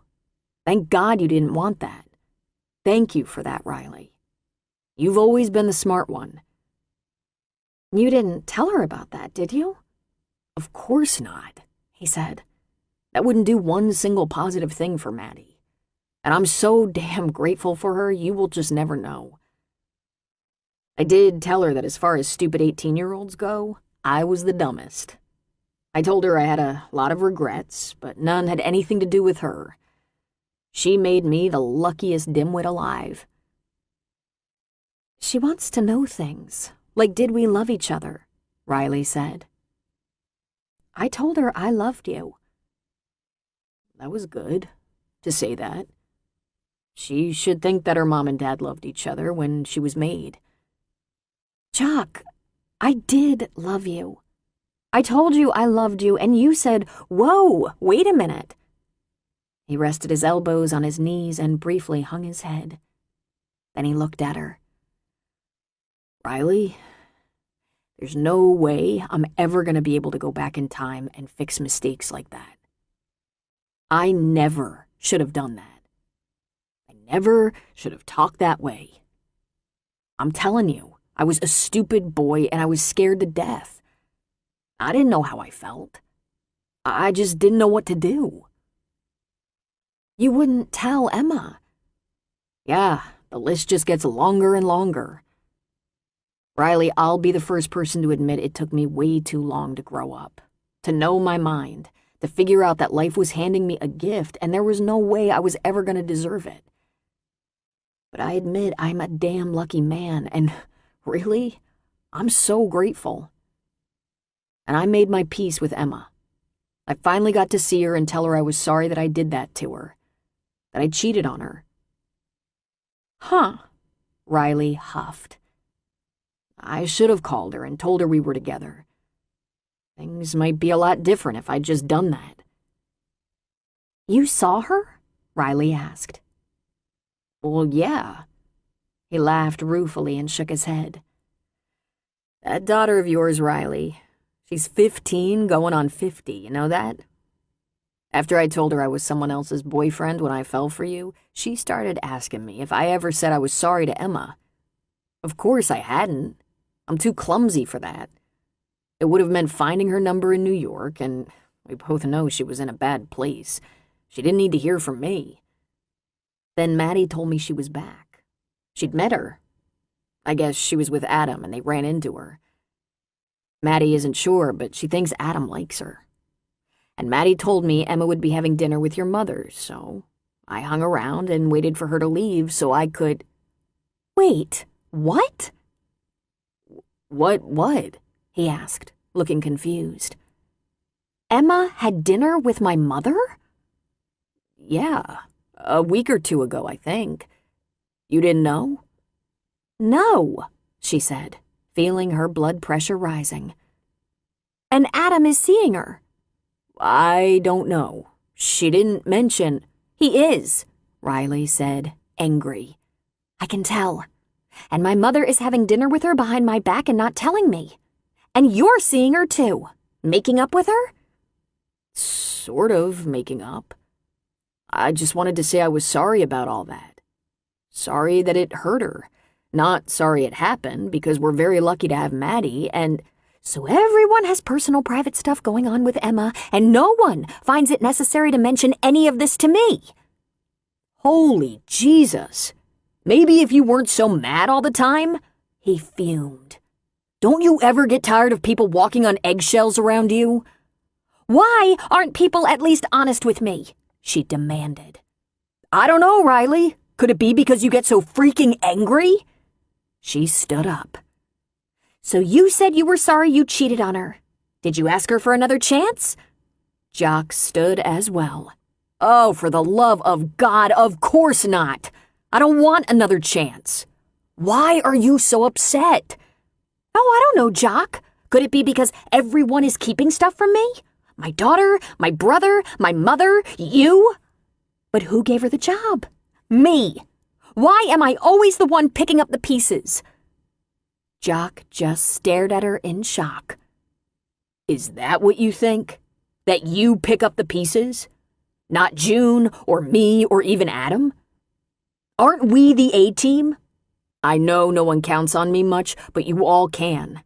I do everything any of you asks. You weren't left alone, goddammit.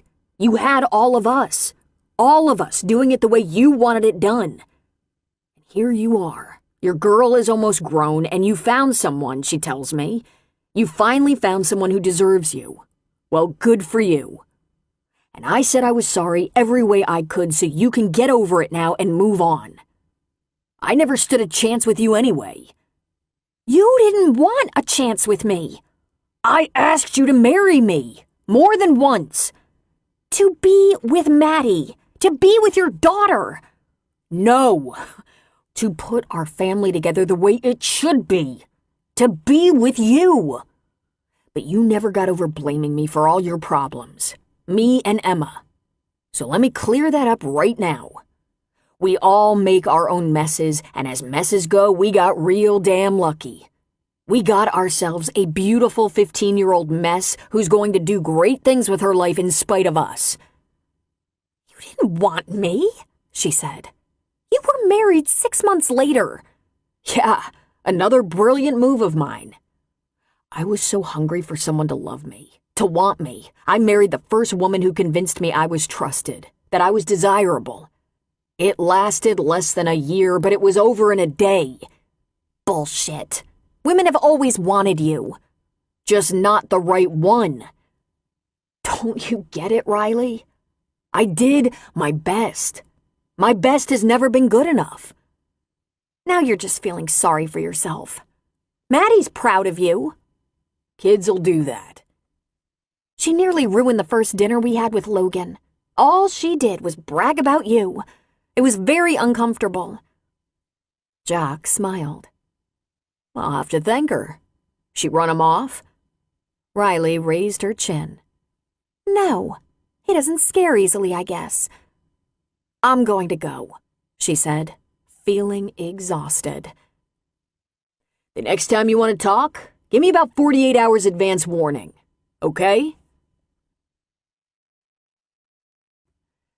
Chapter 17. After leaving Jock's, Riley had herself a hard cry, something she hadn't done in quite a while. It felt as though everyone was showering love on Emma and just not acknowledging how this might affect her, how she might feel like the bad girl being punished all over again. Left out and unloved? Damn Emma! Had she come back and taken over Riley's support group? She felt like a 13-year-old girl, a baby, an ogre who tried to prevent Adam and her mother from embracing their old friend. Tried and failed, and now they knew how selfish and mean Riley could be. At midnight, she heard her phone chime with an incoming text. It was Logan. "Just wondering if everything is okay?" Crap. She'd never called him. Although she was in bed and had a stuffy nose, she called him. "I'm so sorry," she said. "I'm fine. I got caught up in a difficult family discussion. You know how those things can sneak up at holidays." "Oh, yeah," he said with a laugh. "My dad and I usually entertain the family by acting like assholes. We did pretty well this year. We stayed on opposite sides of the room, and there wasn't too much friction. It's funny, here we are 25 years later, and I'm still a pissed-off little boy. Everyone else has forgiven him and let him back in the family. My mom and dad are as close to being a couple without being one as you can get. They're not remarried or anything, but he's at every family thing. I think he should be shunned." "Gee, only 25 years? You're probably not going to believe this, but I'm actually a pretty easygoing guy. I think. I wouldn't have a problem in the world if my mother just hated him." "Sadly, I understand completely. Let's talk tomorrow," she said. "I've had such a long day." "Sure," he said. "And Riley, we have a new year ahead of us. Let's make it a good one, okay?" "Absolutely, Logan." What a nice guy, she thought. She snuggled back into the covers. But she didn't think about Logan. She wanted to. A smart woman would make something positive out of that relationship. Why do people do these things on the holidays? She asked herself. Why couldn't Jock have saved his outburst for another time, another day? Jock's outburst, her conscience mocked her. You started it. You always started. Maybe she should start to admit it, if only to herself. She was so scared and hurt, felt so alone even though she had Adam, her mother, and her grandparents for a little while after Maddie was born. When she wasn't crying, she was bitching. In the beginning, when she was pregnant, Jock didn't come around much. When Maddie was born, he only came around when he felt safe, when Adam wasn't around. He often visited Maddie when June was watching her because June might have been unhappy with Jock, but she was never mean. Though he didn't come to see the baby on a schedule or often, he did come regularly. And he called. He called Riley until he could just call Maddie. It seemed like forever that every time she saw him, her heart ached and her throat burned with tears she wouldn't shed. But she got over it. As she grew older and met more and more women who were raising children on their own, she learned how to bear it. But it left her hardened and somewhat bitter. She didn't want to be that way.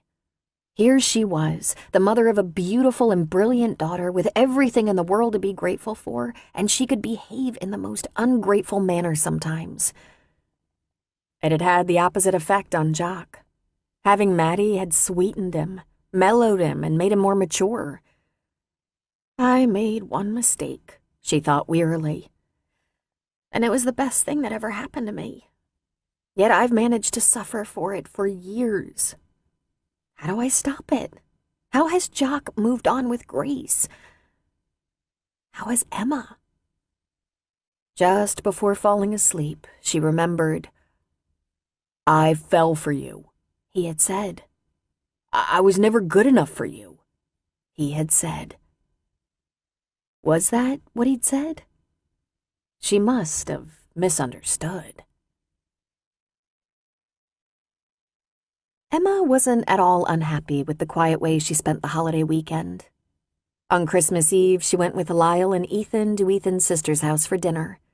Given that Lyle and Ethan had their own flower shop, a centerpiece wouldn't do.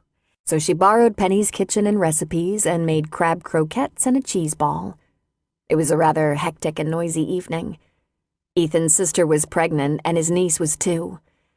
Emma enjoyed the 2-year-old for about an hour and then started to wonder how young mothers did it. The toddler was tired, cranky, hungry, restless, and generally bad. One of her first rebellious acts was to pitch the cheese ball at their Labrador retriever. Yeah, this is about 90% of the time these days, Ethan said. I don't think I was prepared for how fast a 2-year-old can move, Emma said. Watch your valuables, Lyle said. She swallowed Mommy's diamond engagement ring about 6 months ago. It's okay, I got it back, Ethan's sister yelled from the kitchen. Ew, Emma and the 2 men said together. When she got home at 9 that night, Adam was waiting for her. She regaled him with stories of dinner and the fate of her cheese ball. She insisted he open his gifts. She wanted him to try on his new slippers. He liked the book and sweater and had a gift for her, a very big box. Inside was a black waterproof trench coat, a very stylish maxi length with a belt. She told him to wait right where he was. She took it to her little bedroom to try it on, and when she came back, he admired the sleek design with her pumps. Then she untied the belt, opened the coat, and flashed him with her nakedness. Although they roared with laughter, it only took a minute for it to be replaced with the sound of kissing and panting, the new coat on the floor on one side of the bed, Adam's clothes on the other. On Christmas morning, she woke up to see Adam raised up on an arm, watching her. I've made a decision, he said. I've decided to wake up like this every Christmas morning. Ah, will Santa approve? I'm very nice, he said, and you're a little naughty. Sounds perfect to me. While Adam did his family thing, Emma relaxed, gathering her strength in the quiet of the day. She'd been warned that the week following Christmas was sheer hell at work. Some of their clients had been out of town over the holidays, but many more had extra people in, company from out of town. Lots of refuse from the gift exchanging, greasy and splattered kitchens from the constant cooking and baking. School was still on break until after New Year's, which meant general messiness everywhere and a tougher time cleaning while stepping over people. And there were a few things she was eager to find out. First, was Bethany okay? She hadn't called since before Christmas, but the Christensen house was one of the first on her schedule for Monday. When they arrived, she ran right up the stairs, tapped quietly on Bethany's bedroom door, and when the girl told her to come in, she stuck her head in. "Okay?" she asked quietly. Bethany gave her a sheepish smile. "Okay," she answered. "Was it a nice Christmas?" She nodded.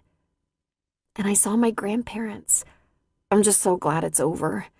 I feel so much more in control now." "Life will be easier now, I think," Emma said. "Holidays are always a bit tough when you've had losses. You have my number." "I do. I'll call you." When Emma was pulling the door closed, she turned and came face to face with Shauna, who was frowning. "You're gonna make trouble for yourself," she predicted. "It'll be all right," Emma said, because that's what she'd been telling herself. The Christensen home reminded her a little bit of her own New York apartment. Spacious, pristine, the furnishings rich and carefully chosen. And while it was filled with warm colors and dark wood, you could almost feel the emptiness. It was too quiet. Homes were made to be filled with conversation and laughter, and even arguing from time to time. It was too clean, too orderly. It felt so lonely here. Emma, Shauna, and Deli got busy, and as predicted, there was more cleaning than usual. Mr. and Mrs. Andrews hadn't canceled the cleaning service. Nick caught up with them on Tuesday to tell them he was sending a different crew and he would be watching closely to be sure there wasn't any trouble. He wouldn't allow Emma's crew to return to that volatile house. "For 2 cents, I'd cancel them," Nick said. "For now, I'll be keeping a very close eye on that house." At the end of the week, when they were nearly finished with the last house, Riley texted Shauna and asked that the 3 of them stop by the office when they returned to turn in the van. They found a full staff gathered. Nick, McKenna, Riley, and her young assistant, Jeanette. "Come in, please," Riley said. "Something terrible has happened, and I wanted to tell you. You'll hear about it tonight if you watch the news. Mr. Andrews is dead. It appears Mrs. Andrews shot him. The police have taken her into custody." Riley cleared her throat. "Our crew let themselves in and found them." Emma actually swooned against Shauna. "Dear God," she whispered. "Here, sit down," Nick said. "That man probably got what he had coming," Shauna said. "He was beating that woman." "Has anything like this ever happened before?" Emma asked. "We've had a delicate situation or two over the years. One of our clients was found unconscious. He had a stroke and went to the hospital, and from there into a special care home. Nothing like this. People don't just have dust and dirt," Riley said. "They have complex personal lives. Some of them have serious problems, and we're in their private space. We have to be vigilant and blind. It's a very difficult balance. I'm sorry this happened." "The other crew," Emma said. "Are they okay?" "Not at all," Nick said. "It was Cora, Maria, and Connie, and they're shook up. They're going to take Monday and Tuesday off, and if they need to see someone, like a counselor, we'll find someone." "Was it horrid?" Deli asked. "1 bullet in the back of his head," Nick said. He still had the TV remote in his hand. Looked like it might have happened much earlier or even the night before. "Ooh, that ain't gonna play good for her," Shauna said. "Had he been beating her again?" Emma asked. Everyone shrugged. "I'm sure we'll get more information as time passes. I just wanted to be sure to tell you personally, since you know the couple and had some dealings with them and the police. Everyone okay?" "Sure," Deli said.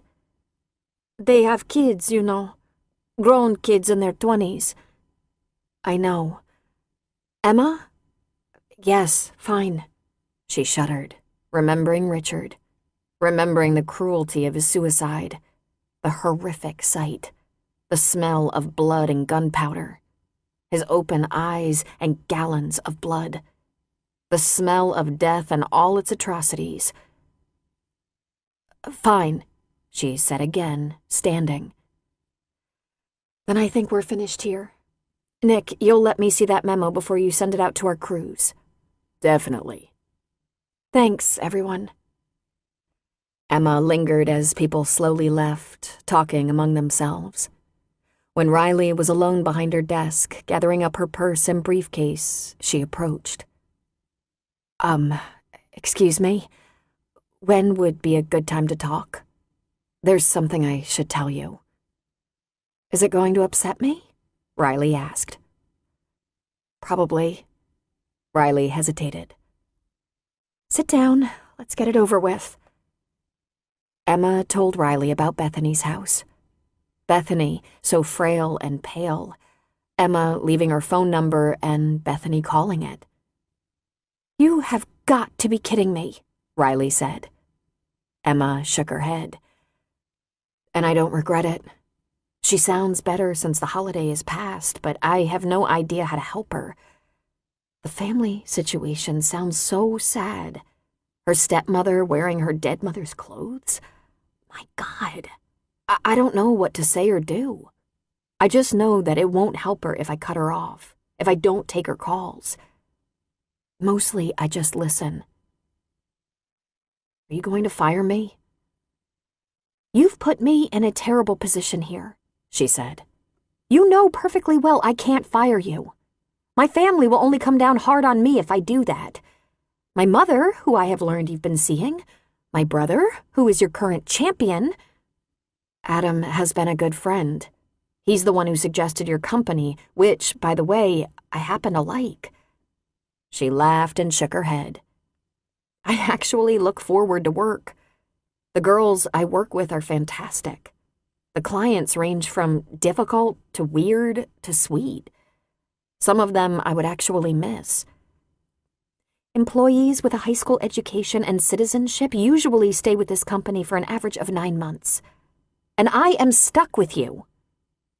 "I should think it would give you great satisfaction," Emma said.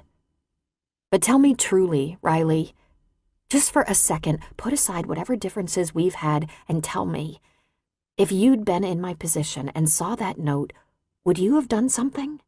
Anything? You have a 15-year-old daughter. What if she were that lonely and had no one? Would you wish someone had answered her call, even if it was a lowly cleaning lady?" "First of all, cleaning ladies are not lowly. Haven't you learned yet? We know more about our clients than they know about each other. Second, I don't know that I'd have done that." "Oh, you would too," Emma said. "Just as you'd have called the police on Mr. Andrews." "I wouldn't have left my number," Riley asserted. Then her own phone chimed. She looked at it and pressed a button, sending it to voicemail. "I admit I would have watched, waited, tried to think of a solution. A counselor?" "She has a counselor," Emma said. "A counselor who asks her if she's jealous of the new stepmother." Dear God, what an imbecile. I knew of Mr. Christensen's marriage. When he filled out his contract, we always asked them to list the family members and pets in the household, and I knew he had a teenager and was engaged to be married. But I didn't know he'd been widowed. Riley's phone rang again. Again, she looked at it. "She really wants me. I'm sorry," she said before clicking on. "Yes, Maddie?" "Mom, we were in an accident. Someone hit us. We're taking Daddy to the hospital. Mom, he's hurt. He's hurt." "Slow down, Maddie," Riley said. She completely forgot about Emma as she put the cell phone on speaker so she could gather her purse, keys, coat. "Are you hurt?" "No, not really. But they couldn't get Daddy out right away, and they wouldn't let me go in his ambulance because they needed the room to work on him. Oh, Mom, what if he dies?" "He's not going to die," Riley said. "What hospital are you going to?" Maddie asked someone. "Petaluma."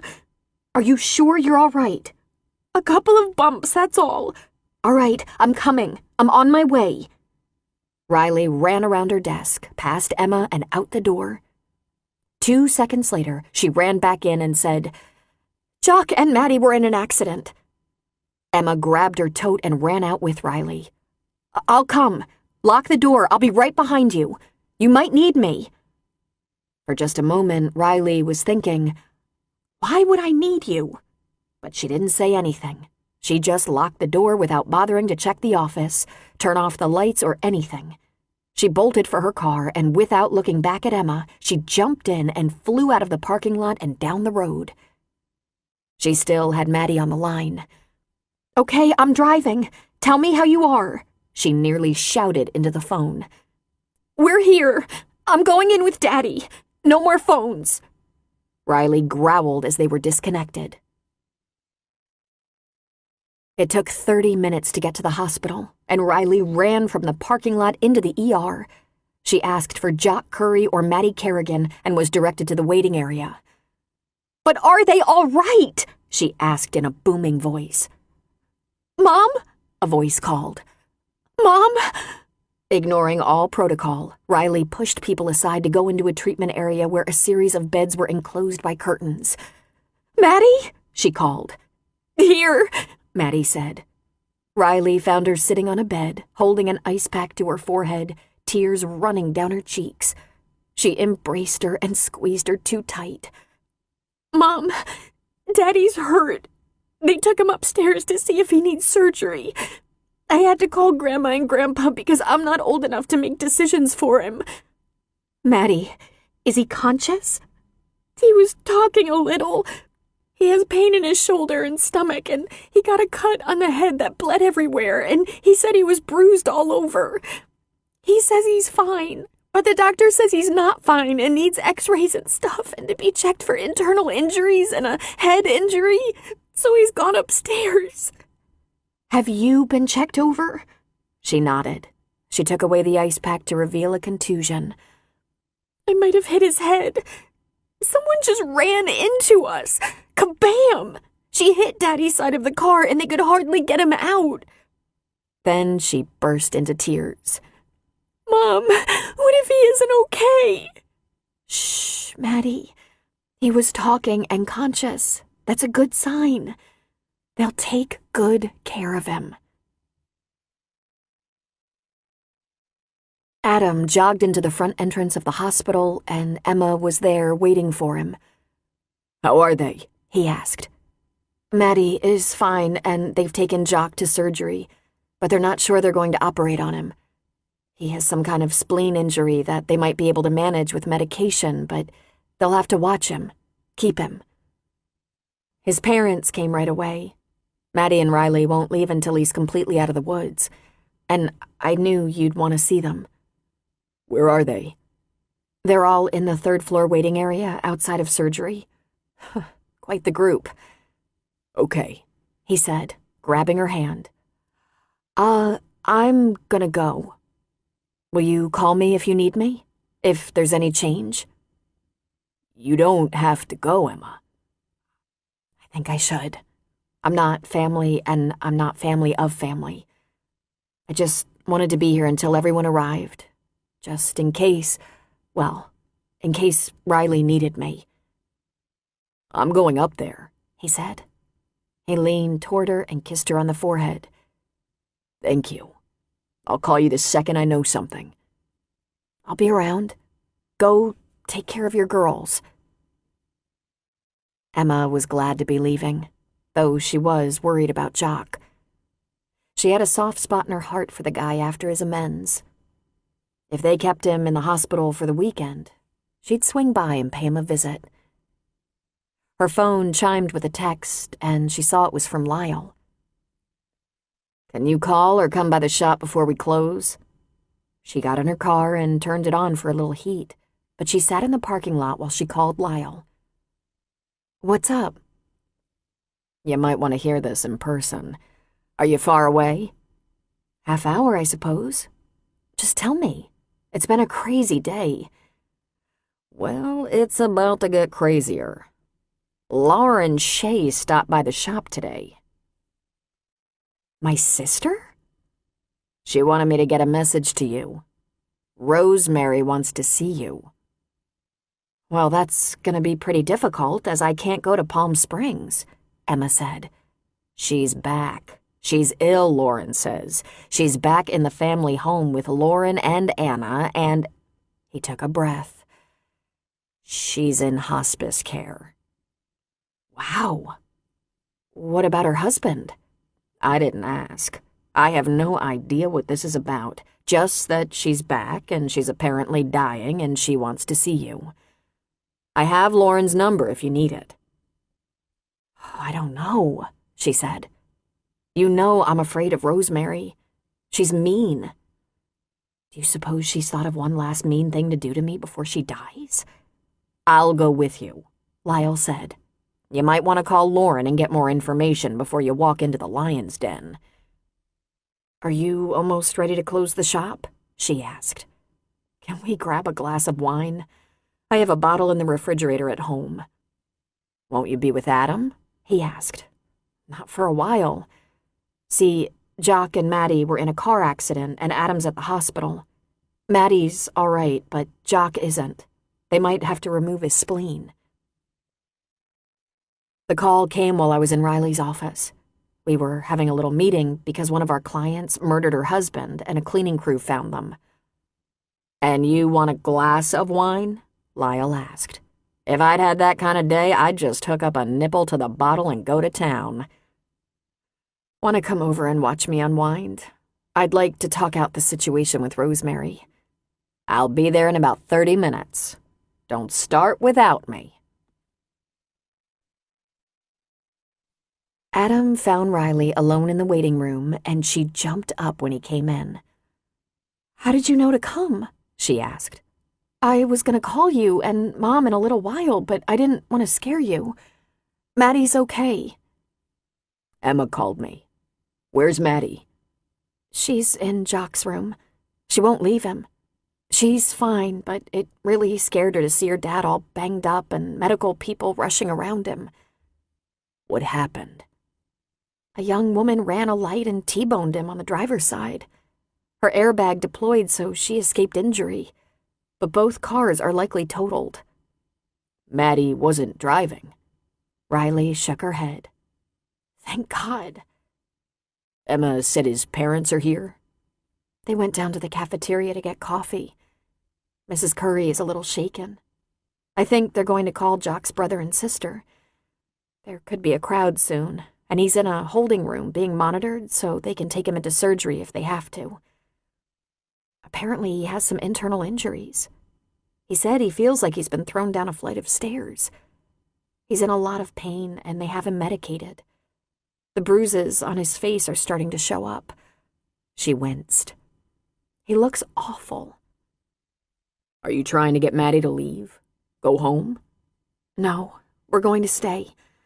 I might run home and get her a change of clothes. She has blood on her clothes from Jock's head. Not much of a cut, but it sure bled a lot." "And Maddie? Anything at all?" "Goose egg." She touched her own forehead in the spot. Then her eyes filled with tears. "I had words with Jock Christmas night." Adam frowned. "I thought the two of you did fine," he said. "Not at Mom's. I drove to his house. I wanted to talk to him about... oh, shit, about nothing, really. Just that Maddie's growing up so fast, and she'll go off to college and get married and have children, and... how are we going to balance all that?" "Divorced couples do it all the time," Adam said with a shrug. "I've never been in his house," she said quietly. "He has a nice house. He has a room for Maddie." "What's the matter, Riley?" "I was mean to him. I kind of picked a fight with him, and he said he did his best, but it was never good enough. You know, I'd never even been in his house." "You said that already," Adam pointed out. "It's okay. The only relationship you had with Jock was the parenting of Maddie, and you both do that pretty well." "He implied I never gave him a chance," she said. "Riley, what the hell is this?" don't know. I don't know, she said. She went for the purse she'd left sitting on the chair and dug around for a tissue. She dabbed her eyes and blew her nose. I think I've made so many mistakes. Maddie came into the waiting room with a doctor. The doctor had a bolstering hand on Maddie's shoulder. We're going to take Mr. Curry into surgery. I think he's going to have to part with that spleen after all, and while I'm in there, I can look around for any other problems. Can I talk to him? Riley said, looking suddenly panicked. He's being prepped, the doctor said. He'll be in surgery about an hour, then in recovery. He turned to look down at Maddie. When he wakes up in recovery, you can see him, but then you should go home for the night. He's going to be groggy, and it would be best for him to sleep. I'll be quiet, Maddie said. I'll sit with him and be quiet. If I thought he needed someone to sit with him, believe me, I'd put an RN at his bedside. But he's going to be monitored, checked regularly, and we're going to take good care of him. If there's any change in his condition, I'll call you personally. But I'll see him after surgery? She asked. Absolutely. I've got this. Okay, she said meekly. Adam waited around for the 2.5 hours it took for Jock to have surgery, regain consciousness in recovery, and see Maddie. During that time, more of Jock's family showed up, all wanting to see him. Adam had called June, and she came. He stepped outside a couple of times to text Emma and was relieved to know she was home and having a glass of wine with Lyle. When the doctor was finally ready to kick the whole lot of them out, June left with Jock's parents, holding Jock's mother's hand and reassuring her. Maddie seemed to be exhausted. Adam walked them out to Riley's car. Would you like me to follow you home? Feel like talking about it? What is there to say? Well, I think maybe you have something heavy on your mind. Mistakes, Riley? I've always felt like you do everything right. She looked at him with a weak and rueful smile. Shows what you know. I'm coming over, he said. You can put Maddie to bed and we'll talk a little bit. No offense, Adam, but I don't feel like talking right now. She stopped walking and looked in her purse, patted her pockets and said, Nuts. No cell phone. It must be in the waiting room. Adam, take Maddie home, please. I'll be right behind you. Sure. I'm parked right over here, Maddie. Let's get you home so you can get out of those bloody clothes and get a shower. Yeah, I guess, she said, leaning on Adam. He put his arm around her and opened the passenger door for her, settled her into his car. Thanks, Uncle Adam, for coming to the hospital. Everyone came. It was like a party. He reached across the console and patted Maddie's knee. You feeling a little better now that he's out of surgery? I guess so. It's just that I know so many people who lost a father when they were still young, and just the thought. 2 friends at school, and even you, Uncle Adam. She sniffed back tears. I want Daddy to have a chance to be happy. That's all. Your dad seems pretty happy to me, Adam said. He says he's fine, that he's happy, that he's proud of me. But one time when we were talking, he said his one biggest regret was that he couldn't get Mom to marry him so we could be a real family. But he doesn't blame her. He said he made mistakes. Mistakes, Adam muttered. Lots of talk about mistakes these days. You know what I think? I think I'm tired of hearing about mistakes. It would be a lot more productive to leave the mistakes behind and just think about the future. Don't you have any regrets, Uncle Adam? Everyone does, Maddie. But I think my life has turned out exactly the way I meant for it to. And it's a good life. Our family might be a little different, a little chopped up here and there, but last time I checked, we were all feeling pretty lucky with what we have. Maybe till tonight, she said. I'll feel a lot better when I know Daddy's all right. See what I mean? Adam said. He's a lucky man. Riley got off the elevator on the 3rd floor. She pulled her cell phone out of her coat pocket and glanced at it. 4 missed calls from Logan. She'd texted him about the accident, told him everyone was fine, but she was tied up and would call him later. Then she turned her phone off. And she knew where her cell phone was all along. She was relieved to see that none of Jock's family remained in the waiting room. She went into the recovery area where she'd seen Jock not 10 minutes ago, and there he was, sleeping off his anesthesia and pain meds, mouth open slightly. She felt tears threaten again. She walked over to his bed and gently touched his forehead. "Oh, Jock," she whispered. "I'm the screw-up, not you." All those years of being angry, of being awash in pride and determined to keep Jock from ever hurting her again, she held him back, held herself back. She put her head down and worked like a maniac, single-minded and aiming to succeed in business and show them all. "I am not a bad person, am not a disloyal, betraying friend. All I wanted to do was keep myself safe," she whispered to him. "To keep Maddie safe, to prove to the world I could make it without trusting anyone." He opened one eye and she sniffed. "You're right about me, Jock. I was always angry and scared. I never gave you a chance." He lifted his hand to where hers rested on the bed rail. "It's okay, Riley," he rasped out. "It's gonna be okay." "What if you'd been killed in that accident? What if I never got to say I'm sorry?" "Shh," he said. "It's okay." "It's not, really," she said with a hiccup of emotion. "But maybe, when you get better, if you think you can give me another chance, I'd like us to be friends." He smiled sleepily. "Okay," he said, letting his eyes drift closed. "Boy, you really make a guy work for it, don't ya?" A huff of laughter escaped her. "It wasn't my intention." "What about the other guy? The new guy?" he asked, not opening his eyes. "Not much going on there, Jock.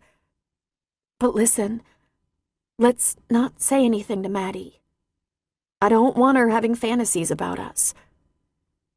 "Okay," he said. He gave her hand a little squeeze, and she bent over and put a soft kiss on his forehead. Suddenly, there was an orderly and a nurse at the bedside interrupting them. "We're going to take Mr. Curry to his room now. You can follow us if you like, Mrs. Curry, but then you should let him sleep and come back in the morning." "I'm not—" "Okay," she said. "I'll follow you so I know where to find him in the morning."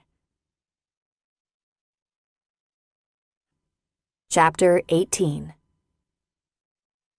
Adam and Emma stayed in for New Year's Eve. Emma parked her car in his garage in case Riley or June drove by. "I think the point of this discretion is just about moot," Adam said as he was taking her coat.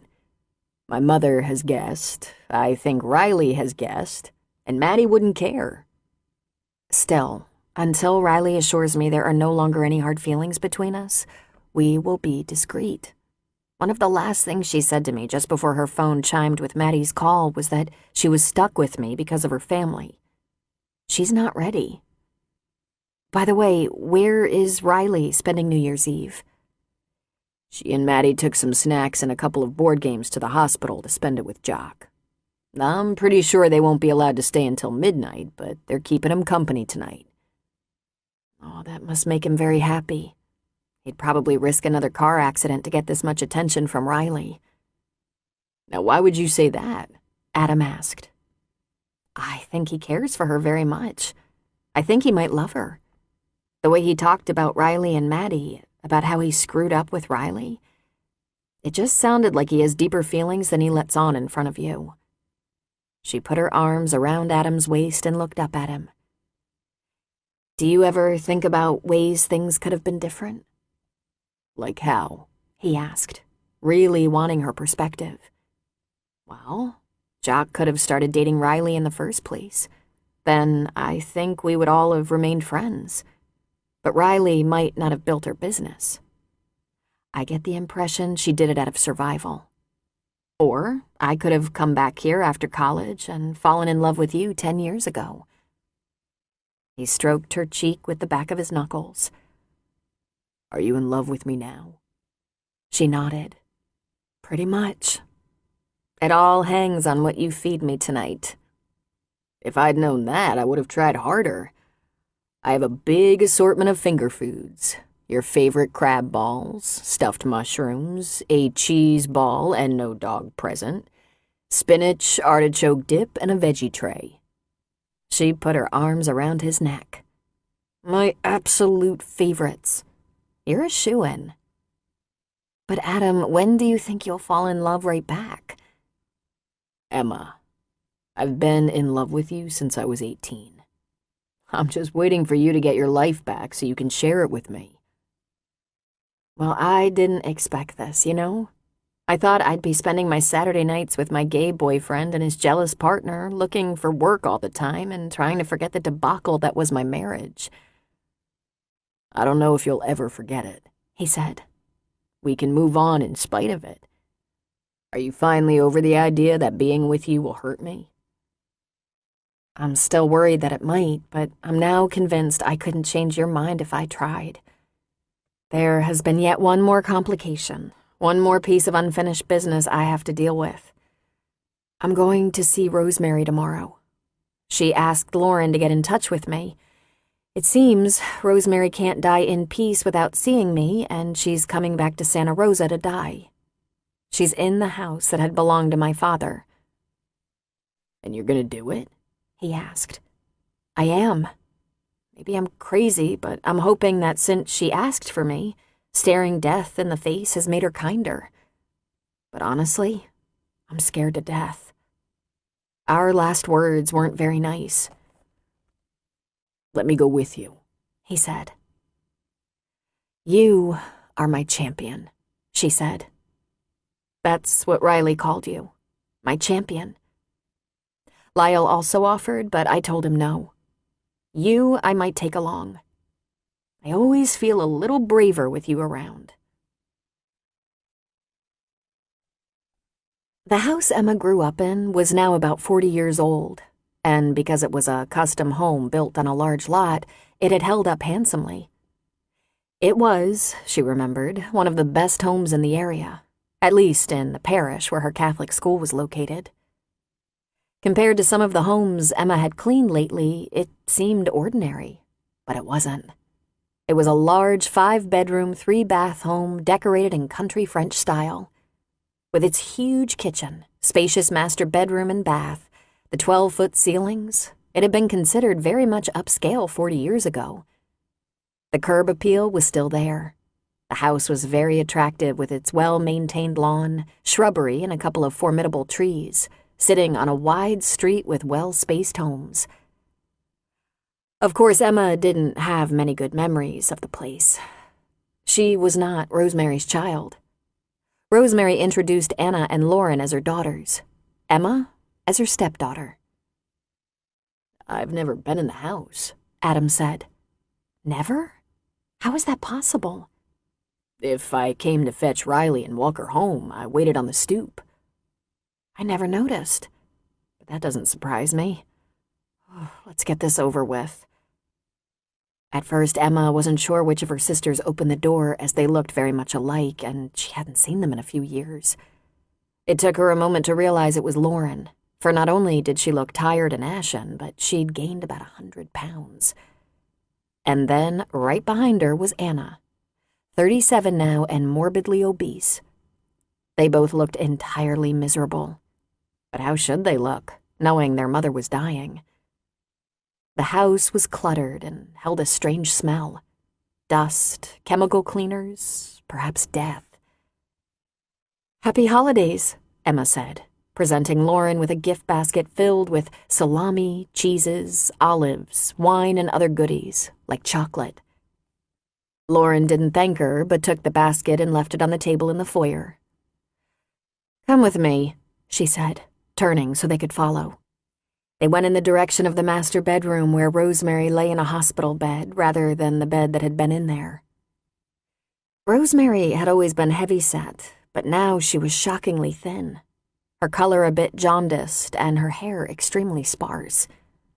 All that sudden weight loss left her face sagging.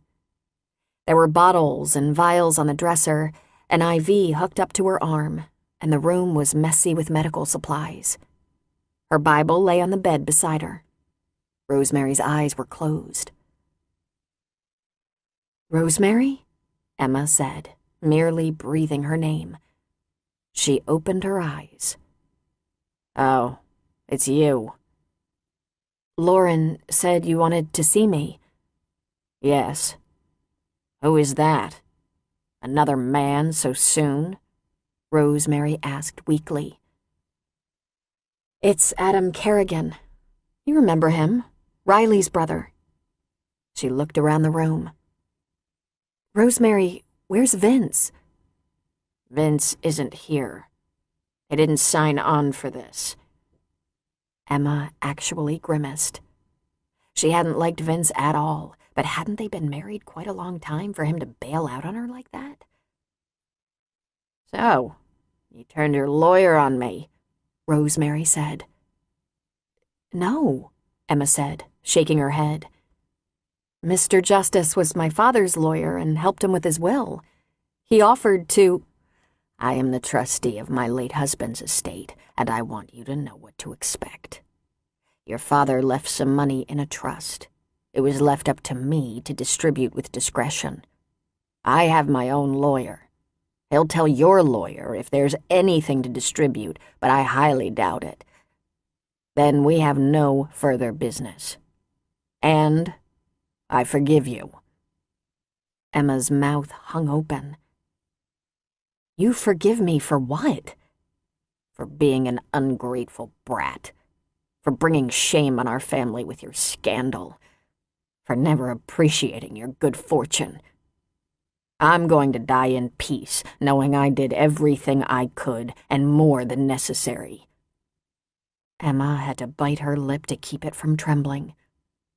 So, Rosemary had seized one last moment to be cruel. "And the house?" "It belongs to my daughters now." "My father's house?" Emma said weakly. It was not a mansion by any means, but California real estate was valuable. Just guessing, she would think a custom home this size on such a generous piece of property would go for a great deal of money. "It became my house," Rosemary said. "You've never mentioned money before," Emma said. "You said there wasn't any." "It was a modest amount. There was no reason to discuss it," she said. Then she winced as if in pain. "I was given discretion to use it for the children responsibly, and I did." "You didn't use any on me," Emma pointed out. "You were married to a millionaire," Rosemary screeched, which sent her into a coughing fit. Lauren came rushing to her side. She held her mother up until she recovered. Then she gently lowered her again. "I was 16 when my father died," Emma said. "I paid for college with scholarships, part-time work, and loans. You remarried. You don't need it now," Lauren said bitterly. "My father built this house," Emma said. "He left it to me, and it has been transferred into my daughters' names. I want you to tell your lawyer this business is finished, that we have nothing more to discuss. I want to be at peace with this. Please tell your lawyer that you're satisfied everything is settled and stop pursuing this idiocy. Leave my poor girls what little I left them and go away. Don't be picking my bones like a selfish brat." "Stop," Adam said. "Stop it right now." I'm sorry for your ill health, Rosemary, but I think you've abused this woman enough. It's over. Adam turned Emma around. We should leave. There's nothing more to discuss here. I just want to leave peacefully knowing you won't visit your vengeance on my daughters, Rosemary said. Emma just shook her head. Why would I? Knowing you think you deserve everything. You've always been haughty, Miss Homecoming Queen. Don't steal what I left for my daughters. Adam just shook his head. Let's go, Emma. You wouldn't want this house. The meanness has seeped into the walls by now. He looked at Rosemary with a frown. Adam took Emma's hand and pulled her away. Don't listen to her anymore, Emma. These people are poisoned with envy. Come on. She let him pull her to the car and help her inside. She sat still, saying nothing, stricken. He started the car and began to drive away, and still she was silent. A good 5 minutes passed before she spoke. I thought I was beyond being surprised by them. I thought I was beyond being hurt. She must hate me so much. Why does she hate me so much? I think Rosemary might hate a lot of people. At the least, I think very few people are cherished by her. Emma, you can walk away from them knowing you were very kind. More kind than I would have been. I think that woman stole from a grief-stricken child. I wouldn't want to be where she's going.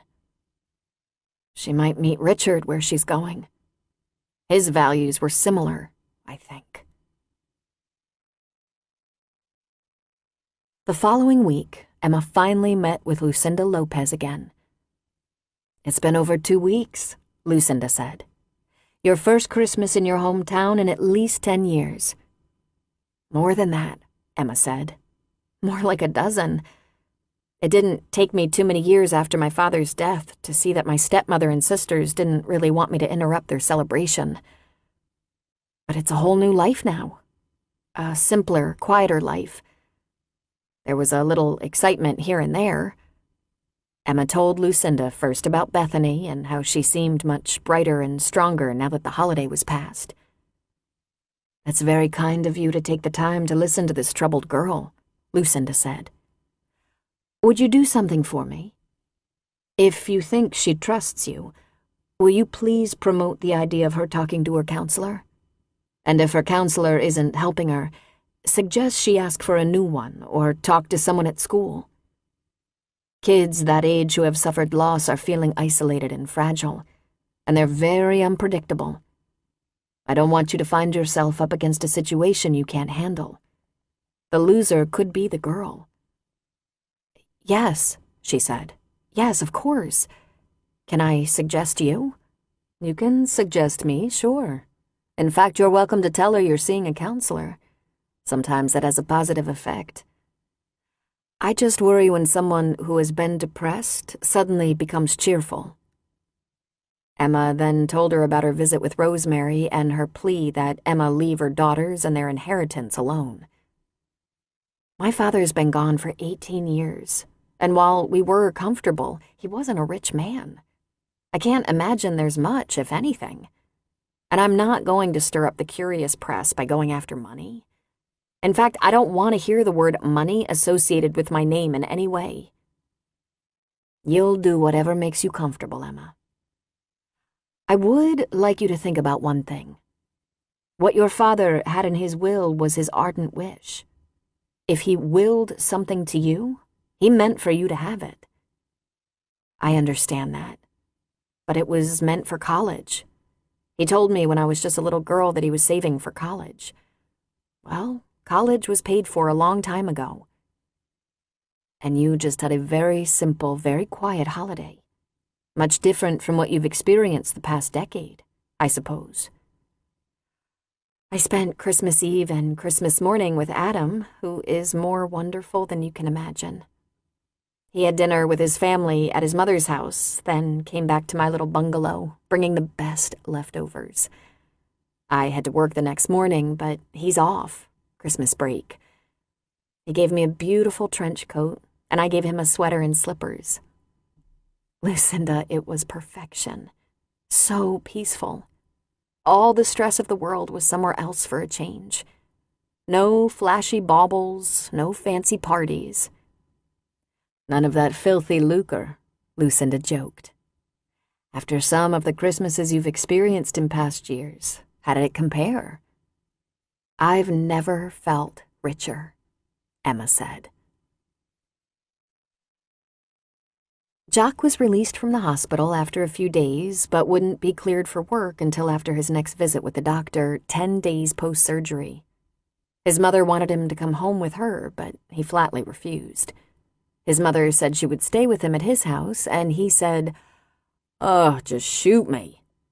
Riley witnessed all of this as she and Maddie were at the hospital visiting at the time. "Don't worry, Mrs. Curry," Riley said. "We're close. We'll check on him frequently, and we're just a phone call away if Jock needs anything." After his mother left to pull her car to the front of the hospital, Jock said, "Thanks, Riley, but there's nothing to worry about. I'm finally going to have time to watch all those golf tournaments I recorded. I'm not going to need help with anything. I'm not going to be moving furniture." "You're just going to camp on the couch, right?" "That's my plan." "Maddie's back in school, so we'll swing by after school tomorrow and we won't stay long." "Stay as long as you like, or you can just drop Maddie off if you feel like it." But she didn't feel like it. She wanted to take stock of his refrigerator, make sure his house was tidy because he couldn't do it. She even put fresh sheets on his bed because there was no telling how long it had been. She left Maddie with Jock and went to her mother's house. She asked for some of her plentiful stock of frozen meals she had prepared for her volunteer meal service. "For Jock," she explained. "This is interesting. You going to such trouble for Jock," June said. "Did you see how frightened and upset Maddie was when he got hurt? Had surgery? I knew Maddie was close to Jock, but for some reason I thought it was no closer than she is to Adam. But I was wrong. She's very close to Jock. I'm going to have to try harder to get along with him." June gave her a dubious look and said, "Of course." She didn't take the meals to Jock's house. She took them home and put them in her freezer before going to collect Maddie. Then, the next day at around noon, she retrieved them and dropped in on him. He answered her knock, looking a little rumpled, scruffy, and slightly stooped because his incision was still sore. "Riley." He looked over her shoulder, looking for Maddie. "It's just me. I brought some of Mother's meals for your freezer. And I also have some milk, orange juice, eggs, bread, lunch meat, and veggie salad from the deli." "You didn't have to do all that," he said, but he let her in. "Aren't you working today?" "Uh-huh," she said, loading things into the refrigerator and freezer. "I took a long lunch. These meals are all frozen, thaw in just a few hours, and they're labeled. You have meatloaf and mashed potatoes, mac and cheese, lasagna, that meatball concoction she makes." She raised her head and listened. There wasn't even a TV on. "Were you napping?" she asked. He indicated the kitchen table where his laptop was set up next to a cup of coffee. "Paying bills," he said. "Oh, Jock, are you going to have financial issues because of the accident?" "Not serious ones," he said, shaking his head. "I won't get what I need on that car, but I guess the lady, a girl, really, was charged with running the lights, so maybe her insurance company will step up." He chuckled. "At least she has insurance. The last guy who rear-ended me didn't." Riley frowned. "Did someone rear-end you?" 10 years ago. Maddie wasn't in the car. She was still in a car seat back then, wasn't she? She wasn't in my car very often." Because Riley had avoided that as much as possible. Not because Jock wasn't a safe driver. Because she liked having control, especially over him. She shook her head a bit mournfully. Maddie obviously adored him, and Riley had tried to give Jock as little time with her as possible. "Have you had lunch?" "Not yet. I'll graze around in there when you're done. And thank you. That was nice of you." I'll make you a sandwich and some salad. Go ahead and finish with your bills. Do you have more coffee?" "Right there," he said, nodding toward the counter. She was a little uncomfortable, and she could tell Jock was both confused and suspicious. But she had to start somewhere. So he went back to his computer, and she got out what she needed. Knife, fork, plate, bread, mayo. She was impressed to see he was very tidy. His refrigerator was clean as a whistle. That was a good sign. "Nice," she said. The refrigerator was always one of the last things to get scrubbed. He had lettuce and tomatoes, so she added that to the sandwich. She bravely dished up a little salad for herself as well as him, then delivered the plate to him. She made herself a cup of coffee and joined him at the table. He looked at her for a long moment. "You're joining me for lunch?" "Just a bite of the salad," she said. "If that's okay." "It's okay." "So you meant it? You want to be my friend?" "Listen, if you'd rather I leave..." "You want to just tell me what this is about?" She put her hands in her lap, her salad and coffee untouched. "Right," she said. "First of all, I felt bad about Christmas night, about the argument we had, and I couldn't stop thinking about it. You nailed it, Jock. I've been angry. It's true, and I thought I had every right to be angry.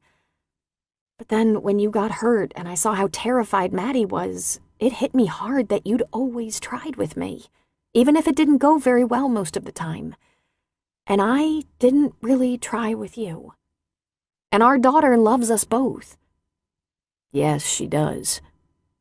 "And you've had a very close relationship with her, one that I was barely aware of. It seemed you didn't see her that often." He shrugged. "You weren't easy about that, and there was no reason to make life tough for Maddie by pushing you too hard. So I got her a phone and—" "She was much too young for that phone." Jock waited patiently for her to get over that little outburst, and she did. There she was again, jumping to conclusions, controlling things. She twisted her lips a little. "Ugh," she said, chagrined. "I got her a phone and a laptop so we could communicate, and we stayed in close touch. I went to all her school things when I could. My hours weren't always good. I had the store a lot of nights. But we were able to talk. She's so smart, Riley. Like you." Riley felt her cheeks grow a little hot, flushing. "You're smart," she said. "She definitely got your legs." He laughed. "Yeah, you've been looking up at her since she was 13. She's a beauty." "I didn't know you'd told her about Emma. I didn't know a lot of things you talked about." "I told Maddie it wasn't a good idea for her to carry stories about me to you and about you to me. I told her that would cause more friction between us, and she didn't want that." "I don't know where we start," Riley said. "We've been kind of at each other's throats for a long time." "Not really. Not always," he said. "I really pissed you off a few times, but around Maddie, we were always nice to each other. At least tolerant, thanks to June. But there is one thing that kind of grates on me. I don't know if I dare talk about it." "Maybe better," she said. "Let's get it all on the table." "You have to promise not to scream or throw things. I'm recovering from major surgery." "I have never..." She stopped herself because her voice had become shrill. "I've never thrown anything." He smiled. "You seemed angriest with me when I tried to tell you I cared about you. I wanted us to have a chance. I thought I could be a decent husband, and I liked being a father. I knew I'd screwed it up completely in the beginning. I knew I wasn't really good enough for you. But "We didn't get off to a good start," she said. "My fault," he said. "I don't have any excuses. I take that back. I have nothing but excuses. I was young and dumb, terrified, confused, not to mention I felt completely incompetent. I wanted to do the right thing, and I was pretty sure I wasn't capable of it. I had no education, no money, just a shitty little part-time job. It wasn't all your fault, she said. Look, there's no way you can understand this, but I had a lot to overcome. I was a poor kid, a poor fatherless kid. I cheated on my best friend with her boyfriend, and she hated me, which she was bound to. I was ashamed and angry and pretty desperate. It gave me a little satisfaction to blame you for all my problems. Then I started my company, and I was afraid to look up for at least 12 years. When you asked for another chance, I couldn't hear you. I asked a few times. You married Lori. I thought it might fix what was hurting. I shouldn't have done that to her. But she dumped you. We knew right away it wasn't working.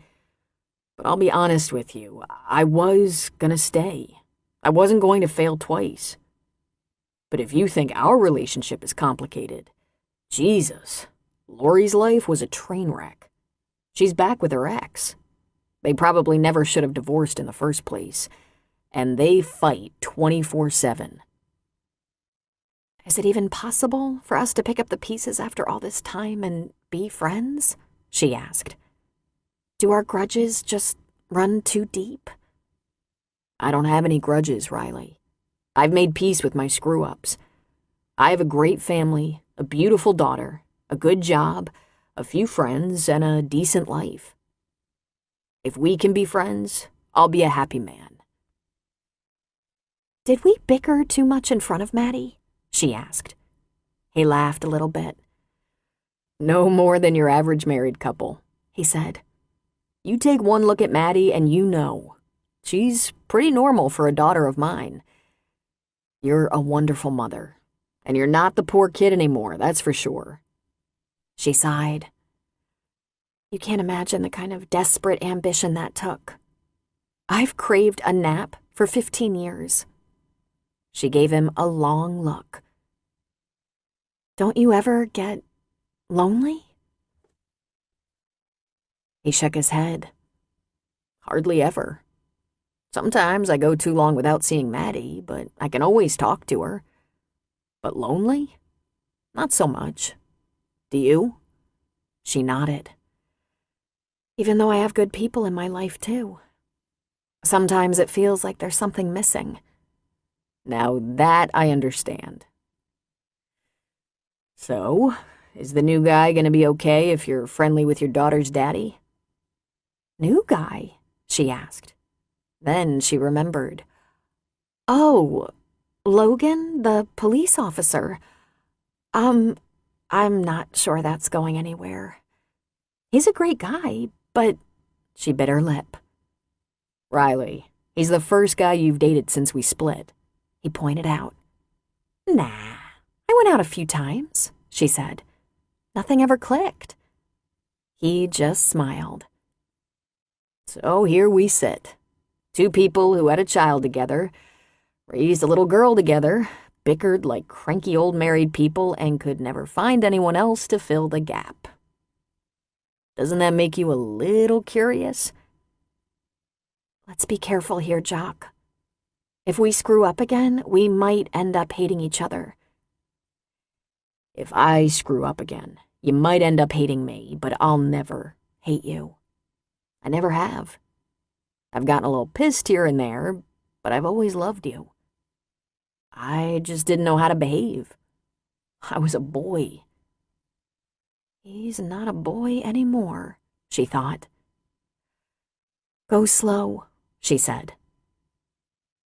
They ate their lunch, talked about Maddie, then Riley cleaned up the kitchen and said she had to go back to work. He walked her to the door. Then he turned her toward him and put a gentle kiss on her forehead. Be very careful, Riley, he said. I love you. I always have. But I'm not going back and forth. If being with me doesn't work for you, that's it. I don't want to experiment, he said. You're not the only one with feelings. I know. I know.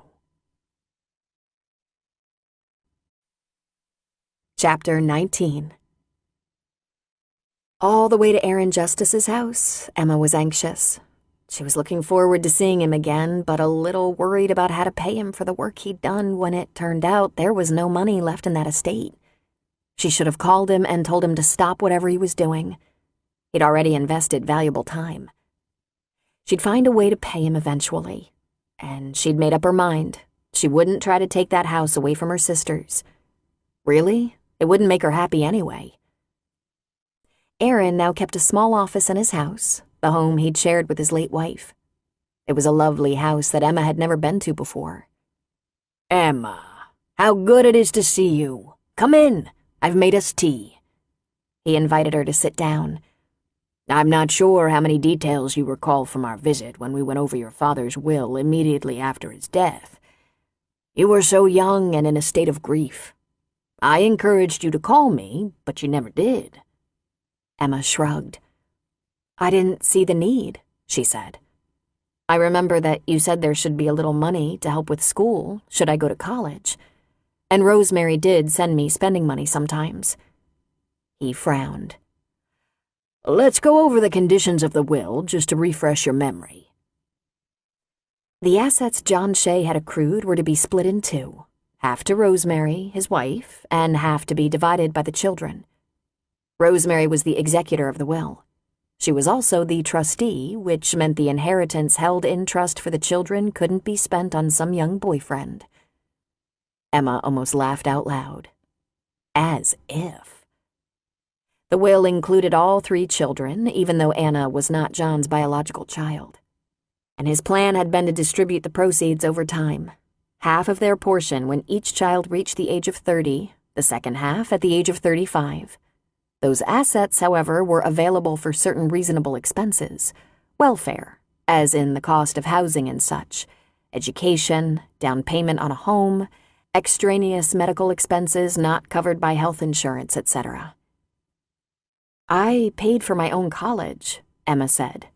"I know," Aaron said. "As I told you, Rosemary got herself another lawyer soon after your father died. A few years after that, she changed lawyers again.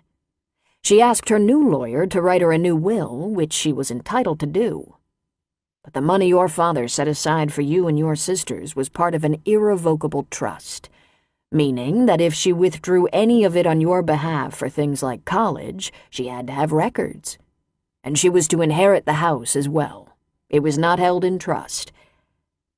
Emma, did you receive anything from your father's estate?" Emma shook her head.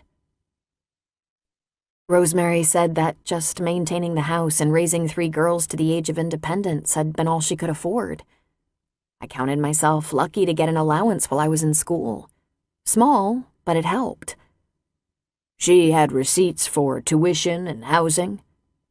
"She asked me for receipts, for records," she said. "When you were 30, you were due some money." "Wow," Emma said. "I didn't know that. Or maybe I just didn't remember. My father was a pretty simple guy. I knew there might only be enough to get Rosemary through the difficult period of getting 3 daughters into adulthood." "Rosemary's attorney has provided an accounting of the trust. I have a balance due you that might be grossly inadequate, given the house, the funding that was misdirected, small details, and I recommend a good forensic accountant. You should challenge the trustee." Emma let out a huff of rueful laughter. "Aaron, the trustee is dying. I saw her. She has very little time left, and she wasn't pleasant. She asked me to leave her daughters alone, said that she's leaving the house and whatever money there is to them. I'm not going to challenge them. I'm not ever going back to court." "Unfortunately for Rosemary, she can't redirect the terms of the trust. The sum left to you is grossly inadequate. You're entitled to more. I'm afraid she was irresponsible." She shook her head. "I'll take whatever it is and I'll pay you, but I'm not going to pursue this. She can take the burden to eternity with her." Those mean girls who got the house and the bulk of my father's life savings and insurance can choke on it. I've learned a few things about money, Mr. Justice. It can turn sour in your mouth. You should think about your future nonetheless. And challenge a will? Oh, wouldn't the news people love that? No, if there's $1,000 left, I'll pay you. Otherwise, the idea of going after my father's money just holds no appeal at all. I know, you'd think I'd be more pragmatic, but I watched what that whole thirst for money can do to a person. I'm cleaning toilets for a living, Mr. Justice. I have a boyfriend who's a school teacher, a wonderful school teacher. I feel richer now than I did when I was married to Richard. I don't need anything more. I'm good. He was speechless for a moment. His hands were folded primly on his desk, and he looked at her earnestly. Emma, he said, it's more than $1,000. Well, how lucky for me, she said with a laugh. And here I thought Christmas was over. How much, then? This would be half. What you were due at age 30, with another payment due quite soon when you're 35. Before even doing an audit, to see if there's more buried in there, it's $463,072. Emma's mouth hung open, and she stared at him in shock. Then her eyes rolled back in her head, and she fainted, falling off the chair and hitting the floor with a thud.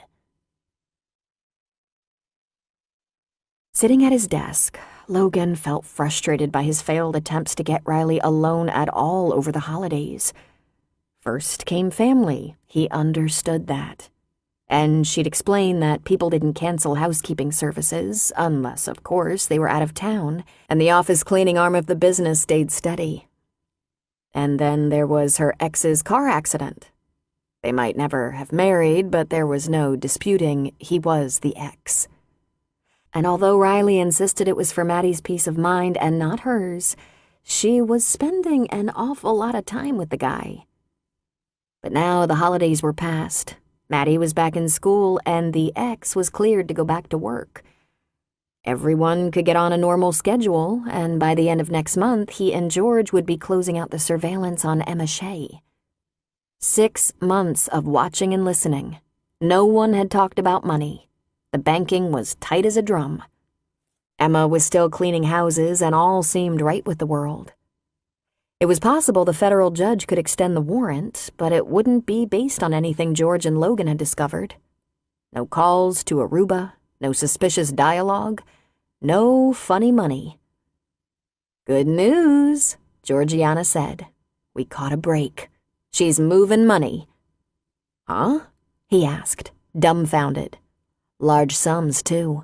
We got a wire transfer for almost $500,000. "No shit," he said, stunned.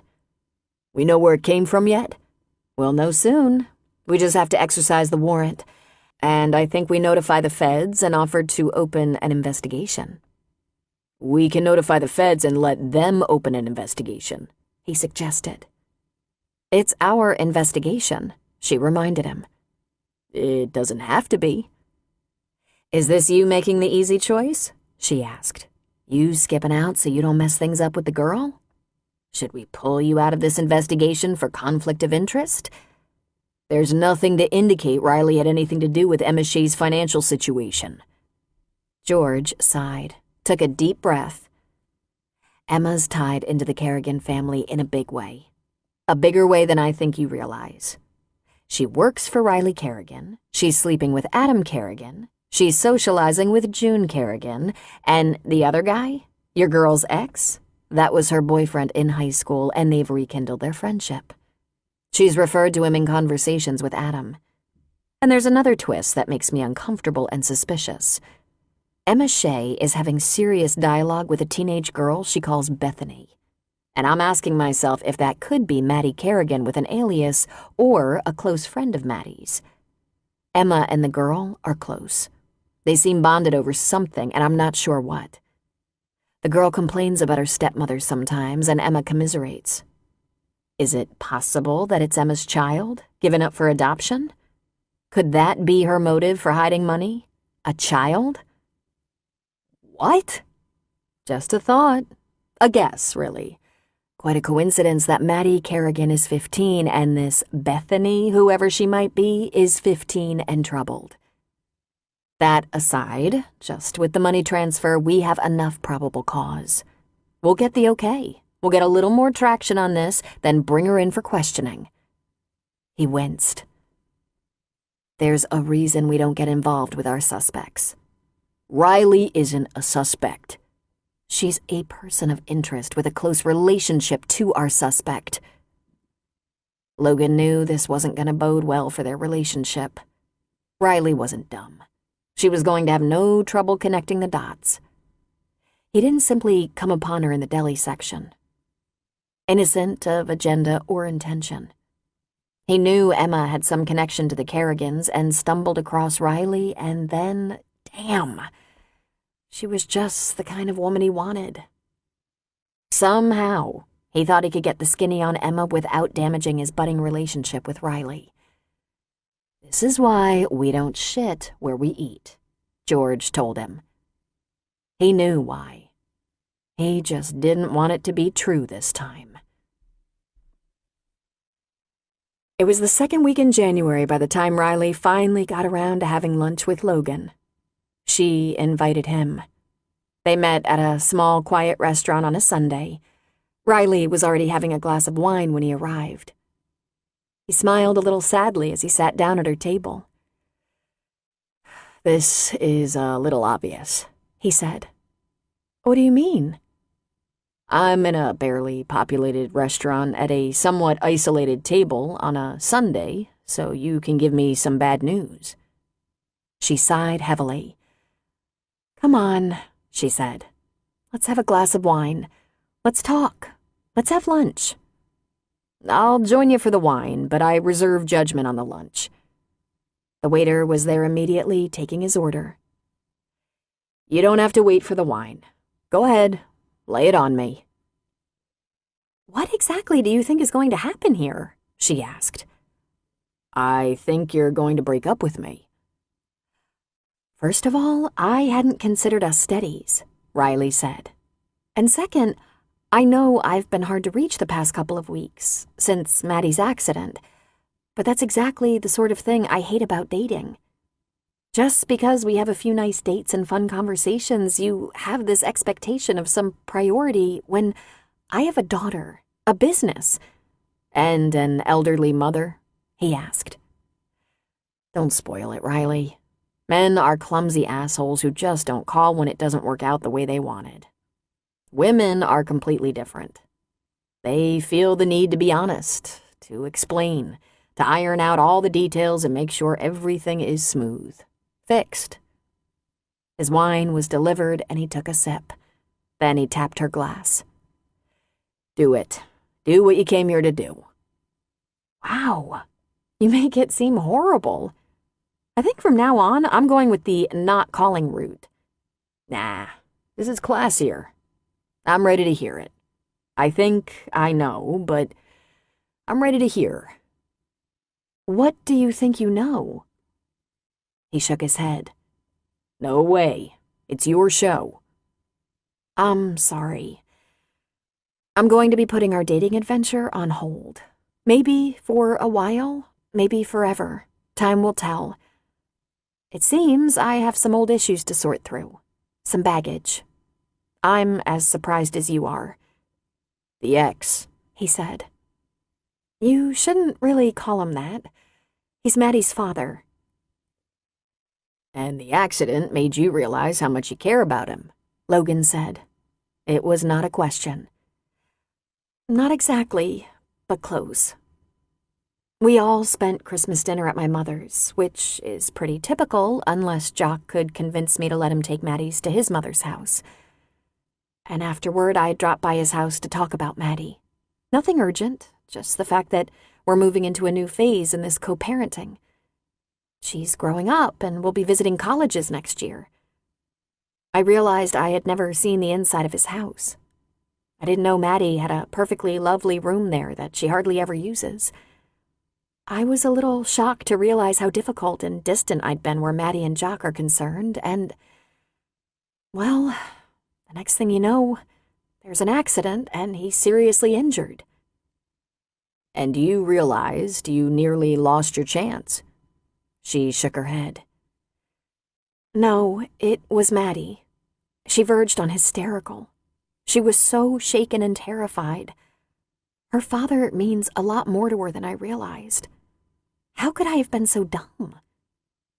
So I'm trying to help out a little, visiting him in the hospital, with Maddie, of course, taking him some meals while he's recovering, and most of all, just talking to him.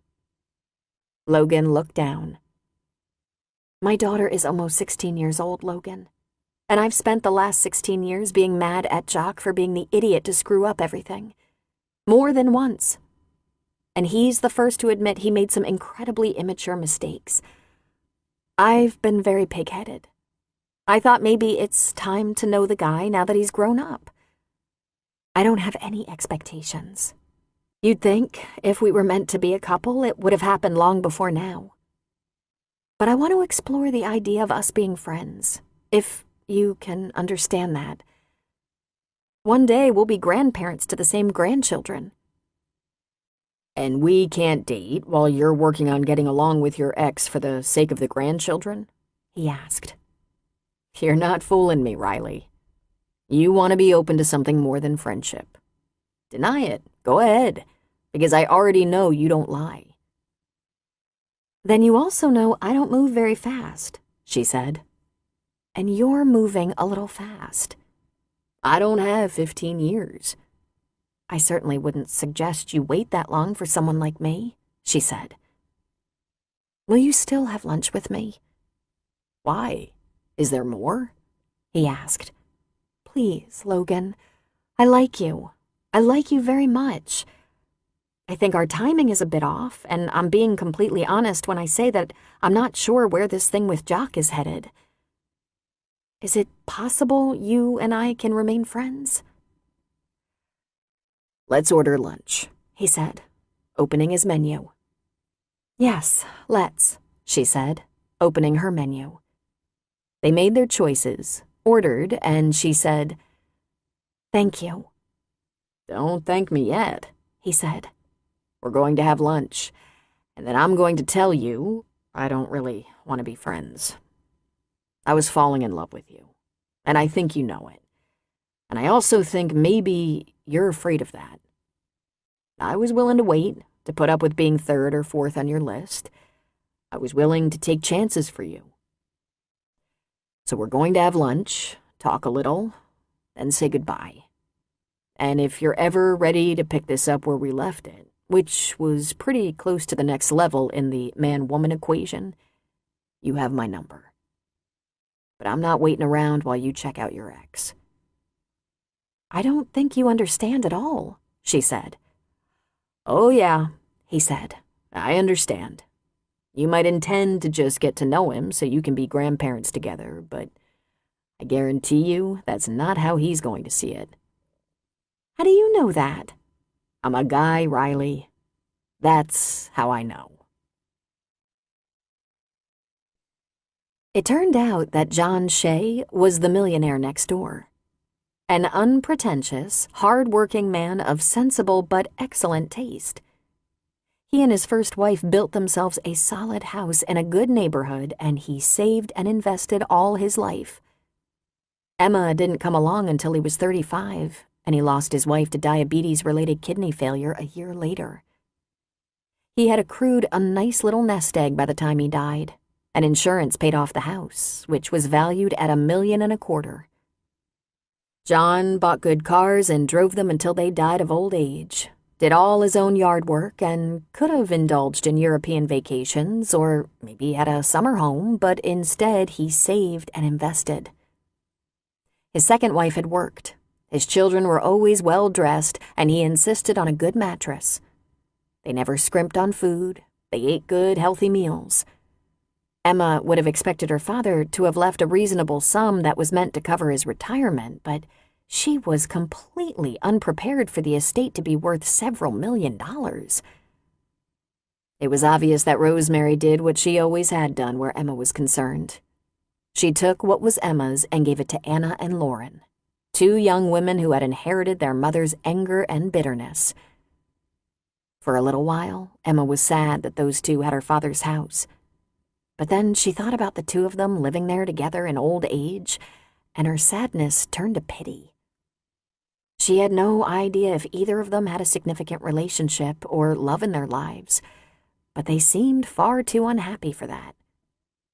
But then Rosemary was a stiff and negative woman, and she'd been married 3 times. Emma gave Aaron her banking information, and he arranged to have the money she was entitled to transferred into her bank account. She wasn't sure what she was going to do with it yet. After her experience with Richard, she wasn't eager to turn it over to a broker or money manager, so she thought maybe she'd study a little about investments herself. Do something that felt safe. She was her father's daughter, after all. Rosemary died, and Emma paid her respects. Adam was her escort.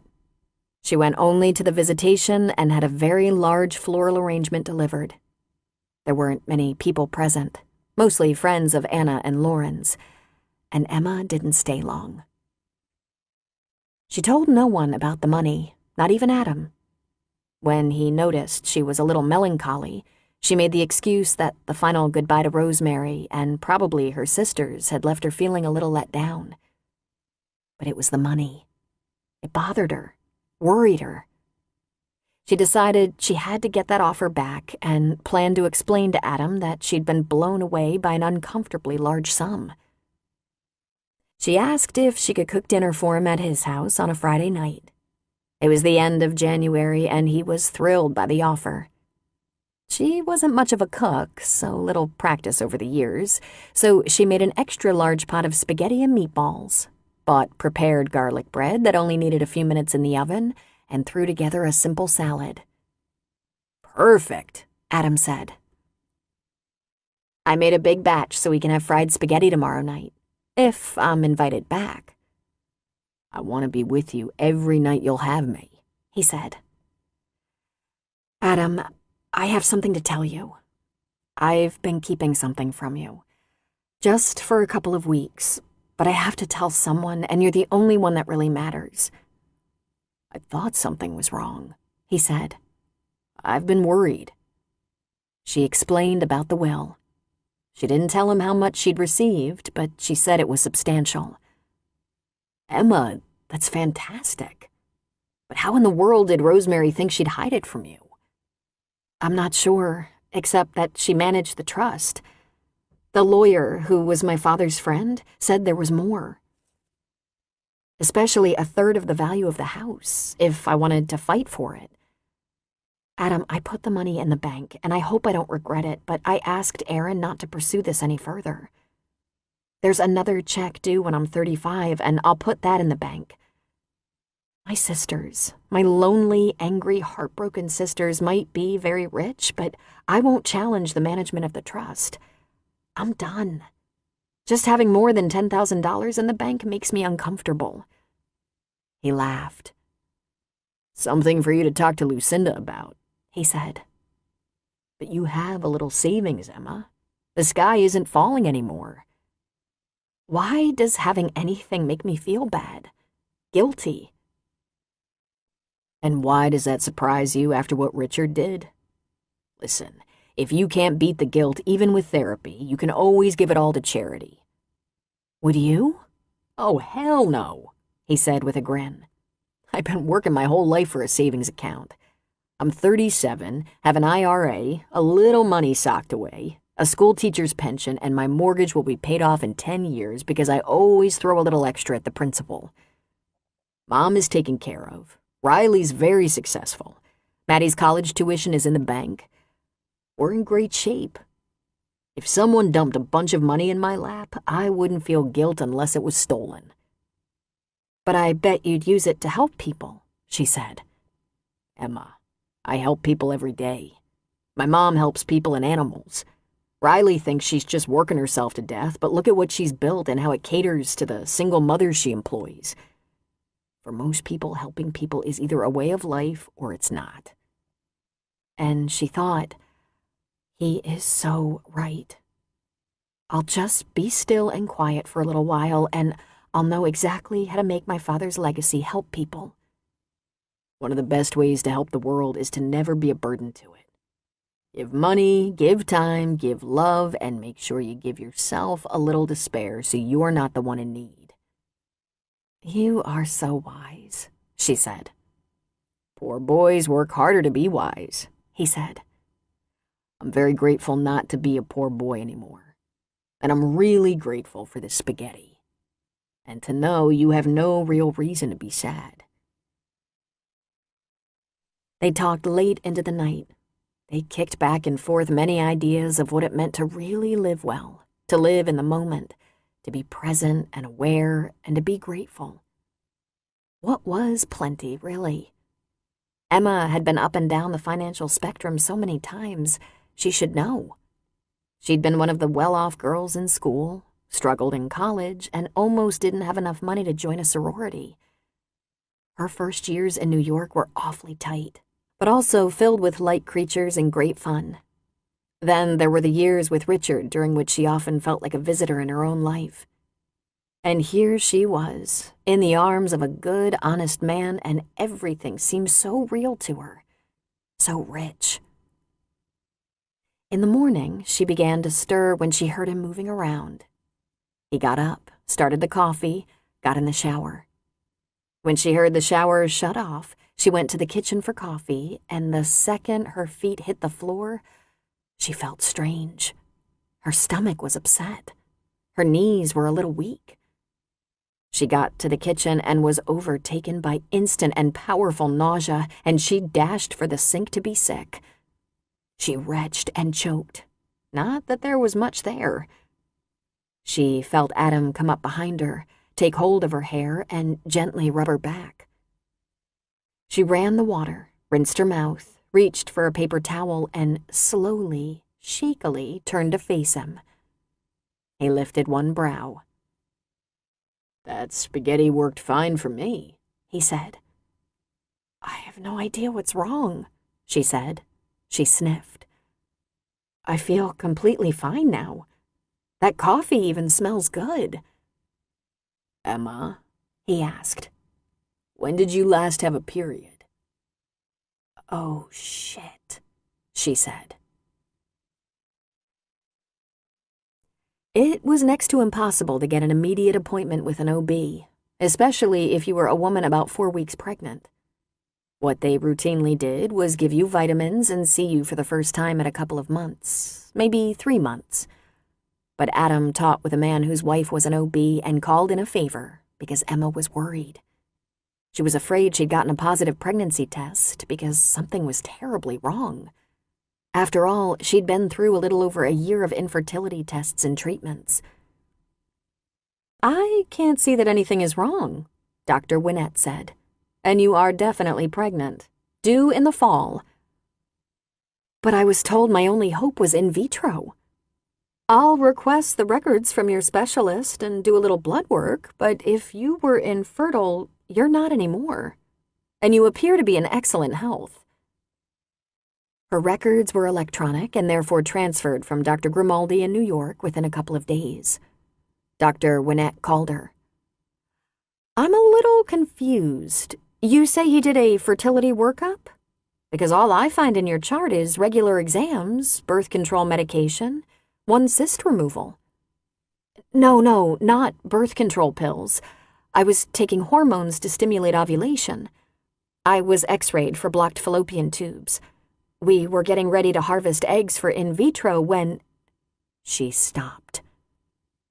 She remembered when Richard said, I don't have time to deal with this while I'm consumed with the investigation. They're demanding records constantly. Just let me get through this and we'll give it a go. Maybe I can find better records at the hospital or surgical center where the procedures were performed. Emma took a deep breath and tried to think clearly. It couldn't be that it had all been a lie. Dr. Grimaldi had his own surgery center, and she had gone with Richard after hours because of Richard's impossible schedule. I'll call them, ask if they have records for your procedures. But there were none. Could the records have been lost? Emma asked. Possible, but unlikely, Dr. Winnett said. It has happened, though it's rare. But all that aside, your blood work is good, your physical was excellent, and you have no reason to worry. Emma would never know for sure, but she strongly suspected she'd been pulled into the web of Richard's many lies yet again. When she first suggested a baby, he didn't like the idea because of his age. When she pestered him, he made an appointment with Dr. Grimaldi. Early evening, when there was only one nurse present and no other patients. Emma had felt, as she often did, that she was given special treatment because of Richard. She was flattered to be seen by such an important doctor after the office was closed. Dr. Grimaldi had seemed thrilled to help Richard with this little problem. And now she thought Dr. Grimaldi had probably been very well paid for his fraud. I'd bet my life on it, Emma told Adam. He pulled off things I never could have dreamed of. Well, the only thing I want to pull off with you is a child. I didn't think I'd ever be a father. You don't have much choice now, do you? She said. You're going to have to come clean with Riley, he said. We can do it together. You can do it your own way. You can enlist June to help, but it has to be done. Like it or not, we're all family now. I'm sorry for the surprise, for the shock, Emma said. I'm not, he said. I wasn't sure how I'd ever convince you to give me a chance. I couldn't be happier about it. And all I want to do is make you happy. Think you can live with that? She smiled and touched his sweet face. I'm sure I can.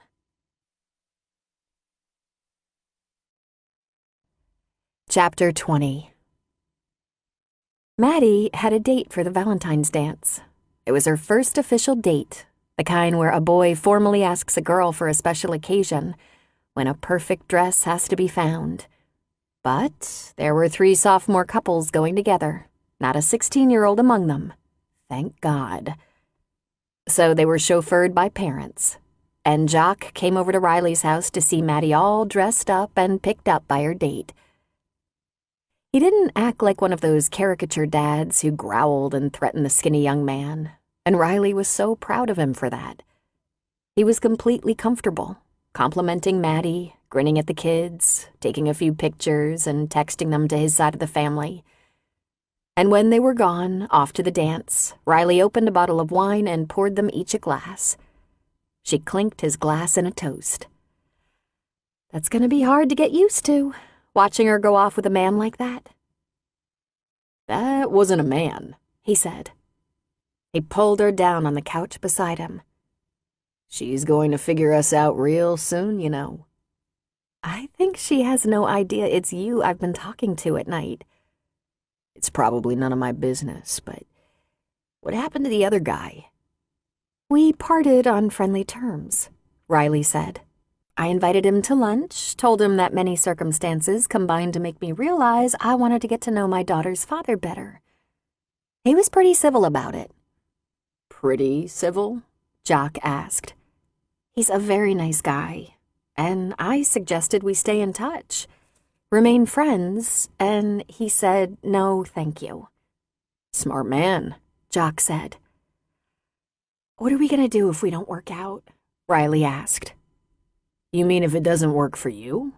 It's working pretty well for me. I don't want Maddie traumatized, Riley said. You know she'll be thrilled to think of her parents romantically involved. What if we hit a wall, fight, split apart again? What if that happens? He smiled and just shook his head. Couples argue sometimes. People disagree. He put his arm around her and pulled her closer. It's okay if that happens. But those things that kept us apart as teenagers, we don't have those things to wrestle with anymore. At least I don't. I'm not scared and immature anymore. And you and Maddie are my family. You think I won't do anything under the sun to protect that? How long have you been like this? She asked him. I don't know. Look, I'm not the smart one, but my mother says I have good common sense. There hasn't been anyone for me, she said. No one. He chuckled. I wish I could say the same, but I made a few women completely miserable looking for someone to love. Is it positively ridiculous that we've loved each other for all these years and we couldn't get together on anything? I think Emma has something to do with it. Emma?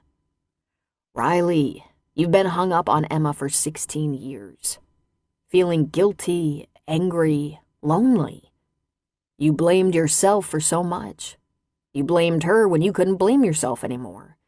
Then she came back, wounded after all she went through, and you saw that she was just a hurt little girl willing to do whatever she had to get her life back. Just like you had been. The two people who had failed you in the worst time you'd ever faced, me and Emma, are back, hoping for another chance to be there for you. I get that you are, but Emma? Emma. Working for your company, following your rules, staying away so she doesn't crowd you, visiting your mother in secret so she doesn't anger you. Just coming back, she reminded you that all our mistakes were so long ago, and some of them turned out to be real gifts. She wants to be your friend again, Riley, and I want to be your man. After all this time, she said. I couldn't get close to you before now, he said. It wasn't your fault. I don't blame you. I was such an asshole. But we have what it takes now. Ever since you lost your spleen, I've been very satisfied. Nice to be a little older, isn't it? The backseat of a car or a sandy beach sure can be a challenge. Maddie can't come home early without calling one of us for a ride. Let's go to bed and take our time, huh? It amazed Riley that her old passionate feelings for Jock when she was so young could feel just as fresh and new now, but vastly improved. Now she couldn't help but be aware that his every touch was meant simply to please her. They had only renewed this part of their relationship about a week before, and already they were like seasoned lovers, like old pros. He worked her body like he'd been doing it for years. The Jock she'd been so angry with had been replaced by a tender and unselfish man. The Jock she always thought of as an idiot was actually a very funny, intuitive man. And the man who had been such a giving father to their daughter proved he could be trusted. She curled up to him and whispered, "I think you are a wonderful lover." "Or you are, and it makes me look good," he said, kissing her. Pressed up against his warm body, she drifted back in time for a while. They didn't have the tools to make it when they were kids, nor the wisdom and patience. But they had those things now. It seemed that only seconds had passed when the sound of the front door opening woke them. Riley looked over Jock's shoulder at the clock. It was midnight. "Oh, God, what are we gonna do?" "Mom?" Maddie yelled. "I think we're coming out of the closet," Jock said. "Unless you have a better idea." "Mom, you went to bed? I thought you'd wait up to hear about the—" She stood in the doorway, her mouth hung open. Her eyes were big and round. "Dad?" she asked, confused. "What are you doing?" Well, we couldn't find the Scrabble game." Late Sunday morning, Riley went to Emma's little bungalow. She knew the address from her employment records, and she wasn't going to do what she had to do at work. She immediately thought it was so cute, sitting on a street with a lot of little houses, big trees, and old people. Not a child in sight. She parked on the street and recognized her brother's SUV in front of the house. That should make things easy. Sort of.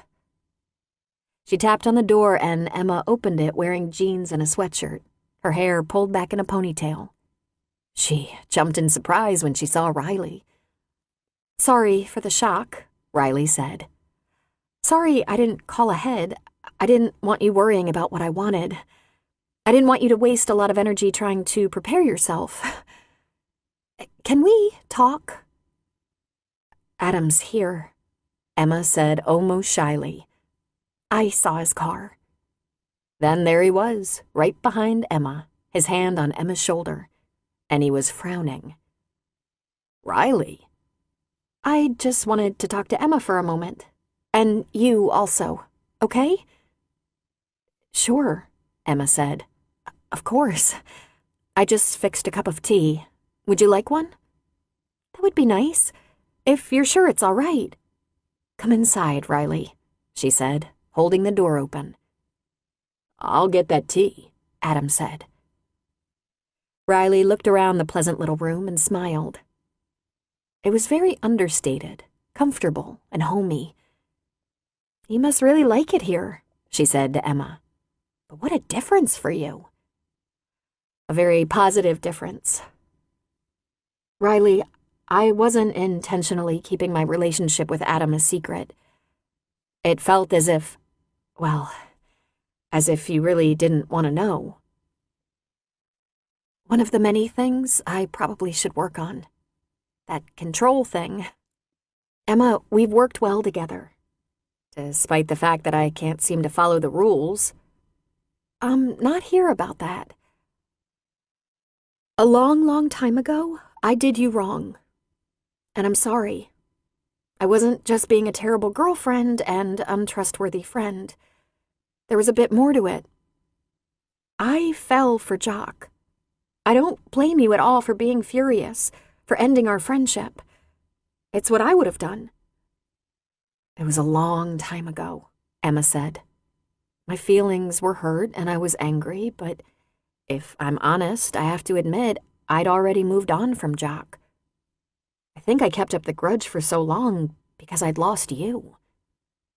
Adam handed Riley a cup of tea, but she put it on the small sofa table in front of her. I think we were all collateral damage. Jock and Adam and Mom, too. A couple of girlfriends, friends for life, fell out over a guy, and there were dead bodies everywhere. I'm here to tell you again, I'm sorry for what I did to you. And I'd like another chance. Of course, Emma said. Why now? Because Jock and I are back together. After 16 difficult years. Emma actually stood up from her chair. Really? Then she slowly sat. Really? Jock's always been a good father to Maddie, when I'd let him. And when he was in the accident and I saw how terrified Maddie was, I decided I'd waited way too long to have a closer look, to make an effort with Jock. He loves Maddie so much. He's not the same kid who messed up our friendship, Emma. He's a good man. And I find I still care about him. Oh, that's so sweet, Emma said. What could be better? Yes, of course we should give ourselves another chance. But don't worry. I will remember you're my employer when we're at work. I'm not worried about that. I have a feeling you won't work for me much longer. You have too much talent. Riley took a breath. So, you two are official? She asked of Emma and Adam. More than official, Adam said. We're pregnant. Are you kidding me? Riley said. Does Mom know? We have to take care of that, Adam said. Easier now that you know. And you're getting married? Riley asked. We're still kind of in shock, but probably. Riley got a little teary. She felt the emotion welling up inside her. We should have worked on this a long time ago. Let go of the baggage and grudges. There was suddenly a hard knocking at the door, and they all froze. There was something about it that signaled it was not an ordinary visitor. Certainly not Penny. Adam opened the door and was met with 2 badges. We're looking for Emma Shea. Riley stood. Logan. Riley, he said with a nod. Ms. Shea, we've met. I'm Logan Danner. This is my partner, Georgiana Severs. We have some questions for you and would appreciate your cooperation. What kind of questions? Adam demanded. Yeah, what kind of questions? Riley chimed in. What are you doing here?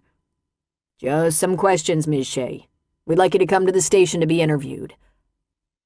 About? Emma said. About the disposition of your late husband's estate.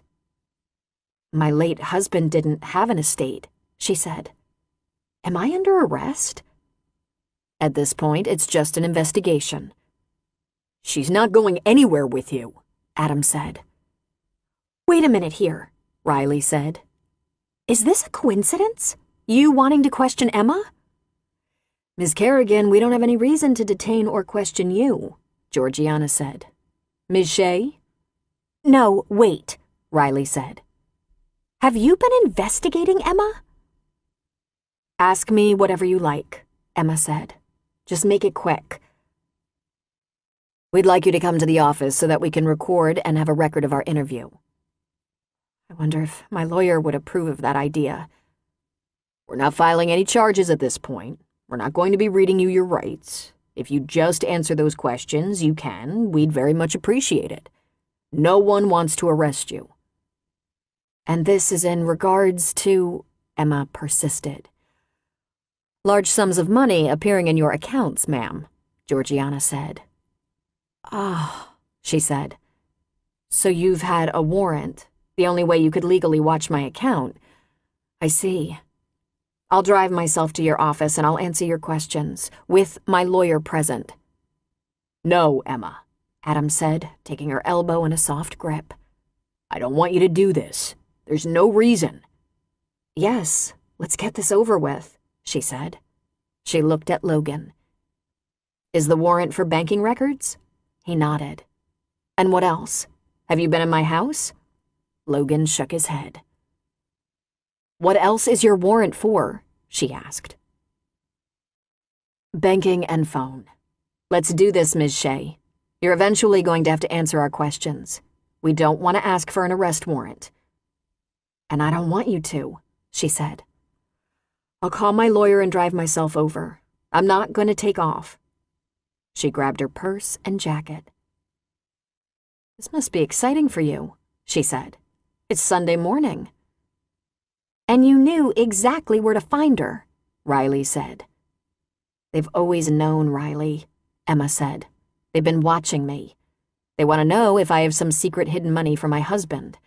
They're going to watch me forever, and they're not going to find anything because there isn't anything. She looked at Logan and Georgiana. Let's get this over with. I'm going with you, Adam said, grabbing his jacket. I'm going too, Riley said. 3 hours later, Emma and Aaron emerged from the interview room to find Adam and Riley waiting. By quick consensus, they decided to go to a nearby Mexican restaurant to talk and order something to eat and drink. Aaron excused himself from the group. Riley beat them inside and secured a booth. The waitress was beside them right away. I think we're going to need 3 wines. Any preference? Riley asked. I'm having tea, Emma said. Just any hot tea, please. Milk and sugar. I'll have hers. Chardonnay, Riley said. I'll have a beer, whatever's on tap. And how about some nachos? Adam asked. When they were alone again, Riley was the first to speak up. I think that bastard dated me because he was watching you. They were very nice, Emma said. Tiresome, but polite enough. I was warned this might happen. When we settled up in New York, the lawyers told me there would be victims and law enforcement who would find it preposterous that I'd surrender everything, right down to my engagement ring. I didn't want anything that had come from Richard, but I did recently come into some money. My father's estate, which Rosemary always claimed was hardly worth talking about, actually had something in it. Rosemary, God rest her soul, failed to let me know. She clearly meant for her daughters to have it. But my father's lawyer followed through and some money came my way. He showed them a copy of the will along with all the financial information. It's all completely legitimate. Is this going to keep happening? Riley wanted to know. Emma shrugged. Until there's nothing to notice, I suppose. But you were already investigated and cleared, Riley said. And I remain a curiosity to some. The best way to handle it is to be cooperative. Show them the quickest route to the information they want or need. Emma, how have you stood this kind of treatment? I found that if I just put myself in their shoes, I get it. And it's best to just be honest and forthcoming. I learned right away, refusing to answer just intensifies the whole process. According to Logan, they'll make their report to the FBI Fraud Division, and it'll probably be over. Not to say it can't start up again in the future. Her tea was delivered along with the drinks for Riley and Adam. I've made peace with that. I understand why they want to be sure I'm not a part of his crimes. You are a brave soul, Riley said, lifting her glass to Emma. I still want to punch Logan, the bastard. Go easy, Riley. He has a job to do. And I'm just guessing, but I don't think he had to date you to do it. Then she smiled. Even so, the best news I've had lately is that after all this time, you and Jock will find a way. Jock, Adam scoffed. What the hell kind of a name is that anyway? You know he was named for his grandfather. Are you going to start being nice to him now? He took a drink from his beer. I guess I'll have to. Emma, do you need a day off to recover from Dragnet? Riley asked. Nah, I'll be fine. Let me catch my breath, and then I think we should tell June she's going to be a grandmother again. Despite the stressful police questioning, Emma was feeling euphoric. Her world was coming into focus, and she had so much to look forward to. She had Adam's perfect love, something she never for 1 second anticipated when she was making her way home to Sonoma. Riley had finally come around, and it looked as though they all might not just be friends, but family as well. June was so happy about the baby she cried. Even Maddie and Jock were excited. She was anxious to tell Shauna and Deli, but there were a few details to work out before she went public. A date to get married and merge households would help. Adam, as protective as when they were kids, asked her to quit work, at least working that hard. His income was modest, but he'd been a teacher for a long time and he could support a family. She said no. She wanted to work. She spent more time with Riley, a little while after work most days. They had so much to catch up on. Will you be my maid of honor? Emma asked her. Yes, absolutely. And will you wear a mask while you clean so you don't inhale bleach? I don't want my nephew to have 2 heads. So Emma carried a mask in her pocket and discreetly slipped it on when she was using bleach in the bathrooms. But Riley's concern gave her deep happiness. And then a text came from Bethany. I'm sorry, Emma, but it's just too much. There's no laughter. There's just no love here. And I've had enough. Emma was cleaning another house, but because it was Bethany, she read the text and responded immediately. What's too much? The girl had been mostly cheerful since Christmas. Emma had hoped her feelings of sadness and helplessness were starting to wane. No reply. If that had been Adam or Riley, she'd have waited until she was between houses, but she smelled an ill wind. Bethany, where are you? No reply. She tried calling, but it went directly to voicemail. She went to Deli. Deli had daughters, and there was something about teenage girls, even those not in crisis, that was so terrifying, so filled with drama. Deli, Bethany texted me this, she said, showing her the phone. I can't reach her. She's just wanting some attention, probably. What if she's not? She took a bunch of her stepmother's pills a year ago or so, and it just knocked her out for a while. But that's something to think about. What if this means she's given up? What if she's suicidal? You don't even know where she is, Deli said. She might be on top of the Golden Gate Bridge. I think I have to go to her house, Emma said. We're not done here. I'll call Riley. I'll go check and come right back. I'll even stay late and help if we get behind. You're getting sucked right into this girl's drama, Deli said. I guess so. But if anything is wrong and I don't check on her, I'll never forgive myself. Oh, Lord, you're going to be the death of me. Shauna, she yelled. We gotta go check something and come right back. You don't have to, Emma said. Better we all stay together. That house ain't so far from here. Don't pack up. We'll be back here in half an hour. Thank you, Emma said. While Shauna drove, grumbling about how this day was gonna get long, Emma called Riley. She had to leave a message. She called McKenna, and McKenna said, Do not do this. I'll call her parents, but you just stay out of it. When Emma disconnected, Deli wanted to know what McKenna said. She said, Go ahead and good luck. Then Emma swallowed hard. When they got to the house, Emma looked up and down the street.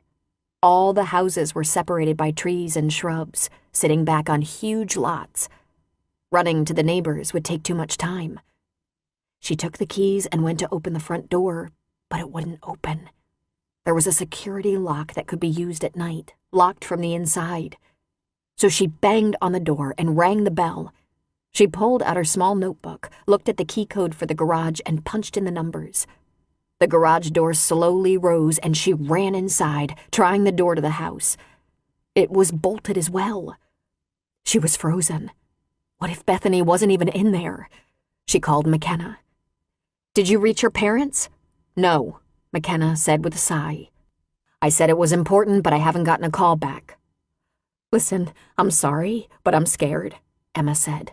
She's fragile. She's been talking to me, and she has good days and bad days, but her mother died. Her stepmother moved right in, and she's fragile.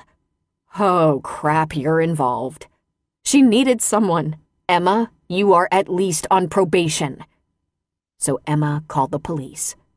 Once they established that there was no missing person, no cry for help, no family member seeking a welfare check, they said they'd send a patrol by when they could. She dialed another number. Logan Danner, he said in answer to her call. Logan, it's Emma. Listen, I have a situation. I've been talking to a 15-year-old girl from one of the houses I clean. She's troubled. She's maybe suicidal. I might be suicidal in her situation. Oh, it's complicated. It's... Bethany Christensen? He asked. How did you know? She asked. I listened to your telephone conversations, he said. We were a little confused about that one, but it didn't seem to have anything to do with the transfer of funds. I'm at her house. She left me a suspicious text. It's all too much, she said. She said she's had enough, and the doors are bolted from the inside. Did you call the police? They weren't impressed. I'm calling to tell you to get out your handcuffs because I've decided to break in. I really want to be wrong, but I'm going to break in. Can you wait for me? I'm not far away.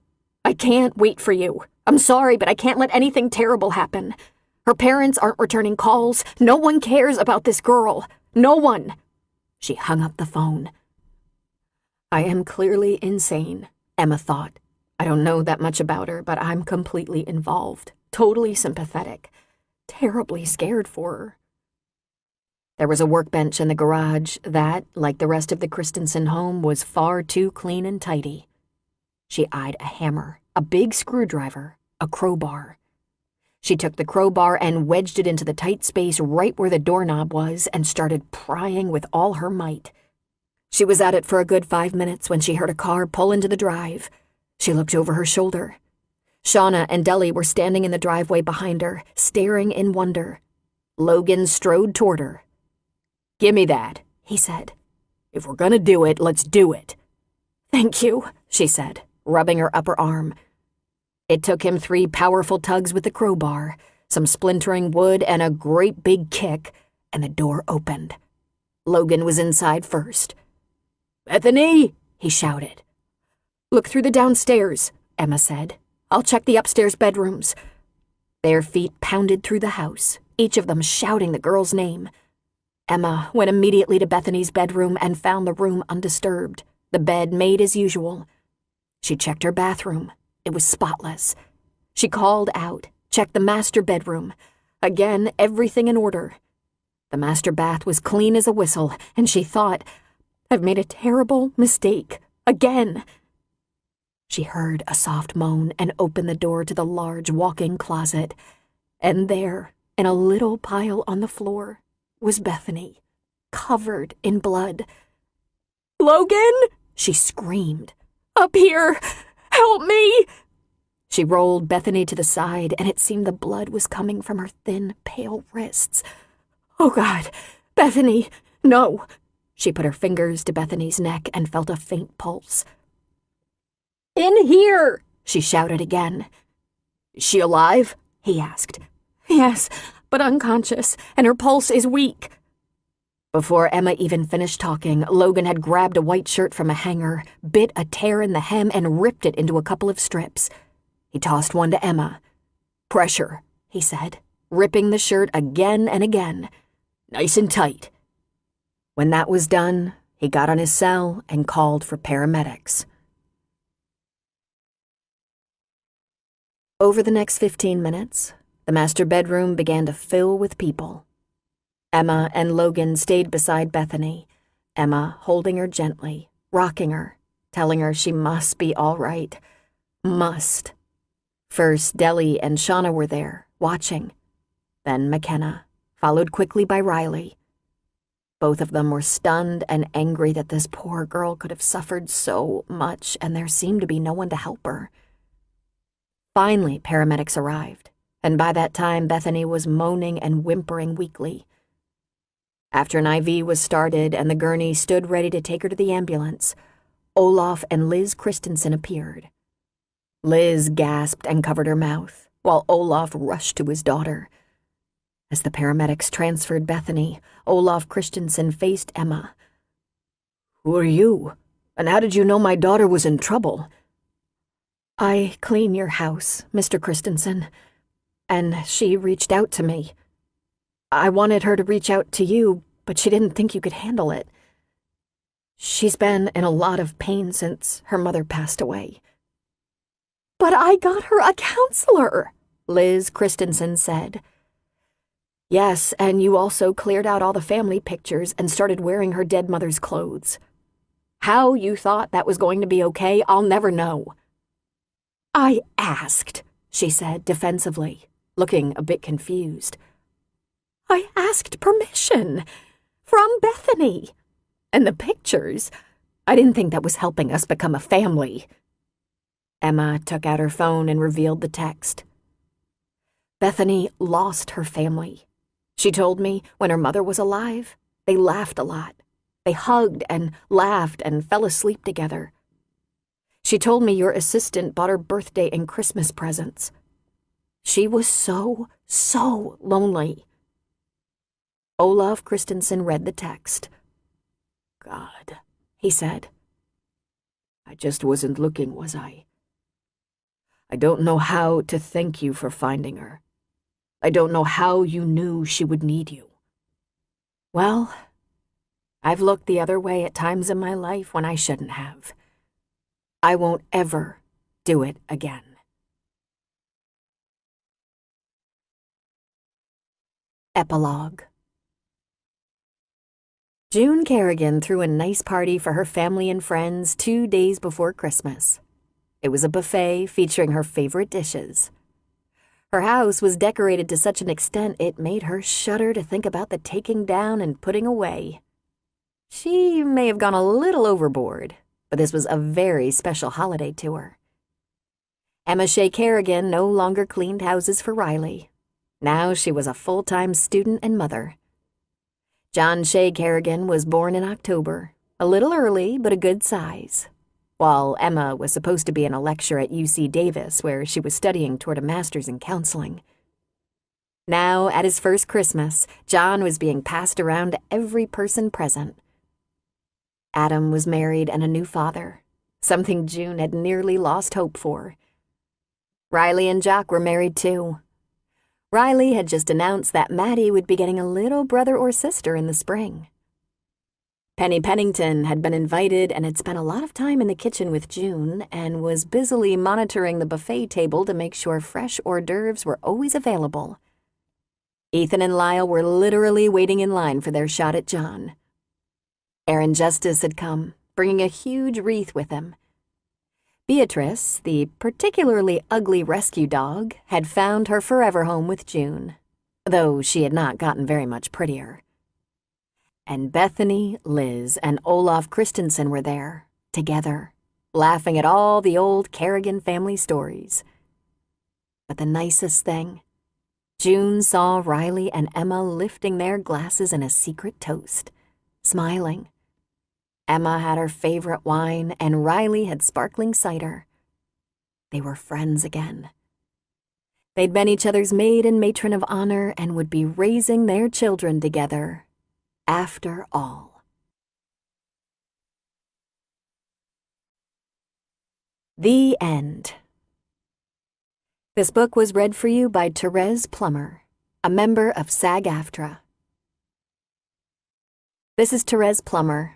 We hope you've enjoyed this production of The Life She Wants by Robin Carr. Recorded Books offers a wide selection of bestsellers, mysteries, classics, histories, and more. So look for us at your public library or on download sites online. And thank you for being a Recorded Books reader. Audible hopes you have enjoyed this program.